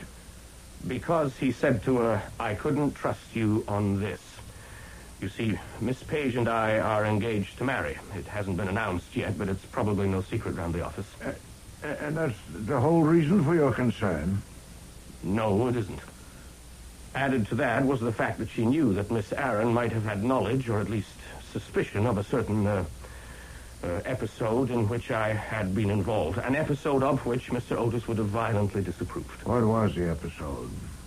No, I wouldn't tell you that even in confidence. What was its nature? It was a personal matter. Did it bear on the interests of your firm or your partner? No, it was strictly personal. Did it touch your professional reputation or integrity? It did not. Was a woman involved? Yes. Her name? I'm not a cad, Mr. Wolfe. Was it Mrs. Morton Sorrell? So that was it. Miss Page was right. I demand to see that statement. Not yet, sir. Later, perhaps. Do you maintain that the episode involving Mrs. Sorrell had no relation to your firm's interests or your professional integrity? I do. It was purely personal, and it was brief. When did it occur? About a year ago. A year ago? When did you last see her? About a month ago at a party. I did not speak with her. When were you last with her tete-a-tete? Not for nearly a year. But you're still seriously perturbed at the chance that Mr. Otis has learned of the episode? Certainly. Mr. Sorrell is our client, and his wife is our opponent in a very important matter. Mr. Otis might suspect that the episode was not merely an episode. I want to see that statement, and I have a right to see it. Don't start barking again. I'll tell you this. There's nothing in the statement either explicit or elusive about the episode you've described. That should relieve your mind. Beyond that, Excuse me, sir. Yes, Fritz, what is it? Mr. Eeny and Mr. Haydecker are here, sir. They say it is urgent. Eeny and Haydecker? What? Yes, sir. Uninvited and unexpected. You may leave unseen if you wish. Well, no, have them in. I'd like to hear what they want. All right, bring the gentleman in, Fritz. Mr. Wolfe will see you. Thank you. Mr. Wolfe. Craig, what are you doing here? Well, I might ask you the same question. We came for information. I suppose you did, too. Unless you got more at the DA's office than we did. I got damn little. They didn't answer questions. They asked them. Obviously, they think Bertha was killed by someone connected with the firm, but they don't say why. At least, not to me. Nor me. Nor me. What has Wolfe told you? Not much. I haven't been here long. I presume that you gentlemen have come with the same purpose as Mr. Jet. He asks for any information that will give light, with emphasis on the reason for Miss Aaron's coming to see me. He assumes... What was she here for? If you please. Surely the police and the district attorney haven't withheld all of the details from you. Haven't they told you that she didn't see me? No, they haven't told me. Nor me. Then I'll tell you. She came without appointment. Mr. Goodwin admitted her. She asked to see me on a confidential matter, but I was engaged upstairs, and Mr. Goodwin came to tell me that she was here. We had a matter under consideration and discussed it at some length. And when we came down, her dead body was there on the floor.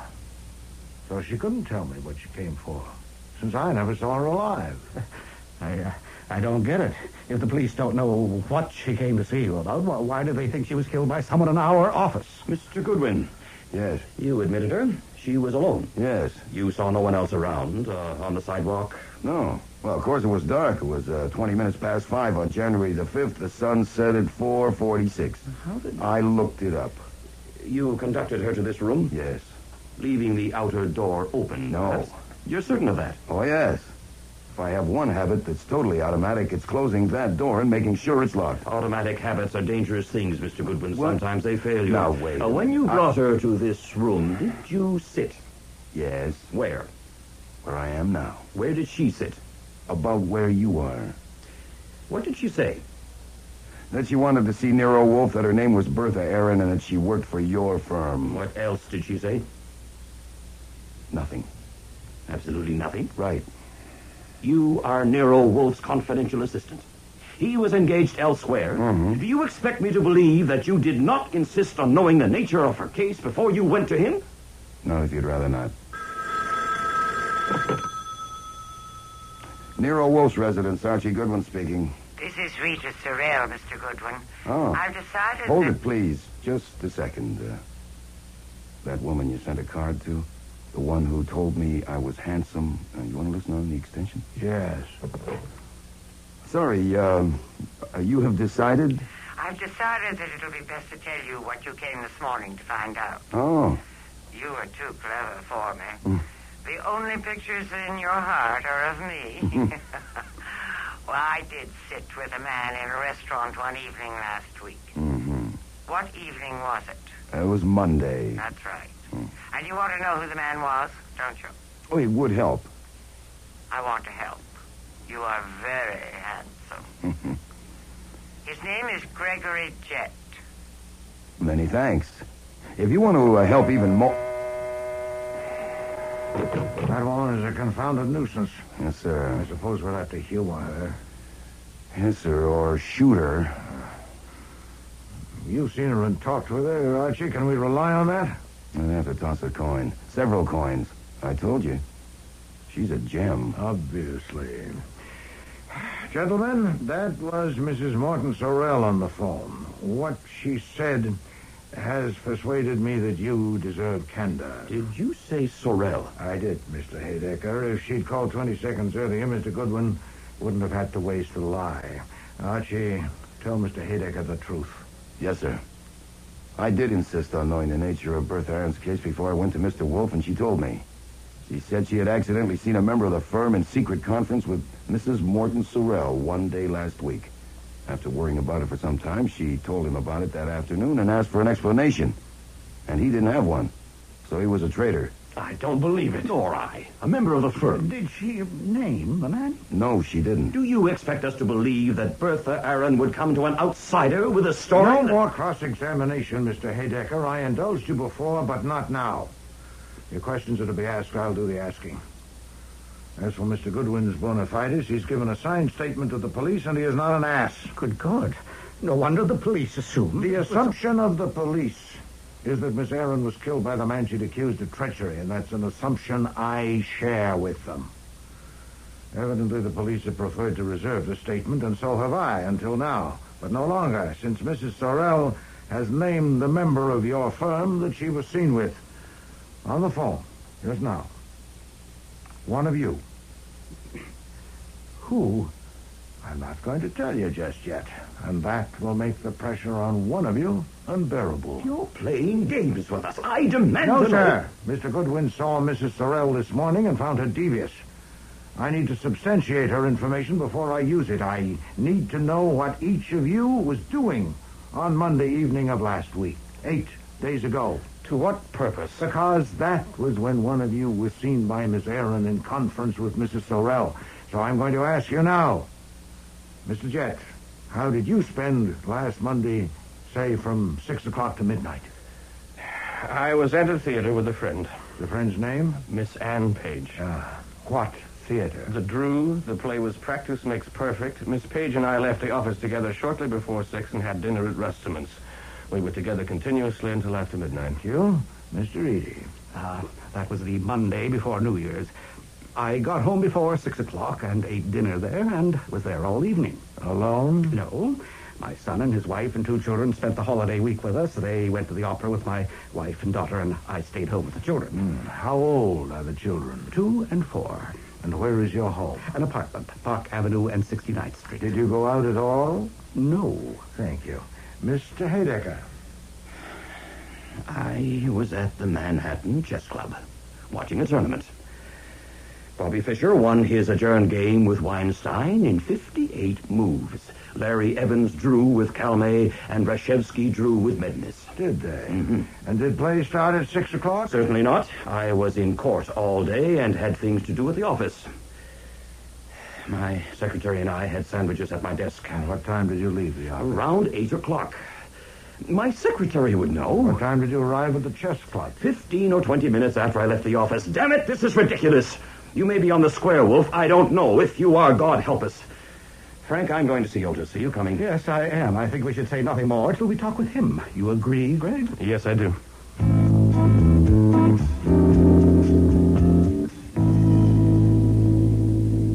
Do I get sullen, Fred? To what purpose? To check their alibi. Boy, pointless. They have no alibis. You weren't listening. Their alibis are worthless. One with his fiancée, one watching a chess tournament, one at home with young children in bed asleep. I asked on the chance that one of them, possibly 2, might be eliminated, but no, there are still 3. And what do we do? It's 1 o'clock. We have lunch.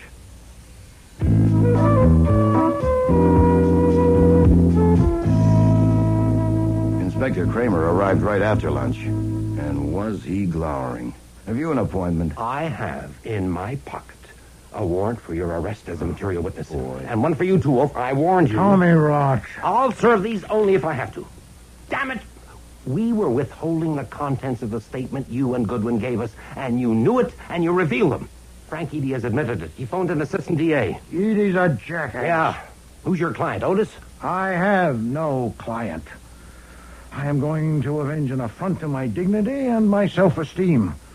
I cannot escape the ignominy of having my necktie presented in a courtroom as an exhibit for the prosecution. I may even be called to the stand to identify it. But I want the satisfaction of exposing the culprit who used it. And in telling those men what I did, I served my legitimate personal interest, and I violated no law. You knew damn well we were withholding it. I am not bound to respect your tactics, either by statute or by custom. Mr. Kramer, this is pointless. You have a warrant for my arrest as a material witness, but you don't serve it, so it obviously is only a cudgel for you to brandish. To what end? What do you want? I want the truth. Fui. If I take Goodwin's statement as it stands, if he put nothing in and left nothing out, one of those three men killed Bertha Aaron, you agree? Yes. But if a jury takes Goodwin's statement as it stands, it would be impossible to get one of those men convicted. Explain, please. She got here at 5:20, and he was with her in this room till 5:39, right, Goodwin? That's right. Then you went up to the plant room and talked to Wolfe. Right. You returned to this room and found the body shortly after 6, right? Right again. Then listen to this. Those three men had a conference on a case in Frank Eady's office scheduled for 5:30. Eady and Jet were there ahead of time, and Haydecker joined them at 5:45. He says he had gone out on an errand which took longer than he expected. The three of them stayed there together until 6:35. Verified by Eady's secretary. Explain that. What was Haydecker's errand? He went to 3 theaters to buy tickets. We've checked. They don't remember him at the theaters. But even if you take him, what have you got? Bertha Aaron was alive at 5:39. Haydecker was at the conference at 5:45. Proved. 6 minutes to follow her, phone this number, come in and be admitted by her, kill her, and get back to that office more than a mile away. Phooey. And, of course, the assumption that one of them hired a thug to kill her isn't tenable. Here in your office with your necktie? Nuts. You can take your pick of 2 assumptions. 1, they're lying. The conference didn't start at 5:30 and or Haydecker didn't join them at 5:45. 2, Goodwin's statement is a phony. Archie, get Mr. Parker at once. Right. Mr. Kramer, Mr. Goodwin reported fully and accurately, and the statement he signed corresponds in every respect with what he told me. So if you came armed with warrants to challenge that, Sarge, you're wasting hold your on. time. Here's Parker. Mr. Parker, afternoon. Mr. Kramer is here waving warrants at Mr. Goodwin and me. And no, material witnesses. He may or may not serve them. Please have your secretary ring my number every 10 minutes. If Fritz tells you that we have gone with Mr. Kramer, you will know what to do. Yes, of course, just a moment. It seems Mr. Kramer is leaving. He has left. Thank you, Mr. Parker. I'll call again should I need you. I shouldn't think it would be necessary. Well, I don't think we should count on any favors from Kramer for a while. Preposterous. Did he omit the third assumption deliberately? Has it occurred to him? I doubt it. He was concentrating on us, but it soon will. It has occurred to you, Well, sure. From that timetable it's obvious, but when it does occur to him, he'll probably mess it up. It's not the kind he's good at. Yes. We must forestall him. Can you get Mrs. Sorrell here? I can try. When do you want her now? No, I must have time to contrive a plan. What time is it? 10 after 3. Say 6 o'clock. We must also have the others, including Mr. Otis.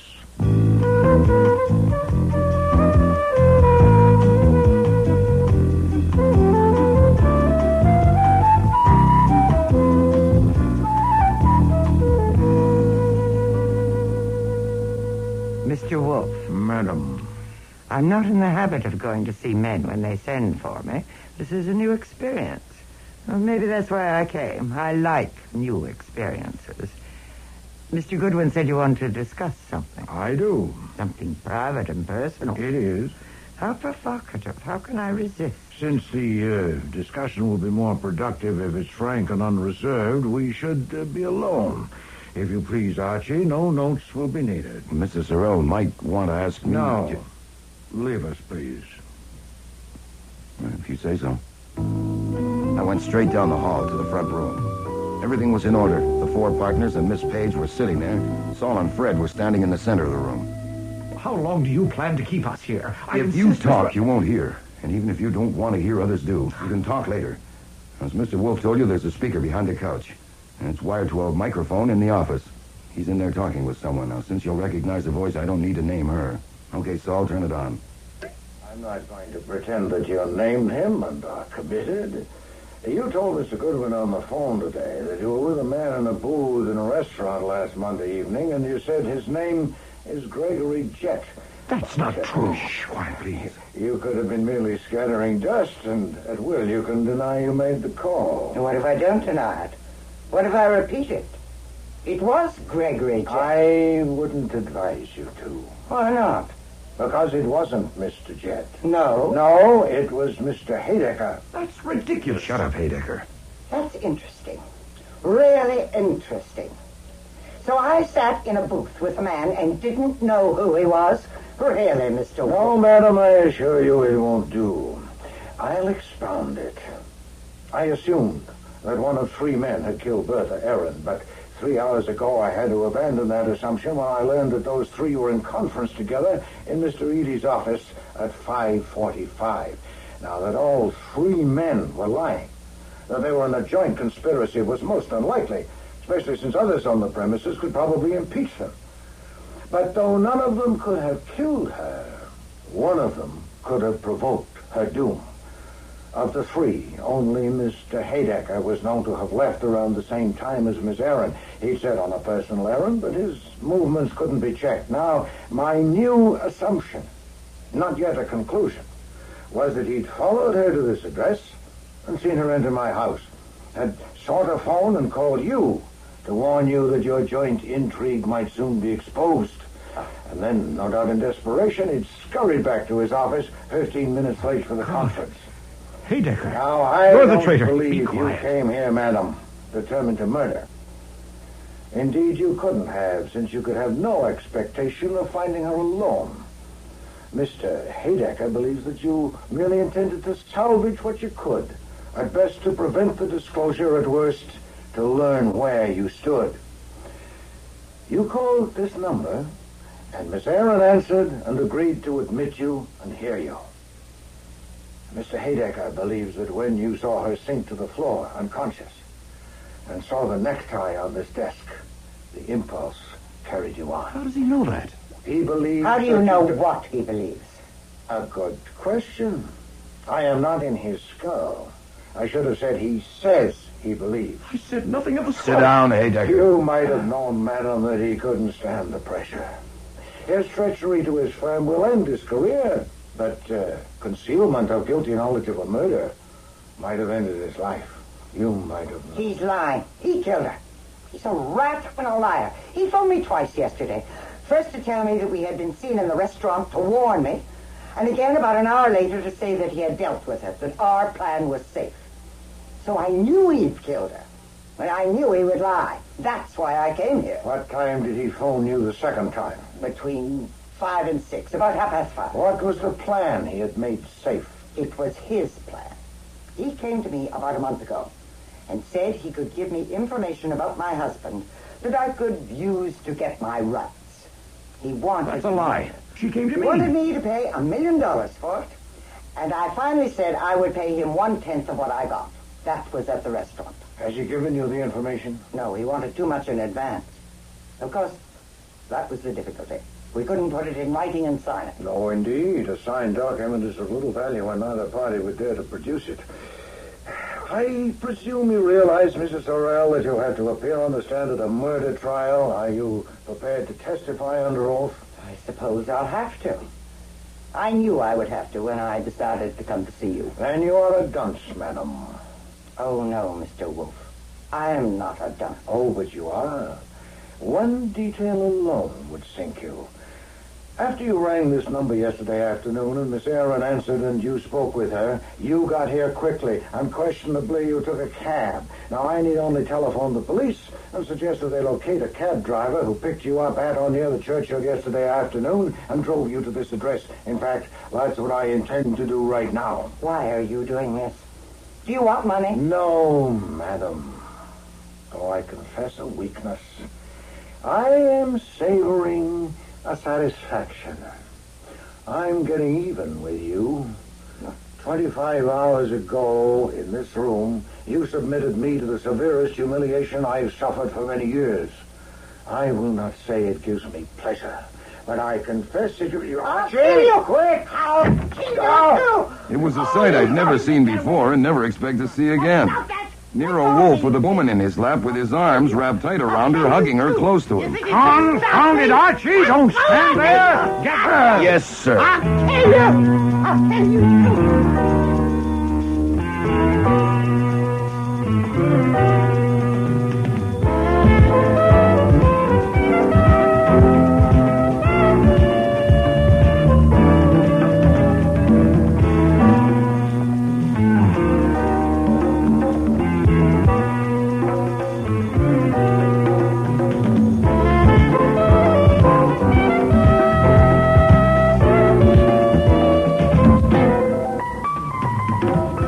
Starring in today's episode were Mavor Moore as Nero Wolfe and Don Franks as Archie Goodwin.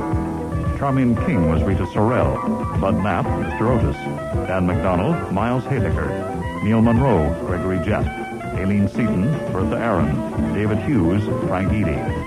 Cease Linder was Inspector Kramer, Alfie Scott, Sergeant Wiley, Nikki Guadagni, Ann Page, and Frank Perry was Fritz.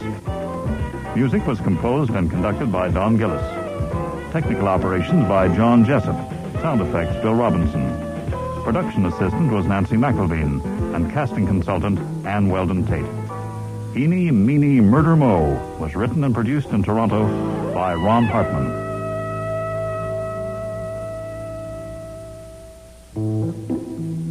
Next week, Nero and Archie meet Harry Coven, the cartoonist. Good morning, my little dazzlers. Good morning, Harry.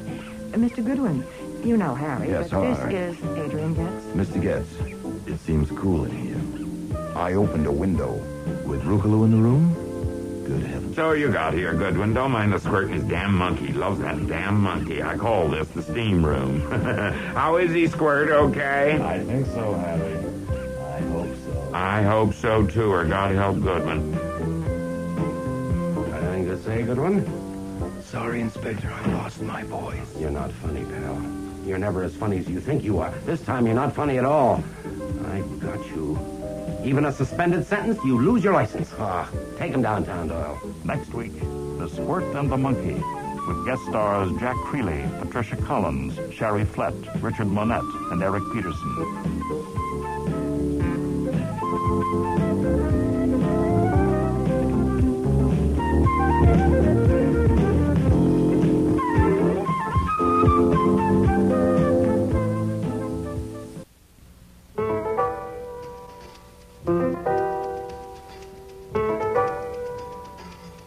Rex Stout's Nero Wolfe.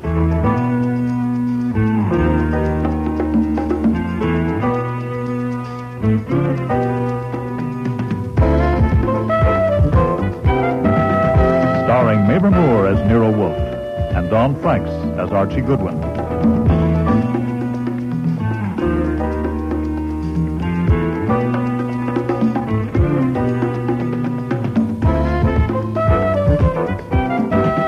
Today's episode, The Squirt and the Monkey, with special guest stars Jack Creeley, Patricia Collins, Sherry Flett, David Hemlin, Richard Monette, and Eric Peterson.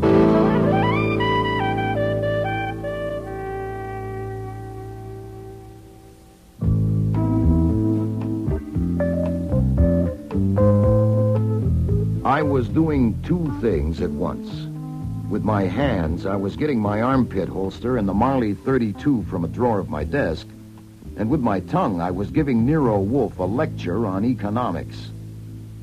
The most you can hope to soak our client is $500. Deduct the overhead and expenses, that leaves $300. Take off 85% for income tax, and that leaves you with $45 clear for the wear and tear on your brain and my legs, not to mention the risk. Risk of what? Complications. Playing games with a gun is sappy. Mr. Coven is sappy. And I resent my gun being used as a prop in his sappy schemes, not to mention me. Foy! It's a thoroughly conventional proceeding. Mr. Coven has engaged us to find who stole his gun. You're merely out of humor because you don't like the cartoon strip he draws. Dazzle Dan. And for God's sake. Perhaps you prefer Betty Boop or Blondie. Well, get you. I look at the comics occasionally just to be cultured. It wouldn't hurt any if you did the same.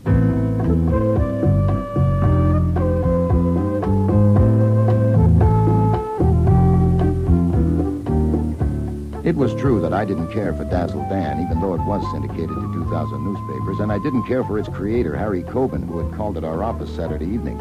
Also, I didn't care for the job he wanted us to do, because Harry Coben had programmed it so he was going to do the detecting himself.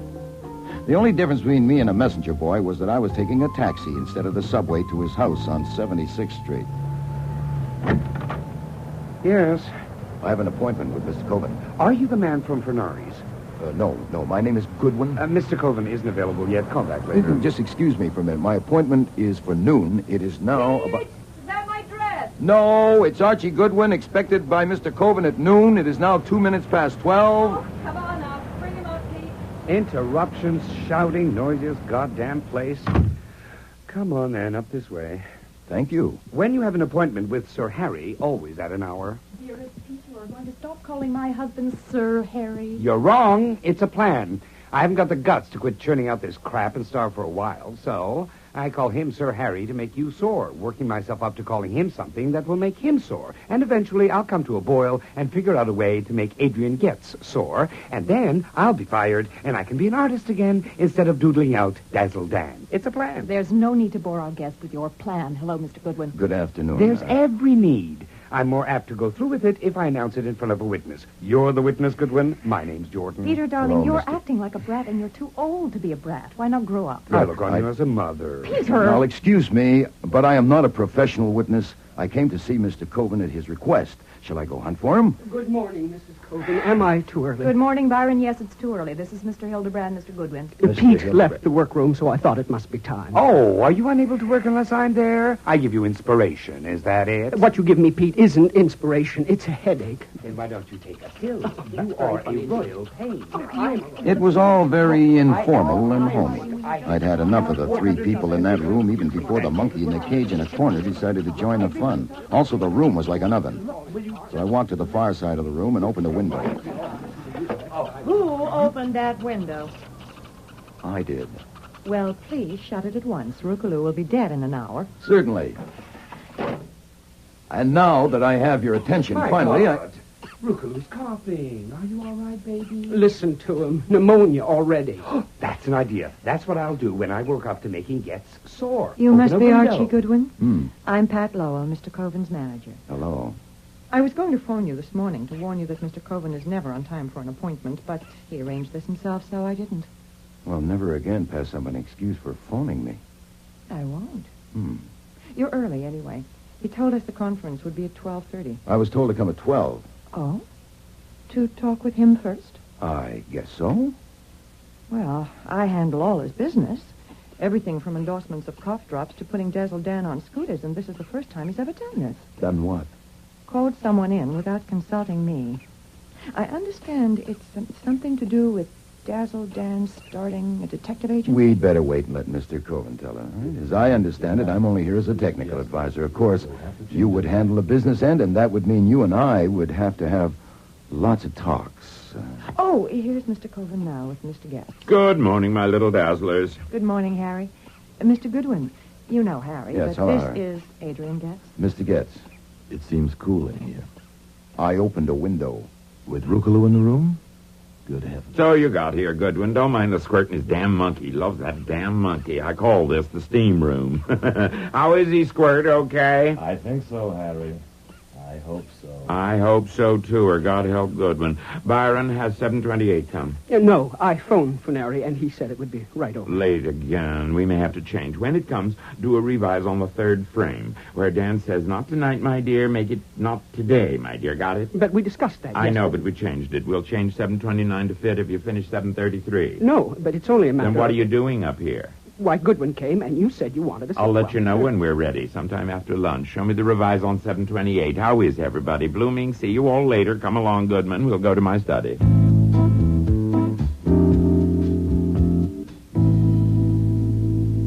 Sit down. Thanks. This room's a little more comfortable. What? It's cooler. Oh, yeah. I'm eating my breakfast now. You had yours. Huh? Yeah, oh, yeah. Is this where it happened? What? The theft. Oh, yeah. Did you bring the gun? Yeah. Let me see it. It's the one we showed you at the office. Marley 32. It's just like your stolen one. Is this the desk where you kept it? In the left-hand drawer in the back. Loaded? Yes, I told you so. Yeah, so you did. And it's been there in that drawer for 2 years. But last Friday when I looked, it was gone. And you think it was taken by one of the 5 people whose names you gave? I think it may have been. You didn't put it like that, but skip it. You gave us the 5 names. Your wife, Marcel, your manager, Pat Lowell, the 2 artists who draw Dazzle Dan, Pete Jordan, and Byron Hildebrand, and Adrian Getz out there, the one you call Squirt. Yes. Well, then they're all here, and we can go ahead and get on with it. As I understand it, I am to put my gun there in the drawer where yours was, and then you get them up here for a conference. Right. I ask you to show us how a detective searches a room to give us an idea of the picture potential. You better not start with the desk. Start maybe with the shelves back there. And when you come to do the desk, I'll push my chair back to be out of your way. And then I'll have them right in front of me. Then you open the drawer and take the gun out. I thought you were to do that. I know, that's what I said, but this is better because they'll be looking at the gun and you, and I'll be watching their faces. The one that took my gun is going to have a surprised look on his face, and I'm going to see it. And if there are 5 looks of surprise? What do you mean? At seeing me take the gun out of your desk, those who don't know you had a gun there. But they do know. All of them? Certainly. Everybody knows everything around here. They thought I ought to get rid of it. Now I wish I had. You understand, Goodman, all there is to this. I just want to know where the damn thing is and who took it. I'll handle it myself from there. Yeah. Yes. Okay, get him up here. Just a minute. What's the matter? I'm going to have to get my nerve up. I'm never much good until late afternoon. You called the conference for 12:30. I know I did. I do things like that. But I've got to dress. I'm still in my bathrobe. Don't try to rush me, understand? Now, look. Let me explain how Mr. Wolfe charges. If it takes more of my time than he thinks reasonable, he adds an extra $100 an hour. Now, keeping me here until late afternoon would be expensive. Well, it only might take an hour or so. An hour or so, yeah. Do you know how much I make an hour? Over $1,000. More than $1,000. Oh, excuse me. What do you want, Marcel? Going to get dressed now, are you, dear? I came to see if Mr. Goodwin was staying for a while. Yes. I thought you might be, Mr. Goodwin. You ought to have something to eat. We don't do any cooking. We even have our breakfast sent in, but there are some sandwiches.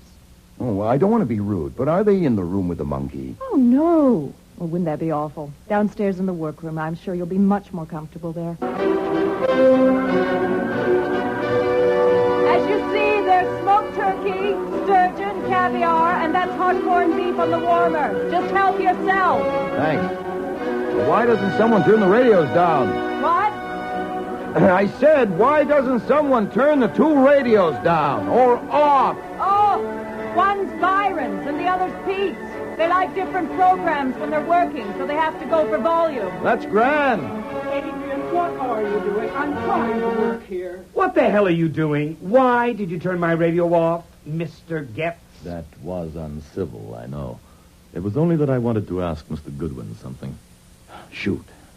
Did you know when you opened that window that cold drafts are dangerous for tropical monkeys? Sure. I was trying it out.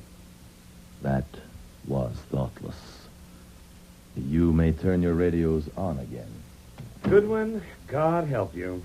Why, does he sting? Don't ask me why, but watch your step. I think he's a kobold. Oh, yeah?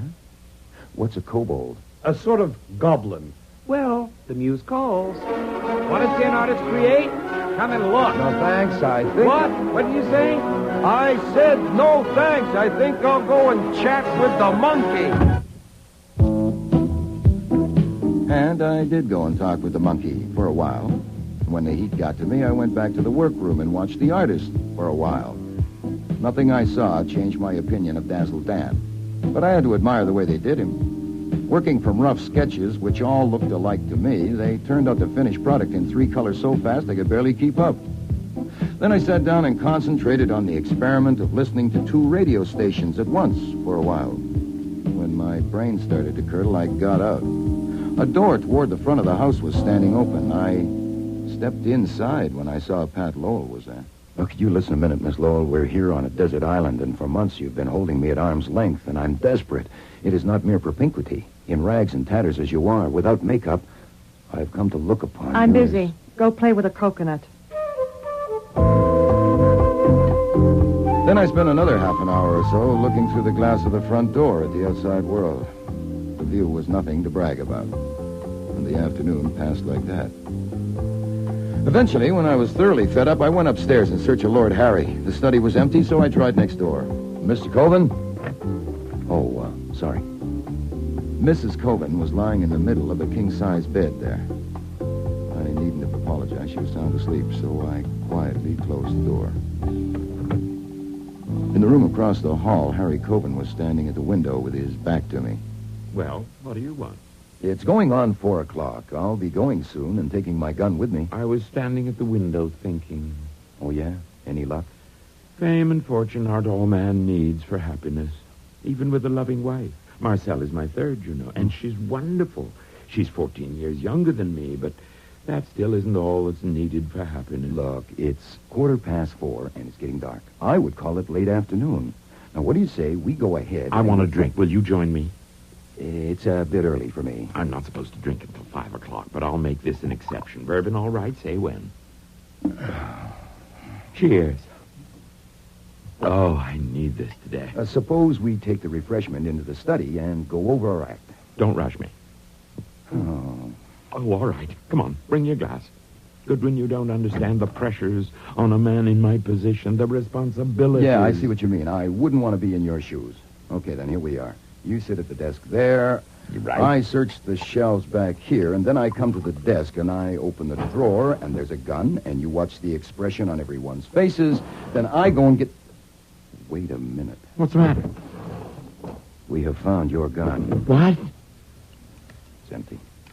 Take a look. That's the gun you put in. It isn't. Mine was clean and bright. Is it yours? I don't know. It looks like it. How in the name of God... How do you think? Someone with hands took mine out and put yours in. It could have been you, wasn't it? Me? No. How could it have been me? I didn't even know where mine was. Yeah, you said you didn't. I had to stretch you out and tamp you down, keeping me here the whole goddamn day, and now this. If you ever talk straight and to the point, now is the time. Did you touch my gun? No. Do you know who did? No, but you're... All right, shut up, damn it, shut up. I'm going down there and I'm going to get them. You stay put right here. If I find when I get back that you've moved from that position, I'll either slap you down with your own gun or I'll phone the police. My God, don't call the I police. said shut up and stay put. This is my house, Goodwin, and God damn it, don't you know a raving maniac when you see one? Me. Maybe the best thing would be for you to call a cop. I want my gun. By the time I got down to the ground floor, I had myself well enough in hand to calmly tell them that Coven was ready for them upstairs. I found Pat Lowell at her desk and Hildebrand and Jordan still at their drawing boards and herded them upstairs. Where will I find Adrian Getz? He may be in his room, over there. He takes his afternoon nap in there with Rukaloo, but not this late usually. Thank you, I'll check. Mr. Getz, are you in there? Why, there's a draft.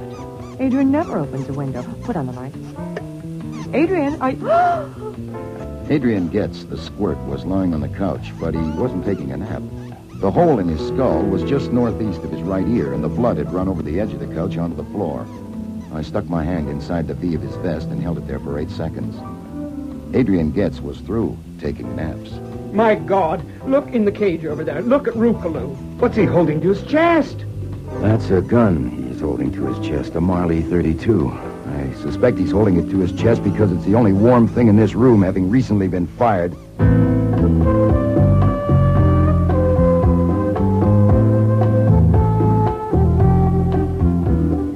Over the years, I haven't told the cops more than a couple of dozen barefaced lies. Maybe not that many. Well, on the other hand, I can't recall any murder case where Wolfe and I have simply opened the bag and given them everything we had. Except one. And And this was it. On the murder of Adrian Getz, I let Inspector Kramer have it all. And it worked just fine. You're a liar, Goodwin. No, sir. You got it exactly as it happened. Everything. You lied about that gun.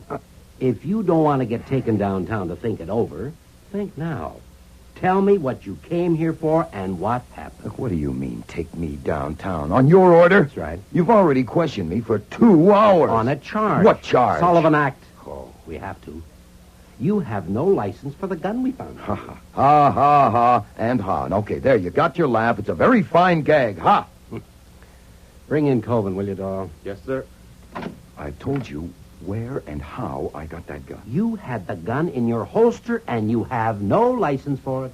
Oh, I get it. You've been hoping for years to hang something on Nero Wolfe, and here's your chance to get at him through me. I want to know why you came here and what happened. I told... Oh, sit down, please, Mr. Coven. Mr. Coven, I told you that I would ask you to repeat your story in front of Goodwin, and you said you would? That's right. We won't need all the details. Just answer me briefly. When you called on Nero Wolfe last Saturday evening, what did you ask him to do? I told him I was going to have Dazzle Dan start a detective agency in a new series, and I needed information on how an agency was run. That's all you wanted from him? Information? Essentially, yeah. Did you say anything to Wolfe about your gun being taken from your desk? Well, certainly not. What? Why should I? Besides, it hasn't been taken. No, wait a minute. Shut up, Goodwin. What arrangement did you make with Wolfe, Mr. Coven? Oh, he agreed to send Goodwin to my place today for a conference with my staff and me. And Goodwin came? Yes. The conference was for 12:30, but I had a little talk with Goodwin and asked him to wait. I wanted to think it over some more. I'm like that. I put things off. Was your talk with Goodwin about your gun being gone? Certainly not. Oh, I did mention the gun, actually. I told him I didn't have a license for it, and I asked him how to go about getting one. Did you show him the gun? Well, I pulled the drawer open and we glanced in at it, and he said he had one of the same make. Did you or Goodwin take your gun out of the drawer? No, absolutely not. Did he put his gun in the drawer? Absolutely not. When I took my gun from my holster to show it to you, did you... Nothing doing, you're listening. Just the high spots for now. Did you have another talk with Goodwin later? Yes, around 4 o'clock up there in my office. I told him I was ready for the conference, and he went to call the others. Then what happened? Well, after a while, he came back alone. And without saying anything, he came to the desk and took my gun from the drawer and put it under his coat. And then he went to the phone and called Mr. Nero Wolfe. When I heard him tell Wolfe that Adrian had been shot, I got up to go down there, and Goodwin jumped me from behind and knocked me out. When I came to, he was still talking to Wolfe. I don't know what he was telling him, and then he called the police. He wouldn't even... Hold it. That covers that. One more point. Do you know of any motive for Goodwin's wanting to murder Adrian Getz? No, I don't. Then if Getz was shot with Goodwin's gun, how do you account for it? Now, you're not obliged to account for it, but if you don't mind, just repeat what you told me. Well, I told you about the monkey. Goodwin opened a window, and that's enough to kill that kind of monkey, and Getz was very fond of it. I understand Goodwin likes to kid people. Of course, I don't know what happened, but if Goodwin went in there later when Getz was there and started to open the window, you can't tell. When Getz once got aroused, he's apt to do anything. He couldn't have hurt Goodwin any, but Goodwin might have taken out his gun just for a gag, and Getz tried to get it away, and it went off accidentally. That wouldn't be murder, would he?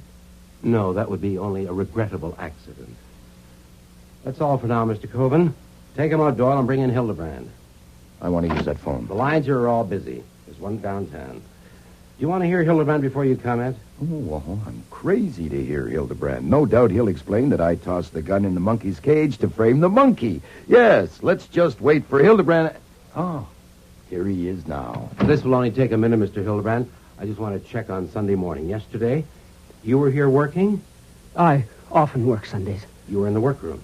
Yes, Mr. Getz was there, too, making some suggestions. I was doubtful about one of his suggestions and went upstairs to consult Mr. Coven. But Mrs. Coven was in the hall and... You mean the big hall, one flight up? Yes. She said Mr. Coven wasn't up yet, but Miss Lowell was in the study waiting to see him, and I could wait, too, if I wanted. And you did it? Yes. While you were waiting, you had a conversation with Miss Lowell. Yes.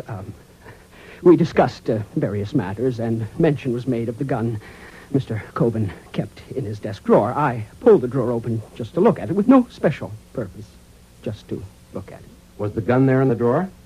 Yes. Did you take it out? No. Neither did Miss Lowell. We didn't touch it. But you recognize it as the same gun? I can't say that I did, no. I can only say that it looked the same as before. So yesterday morning, in Miss Lowell's presence, you opened the drawer and saw the gun, which you took to be the gun you had seen there before. Is that correct? That's correct. Okay, that's all. You can go now. Got anything to say, Goodwin? Sorry, Inspector, I lost my voice. You're not funny, pal. You're never as funny as you think you are. This time you're not funny at all. I've got you. I'll be leaving here before long to join you downtown. And on my way, I'll stop in at Wolfe's place for a talk. He won't climb up on this one. At the very least, I've got you on the Sullivan Act. Why fiddle around with the Sullivan Act? Make it a big one and really make a fool of yourself. I've warned you. Even a suspended sentence, you lose your license. Ah. You goddamn mule. Take him downtown, Doyle.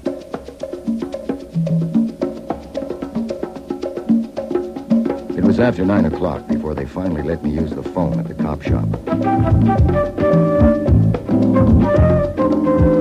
I know where you are and how you got there. Mr. Kramer is here. Really? I have phoned Mr. Parker, but it's too late to do anything tonight. Have you eaten yet? No, sir. I'm afraid of poison, and I'm on a hunger strike. You should eat something. Mr. Kramer's worse than a jackass. He's a demented jackass. I intend to persuade him to release you at once. Wolfe couldn't budge Kramer, because it wasn't until 2 p.m. the next day before Parker finally got bail posted and I arrived back home.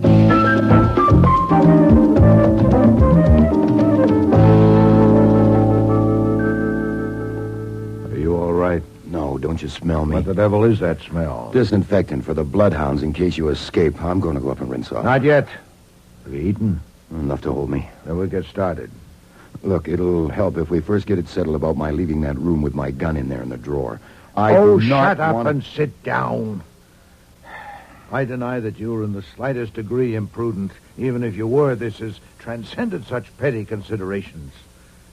Your notebook, take a letter. Yes, sir. Dear Mrs. Baumgarten, thank you very much for your letter of the 13th, requesting me to undertake an investigation for you, paragraph. I am sorry that I cannot be of service to you. I am compelled to decline because I've been informed by an official of the New York Police Department that my license to operate a private detective agency is about to be taken away from me. Sincerely yours. What happened in your talk with Kramer? Type that at once and send Fritz to mail it. If any requests for appointments come by telephone, refuse them, giving the reason and keeping a record. The reason given in the letter? Yes. Did Mr. Parker go back to his office? That's what he said. Shall I get him for you? No, you start typing. I'll call him. Send Mr. Coben a bill for recovery of his gun. $500. It should go today. What, no extras? No, considering all... $500 flat. And I want you to call your friend at the Gazette. I want the last 3 years of the Dazzle Dan comic strip. Can you get them? I can try. Do so. Mr. Parker. How long will it take to enter a suit for damages and serve a summons on the defendant? Can you do it by noon tomorrow? Then do your best, please. Mr. Coben has destroyed by slander my means of livelihood. I wish to bring an action demanding payment by him of the sum of $1 million. Whoopee!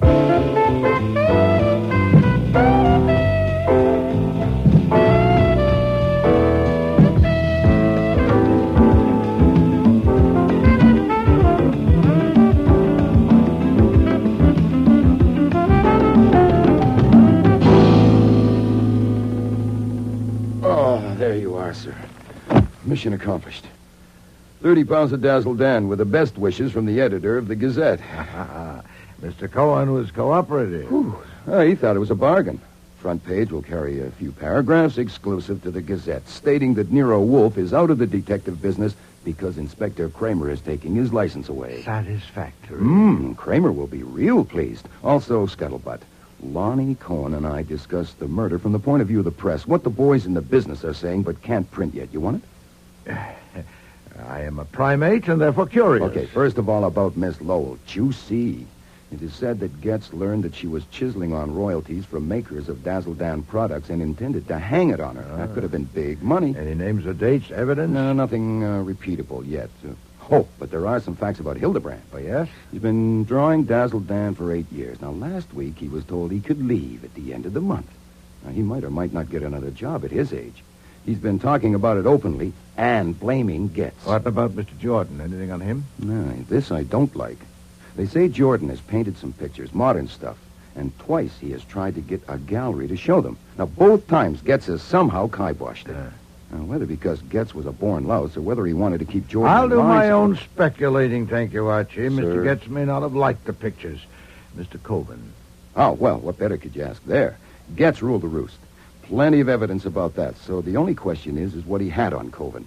The house on 76th is registered in Getz's name. Oh, indeed. Mm-hmm. And Mrs. Coven? Well, husband and wife are one, aren't they? Oh, yes. Man and wife make one fool. Hey, Lonnie'll want to print that one. Can I tell him? It was printed more than 300 years ago. Ben Jonson wrote it. Oh. Another errand for you, Archie. Contact LeVay Recorders Incorporated. Have them send over a man before noon tomorrow.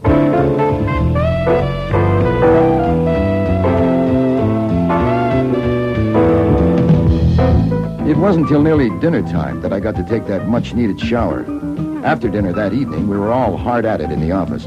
Fritz unfolding gazettes, finding the right page, and tearing it out. I was banging away at my typewriter on a detailed report for Mr. Parker in the slander suit against Harry Coven. And Wolfe was at his desk concentrating on a methodical study of 3 years of Dazzle Dan. It was well after midnight before he pushed back his chair and got up. This morass of fatuity has given me indigestion. Yes, sir. Culture can be hard to take. Read this strip, Archie. Oh, yummy. The Sunday section in color. Well, boys and girls in the first picture, Dazzle is scooting along this country road on his motorcycle, passing a sign that says Peaches right from the tree. Aggie Ghoul and Haggie Cruel proprietors. It isn't necessary to read aloud. Comics are meant to be read aloud. And in the second picture, Dan says, give me a dozen. Notice how the two women are dressed. The old one is wearing a potato sack, and I think that's supposed to be a mink coat on the young one. Look at frame 5. The old one is handing the young one a coin and saying, here's your 10%. Haggie, and Haggie says, thank you very much. Well, go on. All right. And Dazzle asks Haggie, why don't you split it even? And Aggie tells him, because it's my tree. Huh? Well, am I supposed to comment? If it would help, yes. All right. If you mean the mink coat, Pat Lowell's may not be paid for. There have been 2 similar episodes, one each year with the same characters. Then it may be paid for. Is that all? Well, that's all for now. I'm not a brain. I'm a typist. I got to finish this damn report.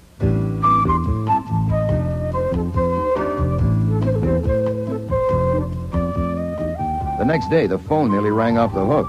Reporters wanting the latest on the Gazette story. Kramer, absolutely apoplectic, wanting Wolfe's hide. I had the pleasure of hanging up on him. The Libet Recording Company. And Parker, to say that the summons had been served to Coven. But it wasn't until after 6 that our first visitor arrived. Pat Lowell was red-faced and hard-eyed. So you're Nero Wolfe? I'm scared to death. I hope I don't look it. I'm trying not to. I was sent here by Mr. Coven. Yes. My God, don't you ever say anything? Oh, on occasion. Give me one. You say something. Mr. Coven sent me about your ridiculous suit for damages. He intends to enter a counterclaim for damage to his reputation through actions of your acknowledged agent, Archie Goodwin. Of course, he denies that there's any basis for your suit. That's the situation. Thank you for coming to tell me. Archie, show Miss Lowell up. Yes, sir. Wait. Mr. Coven thinks lawyers would just make this more of a mess than it is, and I agree with him. He thinks you and he should settle it between you. Now, is that possible? Oh, we can try. There's a phone. Get him here. He's too upset. I'm sure he'll find it more practical to deal with me, and if we can come to an understanding, he'll approve. I guarantee that. I doubt if that will get us anywhere. For one thing, a factor in both claims is the question, who killed Adrian Getz and why? I'd have to begin by considering that aspect. I'd have to ask you some pointed questions, and I doubt if you'd dare to risk answering them. Oh, what kind of questions? Well, for example, how's the monkey? Oh, I can risk answering that. It's sick. It's at the Spire Hospital. They don't expect it to live. Exposure from the open window? Yes, they're very delicate, that kind. Last August and September, a monkey had a prominent role in Dazzle Dan. At first, it was depicted maliciously on a conjecture by someone with a distaste for monkeys. Thereafter, it was drawn sympathetically. The change was abrupt and noticeable. Why? On instructions from Mr. Coven? Well, You hesitate. I was thinking back. Mr. Getz objected to the way the monkey was drawn, and Mr. Cohen had Mr. Jordan do it instead of Mr. Hildebrand. Mr. Jordan likes monkeys? Yes. But Mr. Hildebrand does not. Oh, no, not that one anyway. Rookaloo bit him once. Isn't this pretty silly, Mr. Wolfe? Are you going on with this? Unless you walk out, yes. How did you feel about the monkey? I thought it was an awful nuisance, but it had its points as a diversion. But it was my fault it was there since I gave it to Mr. Getz. Oh, indeed? When? About a year ago. A friend returning from South America gave it to me, and I couldn't take care of it, so I gave it to him. Mr. Getz lived in the Coven house? Yes. Then actually, you were dumping it onto Mrs. Coven. Did she appreciate it? I know I should have considered that. I apologized to her, and she was nice about it. Did Mr. Coven like the monkey? He liked to tease it, but he didn't dislike it. He teased it just to annoy Mr. Getz. I am told that it's generally believed, though not published, that the conception of Dazzle Dan was originally supplied to Mr. Coven by Mr. Getz. That Mr. Getz was the continuing source of inspiration for the story and pictures, and that without him, Mr. Coven will be up a stump. What about that? Talk, just cheap talk. Good, I'm glad to hear you say so. If that belief could be validated, I admit I'd be up a stump myself. I don't understand. Well, to support my claim against Mr. Coven, I need to demonstrate that Mr. Goodwin did not kill Mr. Getz. If he didn't, then who did? One of you 5, huh? But all of you had a direct personal interest in the continued success of Dazzle Dan. And if Mr. Getz was responsible for the success, why kill him? So you see, I'm not silly at all. We've been at it only a few minutes, and already you've helped me enormously. I didn't say Getz had nothing to do with the success of Dazzle Dan. After all, so do I. I didn't say he won't be a loss. Everyone knows he was Mr. Coven's oldest and closest friend. We were all quite aware that Mr. Coven relied on him. Please, Miss Lowell, please, don't spoil it for me. Don't give me a point and then try to take it back.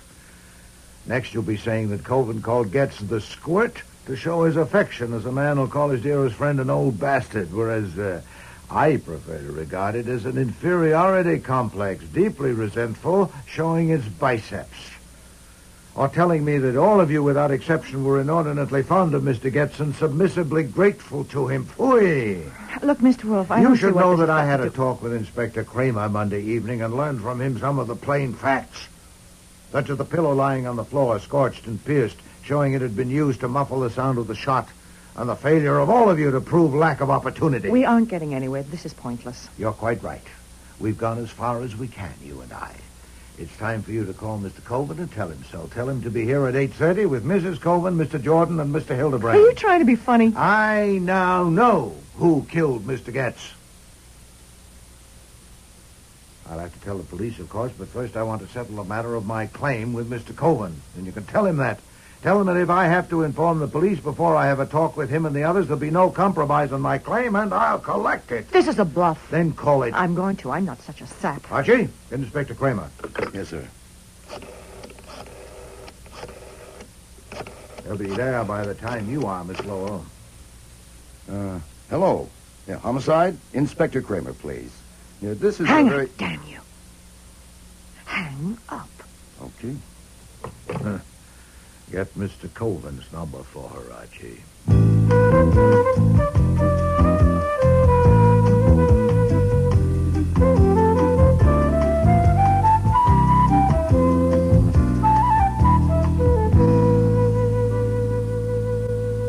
Well, Mr. Wolfe, we're all here. This time you can't cook up a fancy lie with Goodwin. There are witnesses. We won't get anywhere that way, Mr. Coven. The situation is this. You don't want to pay me $1 million. I don't want to lose my license. The police don't want to add another unsolved murder to the long list.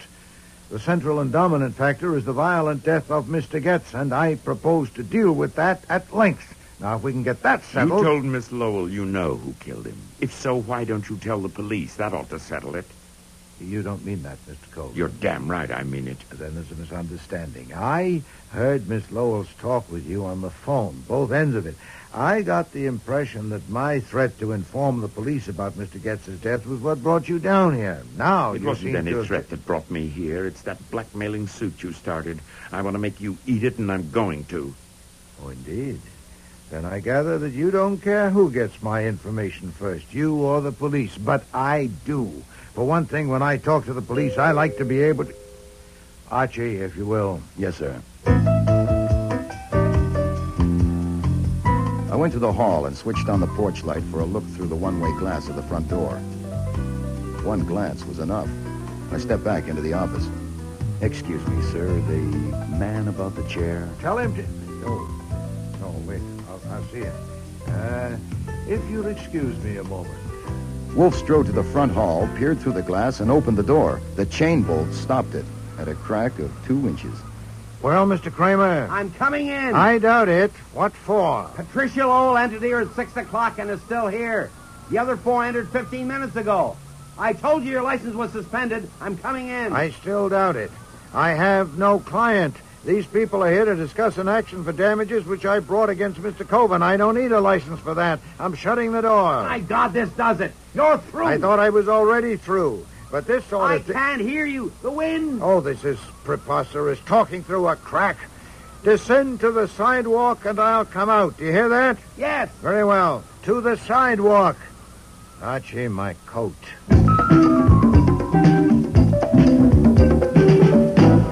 I don't like fighting a blizzard, so let's get to the point.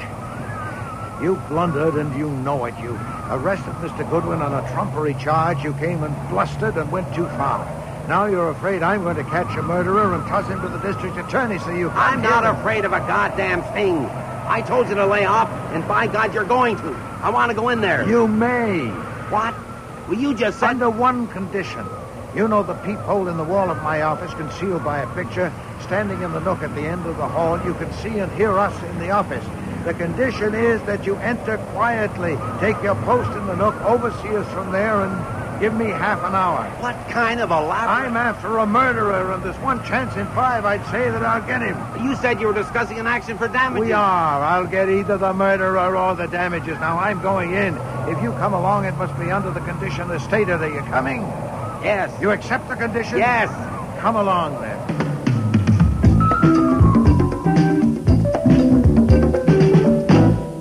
I apologize to you all. That was unavoidable.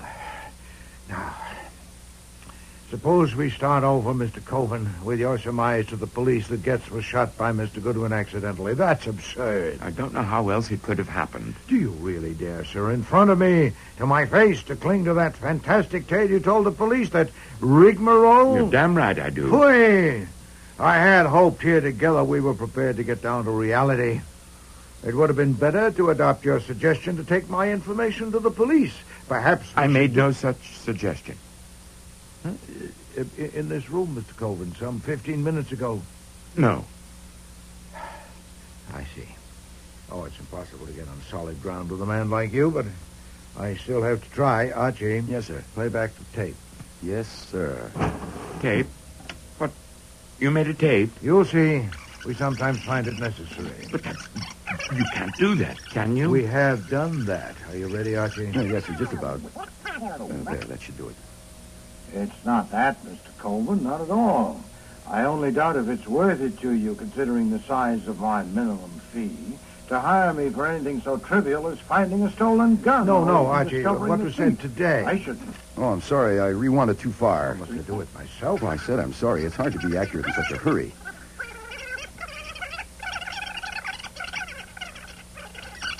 There, that should be right. It's my license. The police don't want to add another Is that what you unsolved wanted? murder That to the should long do, yes. list. The central and dominant factor is the violent death of Mr. Getz, and I propose to deal with that at length. Now, if we can get that settled... You told Miss Lowell you know who killed him. If so, why don't you tell the police? That ought to settle it. You don't mean that, Mr. Coleman. You're damn right I mean it. Then there's a misunderstanding. That's enough, Archie. Now, Mr. Coleman, I'd call that a suggestion that I take my information to the police, wouldn't you? You recorded it when I came here the first time. You heard the tape? Well, then... Why haven't I given it to the police? On Monday evening, when Inspector Kramer came to see me, I still considered you as my client, and I didn't want to discomfort you until I heard what you had to say. Before Mr. Kramer left, he'd made himself so offensive that I was disinclined to tell him anything, ever. Now you are no longer my client. What are you going to do? Well, to begin with, I'm going to unmask a murderer, so let's get at it, shall we? What do we know about him or her? We know a great deal. First, he took Coven's gun from the drawer sometime previous to last Friday and kept it somewhere, because that gun was returned to the drawer when Goodwin's was removed shortly before Getz was killed. Wait a minute. Mr. Coven's gun was in the drawer Sunday morning. Byron and I saw it. That's right. We'll come to that in a moment. Second, he knew the purpose of Coven's visit to me and of Goodwin's errand at the Coven house on Monday, and he knew the details of the procedure planned by Coven and Goodwin. Only I don't know them even yet. Neither do I. None of us do. The innocent can afford ignorance. Enjoy it, if you have it. Third, his mental processes are devious but, defective. His deliberate plan to make it appear that Goodwin had killed Getz, while ingenious in some respects, was witless in others. Going to Coven's office to exchange guns, proceeding to Getz's room, shooting him in the head, using a pillow to muffle the sound, all that was competently conceived and daringly executed, but then what? Wanting to make sure that the gun would be found on the spot, he slipped it into the monkey's cage. That was probably improvisation, but it was utterly brainless. Mr. Goodwin couldn't possibly be such a vapid fool. Fourth, he hated the monkey deeply and bitterly, either on its own account or because of its association with Getz. Having just killed a man and needing to leave the spot with all possible speed, he went and opened a window from only one conceivable motive. That took a peculiar, indeed an unexampled malevolence. Well, I admit it was effective. Miss Lowell tells me the monkey is dying. Fifth, he placed Coven's gun in the drawer on Sunday morning, the day before the murder, and after it had been seen there, took it out again. Why? It could only have been that he'd already planned what was going to happen on Monday, and he was arranging in advance to discredit Mr. Goodwin's story. So he not only put the gun in the drawer Sunday morning, he also made sure its presence would be noted. You saw the gun in the drawer, Mr. Hildebrand? Yes, but I didn't put it there. Your claim to innocence has not been challenged. You went upstairs to consult Mr. Coven. Yes. You encountered Mrs. Coven one flight up. We're told by her that Mr. Coven was still in bed. Yes. You went into the office, found Miss Lowell there. Yes, but... And you pulled the drawer open, and both of you saw the gun there? That's right. I didn't go there to look in that drawer. Well, stop meeting accusations that haven't been made. It's a bad habit. Had you been upstairs earlier that morning? No. Had he, Miss Lowell? Not that I know of. Our looking into the drawer was only incidental. Had he, Mrs. Coven? Had he what? Had Mr. Hildebrand been upstairs earlier that morning? Earlier than what? Well, you met him in the second-floor hall and told him that your husband was still in bed and that Miss Lowell was up in the office. Now, had he been upstairs before that morning? I haven't the slightest idea. Then you don't say that he had been. I don't know a thing about it. There's nothing as safe as ignorance or as dangerous. Now, to complete the list of what we know about the murderer, sixth and last, his repugnance to Getz was so extreme that he even scorned the risk that by killing Getz he might be killing Dazzle Dan. How essential Getz was to Dazzle Dan... I make Dazzle Dan. Dazzle Dan is mine. I am Dazzle Dan. For God's sake, shut up, Harry. Well, I've identified the murderer for you by now, surely? You have not. Then I'll specify. But first let me say a word for the police, particularly Mr. Kramer. What flummoxed Mr. Kramer was Mr. Coven's elaborate lie, apparently corroborated by Miss Lowell and Mr. Hildebrand. If he'd proceeded on the assumption that Mr. Goodwin and I were telling the truth, he would have found it simple. This should be a lesson to him. Now then, the murderer. Mr. Jordan. Yes?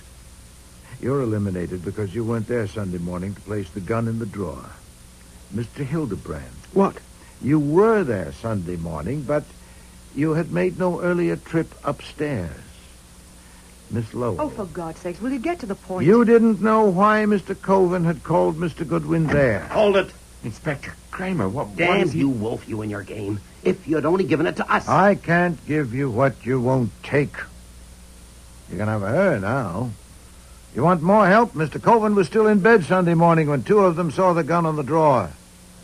More? Spend some time with Mr. Hildebrand. I'll stake my license against your badge that he'll remember that when he spoke with Mrs. Coven in the hall, she said something that caused him to open the drawer and look at the gun. Still more? Take the contents of her room to your laboratory. She must have hidden the gun among her intimate things, and you should find evidence. Take me home, Harry. Marcy. I said, take me home. Sit down, Marcy. I'll handle this. If you've got a record of what I said here Saturday, all right. I lied to the cops. So what? I didn't Be want... quiet, Harry. Get a lawyer and let him talk. Don't say anything. That's good advice, especially, Mr. Coven, since I hadn't quite finished. It's a matter of record that Mr. Getz not only owned the house you live in, but also that he owned Dazzle Dan and permitted you to take only 10% of the proceeds.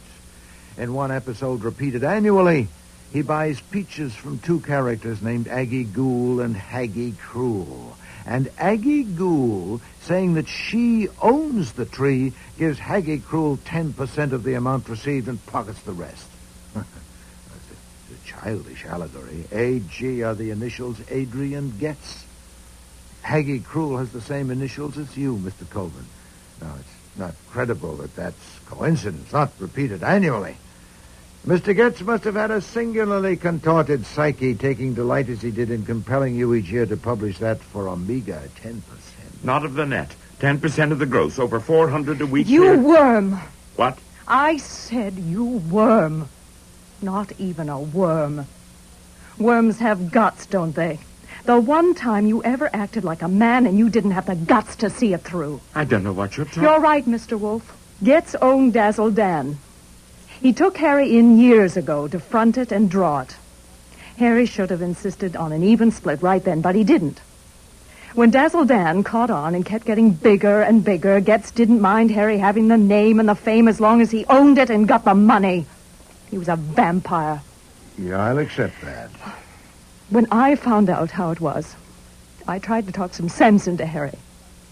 I told him his name had been connected with Dazzle Dan so long that Getz would have to give him a bigger share, at least half, if he demanded it. But Harry just wasn't man enough to do that. I didn't let up. I kept after him, I admit that. I'll admit it on the witness stand if I have to. And I admit I didn't know him as well as I thought I did. I didn't know there was any danger of making him desperate enough to commit murder. I didn't know he had it in him. Of course he'll break down, but if he says I knew that he decided to kill Getz, I'll have to deny it because it's not true. I didn't. Marcy. Oh, I see. First you planned to put it on a stranger, Mr. Goodwin, and failing that, you put it on your husband. No, madam. Your silliest mistake was opening the window to kill the monkey. But there were others, including underestimating my confidence in Mr. Goodwin. Mr. Kramer?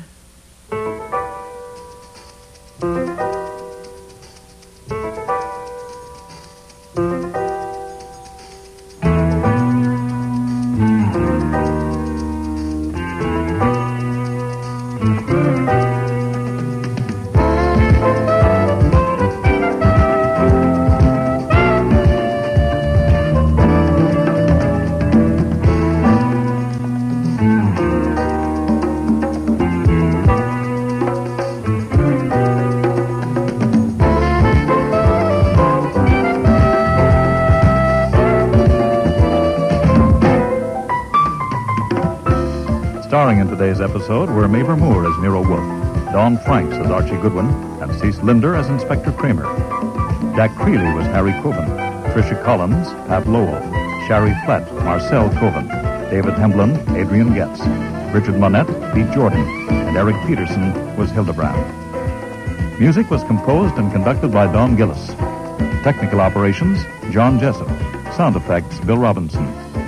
Production assistant was Nancy McElveen, and casting consultant, Ann Weldon Tate. The Squirt and the Monkey was written and produced in Toronto by Ron Hartman.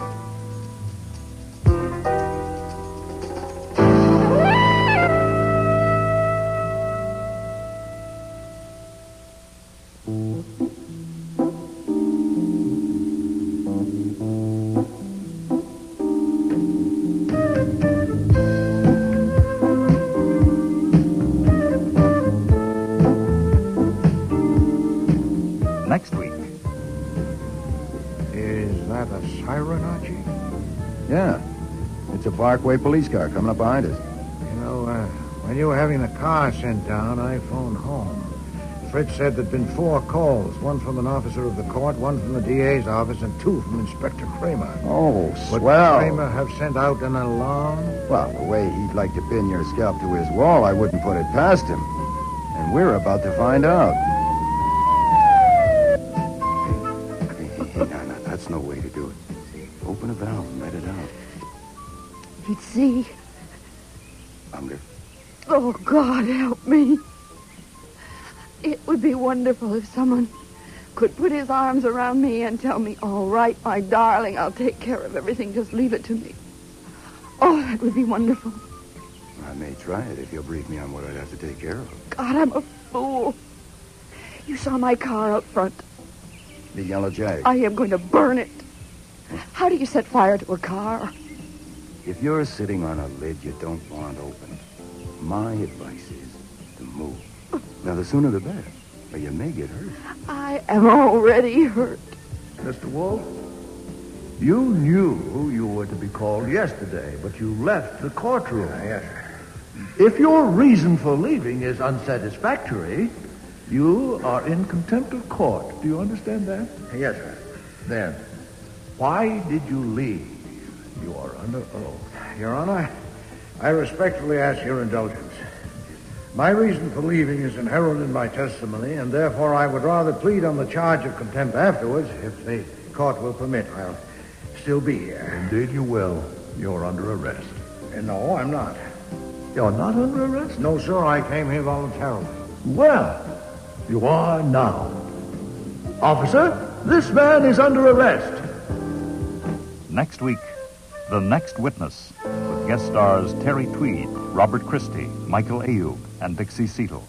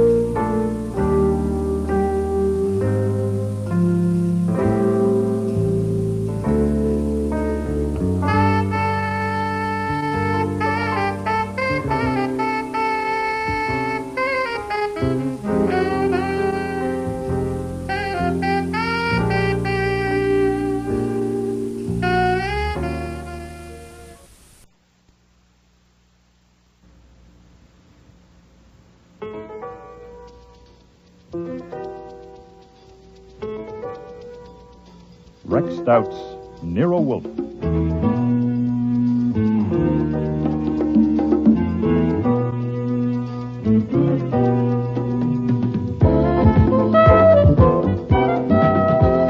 Starring Mavor Moore as Nero Wolfe and Dawn Franks as Archie Goodwin.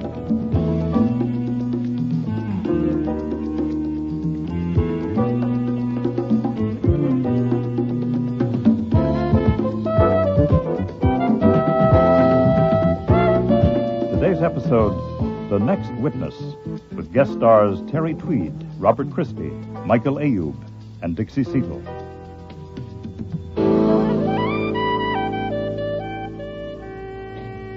I call Clyde Bagby to the stand. It was the 3rd day of the trial, and the assistant district attorney had just called his 5th witness, which meant that Nero Wolfe would be called to the stand next. I had been subpoenaed, too, in case corroboration was needed. Yes, sir, I do. Will you tell the jury your name and occupation? Clyde Bagby. I'm president and owner of Bagby Answers Incorporated. What is the nature of your business? Well, it's a telephone answering business, that's all. It's not a big one, really, because I specialize in serving individuals instead of businesses or firms. Is one of your offices at 618 East 69th Street, Manhattan? Yes, sir. Describe the operation at that address. Well, that's my newest place and my smallest, so it's not an office building, really. It's just an apartment. I had to have it in an apartment because of the labor law. You can't have women working in an office building after 2 a.m. I have to give my clients all-night service, so I've got 3 operators who live right there in the apartment. That way, I always have someone for the night shifts. Are the switchboards installed in one of the rooms of the apartment? Yes, sir. Tell the jury what one of them is like and how it works. Oh, well, for each client, there's a little light and a cubby hole and a card strip with the client's name. When someone dials the client's number, his light goes on and a buzz synchronizes with the ringing of the client's phone. How many buzzes the girl counts before she plugs in depends on what client it is. Some want her to plug in after 3 buzzes, some longer. That's the kind of specialized, individualized service I give my customers.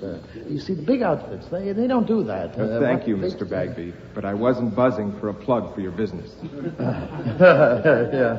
Now, when I thought that joke a little out of place at a murder trial, so I glanced over at my boss, Nero Wolfe, sitting beside me, but he wasn't registering anything but martyrdom. Morose martyrdom. Oh, Mrs. Smith. Nero Wolfe hates to leave his house under any circumstances, and a courtroom bench hasn't been built to hold his 1/7 of a ton, especially in a crowded courtroom. And he'd had to suffer this for 3 days now because of a mere 10-minute acquaintance with the accused, Leonard Ash. I think that gives us a clear picture of the operation. Now, Mr. Bagby, please look at that gentleman in the dark blue suit sitting next to the officer. He is the defendant in this trial. Do you know him? Yes, sir. That's Mr. Leonard Ash. When and where did you meet him? In July, he came to my office on 47th Street. Can you give me the day in July? Yeah, the 12th, the Monday. What did he say? He said he wanted my answering service for his home telephone. Did he want any special service? Well, he didn't ask me for any, but 2 days later, he contacted Marie Willis and offered her $500. Objection. Sustained. Mr. Bagby, just answer my questions. Did you accept Leonard Ash as a client? Oh, sure. There was no reason not to. So his name and number were given a place on one of your switchboards? Yes, sir. What was the name of the employee who attended that board? The one with Leonard Ash's number on it? Marie Willis in the daytime. And Leonard Ash's number was on Marie Willis's board? Yes, sir. After the routine arrangements for serving Leonard Ash as a client had been completed, did anything happen to bring him or his number to your personal attention? Yes, sir. What and when? First, when? Well, it was a Thursday, about 3 days after Ash had ordered the service. Marie phoned me at my office and said she wanted to see me privately about something important. So, a little after 6, I went up to 69th Street, and we went into her room at the apartment. She told me Ash had phoned her the day before and asked her to meet him somewhere to discuss some details about servicing his number. She told him such a discussion should be with me, but he insisted Your Honor that... pleases, I submit that the witness may not testify to what Marie Willis and Mr. Ash said to each other when he was not present. Certainly not. He is reporting what Marie Willis told him had been said. That should be kept clear. You understand that, Mr. Bagby? Yes, sir. I mean, Your Honor. Then go ahead. What Miss Willis said to you and you to her. Well, she said she'd agreed to meet Ash because he was a theatrical producer, and she wanted to be an actress. I hadn't known she was stage-struck, but I know it now. So, she'd gone to his office, and he told her... Now, this is what she told me. He told her he wanted her to listen in on calls to his home number during the daytime. How could she do that? All she'd have to do when his light on her board went off, well, that would mean that someone had answered the phone at his home. Well, she'd just plug in and listen to the conversation.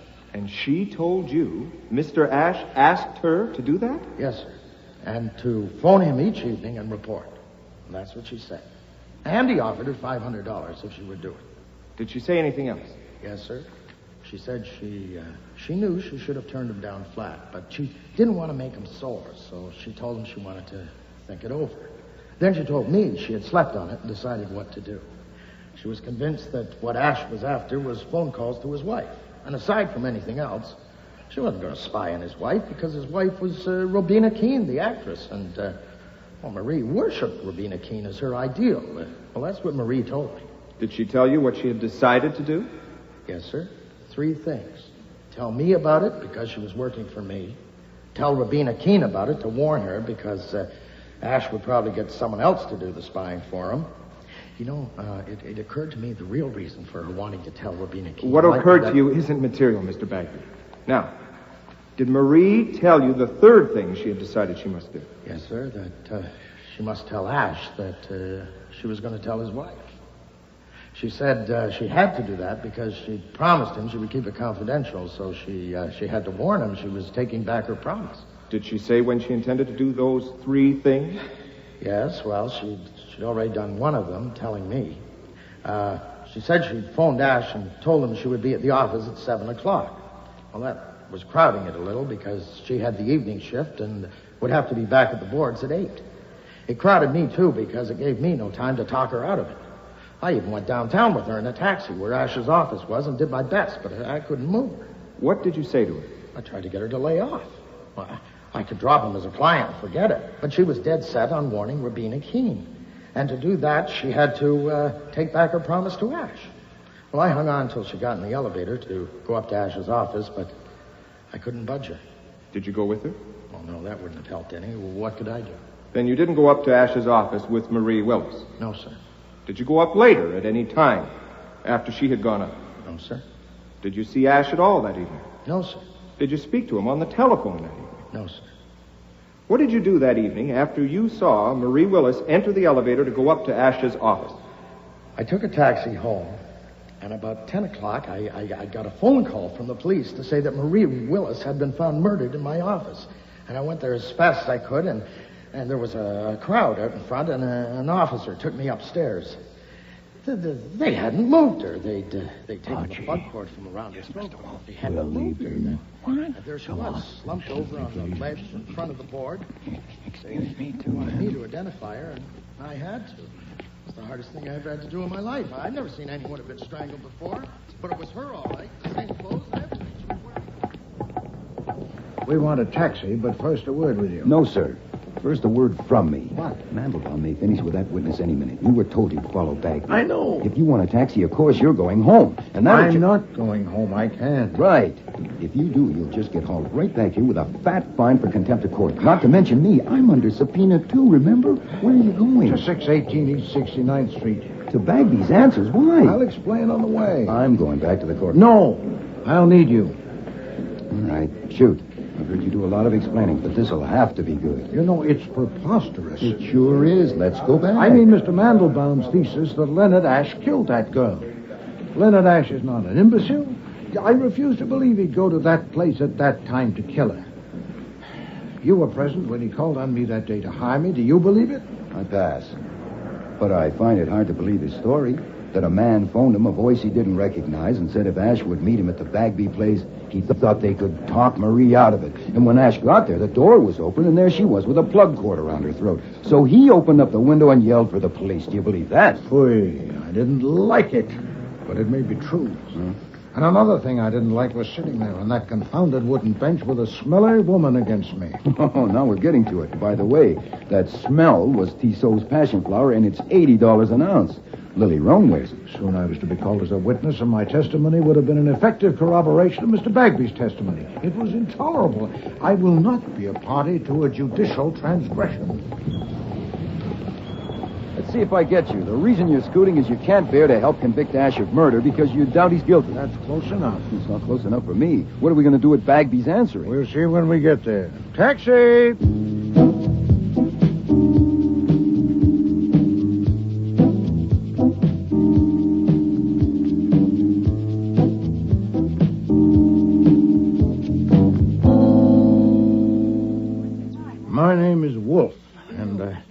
I've just come from the courtroom where Leonard Ash is being tried. This is my assistant, Mr. Goodwin. Yes? We're checking on subpoenas that have been served on the witnesses for both the prosecution and the defense. Are Miss Hart and Miss Velarde and Miss Welch here? I'm Alice Hart, and that's Bella Velarde on board, too. Helen Welch isn't here. It's her day off. We've all had subpoenas, but... Aren't you Nero Wolfe, the detective? Yes. What do you want? I want information, madam. I want you and the other two ladies to answer some questions. We have no information. But I won't get any, but I'm going to try. Who sent you? Autokinesis. There's a cardinal flaw in the assumption that Leonard Ash killed Marie Willis, and I don't like flaws. It has made me curious. A flaw? Take my board, will you, Bella? I won't be long. We'll go to my room. This way. One moment, Miss Hart. A point not covered in the newspaper accounts. Marie Willis's body was found slumped over the ledge in front of the switchboard. And presumably she was seated at the switchboard when the murderer arrived. But Yes.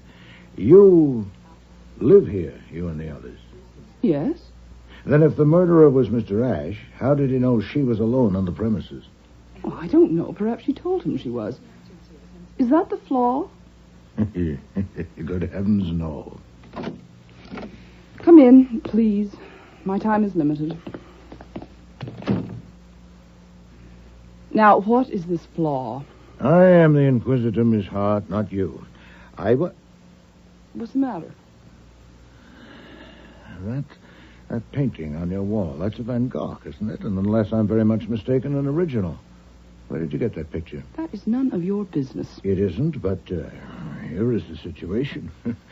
You have been questioned by the police and the district attorney's office, but they were restrained by their assumption that Leonard Ash was the culprit. Now, since I reject that assumption and must find another in its stead, there can be no limit to my impertinence with you and others who may be involved. I'll take you and that picture. If you refuse to say where you got it, or if your answer doesn't satisfy me, I'll put a man on it and he'll find out. You can't escape being badgered, madam. The question is whether you suffer it here and now by me, or face a prolonged inquiry among your friends and associates by more meddlesome men. What does it matter where I got that picture? Probably it doesn't. Possibly nothing about you matters. But that picture is a treasure, and this is an odd address for it. Do you own it? Yes, I bought it. When? About a year ago from a dealer. The contents of this room are yours? Yes, I like things that... Well, this is my extravagance. It's my only one. How long have you been with this firm? 5 years. What's your salary? $150 a week. Not enough for your extravagance, An inheritance, perhaps? Alimony? No, I have never married. Mr. Wolfe, if you save for 15 years, I think you do have a right to something. You have indeed. Where were you the evening that Marie Willis was killed? I was out in Jersey in a car with a friend, Bella Velarde, to get cooled off. It was a hot night, all right? We got back after midnight. Of course, the police have asked if you know of anyone who might have had a motive for killing Marie Willis. Do you? No. Were you friendly with her? Yes, friendly enough. Has any client ever asked you to listen in on calls to his number? Certainly not. Did you know Miss Willis wanted to be an actress? Yes, we all knew that. Mr. Bagby says he didn't. He was their employer. I don't suppose he did know. When did you talk with Mr. Bagby? I didn't. Heard him on the witness stand. Did you know of Miss Willis's regard for Robina Keene? Yes, we all knew that, too. Marie did imitations of Robina Keene in her roles. When did she tell you of her decision to inform Robina Keene that her husband was going to monitor her telephone? I didn't say she told me. Did she? No. Did anyone? Yes, Miss Velarde. Marie had told her. You can ask her. I shall. Do you know Guy Unger? Yes, I know him. Not very well. He was a friend of Marie Willis's. And what was the nature of his relationship with Miss Willis? I'm sure I don't know. Miss Willis must have talked about it. Not to me. We were never very close. Maybe to Bella, Miss Velarde. Well, I would like to speak now to Miss Velarde. Well, certainly. You can wait in her room. It's just next door. Go ahead in. I'll send her along.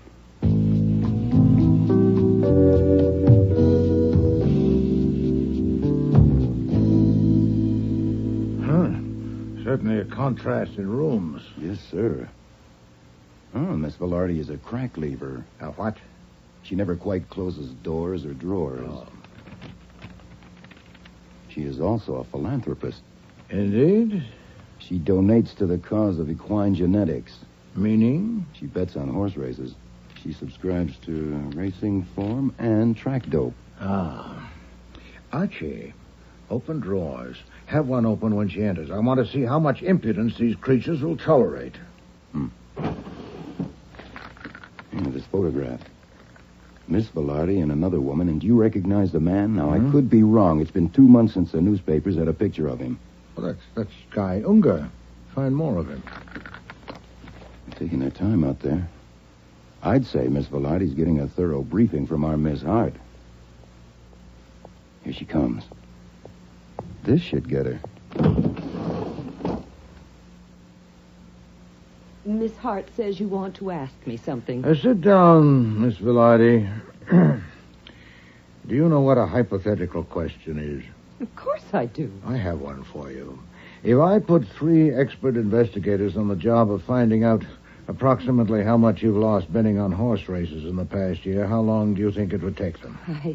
I don't know. I do. With luck, 5 hours. Without it, 5 days. It would be simpler for you to tell me. How much have you lost? How do you know I've lost anything? There's a fair chance that you keep a record of your gains and losses. Archie, your search was interrupted. Resume. See if you can find it. You may watch if you like, Miss Velarde. There's no question of pilfering.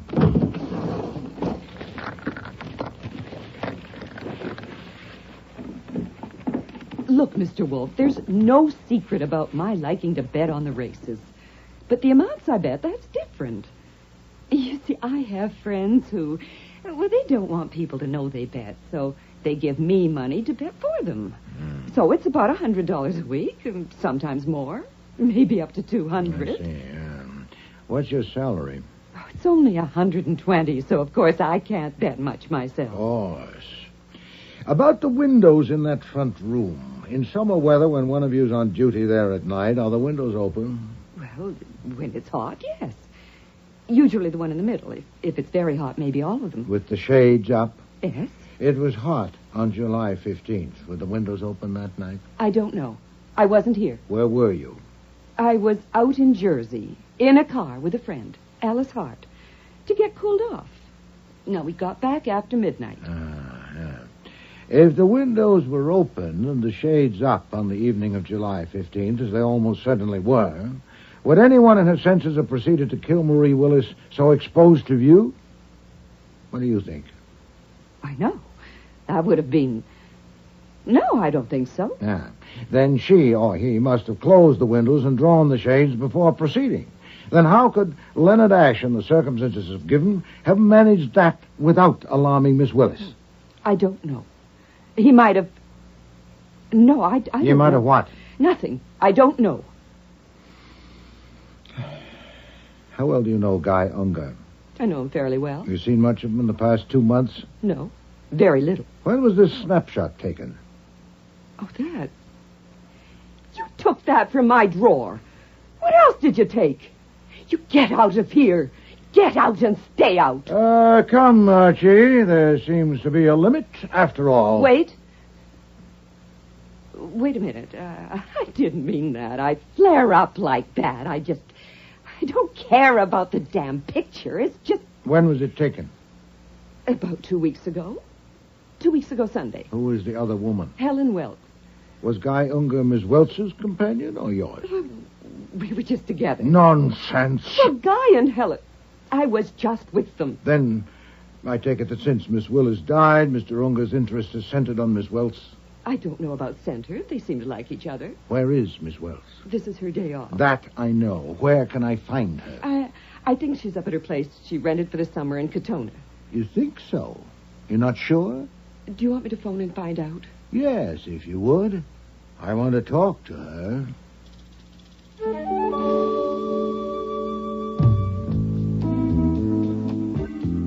Nero Wolfe refuses to ride in the front seat of a car because when the crash comes, the broken glass will carve him up. Also, it takes most of the back seat to hold his bulk. And he rarely talks in a car because he sits with his fists and jaws clamped tight as a vice. Is that a siren, Archie? Yeah. It's a Parkway police car coming up behind us. You know, when you were having the car sent down, I phoned home.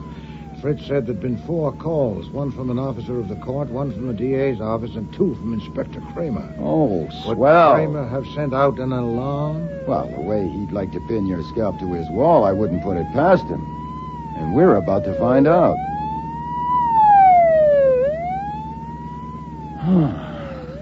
Nope. Not this time.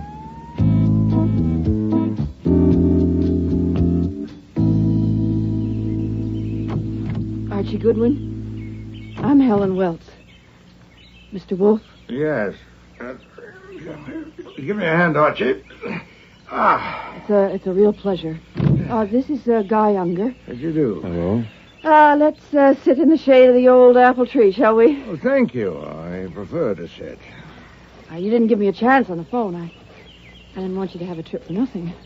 You see, I can't tell you anything about that awful business of what happened to Marie. I really can't because I don't know anything. I was out on the Sound on a boat. Didn't Bella tell you? That's not the kind of thing I'm after, Miss Welch. Hmm? Such routine matters as checking alibis have certainly been handled by the police. My attack must be eccentric. For instance, when did Mr. Unger get here? Oh, why, just... Now, wait a minute. Just forget me. I'm looking on, that's all. Ah, a substantial chair. Thank you. Now, I'll explain, Miss Welch, why I ask when Mr. Unger got here. When I spoke with Miss Hart and Miss Velarde, I was insufferable, both in manner and in matter, and they should have ordered me out, but they didn't. Manifestly, they were afraid to, and I intend to know why. I assume that you know why. I know. I assume that after I left, Miss Hart phoned you again, that she also phoned Mr. Unger, or you did, and he was enough concerned about me to hurry to get here before I arrived. I heard about you being on your way about 10 minutes ago when I got here. Mr. Unger, I'll probably finish sooner with Miss Welch if you withdraw. For 20 minutes, say? I think I'd better stay. Then please don't prolong it with interruption. Now you behave yourself, Guy. I'll tell you what I think, Mr. Wolfe. I think he just wants to show you how smart he is. You see, when I told him that Nero Wolfe was coming, well, you should have heard him. He said, maybe you're famous for brains and he isn't, but he'd like to hear you prove it. Well, you did. Something like that, anyway. I don't pretend to have brains. I was just scared. Oh? Scared of what? Well, scared of you. I mean, wouldn't anybody be scared if they knew you were coming up to grill them? Not enough to send for help. Certainly not if they had the alternative of snubbing me, as you have. Why don't you choose it? Why do you suffer me? Now that's a question. I'll show you why. You see, I didn't want to miss a chance to touch the great Nero Wolfe. There. Now I have patted the head of the great detective, and the strain's been too much. I need a little drink. Helen. Having touched me, you still suffer me. I'm sure Miss Hart told you that I reject the thesis that Leonard Ashe killed Marie Willis and propose to discredit it. I hope to establish a reasonable doubt of his guilt. Can you give it to me? Well, of course not. How could I? One way would be to suggest someone else with motive and opportunity. Can you? I'm sorry, but you're funny. I mean, the way they had us down there at the DA's office and the way they kept after us, asking all about Marie and everybody she knew. And, of course, they wanted to find out if there was anybody besides that man Ashe that might have killed her. Well, now they're trying Ashe, and they wouldn't be trying him if they didn't think they could prove it. And here you come and expect to drag it out of me in 20 minutes. I mean, don't you think that's funny for a famous detective like you? Because I do. Helen, I think you've had enough to drink. No, Miss Welch, no. The most I expected was support for my belief that you people have common knowledge of something that you don't want revealed. And you have given me that. I don't know what you're talking about. Nonsense. You're at the edge of hysteria. I am not. Take it easy, Helen. Look, Wolfe, I don't get this. As I understand it, what you're after is an out for Leonard Ashe on the murder, is that right? Yes. And that's all? Yes. Would you mind telling me, did Ashe's lawyer hire you? No. Who did? Nobody. I developed a distaste for my function as a witness for the prosecution, along with a doubt of Mr. Ash's guilt. Why doubt his guilt? Divination. Contrariety. I see. You're shooting at it on spec. Okay, I'll humor you. Do you regard me as a suspect? In a word, yes. Okay. So did the cops for a while. Because just before she was killed, Marie and I had been having a little thing, you know? But that's absolutely all there was to it. The cops found absolutely nothing in my relations with Marie that could possibly have made me want to kill her. Any questions? No. And if they had dug up a motive, they would have been stuck with it, because I certainly couldn't have killed her the evening of July 15th. At 10 o'clock that night, I was asleep on my boat at an anchorage near New Haven. My friend Ralph Ingalls was with me, and his wife, and Helen here. That's right. Of course, the police checked it, but you're welcome to check it yourself if you care to. Any more questions? One or two. What is your occupation? For God's sake, you haven't read the papers. Yes, I have, but that was weeks ago, and as I remember it, they were vague. Broker, I believe. Stockbroker? No, I'm a freewheeler. I handle anything. Have you an office? I don't need one. Have you handled any transactions for anyone connected with Bagby Answers Incorporated? Any kind of transaction? That's a funny kind of question. Why do you ask that? Because I suspect the answer is yes. Why? Just for curiosity. Now, Mr. Ungar, do you suppose I would have made this excursion completely at random? If you find the question embarrassing, don't answer it. It's not embarrassing. I'll tell you. I think you got a hold of some crazy idea somewhere. God knows what that is. And I want to speak to you privately. Let's take a little walk. No. I don't like conversing on my feet. If you want to say something without a witness, Miss Welts and Mr. Goodwin can leave us. Archie? Miss Welts, let's go and pick flowers. Mr. Unger will want me in sight and out of hearing. All right. You seem to be, Now, the goldenrod I know, but what are the blue ones? I don't know.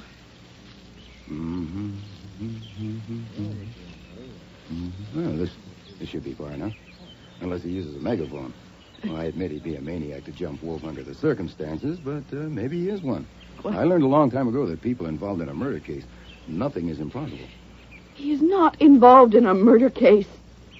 And he will be before Mr. Wolf gets through with him. Hey, no, that's no way to do it. Open a valve and let it out. He'd see. Unger. Oh, God, help me. It would be wonderful if someone could put his arms around me and tell me, all right, my darling, I'll take care of everything. Just leave it to me. Oh, that would be wonderful. I may try it if you'll brief me on what I'd have to take care of. God, I'm a fool. You saw my car out front. The yellow Jag. I am going to burn it. How do you set fire to a car? You pour gasoline on it, all over the inside, toss a match in, and jump back faster. You'll singe your eyelashes. Is it a bluff? Is Wolf just trying to scare something out of us? No, not just. If he scares something out, fine. If not, he'll get it the hard way. If you're sitting on a lid you don't want open, my advice is to move. Now, the sooner the better, or you may get hurt. I am already hurt. Then hurt worse. I guess I can be. You asked what these blue flowers are? Mm-hmm. They're wild asters. Just the color of my eyes. Mm-hmm. Well, I already know what I'm going to do, and I decided walking over here with you. What time is it? It's 3:15. Well, let's see, it's 4 hours. Where can I see Nero Wolfe? Around 9 o'clock in town. Well, his address and number are in the book, but he may not be there this evening. Well, I've got... Phone and ask for Fritz. Fritz? Tell him you're the Queen of Hearts. And he'll tell you where Wolf is. Now, if you don't say you're the Queen of Hearts, he won't tell you anything, because Mr. Wolf hates to be disturbed when he's out. Look, why not save time and trouble? No. Now, evidently, you've decided to tell him something, and there he is. Come, we'll tell him now. I can't. You see, I don't dare. On account of Unger? Yes. Uh-huh. Well, if we'll go and we'll come back after Unger leaves. He is not going to leave. He's going to ride to town with me. Then record it on tape and use me for the tape. You can trust my memory. I guarantee to repeat it to Mr. Wolf word for word. When you phone this evening, you'll have had time to think. Come on, he's afraid I'm talking. If you tell him, I'll deny it. Are you going to tell him? Wolf, yes, but Unger, no. Yes, if you do, I'll deny it. Then I won't.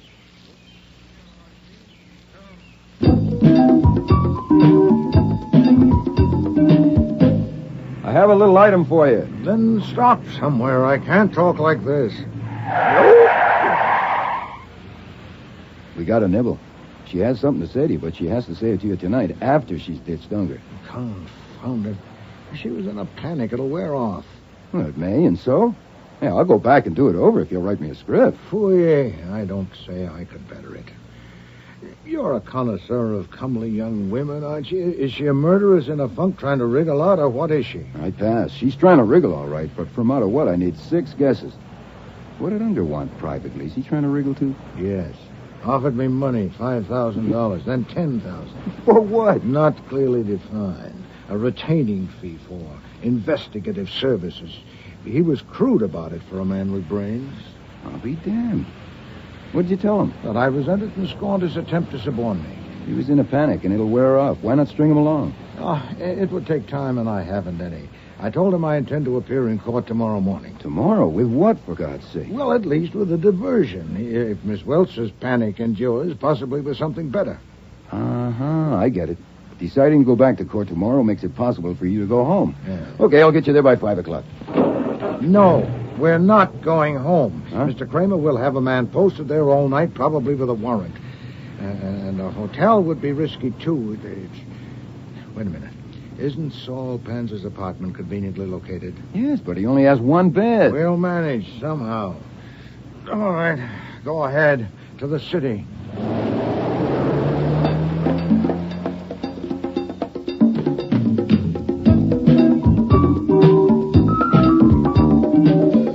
And to our right, you will be able to see our destination as we approach. The beautiful downtown residence of this country's second-best private investigator, Saul Panzer. Thank heaven. Fasten your seatbelts and no smoke. Jeez. Why did you do that? Because we don't want to see Saul after all. What flummery is this? No flummery. Sergeant Pearlie Stebbins was just turning in at the entrance. Did he see us? I don't think so. Confound it. Yes, sir. Next stop, please. Oh, you're enjoying this. I am like hell. I was going to watch a ball game tonight. Confound it. You told Saul about Miss Welch when you called? Yes, sir. I told him you'd rather have an hour alone with the Queen of Hearts and a blue orchid. You know Saul. And you looked up Mr. Donovan's address? Like you told me. How long will it take to drive there? 10 minutes. All right. Go ahead. Yes, sir. Just sit back and try to relax.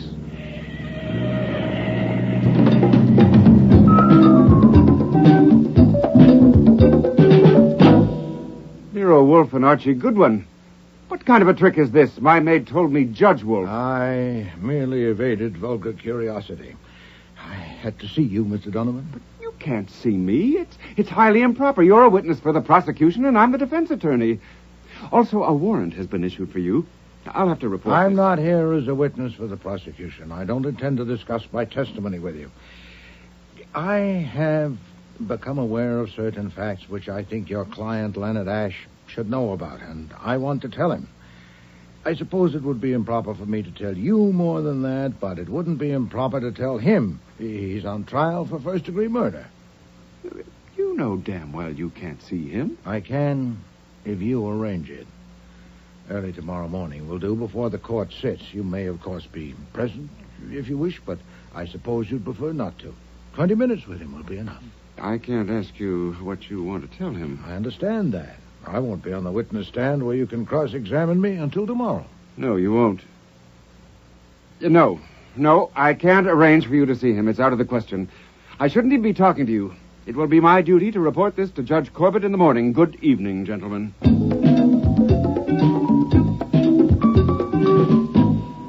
His saying he'll report to the judge in the morning meant he didn't intend to phone the DA now, but he might change his mind. We better get out of this area fast. Yes.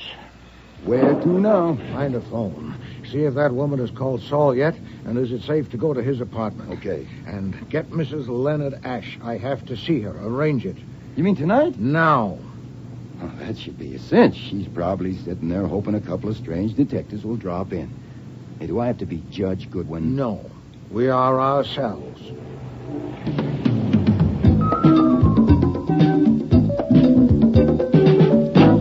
I'm dead tired, Mr. Wolfe, and empty. Completely empty. I don't think I ever... I'll make it as brief as I can. What is it? Of course, it's something about my husband. I have information that will be of considerable value to your husband. Information that could raise sufficient doubts in the minds of the jury to get him acquitted. To get him acquitted? It could. The problem is to get the information to the jury. It would take intricate and prolonged investigation to get it in the form of admissible evidence, and I have a shortcut in mind. To take it, I must have a talk with your husband. But he's in prison. How can you? I must. I've just called on his attorney and asked him to arrange it, which was futile as I expected. Since I'm a witness for the prosecution, he feels it improper for him even to talk with me, let alone arrange an interview for me with his client. But you are under no such prescription. You mean you want me to get you in? You are the wife of a man on trial for his life. It would not be impossible for you to get permission to talk with your husband tomorrow morning before the court convenes, and you can take me with you. But there's a warrant out for your arrest. The papers say that you... Don't mention me in getting the permission. Simply take me with you. How will you do it? I don't see how I can... You just want to talk with him? Yes. What do you want to tell him? I can't tell you that now. It might compromise my plan to get it to the jury. I can't risk that. But at least you can tell me what it's about. How can I be sure that you... Oh, you say you're tired, madam. So am I. At considerable risk to my reputation, my self-esteem, possibly even my bodily freedom, I'm undertaking a step which should be useful to your husband, and I'm asking your help. But I'm not asking you to risk anything. You've nothing to lose. I have. Of course, I've made an assumption that may not be valid, that whether or not you're sincerely devoted to your husband, you don't want him convicted of murder. Now, I can't guarantee... You didn't have to say that. I'm devoted to my husband. I love him very dearly. He acted like a fool, but I love him very much. I certainly don't want him convicted of murder. Then you'll do it? All right. I have nothing more to lose. But if I do this, I'll have to tell Mr. Donovan... No, you must not. Not only would he forbid it, he would prevent it. This is for you alone. Oh. Only you can do this. Oh, I thought I was too tired to live, and I am. But it would be a relief to do something. I'm going to do it. I will do it. Leave this to me. Where can I reach you? Saul's number, Archie.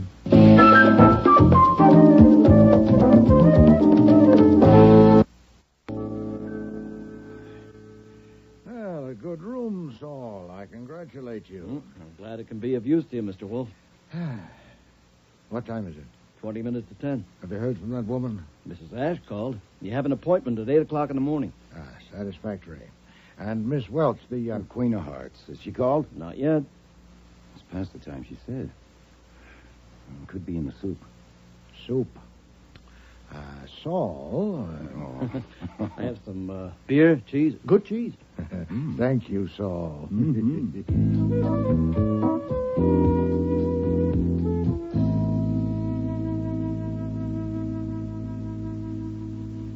Quarter to 1. Our lady's panic wore off. Well, I'm going to bed. Afraid I haven't got any pajamas you could get into, but... I got it. This is Jackson 4, 3109. Hello, I want to speak to... this is the Queen of Hearts. It sure is. This is Archie Goodwin. Where are you? I'm in a booth in Grand Central. I couldn't get rid of him, and then he...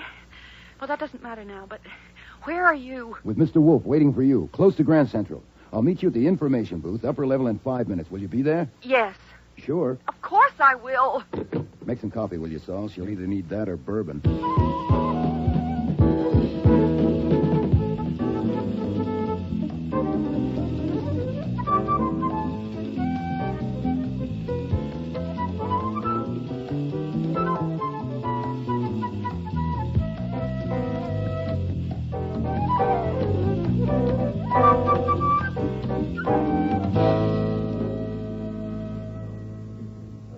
Your Honor, I wish to call a witness whom I called yesterday, but he was not available. I learned only a few minutes ago that he is present. You will remember that on my application you issued a warrant for Mr. Nero Wolfe. Yes, I do. Is he here? Yes, he is. Nero Wolfe. I have some questions for you, Mr. Wolfe, after you're sworn. Take the Bible in your right hand. You swear to tell the truth, the whole truth, and nothing but the truth to help you God? I do. Mr. Wolfe, you knew you were to be called yesterday, but you left the courtroom. Yes, sir. If your reason for leaving is unsatisfactory, you are in contempt of court. Do you understand that? Yes, sir. Then, why did you leave? You are under oath. Your Honor, I respectfully ask your indulgence. My reason for leaving is inherent in my testimony, and therefore I would rather plead on the charge of contempt afterwards, if the court will permit. I'll still be here. Indeed you will. You're under arrest. No, I'm not. You're not under arrest? No, sir, I came here voluntarily. Well, you are now. Officer, this man is under arrest. Very well. You will answer to the contempt charge later. Proceed, Mr. Mandelbaum. Mr. Wolfe, have you ever met the defendant in this case? That gentleman? Yes, sir, that's Mr. Leonard Ash.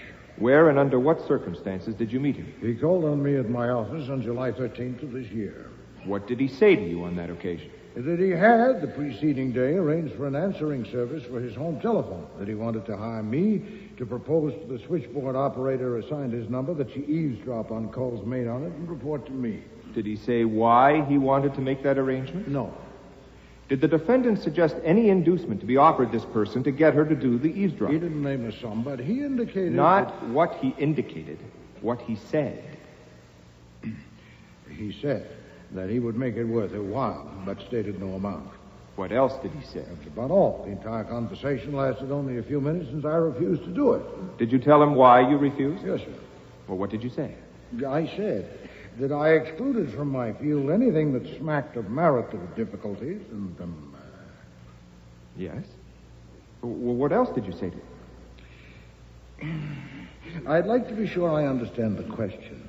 Do you mean what I said to him that day or on a later occasion? Well, I mean that day, of course. There was no later occasion, was there? Yes, sir. When and where did this meeting take place? Shortly after 9 o'clock this morning in this building. You met and spoke with the defendant in this building today? Yes, sir. Under what circumstances? His wife arranged to see and speak with him, and she allowed me to accompany her. How did she arrange it? With whom? I don't know. Was Mr. Donovan, the defense counsel, present? No, sir. Don't you know that it is a misdemeanor for a witness for the state to talk with the defendant charged with a felony? No, sir, I don't. I understand it would depend on what was said. I didn't discuss my testimony with Mr. Ash. What did you discuss? Certain matters which I thought would be of interest to him. What matters? What exactly did you say? I said that yesterday, seated in this room awaiting your convenience, I had formed a surmise that certain questions raised by the murder of Marie Willis had not been sufficiently considered and investigated, and that therefore my role as a witness for the prosecution was an uncomfortable one. I said that I had determined to satisfy myself on certain points. That I knew that in leaving the courtroom I would become liable to a penalty for contempt of court, but that the integrity of justice was more important than my personal ease. That I had been confident that Judge Corbett was the man... If you please, Mr. Wolfe, you are not now pleading to a charge of contempt. No, sir. You asked what I said to Mr. Ash. He asked what surmise I had formed, and I told him. First, that as one with long experience in the investigation of crime and culprits, I had an appreciable doubt of his guilt. Second, that the police had been so taken by the circumstances pointing to Mr. Ash, his obvious motive, his discovery of the body, that their attention in other directions had possibly been somewhat dulled.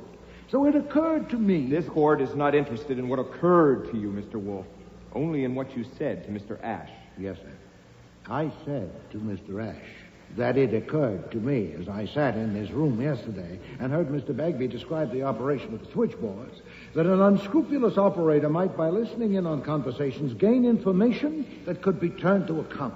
A blackmailer, for instance, might... This is mere speculation, Mr. Wolfe. Did you say all that to the defendant? Oh, yes, sir. How long were you with him? Oh, nearly half an hour. I can say a great deal in half an hour. No doubt. But the time of the court and jury should not be spent on irrelevancies. You didn't discuss your testimony with the defendant? No, sir. That's all. No more questions. Do you wish to cross-examine Mr. Donovan? Yes, Your Honor. I wish to state that I knew nothing of the meeting this morning of the witness and my client. I only learned of it here and now. If you think it desirable, I will take the stand to be questioned about it under oath. I don't think so, Mr. Donovan. Not unless developments suggest it. At any time, of course. Mr. Wolfe, why did you seek an interview this morning with Mr. Ash? Because I had acquired information which cast a reasonable doubt on his guilt. And I wanted to get it before the court and the jury without delay. It occurred to me that if I talked with Mr. Ash, the fact would probably be disclosed in the course of my examination by Mr. Mandelbaum. And if so, he would almost certainly ask me what had been said. Therefore, I wanted to tell Mr. Ash what I'd surmised and discovered. If Mr. Mandelbaum allowed me to tell all I'd said to Mr. Ash, that would do it. If he dismissed me before I finished, I thought it likely that on cross-examination, the defense attorney would give me an opportunity to go on. So I sought an interview with Mr. Ash. Did you say more to Mr. Ash than you have already testified to? Yes, sir. Please tell the jury what you said to him. I said that my assistant and I went to the office of Bagby Answers, where Marie Willis was murdered, that from a look at the switchboards, I concluded that it would be impossible for any one operator Objection, Your Honor. Conclusions of the witness are not admissible. He is merely relating what he said to Mr. Ash. The assistant district attorney asked him to. The objection is overruled. I said I had concluded that it would be impossible for any one operator to eavesdrop frequently on her lines without the others becoming aware of it, and therefore it must be done collusively. I said that I had spoken at some length with 4 of the people connected with Bagby Answers throughout the day. Miss Alice Hart, Bella Velarde, Helen Welch, Mr. Guy Unger, and had received 2 encouragements for my surmise. 1, that it was evident that their personal expenditures greatly exceeded their salaries. And 2, that all of them were visibly disturbed at my declared intention of investigating them fully and ruthlessly. Indeed, Miss Welch was disturbed to a point approaching hysteria, and Mr. Unger to offering me $10,000 for services which he did not specify. You said all that to Mr. Ash? Oh, yes, sir. And that Helen Welch, broken down by my attack and her own sense of guilt, arranged to meet with me privately, where she confessed that for years the operation had been used precisely as I had surmised. All of the switchboard operators have been parties to it, including Marie Willis. Their dean, Alice Hart, collected the information. That is Miss Hart and Miss Velarde just leaving, sir. Officer, no one is to leave the room. Order! Order! Go ahead, Mr. Wolfe. Thank you, Your Honor. Alice Hart collected information from them and gave them cash for it in addition to their salaries. Guy Unger and Clyde Bagby also gave them cash occasionally. So in 3 years, Miss Welch received a total of approximately $15,000, not counting her salary. Do you know where Helen Welch is now? Yes, sir, she's present. I told her that if she came and faced it, the district attorney might show appreciation for her help. Have you anything to add? That you told Mr. Ash this morning? I have, Your Honor. Do you wish me to differentiate clearly between what Helen Welch told me and my own exposition? No. Anything whatever that you said to Mr. Ash. Marie Willis had been ordered by both Unger and Bagby to accept Mr. Ash's proposal to eavesdrop on his line and not to tell Mrs. Ash, but she had refused and announced that she was going to quit. Now, of course, that made her an intolerable peril to everyone concerned. The success of the operation hinged on the fact that no victim ever had any reason to suspect that Bagby Answers was responsible for his distress. It was Bagby who got the information, But it was Unger who used it, and the tormented under the screw would not know where the tormentor had got the screw. So Miss Willis's decision to quit and expose the whole business was a mortal menace to any and all of them. Ample provocation for murder. I told Mr. Ash that all this established a reasonable doubt of his guilt, and I went beyond that and considered the most likely candidate to replace him. Do you wish that too? Yes, proceed. I told Mr. Ash that I greatly preferred Mr. Bagby. The mutual alibi of Miss Hart and Miss Velarde might be successfully impeached, but they do have it. I exclude Miss Welch because when she came to me last evening, she'd been jolted into utter candor, or I am a witless gull. And that excludes Mr. Unger, too, because Miss Welch is certain he was on his boat the whole evening. And that leaves Mr. Bagby.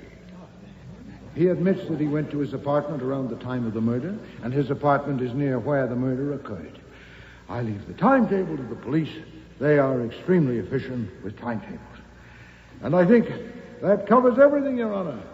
Now, I would now like to plead to the charge of contempt. Mr. Wolfe, you know quite well that you have made that charge frivolous by the situation you have created. The charge is dismissed.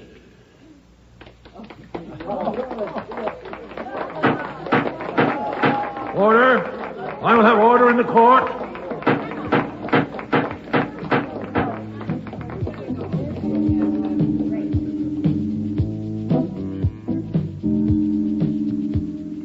Leonard Ash got off because Nero Wolfe hated to sit against a perfumed woman on a wooden bench. The irony, of course, is that Wolfe didn't get off. 6 months later, he was subpoenaed again, this time as a witness in the case of the State versus Clyde Bagby. Only this time, the defendant was found guilty.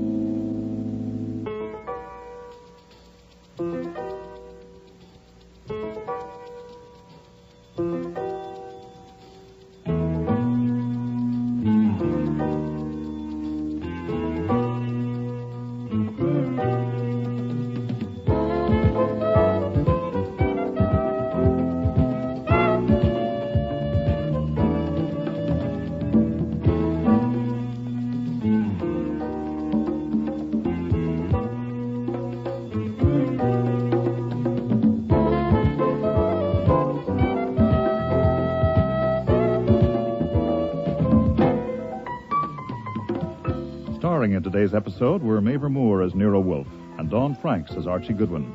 Michael Ayub was Mandelbaum, Bill Lynn, Clyde Bagby, Art McDonald, Donovan, Robert Christie, Judge Corbett, Patricia Moffat, Bella Velarde, Terry Tweed, Helen Welts, John Evans, Guy Unger, Denise Ferguson, Robina Ash, Dixie Seatle, Alice Hart, and Alfie Scott was Saul Panzer. Music was composed and conducted by Don Gillis. Technical operations were by John Jessup. Sound effects by Bill Robinson. Production assistant was Nancy McElveen, and casting consultant was Ann Weldon Tate. The Next Witness was written and produced in Toronto by Ron Hartman.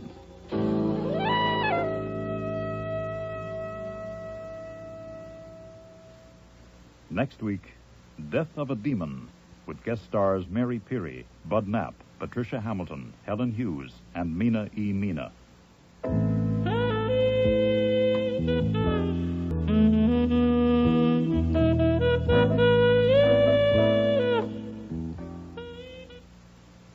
This is CBC Stereo.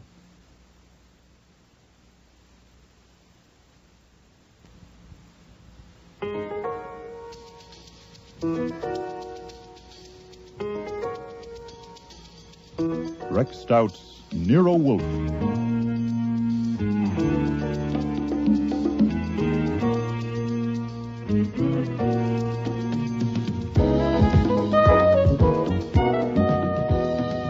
Starring Mavor Moore as Nero Wolfe and Dawn Franks as Archie Goodwin.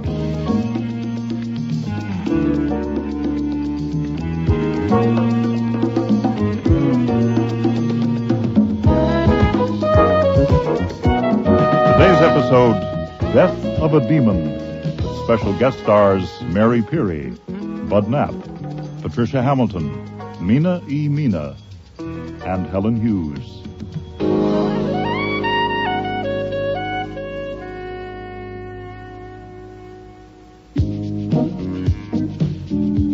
When Mrs. Hazen arrived for her appointment with Nero Wolfe, she gave me a smile.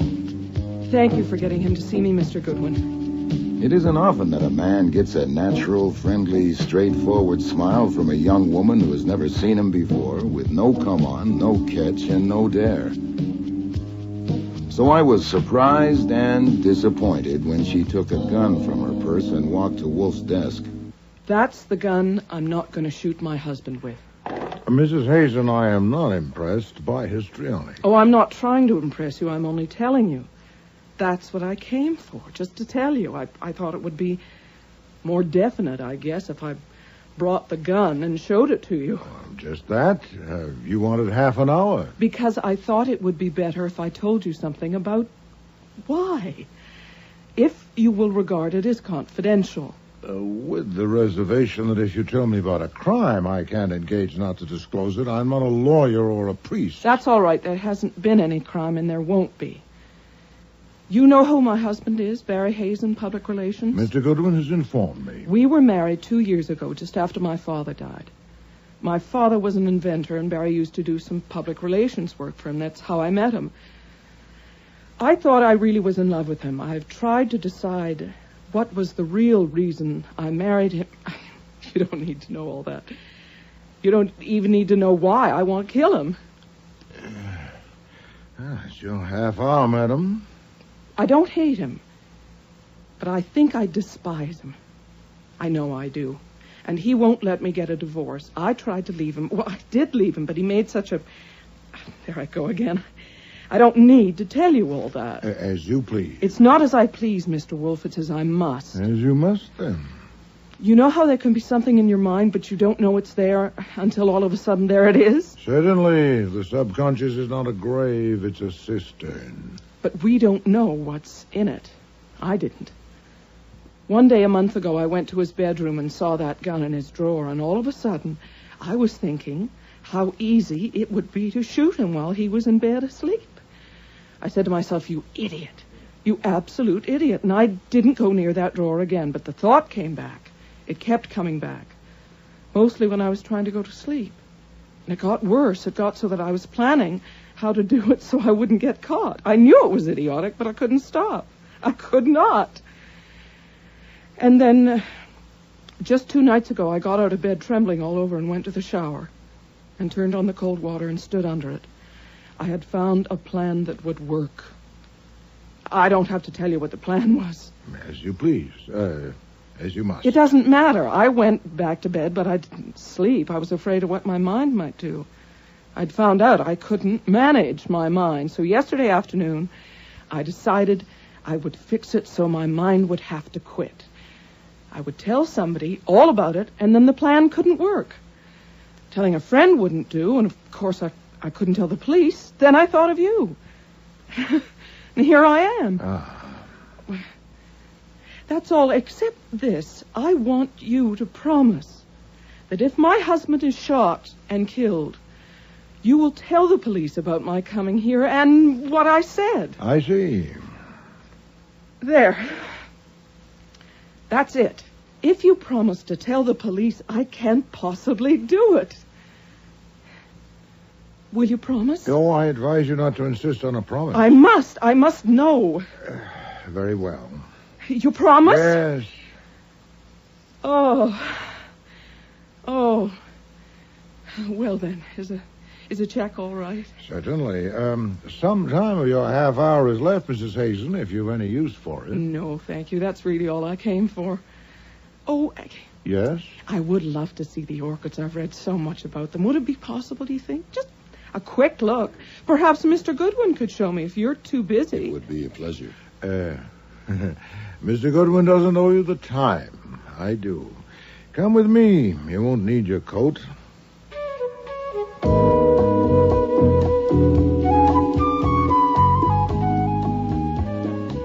I had no kick coming. The 10,000 orchids in the 3 rooms up on the roof were his, not mine. He did like to show them off, but that wasn't why he had intervened. He had some letters to dictate, and he thought that if I took her up there, there'd be no telling when we'd come back down. Years ago, he decided on insufficient evidence that I forgot about time when I'm with an attractive young woman. So I got on with my work, and at noon I did what I often do, which was to switch on the radio for the news. But the contractor insists that he has received no favors from the senator. The body of a man named Barry Hazen was found this morning in an alley between two buildings on Norton Street in Lower Manhattan. He had been shot in the back and had been dead for some hours. No further details are available at present. Mr. Hazen was a well-known public relations counselor. The Democratic leaders in Congress have apparently decided to hold their fire. When you would like to know if a gun has been fired recently, you smell it automatically, but it doesn't mean a thing, really, unless it's just been fired, and there's been no opportunity to clean it. The cylinder was full of cartridges. Beautiful. Absolutely stunning. What was the name again? Phalaenopsis. Oh, they're lovely. Thanks again, Mr. Goodwin. I'll take the gun. No, ma'am, there's been a development. I turned on the radio for the news, and I got some, all right. The body of a man named Barry Hazen was found this morning in an alley between two buildings on Norton Street in Lower Manhattan. Been shot in the back, and he'd been dead for some hours. No further details are available at present. You're making it up. No, that's what was said verbatim. Archie, get her something. Brandy. Yes, sir. No. I'm all right. He said that. That's what was said. He's dead. Yes. He's dead. I'll be in the kitchen. No, hold it, sir. She'll be all right in a minute. Take a deep breath, Mrs. Hazen, please. I want to phone somebody. I have to know. Who can I phone? A shot of brandy, maybe it wouldn't hurt you after all. I don't want anything. Who can I phone? Nobody, not just now. Why not? Because we must first consider whether I should phone the police as I promised. Archie, has that gun been fired recently? If so, it's been cleaned. It's fully loaded. The cartridges all look alike. Did she shoot him? For a quick guess, no. To make it final, I would need facts. So would I. Did you shoot your husband, Mrs. Hazen? No. Since my promise was to you, you may, of course, release me from it. Do you wish me to phone the police? Not now. You don't have to now. You won't ever have to. He's dead, and I didn't kill him. That's all over now. Oh, sit down. It's not so simple. When the police ask you where you were this morning from 11 o'clock on, what do you say? What? Confound it. Quit propping yourself on my desk and sit down. That's better. What'll you say? Why, will they ask me that? Certainly. You'll have to account for every minute since you last saw your husband. Did you come here in a cab? Yes. Then you'll say so. You'll have to. When they ask why you came to see me, what'll you say? Oh, you'll have to tell me what to say. Oh, I expected that. Confound it. You are not my client. You have paid me for half an hour of my time, now stretched to more than that, and released me from my promise, so I can... What are you doing? I'm going to write a check, then I will be your client. How much? Mrs. Hazen, I am not a blackmailer. I take pay for services, and you may not need my services. Now, will you answer some questions? Of course, but I've taken more than my half hour. No, if you didn't shoot your husband, we've both been snared by circumstance. First, instead of a question, a statement. You cannot take the gun. The gun stays here. But I have to put it back where I got it. No, I cannot let you take the gun. Now, when and where did you last see your husband? Last night at home. We had people for dinner. All right, details. How many people? Their names. They were clients of Barry's, important clients, all but one. Mrs. Victor Oliver, Ann Talbot, who's the wife of the banker, Jules Curry, an inventor. He used to work with my father. Ambrose Purtis, who's a shipping man. Theodore Weed, he's not a client. He works for Barry. 7, counting Barry and me. And when did these guests leave? I don't know exactly. Barry had told me he was going to discuss something with them, and I wouldn't be needed. And after the coffee I left, I went upstairs to my bedroom. Did you hear him when he went up to bed? No. What about this morning? He wasn't there. He rises early. The maid who... Oh. What? Nothing. Nothing that matters to you. I'm not liking myself, Mr. Wolfe. I said he rises early. But now I can say he rose early, and I wanted to sing it. I did. Oh, if you please, you'll have plenty of time for that. Now, about the maid. I'm sorry. The maid said he hadn't come for breakfast, and when she went up, his bed hadn't been slept in. He'd done that before, not very often, once or twice a month. What, without telling you where he was going? Yes. Do you know where he went last night? No, I have no idea. Were you continually in the house from the time you went to your bedroom last night until you left this morning? Yes. Would the maid have heard you if you'd gone out during the night? I don't think so. Her room is in the basement. I What time did you leave this morning? 5 minutes past 11. I wanted to be sure to get here on time. When did you take the gun from the drawer in your husband's room? Just before I left. I didn't decide to bring it until the last minute. How many people know that you despised your husband? Despise is your word, Mrs. Hazen. I don't think anyone does. I have never told anyone, not even my best friend. Boy, your maid knows, for one. Is she not a dolt? She's, of course, being questioned at this very moment. Was your husband wealthy? I don't know. You don't know? Well, he had a large income. He must have. He was free with money. He owned the house. Any children? No. You will inherit? Mr. Wolfe, this is ridiculous. I don't want anything from him. I am merely examining your position. You will inherit? Yes, he told me I would. Didn't he know you despised him? He was incapable of believing that anyone could despise him. I suppose he was a psychopath. I looked up psychopathy in the dictionary. No doubt that was a help. I presume you will now go home. Since you must tell the police that you were here, you might as well say that you learned of your husband's death from my radio. It'll save you the bother of feigning surprise and shock. I said you would be in a pickle, madam, and you are. What are you doing? I am writing you a check. No, you may not be in jeopardy. They may get the murderer today or tomorrow. If they don't, we'll see. Archie. Yes, sir. Mrs. Hazen is leaving.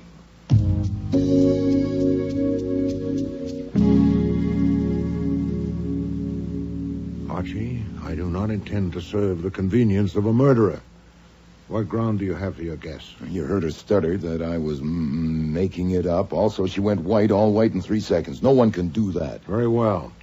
Call your friend Mr. Cohen at the Gazette and get details. He may not have any yet.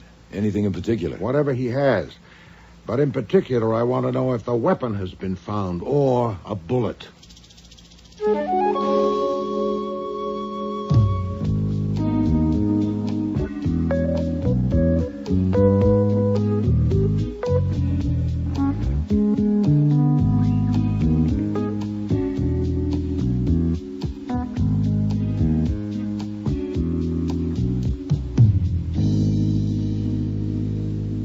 Body was found by a truck driver at 10:18 a.m. It was stiff, so he must have been dead at least 5 hours, probably more. He was fully dressed, including an overcoat. His hat was there on the ground. Usual items in his pocket, except that there were no keys, no wallet, no watch.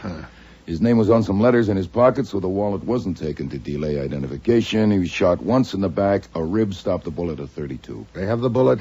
Right, but no weapon. Will she report what she told me? No. That's why I put up with you.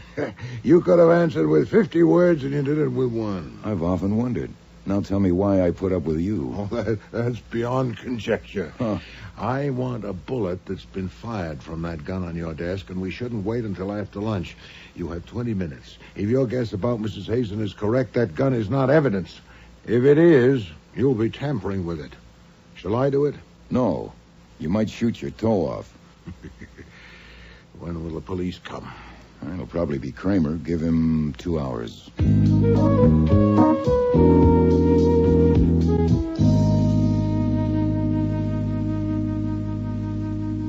What time did Mrs. Hazen get here this morning? Is that snow on your hat, Mr. Kramer? I asked you a question. Perhaps you'd be more comfortable if you removed it. The hat, I mean. What time did she get here? 11:30. When did she leave? Shortly before 1 o'clock. What'd she have to say? Mr. Kramer, I know that Mrs. Hazen's husband has been shot and killed. She was with me when the news came on my radio. I have knowledge of no evidence that would be useful to you in your investigation. That is my considered opinion. Mrs. Hazen consulted me in confidence. What we spoke of is not pertinent to your inquiry. Someday you're going to fall off and get hurt, and this could be it. I'm asking you to tell me what Mrs. Barry Hazen said when she came to see you 9 hours after her husband was murdered. Should I have occasion to change my mind. And, by the way, I can offer you an opportunity to change it for me. Archie, where's the bullet? Give it to Mr. Kramer. Now, Mr. Kramer, this will be pointless if you found the weapon that killed him. Have you? No. It will also be pointless unless you have found the bullet that killed him. Have you? Yes. Then I suggest that you have your lab compare this bullet with that one. If you find that they were shot by the same gun, let me know at once, and I'll have some information for you. I would, of course, want to see the lab report certified. Where did you get this bullet? I'll tell you, or I won't, when I get your report. By God, this is pertinent. This is evidence. I'll take you down, both of you. Nonsense. It's evidence of what? I don't know, and neither do you. If it wasn't fired by the gun that killed Mr. Hazen, it's evidence of nothing. I'm not indulging in a prank, Mr. Kramer. There's a possibility that the bullets will match. And if so, it will indeed be evidence. Let me know.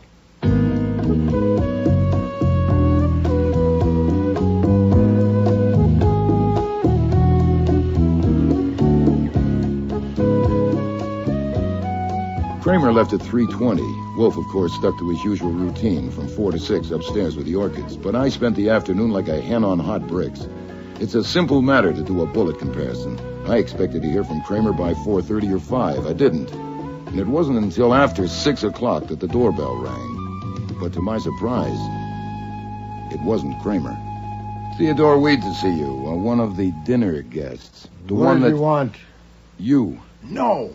I've been pestered enough on a matter in which I have no interest. Tell him so, and don't I'm not going to pester you. I'm going to hire you. Sir, you not only intrude, you presume. Archie, show him out. Yes, sir. All right, I started wrong. I'll try again. Mrs. Barry Hazen came to see you this morning and left a gun with you. Where is it? Intrusion, presumption, and now effrontery. I must insist... Damn it, I know she did. She told me so.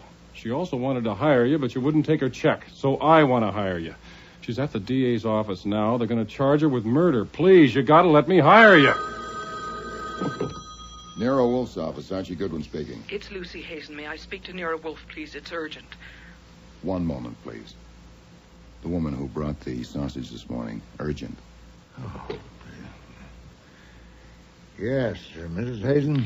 Yes, Mr. Wolfe, I'm about to be arrested. Where are you? At the DA's office. I don't know Say only what you must on the telephone. I'm in a booth with a door closed. Oh, boy, it's probably not only heard, but also recorded. All right, he said I could phone a lawyer, and I don't know any except my husband's, and I don't want him.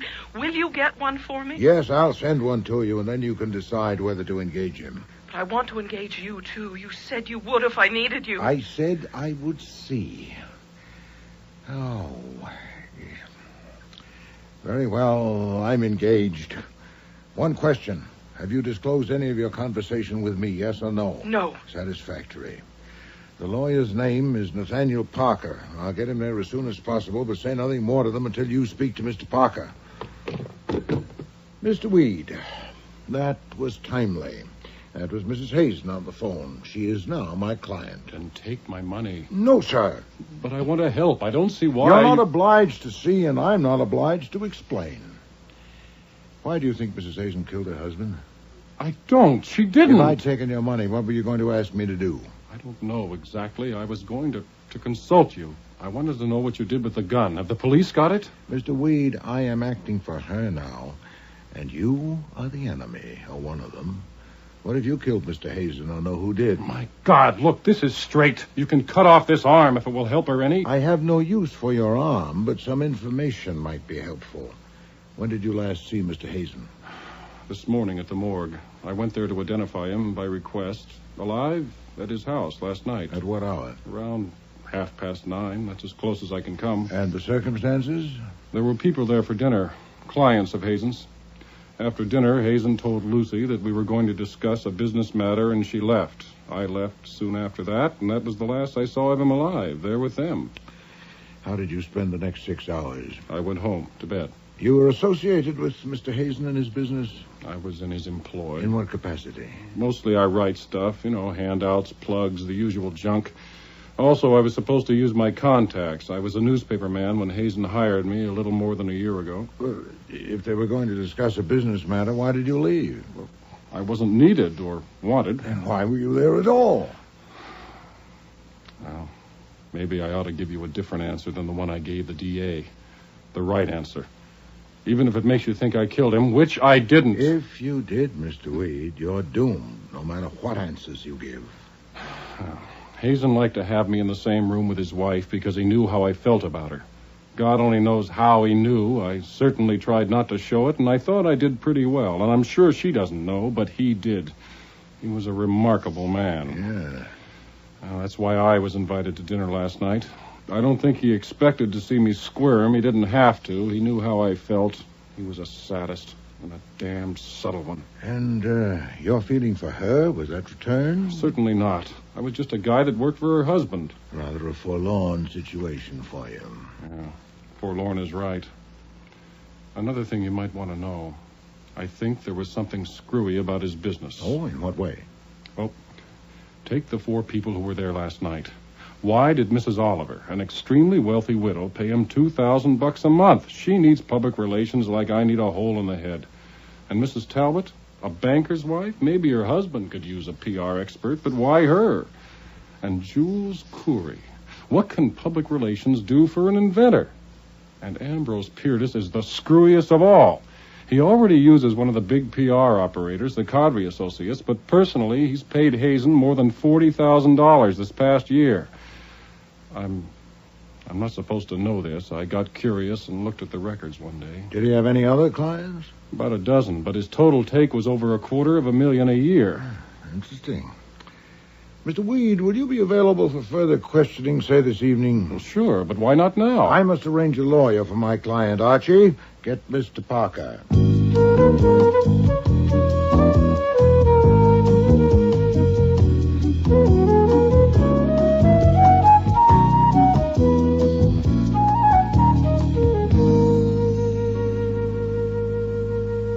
Sit down, Mr. Parker. You've spoken to my client? I've just come from there. She's our client now. Ah. I stopped in instead of phoning because I have to deliver this at her request. The key to Mrs. Hazen's house and written authority from her to enter her house to get something. To get something? Yes, if you want to. An iron box and a chest of drawers in Hazen's bedroom. You remove the bottom drawer, pry up the board it slides on, and the box is underneath. She doesn't know what's in it. About a year ago, Hazen lifted the board and showed her the box. He told her if he died, she was to have it opened by a locksmith and burn the contents without looking at them. You'll be acting legally on her instructions through her attorney. I'll use my discretion. I'm sure you will. I'd like to be present when it's open, but I have an appointment. Shall I go there now? Will the police be there? I wouldn't think so. He wasn't shot there. Do I wear gloves? No, you have authority. Oh, I'm off then. Archie. Yes? Take your gun.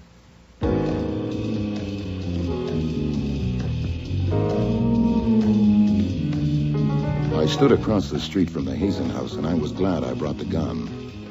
The house was dark except for a tiny sliver of light at the bottom edge of a window on the 3rd floor. A sliver you might leave if you weren't quite thorough enough when you arranged the drape. It wouldn't be the maid. Her room was in the basement. And why only that one light at 9:30 at night? I crossed over, used the key, and entered the house with care. Very quietly, I climbed the stairs to the 3rd floor. Try under the bed. Got to be here someplace. I've done that. Let's look behind the pictures. There may be a safe. A door at the front of the house was slightly ajar. And through it I could see part of the bed, drapes over a window, and the back of a woman's head. She was sitting in a chair, facing away from me. There's no sense in this. There certainly isn't, Mr. Corey. I don't think it's here. It could be in Lucy's room. That would be like him. All right, let's try it. Look! In the doorway. Don't anyone move. This gun is loaded. Who are you? Billy the Kid. Now back up, please. Stand against the wall. I see the ladies' purses are on the bed with the gentlemen. Please throw their wallets there, too. Carefully, please. I'd hate to have to use this gun. You wouldn't dare shoot. Oh, I assure you I would. Then I should warn you. I'll aim for the shoulder or the leg, but I'm not a very good shot. Are you a burglar? No, ma'am. Then what do you want? I want you to tell me who you are and what you're doing here. But you have taken our wallets. Yes, sir, so I can check your identity as you tell me, just to make sure. Now, let's start with you, shall we? My name is Jules Coury. Is it important why we are here? Okay, the ID checks you, ma'am. This is Victor Oliver, as you can see. Are you from the police? No, are you worried? You, sir, I've seen your picture in the papers on the business pages. I'm Ambrose Purtis. What is the point of this? In time. That leaves just you, ma'am, and it's an easy guess, Mrs. Talbot, I presume. Yes, I'm Ann Talbot. All right, now that I know all your names, it's only fair that you should know mine, Archie Goodwin. I work for a man you may have heard of, Nero Wolfe, the private detective. He's been hired by Mrs. Barry Hazen. I have the key to the house and her written authority to enter. So why are you here? No? How'd you get in? Who has the key? Oh, okay then. Okay, we do it the hard way. You will take off your clothes and pile them on the floor, including your shoes and socks or stockings, but I think not your underwear. I'll think about that one. I most certainly will not. Well, just pretend you're at the beach or a pool. Would you want me to have to peel you? Don't think I wouldn't. Let's start with the gloves. I want them too. Is this necessary? Is it so important how we got in? Yes. There were no keys in Hazen's pockets. We don't have a key. The maid let us in. She has gone out, but when she comes back, you can ask her. She'll deny it. You see, I paid her to let us in and to go away for the evening. Yeah, I think I believe you, Mr. Corey. In any case, that can be checked. Hold it a minute. Now, I will call him. Now, wait a minute. I have something to say. Yeah? Are you calling the police? No, come on, say it fast. You swear you're not a policeman? No, I told you who I am. He's Archie Goodwin. I've seen him at the Flamingo. And a private detective? Right. Then you do things for money. We will pay you $50,000 if you will leave this house and forget that you've been here. Half of it in cash tomorrow morning, and the other half later. We'll give you a satisfactory guarantee, perhaps something in writing. How much later? Well, that's hard to say. It's delicate. We would need to be sure of your forgetting until certain difficulties have ended. Yeah, it's pretty vague. All right, you can collect your wallets and bags. No funny moves. Now, look here. I'm not calling the police, Mr. Purtis. I'm calling Nero Wolfe. Yes? It's me. Could we use $50,000? In the box? No, I haven't got to that yet. I'm in Hazen's bedroom. There are 4 people with me, the 4 that came to dinner last night. They were in this room looking for something. They hadn't found it. Purtis just offered me $50,000 to go away and forget I was here. I'll split it with you. He'd probably double it. Are you intact? Sure, I'm just calling to let you know to expect us all in about half an hour. We will double it. $100,000. Skip it. What would I tell my mother if I had one? All right, now you people have a choice. Either I phone Inspector Kramer and tell him everything, or you can come and talk it over with Nero Wolfe. And you may have 2 minutes to consider it starting now. Listen, Mr. Goodwin, we were looking for something that belongs to us. We're not thieves. We're respectable citizens. Sorry, don't waste it on me. I just run the errands. It's either Nero Wolfe or the police. If you pick Nero Wolfe, go downstairs and get 2 taxis. You will get in one of the taxis and wait till I come down and get in the other one. I'll be down in a couple of minutes. Oh, there's one complication. If any of you split, I'll phone the police immediately. I would rather not, but I'd have to. Well? Do we have any alternative? Let's go.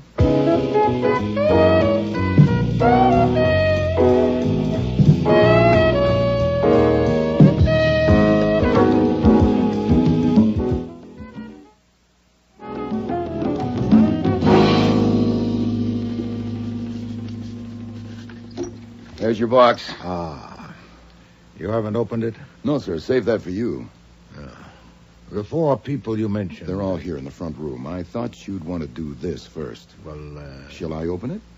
The lock will be a cinch. This will be distasteful.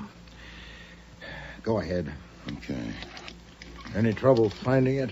No, it's exactly where it was supposed to be, under the bottom drawer. I got there just in time. Another hour or 2, they probably would have found it. There we are. Well, this sure is distasteful. Empty. Just as well. Huh? It would probably have presented us with a problem. I presume he decided it was a mistake to tell his wife of it and removed the contents. Elsewhere in the house? I doubt that. So do I. Lock it up and leave it on your desk. Have a gun in your hand when you admit them and go to your desk. Proceed.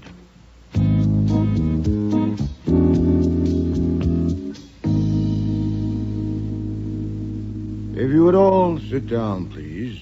I like eyes at my level. Thank you. This shouldn't take long. First, the situation. I shall not resort to euphemism. You were being blackmailed by Mr. Hazen, either collectively... That's not true. Please don't interrupt. If there was any doubt, it was removed when Mr. Goodwin found you in that house surreptitiously looking for something, and you offered him a large sum of money. So much, in I fact... didn't. Mr. Purdes did. Oh, phooey. You were there. Did you object? I am acting for my client, Mrs. Hazen. She's being held under suspicion of killing her husband and has given me certain information. This is one item. One day, about a year ago, her husband showed her a metal box he'd hidden in his bedroom. He told her that if he died, she should have the box opened by a locksmith and burn the contents without looking at them. And it was to get that box Mr. Goodwin went there this evening with Mrs. Hazen's key and authority, as it on the desk. So it was there. Oh, God. I have a proposal to make, but first a question or two. My objective, of course, is to demonstrate that Mrs. Hazen did not kill her husband. Now, yesterday evening, all of you dined at her table. I want to know about your conversation with Mr. Hazen after his wife and Mr. Weed left. What was said? Nothing. Nonsense. Mr. Hazen had told his wife he was going to discuss something with you. Now, what? Nothing of any importance. He opened the champagne. We discussed the stock market. He asked Mrs. Talbot what plays she had seen. He got Purdes talking about the ships. He talked about poisons. He talked about his wife's father. He said his wife's father was a great inventor, a genius. Oh, please. If he discussed some aspect of his peculiar relations with you, naturally you didn't tell the police about it, but I know of those relations and the police don't. I intend to know what was said. You don't understand. You couldn't understand unless you knew him. He didn't want to discuss anything. He just wanted to have us there together, and we had to go. It was his special kind of torture. He wanted each of us to know about the others, and to know that the others knew about us. He liked to see us trying to act as if it was just a dinner party. You didn't know him. He was a demon. Yeah, I'm beginning to see that. Did he reveal to any of you the nature of his hold on the others last evening or at any other time? Any hint at all? Reveal? No, not his style. I think he hinted. For instance, poison. I thought he hinted. But no particular? No. You said you had a proposal. I do. It's likely he kept in that box whatever support he had for his demands on you. The box will be placed in my safe. I don't desire or intend to inspect its contents, but Mrs. Hazen is my client, and I am committed to protect both her person and her property. I will surrender the contents of the box to you, the four of you, for $1 million. Oh, God. You don't mean it. I shall expect $250,000 from each of you, either in currency or certified checks, within 24 hours. There's no question of extortion by Mrs. Hazen on me. We haven't seen the contents of the box. I only say, as her agent, you may have them at that price if you want them. You haven't opened the box? No, I haven't. What if it's empty? You get nothing and you pay nothing. The box will be opened here tomorrow at midnight with all of you present, or earlier if and when you meet the terms. If it's empty, well, so much for that. It's a short time to raise so much money. I dare not give you longer. The police would no doubt regard the contents of that box as evidential in their investigation of a murder. I cannot undertake to withhold my knowledge of it longer than 24 hours.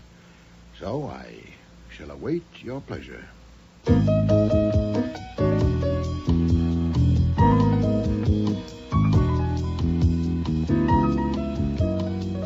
When I undressed for bed that night, I made assorted tries at deciding what Wolfe was up to and what was next on his program, and didn't like any of them. As it turned out, the next thing on the program wasn't decided by me or him. Inspector Kramer arrived at our doorstep at 3 o'clock the next day, and he was looking pleased. Too pleased. Okay, I want to hear it from you. What Mrs. Hazen came to you for yesterday? Mr. Kramer, it shouldn't be necessary Save it. for me... She's booked for murder. On what evidence? We have the gun. Oh, indeed. We found Hazen's car parked near the scene of the murder. The gun was in the dashboard compartment. And you proved it was the murder weapon? Definitely. And we have traced the gun. It was bought by Hazen 6 years ago, and he had a permit for it. He kept it in a drawer in his bedroom. But you hadn't connected Mrs. Hazen to the gun. Oh, haven't we? How about this? Hazen was killed about midnight. At 8 o'clock the next morning, the maid went up to call him for breakfast. The drawer was open, and she saw the gun. You still hadn't connected... Shortly after 11, the maid was tidying.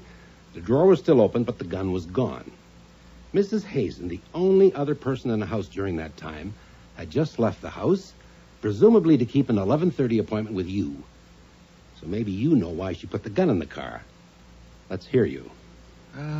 What kind of gun was it? It's your turn to talk. I don't like this. I'm sure you don't. Oh, you're not squeezing it out of me, though you think you are.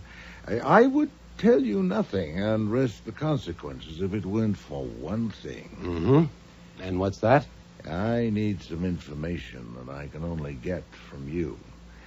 I have to know where the gun came from that Mrs. Hazen left with me yesterday. Now, if you'll agree... She left a gun with you? Yes. Yeah, I'll tell you about it and give it to you if you'll give me its history at the earliest possible moment. I want your word. You won't get it. Mrs. Hazen is charged with murder. If she left a gun with you, it's evidence in a murder investigation. No, it's evidence in my investigation, but not in yours. You have your gun, the one the murderer used. How can it embarrass you to tell me about this one? You're going to tell me what she said about it? I am. Okay, go ahead. I have your word? Yes. Get the gun, Archie. Right. Oh, by the way, there's a question that wasn't answered. What make is your gun? I mean, the one that killed him. Drexel 32. Huh. So is this. Oh, of course, there are millions of Drexel 32. It was fired yesterday by Mr. Goodwin to get a bullet. The bullet I gave you. That could have been evidence. Now we know it isn't, Mr. Kramer. All right. Let's hear it. First from you, and then Goodwin comes down to the station for a detailed statement. Very well. I don't get it. I have never known you to take a murderer for a client. Whether it's just your goddamn luck or what, I don't know, but you haven't. Why did you take her? Oh, I asked Mr. Goodwin's opinion, and he said she was innocent. His judgment of women under 30 is infallible.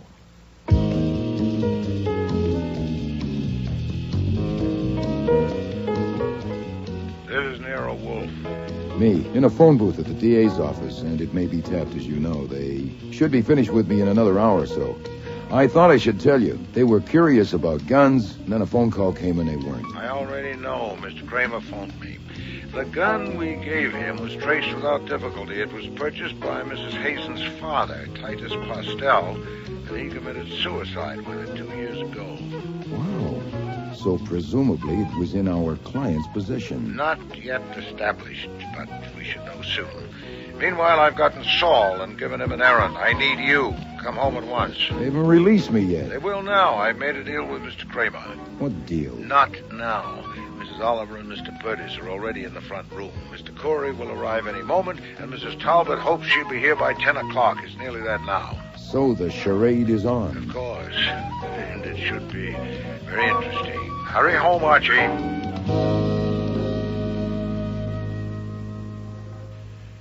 Please sit down, Mrs. Talbot.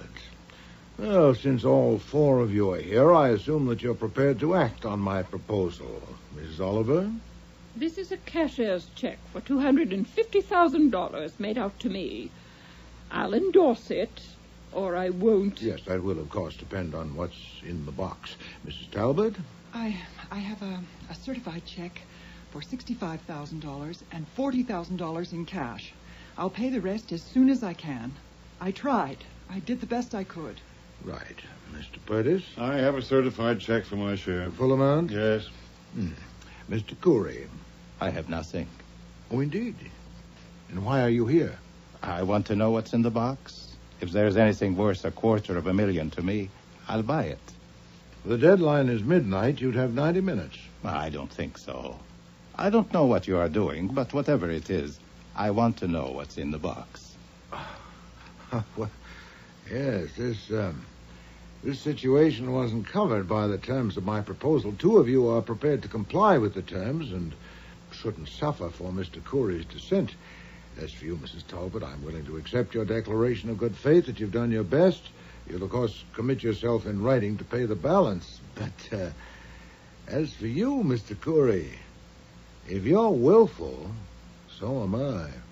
Whatever the box contains that relates to you will be turned over to the police at midnight. Open the box, Archie.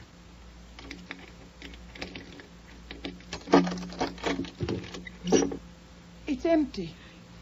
Damn you. You've got it. You had a key. Use your head, Perdis. He didn't know it was empty. Now, why would Well, he? you're wrong. I did know it was empty. I knew it last night when I made my proposal. You knew? I made the proposal not out of caprice to plague you, but for a purpose. And that purpose has been served. Who are you calling? Calling my man in the kitchen. Fritz, Inspector Kramer's there. He's arrived. The police. Let me speak to him. You've called the police? You have the gun, Archie. Stand at the door. No one is to leave. Ah, Mr. Kramer, the situation has developed as I expected. You may bring Mrs. Hazen in now. No, I will not. As I told you before, her presence is essential. Yes, I am prepared to name a substitute, yes. Damn you. You told the police this was all a game. No, are you a dunce? Would I contrive such a hocus-pocus just to pass the time? Confound it, sit down. I'm going. No one is going. Mr. Goodwin wouldn't shoot you, but he wouldn't have to, would he? Sit down. I asked you if you'd opened the box. And I said no, I had not. That was necessary. In fact, it was Mr. Goodwin who had opened the box, and it was empty. I don't believe that. It's a trick. I did concoct a trick, but it's a fact that the box was empty. That's what you have a right to know. Well, 3 of you. I don't believe the box was empty. I think you're lying. I don't. Why would he? There's $605,000 here, ready for him. Why did you do this, Mr. Wolfe? Believe me, Mrs. Talbot, it was necessary to expose a murderer, which I am now prepared to do. Come in, Mr. Kramer. Oh, Archie, find a chair for Mrs. Hazen. I have to say something to these people first, Wolfe. Well, if it's brief, Mr. Kramer. Now, I'm here because Wolfe told me that you 4 people would be here, and I wanted to know what he had to say to you.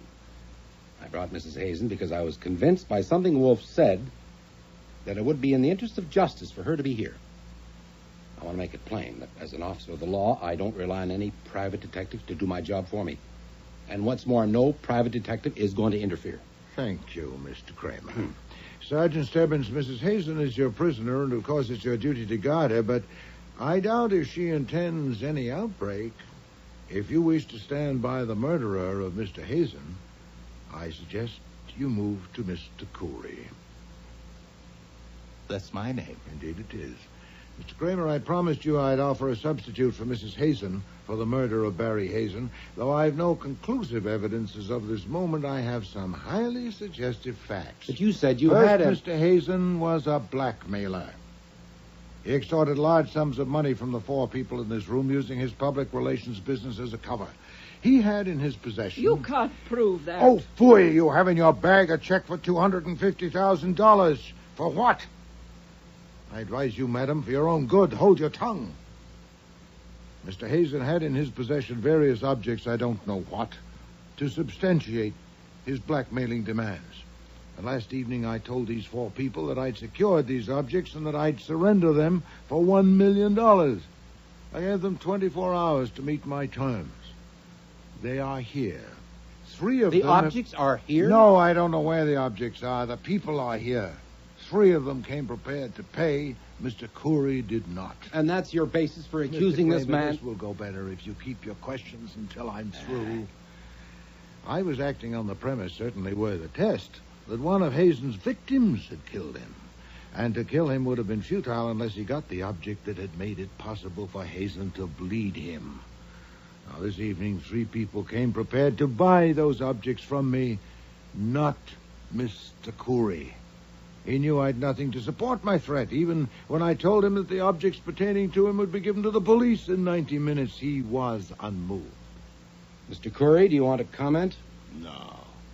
This is fascinating. I thought I had decided not to bring my share of the money because I didn't believe he had anything that threatened anybody. Get back to facts, Wolfe. Well, for a fact, I submit the conversation at the gathering Monday evening after Mrs. Hazen and Mr. Weed left. Of course, you and your staff have it in detail, but you didn't know that Hazen was a blackmailer, did you?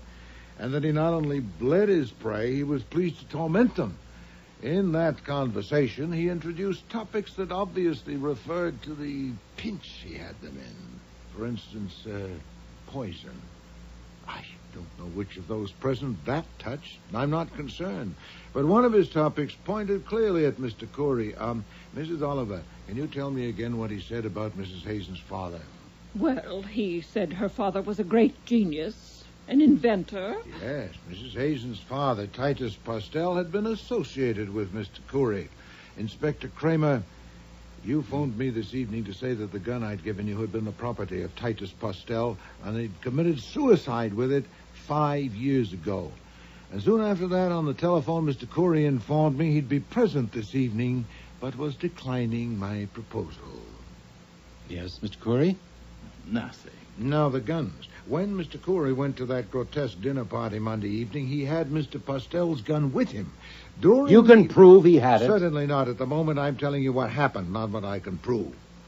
During the evening, he found or made an opportunity to go to Mr. Hazen's bedroom, probably on a pretext of using the washroom. He did. I remember that he went... Thank you, Mrs. Oliver, but later, if you please. Mr. Corey then switched the guns in Mr. Hazen's drawer with a double purpose. First, so that Hazen would find a gun there if he looked for it. Second, to implicate Mrs. Hazen. He intended to leave Hazen's gun in the car after he killed Hazen. The police would, of course, learn that it had been Hazen's, kept in that drawer, and when they found the other gun there, they'd naturally assume that she'd put it there in a witless effort to mislead them, which is what happened. Is it not, Mr. Kramer? You're telling this. Go on. Mrs. Hazen, the gun that had belonged to your father, was it in your possession? No, I don't think... When did you see it last? I don't understand. When they told me the gun I brought you was the one my father shot himself with, I thought they were lying. I don't understand. No wonder. Neither do the police. Did you ever have that gun, your father's? I had it for a while. They gave it to me after he died. I kept it with some of his things, but it disappeared. How long after his death did it disappear? I don't know. It was about a year later that I noticed it was gone. Have you any idea who took it? I don't know, but I thought perhaps Mrs. Corey had. I didn't ask her. She thought I shouldn't keep it because it only reminded me. Is it true that my husband was a blackmailer? Yes. My God. A husband who was a blackmailer. A father. Oh, I can relieve your mind about that anyway, about your father. He didn't commit suicide. He was murdered by Mr. Corey. Another one. You are piling it on. Oh, your aplomb is admirable, sir. Of course, you're counting on what I said earlier, that I have no evidence. But you're too sanguine. That evidence not only exists, it's available to me. I'm obliged to Mr. Hazen for a valuable hint. His remark that Mrs. Hazen's father was a great inventor and a genius. That suggested to me that you might have cheated him out of the proceeds of his genius. So I put a man on it. Saul Pencer. Mr. Kramer knows his capacities. What did he report? Oh, no, sir. You'll have to hear that from Mr. Kramer when he lays his charge. But I can assure you that Mr. Pencer is at your office at this moment guarding evidence that will definitely connect you with Mr. Postel's death. Really? There's a limit. I've had enough of this, so if you will excuse Stop me... him, Sergeant.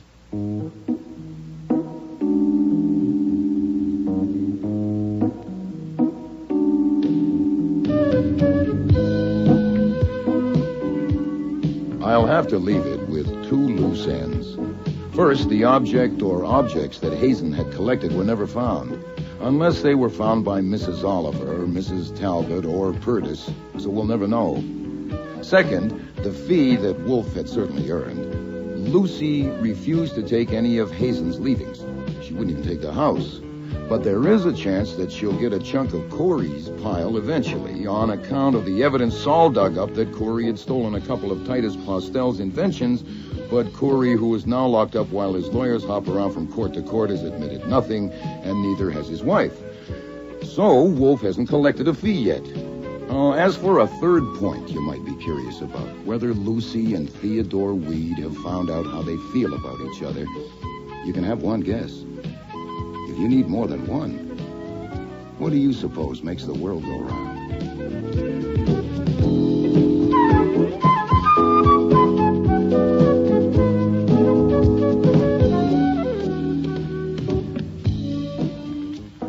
Starring in today's episode were Mabel Moore as Nero Wolfe and Don Franks as Archie Goodwin. Mary Peary was Lucy Hazen. Bud Knapp, Ambrose Purtis. Patricia Hamilton, Ann Talbot. Mina E. Mina, Jules Curry. Helen Hughes, Mrs. Oliver. Dan McDonald, Nathaniel Parker. Richard Blackburn, Theodore Weed. And Cease Linder, Inspector Kramer. Music was composed and conducted by Don Gillis. Technical operations, John Jessup. Sound effects, Bill Robinson. Production assistant was Nancy McElveen, and casting consultant, Ann Weldon Tate. Death of a Demon was written and produced in Toronto by Ron Hartman.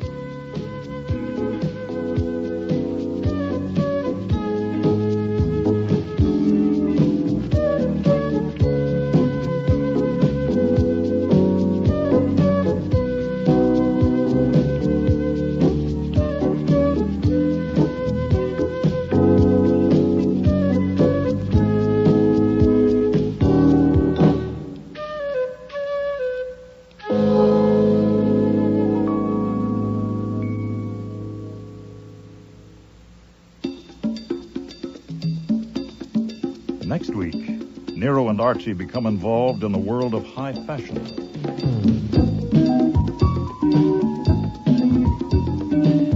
You are not much interested in fashion. Not particularly, but go on. Oh, but of course you are not married and you have no mistress. And feeling the way you do about women, how could We I... were to discuss your problem, I thought.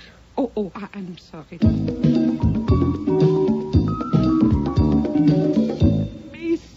Bianca-Wurst, hold the line, please. All right. Thank you. Get on the other line, Archie. Check. Hello, this is Nero Wolfe. Are you Miss Voss? Yes. What do you want? If my name is unknown to you, I should explain. I know your name. What do you want? I want to invite you to call on me at my office. I've been asked to discuss certain matters with you. Who asked you? Well, I'm not at liberty to say. What matters? If you'll let me finish. The matters are personal and confidential. That's all I can say on the telephone. I'm sure you understand. I know your name, yes. You are scum in your stinking sewer. A slimy little ego in your big gob of fat. Oh. And you dare... Oh! Hello? Hello? Hello, Miss Voss. Are you all right? Miss Voss. It's nothing. That's interesting. Apparently something fell on her and then, hung up the phone. What? You and your gorgeous words just like your orchids. Well, I'm on my way. I don't like gags about homicide. Murder is no joke. But I want to tell you, Mr. Wolfe, Bianca Voss had you wrong. What was it she called you? Scum in a stinking sewer. Yeah. Well, obviously she doesn't know you. Orchids don't smell. You know, Archie, I'm beginning to think this joke may be on me. Next week, Murder is No Joke. Guest stars Joy Coghill, Vivian Reese, Nani Griffin, Richard Monette, and Murray Westgate.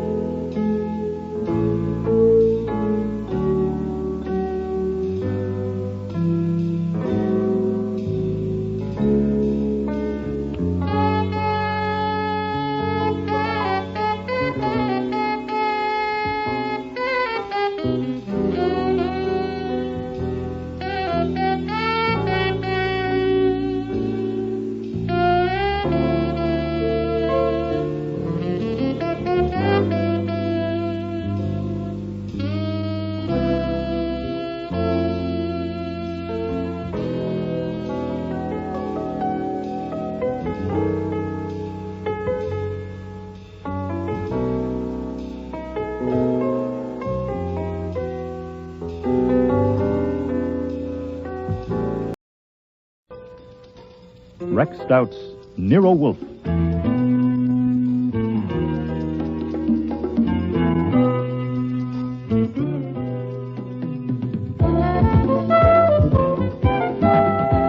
Starring Mabel Moore as Nero Wolfe and Don Franks as Archie Goodwin.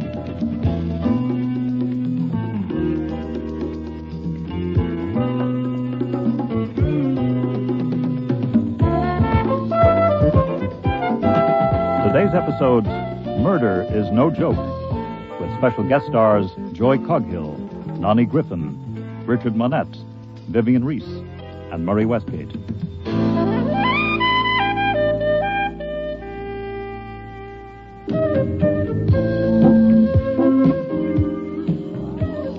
Coming right up now is Alec Gallant's stunning new cocktail gown.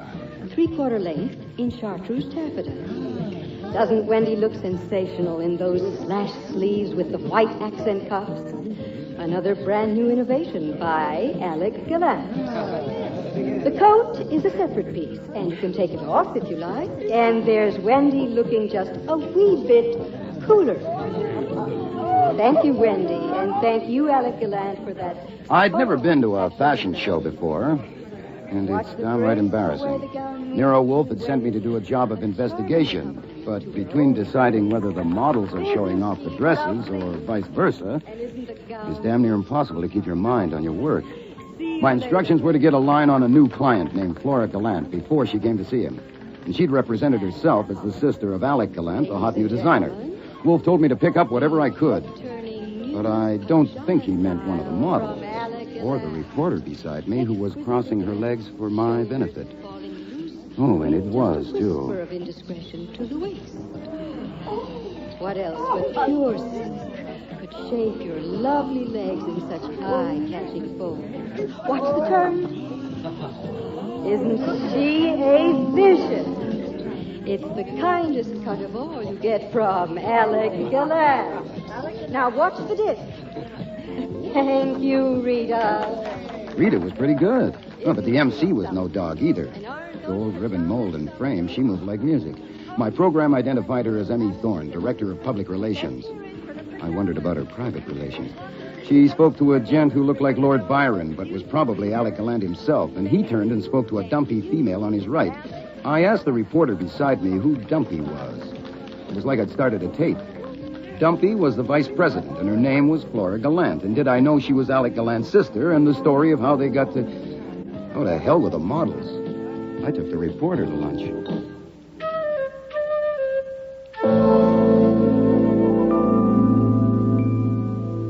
I must apologize for asking such an important man as you, Mr. Wolfe, to give up your valuable time to listen to me and my troubles. I want you to understand. It would take less of my time, Miss Gallant, if you'd simply tell me what your troubles are. Yes, but you see, I do not expect anything for myself. The trouble is about my brother. You know who he is. Yes, Mr. Goodwin here has informed me. An illustrious dressmaker. Oh, he is not merely a dressmaker. He is an artist, a great artist. It is his trouble, so I must be careful with it. I come to you because I know that although you and Mr. Goodwin are private detectives, you are gentlemen. They are not mutually exclusive, madam. Well, I meant that I know I can trust you. You may. Mr. Goodwin. Right, whatever Mr. Wolfe says. I only work here. Thank you. I must explain that in France, where my brother and I grew up, our name was not Gallant. I came to this country just before the Second World War. My brother just after it. He entered legally under his new name of Gallant, and within 7 years he had made a reputation as a designer. You are not much interested in fashion. Not particularly, but go on. Oh, but of course you are not married and you have no mistress. And feeling the way you do about women, how could We were to discuss your problem, I thought. I'm sorry. My brother got financial backing and opened his place on 54th Street. Yes. And since then, it's been one triumph after the other. I know. Please get to the point. Yes, triumphs. I will not say I had a hand in them, but I have been trying to help in my little way, and so have many others. But now we get to the trouble. The trouble is a woman called Bianca Voss. Madam, I am not in the habit of accepting cases of romantic entanglement. Oh, no, not an affaire d'amour. I am sure of it. Well, that's fortunate. My brother has never married, but he is very healthy about women.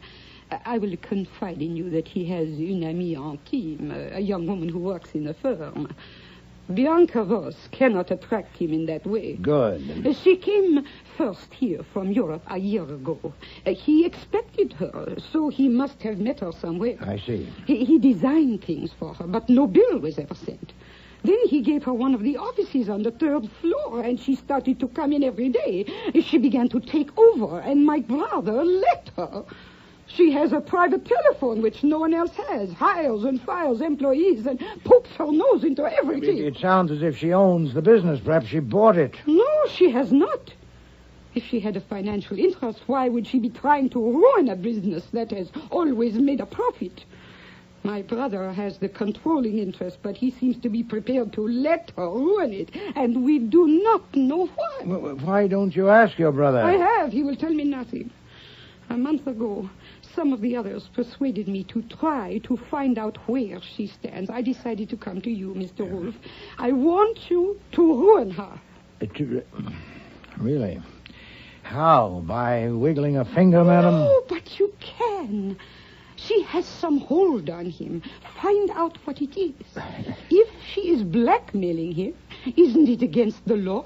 Would that not ruin her? Well, it might. It might ruin him, too. Oh, I am trusting you. You would not tell. Only make her stop. I fear, madam, you're biting off more than you can chew. A prolonged investigation here, perhaps abroad, would be laborious and extremely expensive, aside from my fee, which would not be modest, with the outcome highly uncertain. My brother, Mr. Wolfe, is a generous man. Yes, but he isn't hiring me. Now, if your brother himself were to consult me, if you brought him in... No, impossible. I told you. But if he were released from her, I assure you, Mr. Wolfe, she is a true villain. You are a clever man. You would know it if you saw her or spoke with her. Perhaps.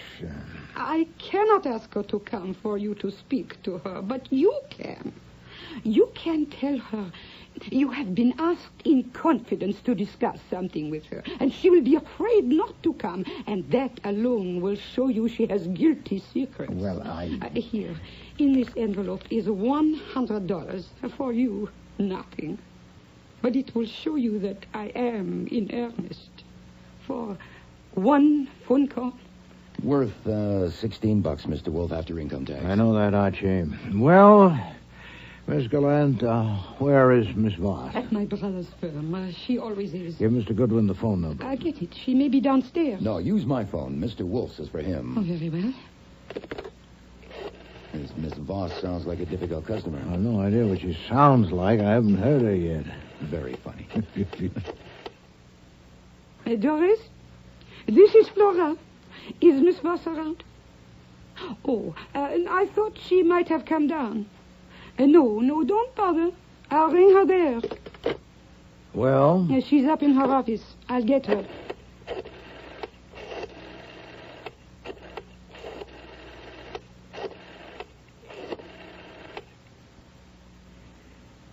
Miss Bianca Voss, hold the line, please. All right. Thank you. Get on the other line, Archie. Check. Hello, this is Nero Wolfe. Are you Miss Voss? Yes? What do you want?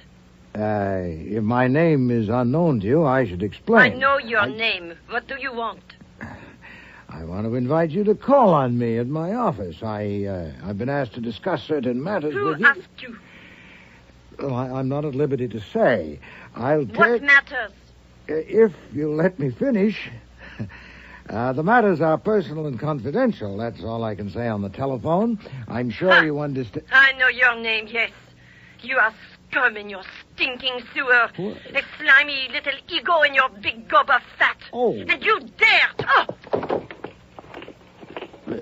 Hello? Hello, Miss Voss. Are you all right? Miss Voss. There's nothing.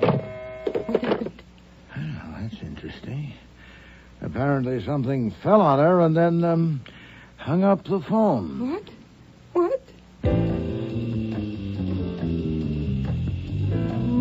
Miss Gallant was present in body, but absent in mind. So I had to look up the number of Alec Gallant Incorporated to get the switchboard again. When I did, I told the receptionist to whip upstairs and see if Miss Voss was okay, that I'd just been talking to her and she was in some kind of trouble. She put me on hold. It was 9 minutes by my watch before someone picked up the line again, and this time it was a man. Hello. Hello.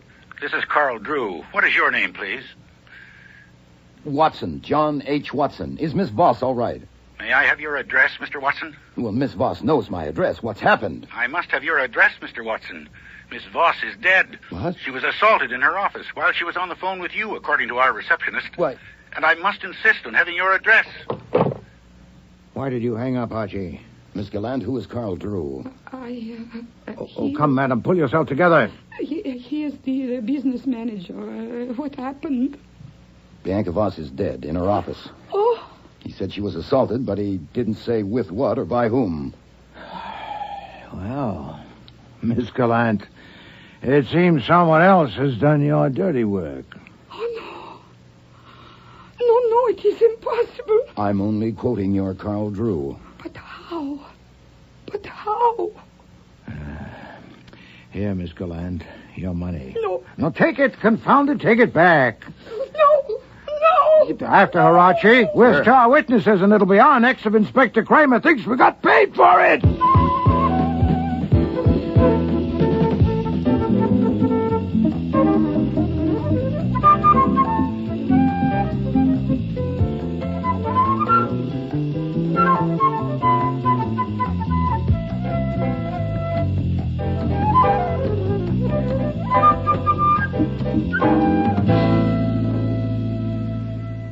Of course, I appreciate it, Mr. Wolfe. Saves me a lot of time and trouble.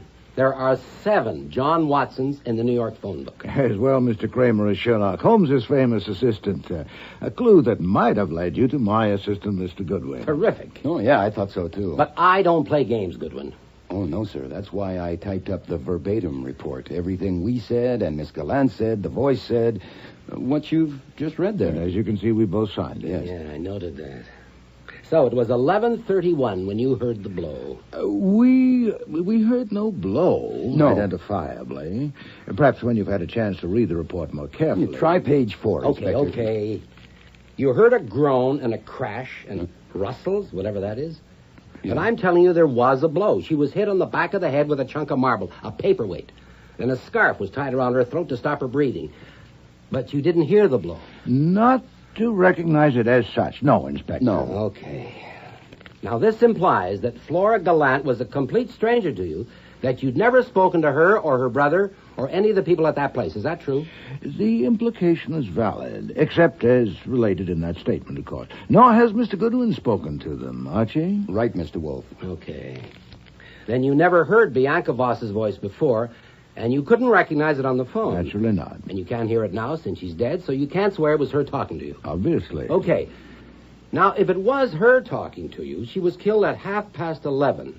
There are 4 important people in that organization, you should know, who had it in for Bianca Voss. Oh, as usual, Inspector, you worked with dispatch. They admitted it. Besides Flora Gallant, there is Anita Prince, head fitter, been with Gallant 8 years. Emmy Thorne, public relations head, been with him 4 years. Carl Drew, the business manager, been with him 5 years. None of them could have killed Bianca Voss at 11:30. From 11:15 on, until a call came from one John H. Watson. Well, I'm really sorry about that, Inspector. Yeah. Carl Drew was down on the main floor in view of several customers. From 11 on, Anita Prince was in the top floor workshop with Alec Gallant, with 2 models and a dozen employees. At 11:20, Emmy Thorne had an appointment with 3 men till 11:45, all airtight.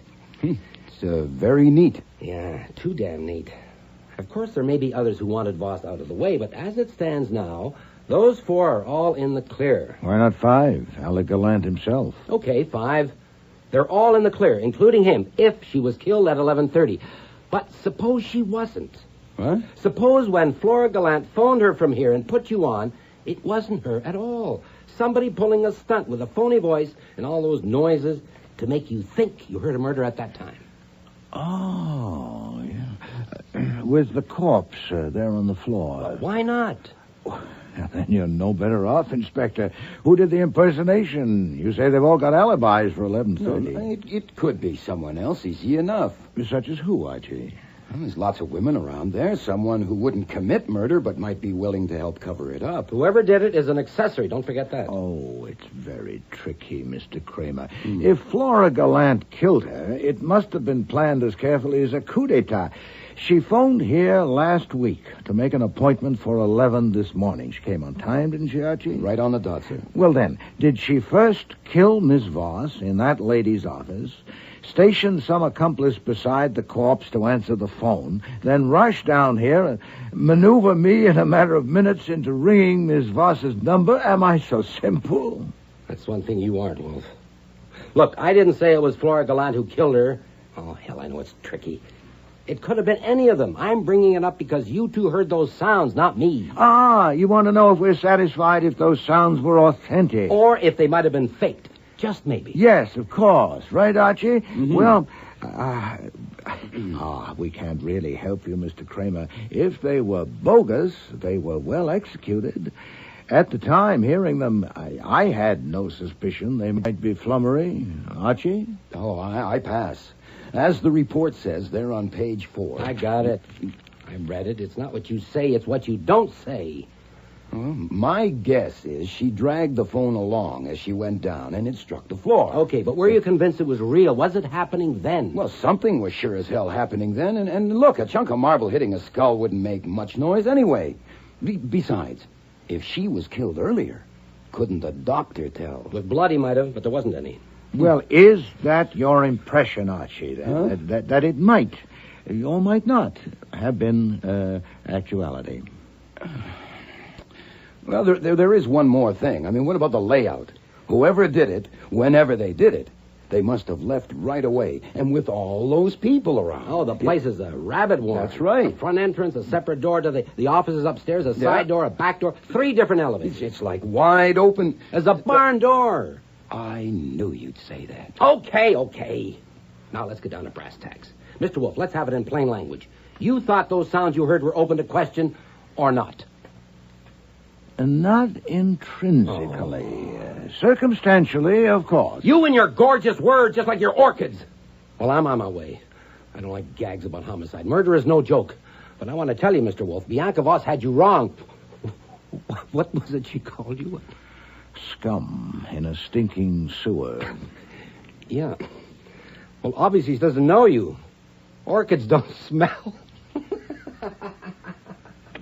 You know, Archie, I'm beginning to think this joke may be on me.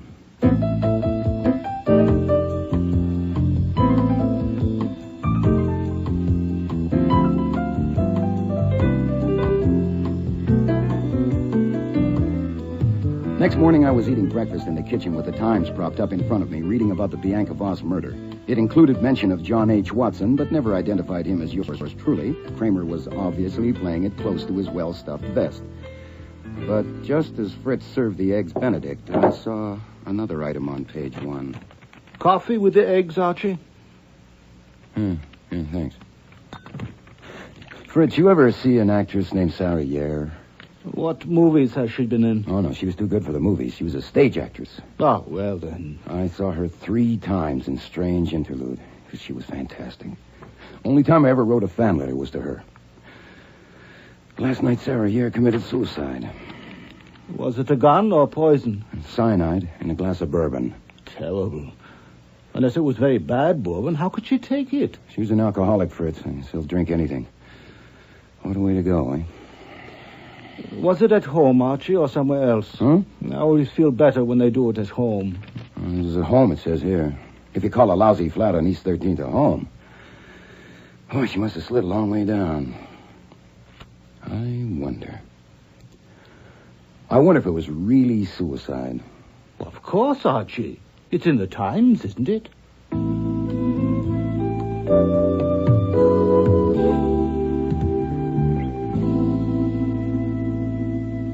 You seen the Times this morning, Archie? Yes, sir. I'm sorry I let you get to the office before me, but you're early. What's the emergency? Oh, no emergency. But you can't... How'd you get that phone book? Walked over to your desk, lifted it up, walked back to my own, and sat down. I knew no other way. Well, why didn't you wait for me? Because I needed to know a number. Oh, can't I get it? No. I have instructions. You will go to Alec Gallant Incorporated on 54th Street and speak with Mr. Gallant, his sister Flora, Miss Prince, Miss Thorne, and Mr. Drew, separately if possible. Now? Now. You will tell each of them that I've engaged you to make inquiries about Miss Sarah Yare. Sarah Yare? And that I shall be grateful for any information they may be able and willing to furnish. I'd like to see any communications they've received from her in, say, the past month. Oh, don't raise one eyebrow like that. You know it disconcerts me. I've never seen you disconcerted yet. And what do I say when they ask me who engaged you to work for Miss Yare? Everybody knows the lady's dead. But you don't know. You're merely following my instructions. Uh-huh. If I ask you who engaged you, what do you say? I tell you the truth. I have engaged myself. Oh. I think I may have been hoodwinked by a very skillful actress, and I intend to find out. You mean Sarah Yare You may be fishing where there are no fish. They may all say they've never had any association with Sarah Yare, and they may be telling the truth or they may not. If any of them acknowledge knowing her, try to find out the degree of intimacy, but don't labor it. That can wait until we bait a hook. All I want to know now is, are there any fish in that particular pond? Okay. I'll look up that number for you. No, you will not. I can at least read. Get out.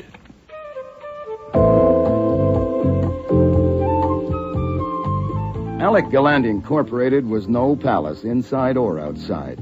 There was a show window, but all it had in it was a swatch of black fabric against dark green. I went in. Everything inside was dark green, too. Wall-to-wall carpet and wall-to-wall walls. No racks, no dresses, no nothing to buy. Only mirrors and screens and tables and chairs and a few ashtrays. And a couple of customers who obviously had all day to flip through the design books. And a dapper salesman in a four-in hand. I picked on him. I'm sorry, Mr. Gallant is not available. What is it you want? Look, I'm not a reporter, or a cop, or a lawyer drumming up trade. I'm a private detective named Archie Goodwin, sent by a private detective named Nero Wolfe to ask Mr. Gallant a couple of questions. Harmless questions, nothing to do with Bianca Voss. I read about that. Mr. Gallant is not available. So, you wouldn't... May I ask you if you are Mr. Drew, Mr. Carl Drew? Yes, I am. Then I'm in luck. I was instructed to see 5 different people here, including you. Could we sit down somewhere, please? I don't, as a rule. See us about what? To get information, if you have any, about a woman who died yesterday. Now, look... Not Bianca Voss. I'm talking about Sarah Yare. She died yesterday, too, you know. Oh, yes. That was tragic. Yes, it was. What sort of information? Is it Mr. Goodwin? Yes. As a matter of fact, I wish I knew. All I know is somebody has engaged Mr. Wolfe to make inquiries about her. Any messages or letters in recent months. Maybe if you could let him see them, or... That seems a little... Who engaged him? Oh, search me. Maybe if you'd like to know before you show him anything, Mr. Wolfe would tell you. I have no messages or letters. You mean recently? Ever. I doubt if she ever wrote letters. She always did everything by phone. Well, not letters about clothes. Mr. Wolfe's looking for personal letters, and he thought maybe you'd known her well enough personally. Well, I didn't. She was a very fine customer here for a couple of years, and she was a very private person. But she hasn't been around in over a year, and I never had a personal letter from her. Now, if... thanks. I'd appreciate it if you'd tell me when Mr. Gallant will be available. Please wait here a moment.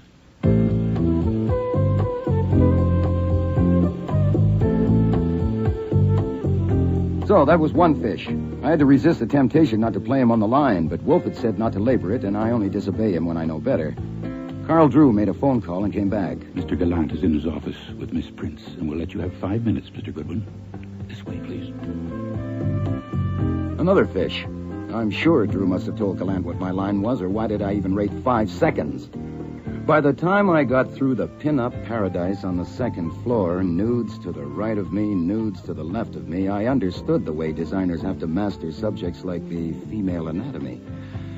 The insight was so blinding that I didn't notice until Carl Drew had left that I was in the presence of Lord Byron himself, with Mona Lisa in tweeds perched on the table beside him. Now, Mr. Goodwin. Mr. Goodwin, what is all this about Sarah Yare? Just a couple of questions, Mr. Gallant, and thank you for seeing me. And you too, Miss Prince. Please, let us skip the hors d'oeuvre. Check. I suppose Mr. Drew explained to you He about... said the detective, Nero Wolfe, is making an inquiry and sent you. That's all. That's right, Miss Prince. What are you smiling at? She can't help it. She smiles at life. Very well. An inquiry about what? How Miss Yard died? I don't think so, Mr. Gallant, but I'm just an errand boy on this trip. I'm to ask you if you got any messages or letters from her in the past month or so, and if you'll let Mr. Wolfe see them. My God, this is too much, too much. What? A woman was assassinated here yesterday. Don't you know that? Yes. Of course you do. And after that calamity comes another, as always. The death of my old and valued friend, Miss Yare. In mold and frame, she was perfection. In movement as music. In friendship, completely pure. I never had a letter from her. Send them away, Anita. You gave him 5 minutes, Alec, and he's only had 2. Thank you. Mr. Goodwin, who has hired Mr. Wolfe? Well, search me. He'll probably tell you if you have any of what he wants. I had no letters. I had no personal relations with Miss Yare. Mr. Gallant preferred to bid her himself. Oh. It seems odd that Nero Wolfe should be starting an inquiry immediately after her death, or did he start it before? Well, first I knew he gave me this errand this morning. Well, this noon. You don't know much, do you? No, I just take orders. But you do know that Sarah Yare committed suicide. Name of God, must you? Send him away. She didn't need to send me. I went. Because Gallant had picked up a marble ashtray and was about to send it at my head. In fact, I ran down the hall until I was stopped by the sound of a voice I recalled from a fashion show coming from an open office. Not falling loose, but neatly arranged. It was Emmy Thorne, the MC, doing her PR work. I decided to investigate and had stepped in before I noticed the room's other occupant. Good one, for the love of God. Hello, Sergeant. You. Well, what? Sightseeing? Rubbernecking? The scene of the crime? Well, just morbid Stebbins, like you homicide types. Compulsion neurosis. Is this the place? Well, what do you think? I think that's the desk and the telephone. And that's where the dead body lay. And the live one is Miss Emmy Thorne. How do, Miss Thorne? Who did you say he was, Sergeant? A pain in the drain. What have you got to do with this, Goodwin? Actually, Sergeant, this is one homicide I have no finger in. I'm here on a fishing trip, Miss Thorne. I'm Archie Goodwin of Nero Wolfe's office. May I have a word with you? No, wait a damn minute, It's all right, Sergeant. I'm expecting him. He's the one Mr. Drew told me about. Sure, Mr. Goodwin. Let's take a walk. You can't leave this building, Miss Thorne. What are you fishing for, Goodwin? If I knew, I might tell you, but don't hold your breath. See you in court, Stebbins.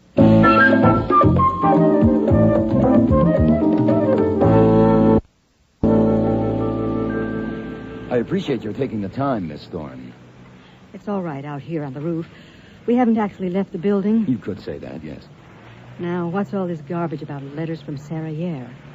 You know, I think my tie must be crooked, or I've got a grease spot on my shirt. Mr. Drew resented me. Mr. Gallant was going to heave an ashtray at me, and now you. Why is it garbage to ask a simple question politely? Maybe I should have said go. Hmm? What right have you to march in here and ask any kind of question? No, none. It's not a right. It's a liberty. I have no right to ask you to have dinner with me this evening, which might not be a bad idea, but I'm at liberty to. And you're at liberty to tell me to go climb a tree, and I'm at liberty to go climb a pole instead. So, have you any letters from Sarah Yare? Oh, Lord. I didn't think I'd laugh for a year. What? This mess, what happened here yesterday, and then Sarah. No, I have no letters from her. You don't have to go climb a tree. Oh, thanks. What else? Nothing, unless you know of something. You know of anyone who might have letters? I don't. Of course, I'm curious, if you want to call it that. I was very fond of Sarah. And this coming after all her trouble, naturally, I'm wondering who got Nero Wolfe to send you here. Oh, my guess is some friend of Miss Yare's. Someone else might be curious. Well, thanks, Miss Thorne. Oh, and by the way, I'm glad I don't have to climb a tree or a pole. Well, perhaps when all this is over. Yes. Yeah, that might be fun. Let's go back downstairs, shall we?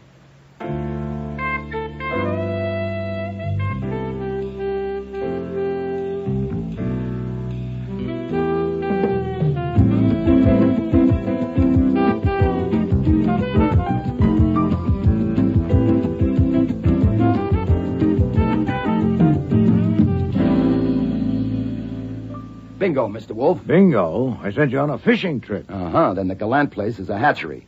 Sarriere bought all her clothes there. They all knew her, and it seems they all loved her. Including Flora Gallant? She wasn't there. My guess she's down at the DA's office. Very well. That settles it. You will now go at once No, Mr. Wolfe, that doesn't settle it. Not for me. What is this, Archie? Insubordination? I don't care what you call it. It was bad enough me going up there without knowing the score, playing dumber than I am because you sent me out on a limb in the dark. Before I do any more climbing, I want some light. Why did you pick on Sarriere? You never go to the theater because they don't make seats big enough. That is unworthy of you, Archie. And while I'm on the subject of your mobility, what was so important about that phone book this morning that for the first time in your life you actually crossed the room to my desk and hefted it back to your own?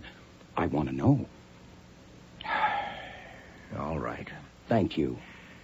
This morning I told you I thought it possible that the performance here yesterday, getting us on the phone just in time to hear a murder committed, was flummery, designed to hoodwink me. Yeah, sure. Even Kramer thought that, and we had to ballet dance our way out of it. So we did. But Kramer's theory that Bianca Voss had been killed earlier and that another woman, not the murderer, was standing beside the corpse waiting for a phone call was patently ridiculous.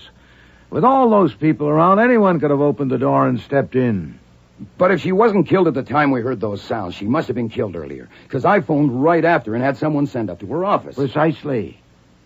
Therefore, Archie, the sounds did not come from there. Well, then where the hell did they come from? Miss Gallant did not dial that number. What? She dialed the number of some other person she'd persuaded to perform that hocus-pocus. Clear?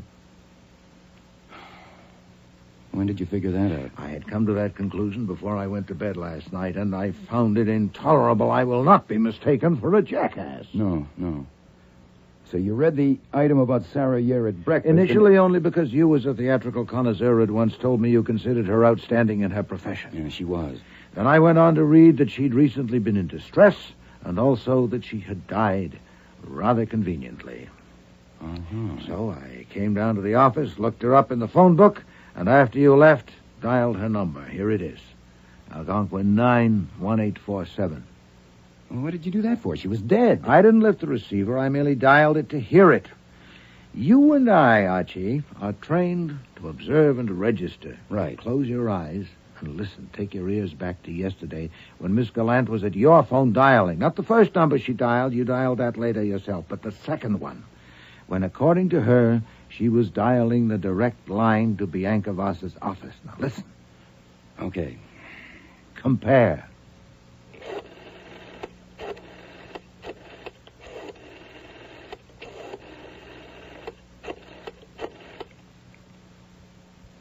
No, wrong. The first, third, and the fourth. Now, try again. This will be another number. Go.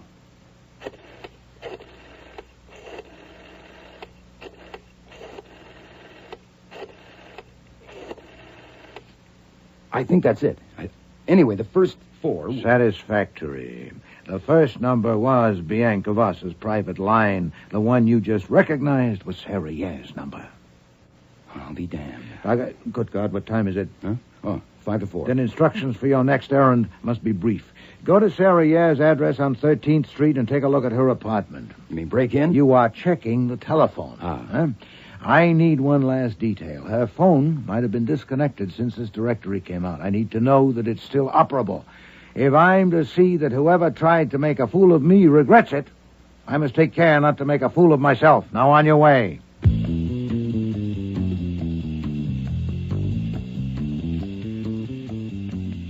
I won't describe the place. It was too painful. It was a hell of a dump, even for a down and outer. But the phone was there, and it was working. I dialed home to make sure. Fritz? Is that you, Archie? Yeah, it's me. Tell Mr. Wolfe the phone works, and I'll be home in 15 minutes. I can't just now. He's got Inspector Kramer in the office. Kramer's there? Came 10 minutes ago. They're having a terrible argument. I'll be there in 5.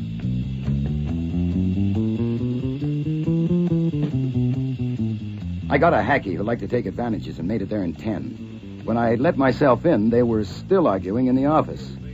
So I figured I'd better stay out in the hall and sniff the atmosphere before barging in. Mr. Kramer, I said I've never known you to be more wrong. You accused me of duplicity. I am stating facts, Wolf. Facts, yes. You said you've never had any association with those people, but you sent Goodwin up there today with some song and dance about a fishing trip, for God's sake. I did not. Yes, you did. He told Sergeant Stebbins it had nothing to do with Bianca Voss, for God's sake. Phooey. Nuts!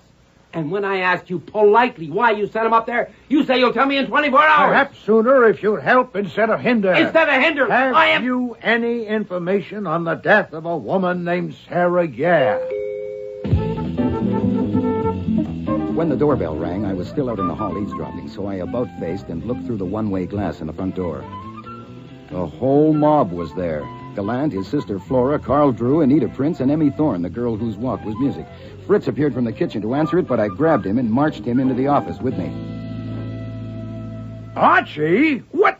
Was that you ringing the bell? No, sir, but I'm bringing the message. First, the connection you inquired about is operational. Second, 5 fish in the net are worth 10 in the sea. All right. What gobbledygook is that? Message received. Fritz? Yes, sir. Put the chain bolt on and tell those people they'll be admitted shortly, then stay there. Yes, sir. Inspector, Mr. Gallant and his 4 colleagues have just arrived, uninvited and unexpected. You'll have to leave without being seen, so into the front room, please, then duck out when they leave. We'll communicate later. Like hell they're unexpected, and like hell I'll leave. Oh. If you won't let them in, I will. Mr. Kramer!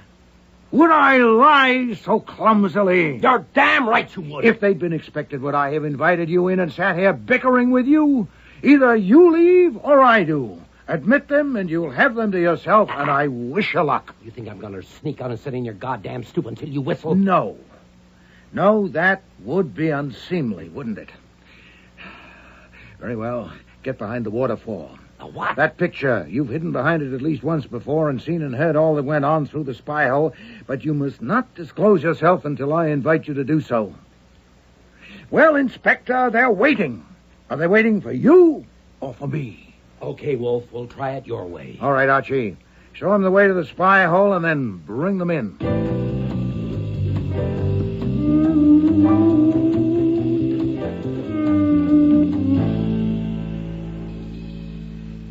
I demand to know why you sent Mr. Goodwin to ask us about Sarah Yare. What business is it of you? Mr. Gallant, I'm under no compulsion to reply, and I'm not sure I'm prepared to. Instead, I may ask why Mr. Goodwin's questions, which certainly when provocative, so disturbed all of you that you feel impelled to call on me in a body. Now, why? It's all talk, Mr. Wolfe. Mere talk about Sarah Yare. The wind blowing. Tell him, Miss Prince. The police have insisted on knowing why he was there and what he wanted, and we don't know. I think you do. Yet all of you refused to tell the police, I understand. Now, why did you refuse, Miss Thorne? Because it was none of their business. And that's what you told Inspector Kramer? We have a right to know why you sent him. Absolutely. Oh, there's no point dragging this out. I'll answer your question, and we'll go on from there. I sent Mr. Goodwin to see you because I suspected I had been gulled in connection with the murder of Bianca Voss, and because I guessed it had some connection with Sarah Yare. By coming here en masse, you've made that guess a conviction, if any doubt remained. Oh, my God, Ellie. Tais-toi. Mr. Wolfe, we came here for an explanation. Of what, Mr. Gallant? No, for an understanding. Ah, that's better, Mr. Drew. Continue. We're in trouble, all of us, you know that. And we need your help, and we're ready to pay for it. But first, we have to know what the connection is between Sarah Yare and what happened to Bianca Voss. No, you don't mean that. You mean you have to know whether I have established the connection. And if so, how? Well, I'm willing to tell you, but first we must get a few things straight. I understand that each and every one of you felt yourselves endangered by Miss Voss's presence and that it would destroy the company. Is that true, Miss Thorne? Yes, everybody knew it. All right, that's understood. But beyond that, you, Miss Gallant, had a more intimate concern for your brother. And you, Mr. Gallant, gave her cause. You are no man to truckle, yet you let that Voss woman prevail. Now, presumably you were under severe constraint, were you? I was under her heel. The police know. They found out some. I told them the rest. Years ago, we were in the French resistance together. In war, you marry a person without really knowing them. And I made that mistake. Later, I found out she was a traitor to France. Perfide. I left her. I changed my name, came to America. And then she finds me, makes demands. I was under her heel. No, that won't do, Mr. Gallant. I doubt if it satisfied the police, and it certainly doesn't satisfy me. The fact that she was an unwanted wife might lead you to kill her, but not to let her take charge of your business and indeed your life. What else was there? Nothing. Oh, phooey, she knew something about you, didn't she, eh? Some damning evidence? All right. What does it matter now she's gone? She had 2 brothers. They were both traitors. I killed them. Not during the war, when such things were every day, but after, when it was a crime. That's better. In a word, she knew you were legally an assassin. Yes, but I did not assassinate her. You know I did not. At 11:30 yesterday morning, I was... Hold it, Alec. Mr. Wolfe knows the alibis. He said he's trying to get things straight. Let him. Well, thank you, Miss Prince. The cat's head is out of the bag, but I've already heard it scratch. What makes you so sure, Mr. Gallant, that Miss Voss was killed at 11:30? You do. You yourself heard her on the phone. Oh, but I'm sure she wasn't killed at 11:30. But I was there. It's obvious. The woman who spoke to me on the phone called me a gob of fat. Somebody speaking English with such a heavy accent would hardly have the word gob on the tip of her tongue if she had it anywhere. But that's just a trifle. But what about the murderer striking just when the victim was on the phone? Wouldn't it have shown more acumen to wait until she'd hung up? Whoever was talking with her might easily get the wind up and sound the alarm. But there's a more telling detail. Miss Gallant, you didn't dial Plaza 29022, Miss Voss's number. You dialed Algonquin 91847, the number of Miss Sarah, yeah. How did you know? Oh, I didn't know that yesterday. But I've just learned that Miss Yare's line is still in service. Obviously, you had arranged with Miss Yare to impersonate Bianca Voss, and it's a reasonable... Mr. Wolfe, you cannot prove that. How do you know if she dialed Sarah's number? You could not see the dial from so far away. Evidently, you discussed it with your sister in some detail. But you're quite right, Mr. Gallant. Neither Mr. Goodwin nor I could actually see the dial.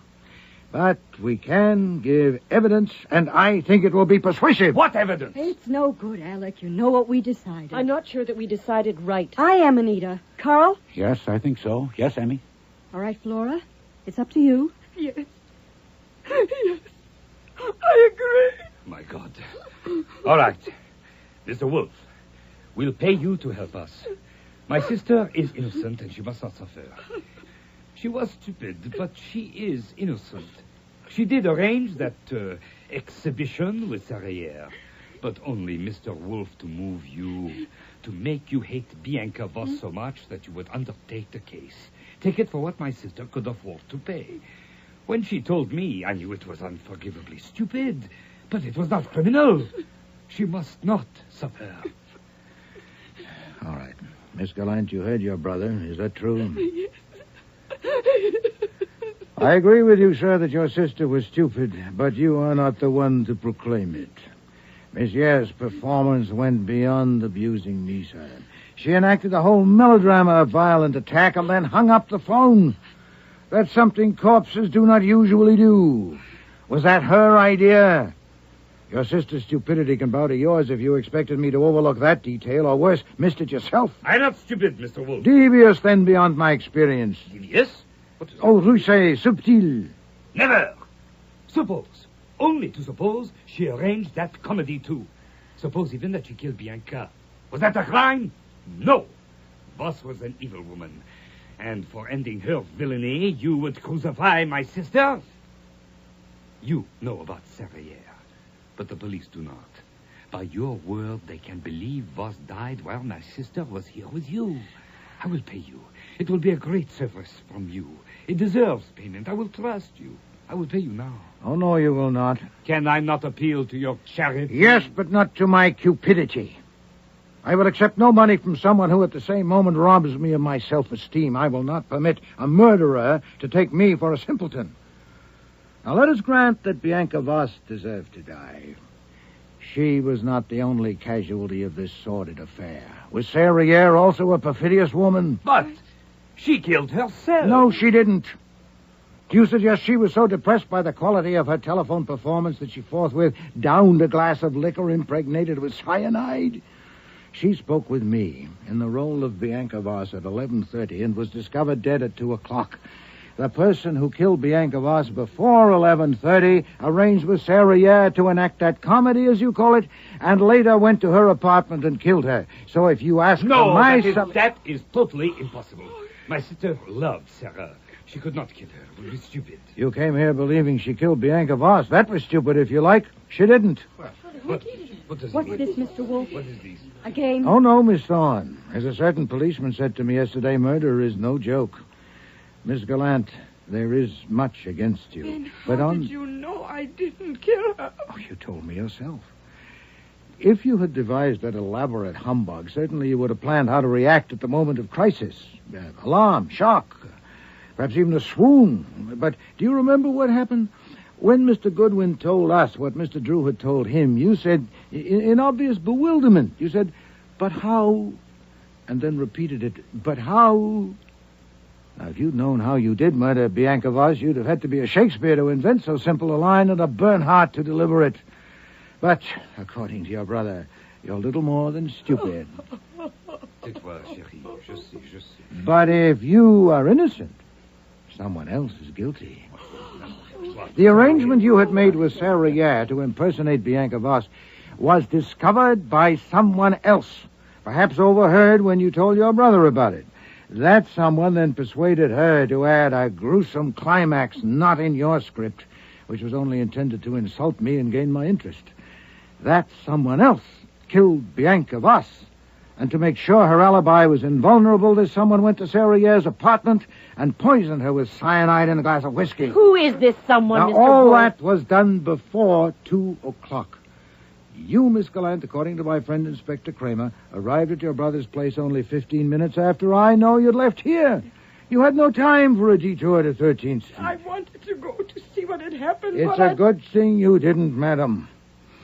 I also learned from Mr. Kramer that you, Mr. Gallant, you, Mr. Drew, and you too, Miss Prince, were under constant surveillance from the time the police arrived. And that leaves you, Miss Thorne. Leaves me where, Mr. Wolfe? You were with 3 men in an office downtown from 11:20 until 11:45. So I have 3 witnesses. Yes, but according to the police, you arrived at Alec Gallant Incorporated shortly before 3 o'clock. You may be able to account for the interim period. You want to try? it can't be, Alec. How could she? I don't have to try. I don't like your games, Mr. Wolfe, and I don't think I'll play. I didn't think you would. I won't be playing either, actually. The rest is up to Inspector Kramer, who's been following the moves and may now... Grab her, Archie! Don't climb a tree. Okay, Goodwin, I'll take over. Thank you, Mr. Kramer. No, let me talk to her. Emmy, I have loved you. You killed Sarah? Yes, I killed her. Then you heard us that day.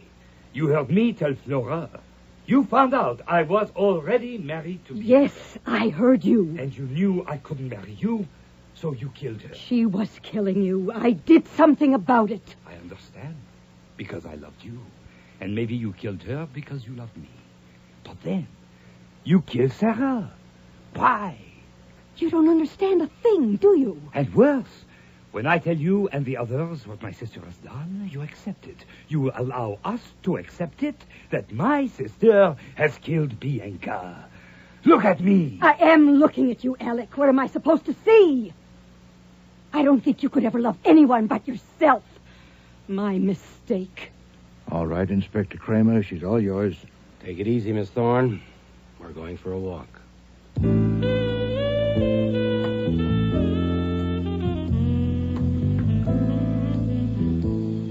Emmy Thorne. Oh, it's too bad. I almost felt sorry for her walking out that way. When she walked like music, all right. But it just wasn't my kind of tune.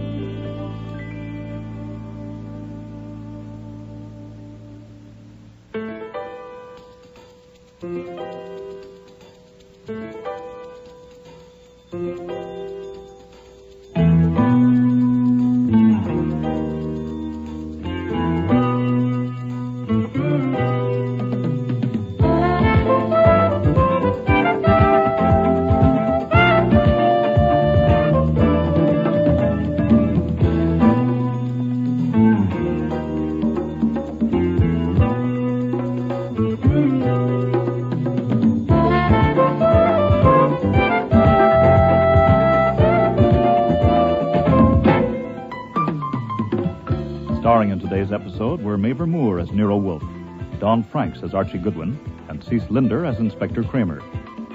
Joy Coghill was Flora Gallant, Nani Griffin, Anita Prince, Richard Monette, Alex Gallant, Vivian Reese, Emmy Thorne, Murray Westgate, Carl Drew, James Morris, Stebbins, and Frank Perry was Fritz. Music was composed and conducted by Don Gillis. Technical operations, John Jessup. Sound effects, Bill Robinson. Production assistant was Nancy McElveen, and casting consultant, Ann Weldon Tate. Murder is No Joke was written by Alan Osborne and produced and directed in Toronto by Ron Hartman.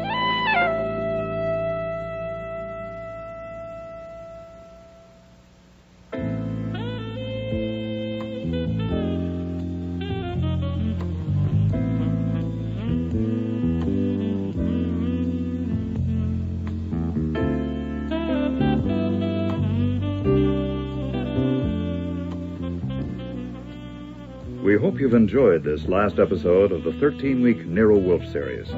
Audience returns to this time slot next week. If you missed any of the Nero Wolfe episodes broadcast on CBC Stereo, you'll have a chance to hear them on our Sunday matinee series on CBC AM. Tune in tomorrow at 4:05 for Before I Die, with guest stars Maria Loma, Jane Eastwood, John Evans, David Hemblin, August Schellenberg, and David Stein. Radio drama will be returning in the fall on CBC Stereo with the Scales of Justice series, in which real-life Canadian crimes are dramatized.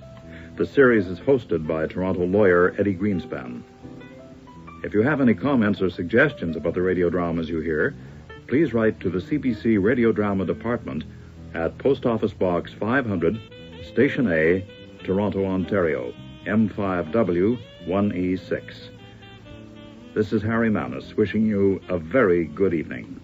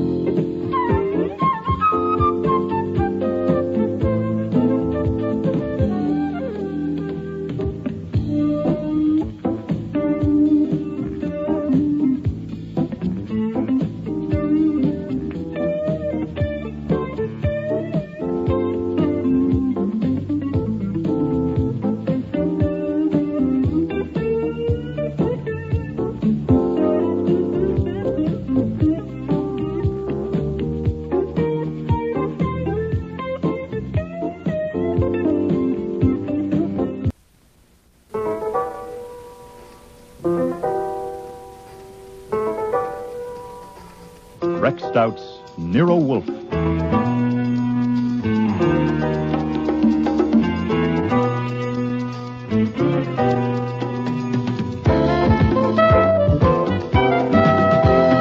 Starring Mabel Moore as Nero Wolfe and Don Franks as Archie Goodwin.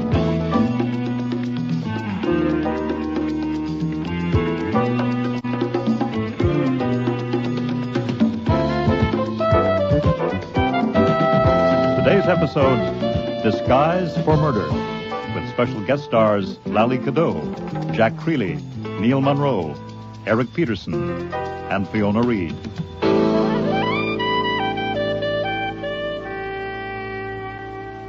I had made two mistakes. When the president of the Manhattan Flower Club persuaded Nero Wolfe to show his orchids to the members one afternoon, I should have fought it. This is a Brassola, isn't it? No, sir, that's not a Brasso. It's a Lilia. Are you sure? And after the date had been set and the invitation sent, when Wolfe had arranged that I should stay up in the plant rooms with him and Theodore to mingle with the guests, I should have put my foot down. Could I grow that on my coffee table? Is that a pansy? No, madam. I doubt if you could grow Miltonia on a coffee table. Sorry. Well, it's near a very sunny window. But I hadn't. As a result, had been up there a good hour and a half, grinning around and acting pleased and happy. I'm so sorry. How clumsy of me. Oh, it's quite all right, madam. Your sleeve just happened to hook it. It'll bloom again next year. It was understood that the Manhattan Flower Club was choosy about who it took in, but obviously its standards were different from mine. Oh, the men were okay as far as men go. But the women... It would have been a relief to spot just one who could have made my grin start further down than the front of my teeth. There had, in fact, been one. Just one. Excuse me, miss. Are there any questions I could answer for you? About what? Oh, say, about orchids. I haven't any questions about orchids at all. Eventually, feeling that the damn grin might freeze on me for good, I beat it down to the office. Poured myself 2 inches of bourbon and sat at my desk with my feet up. Well, hello. Did you think of some questions after all? Could I have a drink? Sure. I got scotch, rye... Anything, quick. Give me yours. Hey. Oh, did I need that? You like more? No. You're Archie Goodwin? And you're the Queen of Egypt. I'm a baboon. I don't know why they ever taught me to talk. Look at my handshake. I'm all to pieces. You do seem a little upset. When I saw you upstairs... I want to see Nero Wolfe. Right away. Well, I want to tell him something before I change my mind. And then I'll get a job at Macy's or marry a truck driver. I want to see Nero Wolfe. Well, I'm afraid that can't be done. Not until the party's over, at least. Are people coming in here? No. May I have another drink, please? Well, shouldn't you give that one time to settle? I'll help myself. You'll pardon me saying this, but for a member of the Manhattan Flower Club, you seem a bit of a screwball. I'm not. A screwball? A member. I see. I could tell you. Many people have. I'm going to. Good, shoot. I'm afraid I'll change my mind, and I don't want to. Okay, now. Ready, go. I had a friend once, as close as a person like me ever comes to having a friend, Mm-hmm. and a man killed her, strangled her. And if I told what I knew about it, they could have caught him, but I was afraid to go to the cops, so he's still loose. And she was my friend. That's getting down toward the bottom, isn't it? It's fairly low. Of course, I don't know you any too well. Why were you afraid to go to the cops? Because I'm a crook. Oh, yeah? Yeah. Oh, what do you do? Steal orchids? No, certainly not. I wouldn't be small and I wouldn't be dirty. At least, that's what I thought. But once you start, it's not so easy. You meet people and you get involved, you know? Yeah, I know. I realized long ago that I'd made a big mistake. I wasn't what I thought I was going to be. A romantic, reckless outlaw. You can't do it that way. Or anyhow, I couldn't. About a year ago, I decided to break loose. A good way to do it would have been to talk to someone, the way I'm talking to you now. But I didn't have sense enough to see that. So you didn't break loose? No, I kept putting it off. And then I met this man in Florida who had a lead, and we followed it up here just a week ago. That's what I'm working on now. That's what brought me here today. Oh, God. If only I hadn't come here, I wouldn't have seen him. Seen who? I should have looked away from him, turned away, quick, when I realized who he was. But I was so shocked, I couldn't move. Oh, God, how dumb could I be? I just stood there staring at him, thinking I wouldn't have recognized him if he hadn't had the hat on. And then he turned and looked right at me. And he saw that I knew. Oh, God. Mrs. Orwin asked me what was the matter. And then I saw Nero Wolfe, and it gave me the idea of telling him. And then I saw you going out, and as soon as I could break away, I came down to find you. Oh, there. I feel better now. Yeah, it's good bourbon. Is it a secret who you recognized? No. I'm going to tell Nero Wolfe, then he can't touch me. Why not?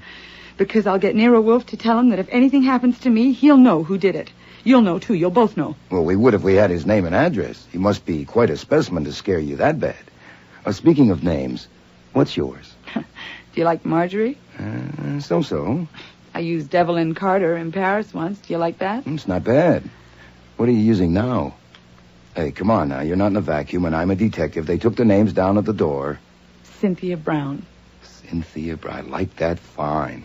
Now, upstairs you were with 2 men and a middle-aged lady. That's Mrs. Orwin. Yes. And she's the current customer, then, the lead you picked up in Florida. Yes, but that's finished. Since I'm telling you and Nero Wolfe, I'm through. Oh, the job at Macy's or marry a truck driver. Who did you recognize upstairs? Can anyone hear us?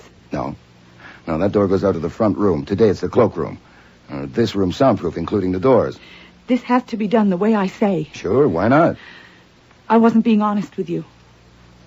Oh, well, I wouldn't expect it from a crook. Start all over again. I don't just want Wolfe because I'm scared. I'm scared, all right, but I want him to get that man for murder. Will he do that? Well, he might. Now, what kind of evidence have you got? Have you got any? I saw him that day in her apartment. Whose apartment? My friend's, the one I told you about. I stopped in to visit her that afternoon. I was just leaving. Doris was inside the bathroom. And as I got near the entrance door, I heard a key turning in the lock. And that man came in. When he saw me, he just stood and stared.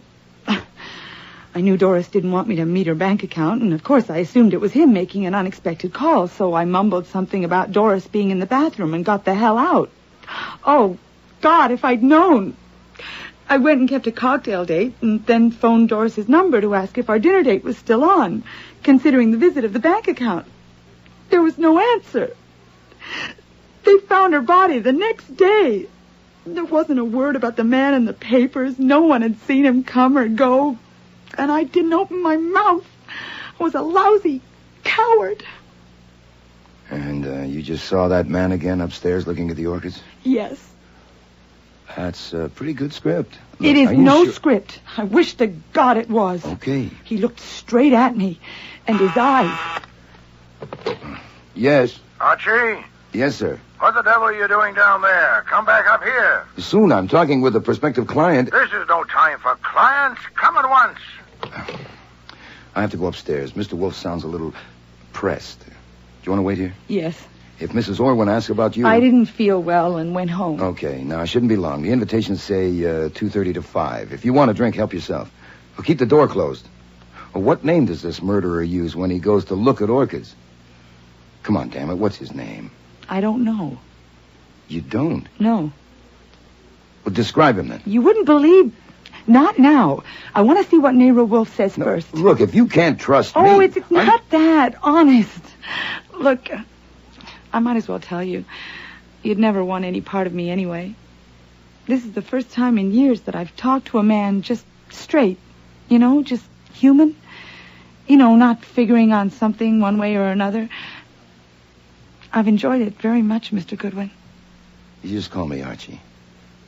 But describe him for me. Just sketch him out. Not until Nero Wolfe says he'll do it. You'll understand why then. I had to leave it at that. Upstairs in the plant rooms, Wolfe shot me a look of cold fury, and I turned on the grin. I found the party Cynthia, if that was her name, had been with. Mrs. Orwin? Yes. Well, how did you know my name? The young lady that was with you. My sister? I guess so. You are... Colonel Percy Brown. Yeah, Miss Brown asked me to tell you that she went home. I gave her a little drink. It seemed to help, but she decided to leave. Oh, dear. Was she all right? She's perfectly healthy. There's nothing wrong For with her, you should have made it 3 drinks, 3 big ones. Just handed the bottle. Be quiet, Jean. Certainly, Mama. Percy, perhaps you should go and see about her. It's not necessary, Mimi, really. Yeah, she's all right.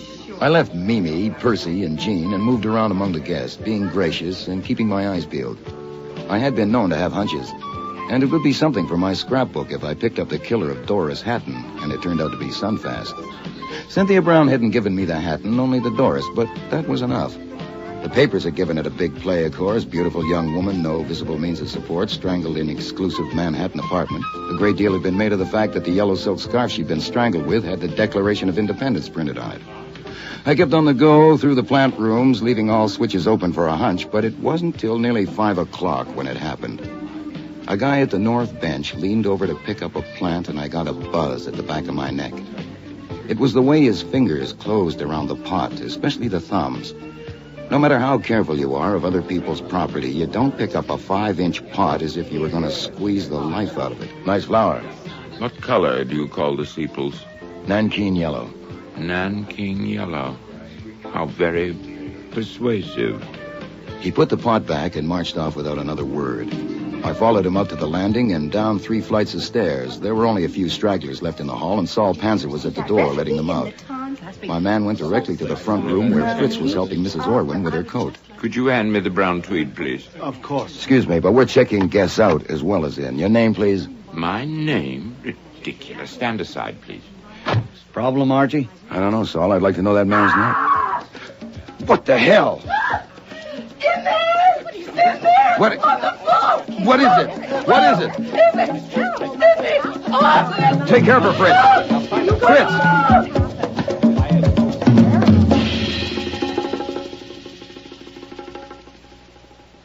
I'm here, Arch. It's too late, but send Fritz down the block for Dr. Vollmer. Right.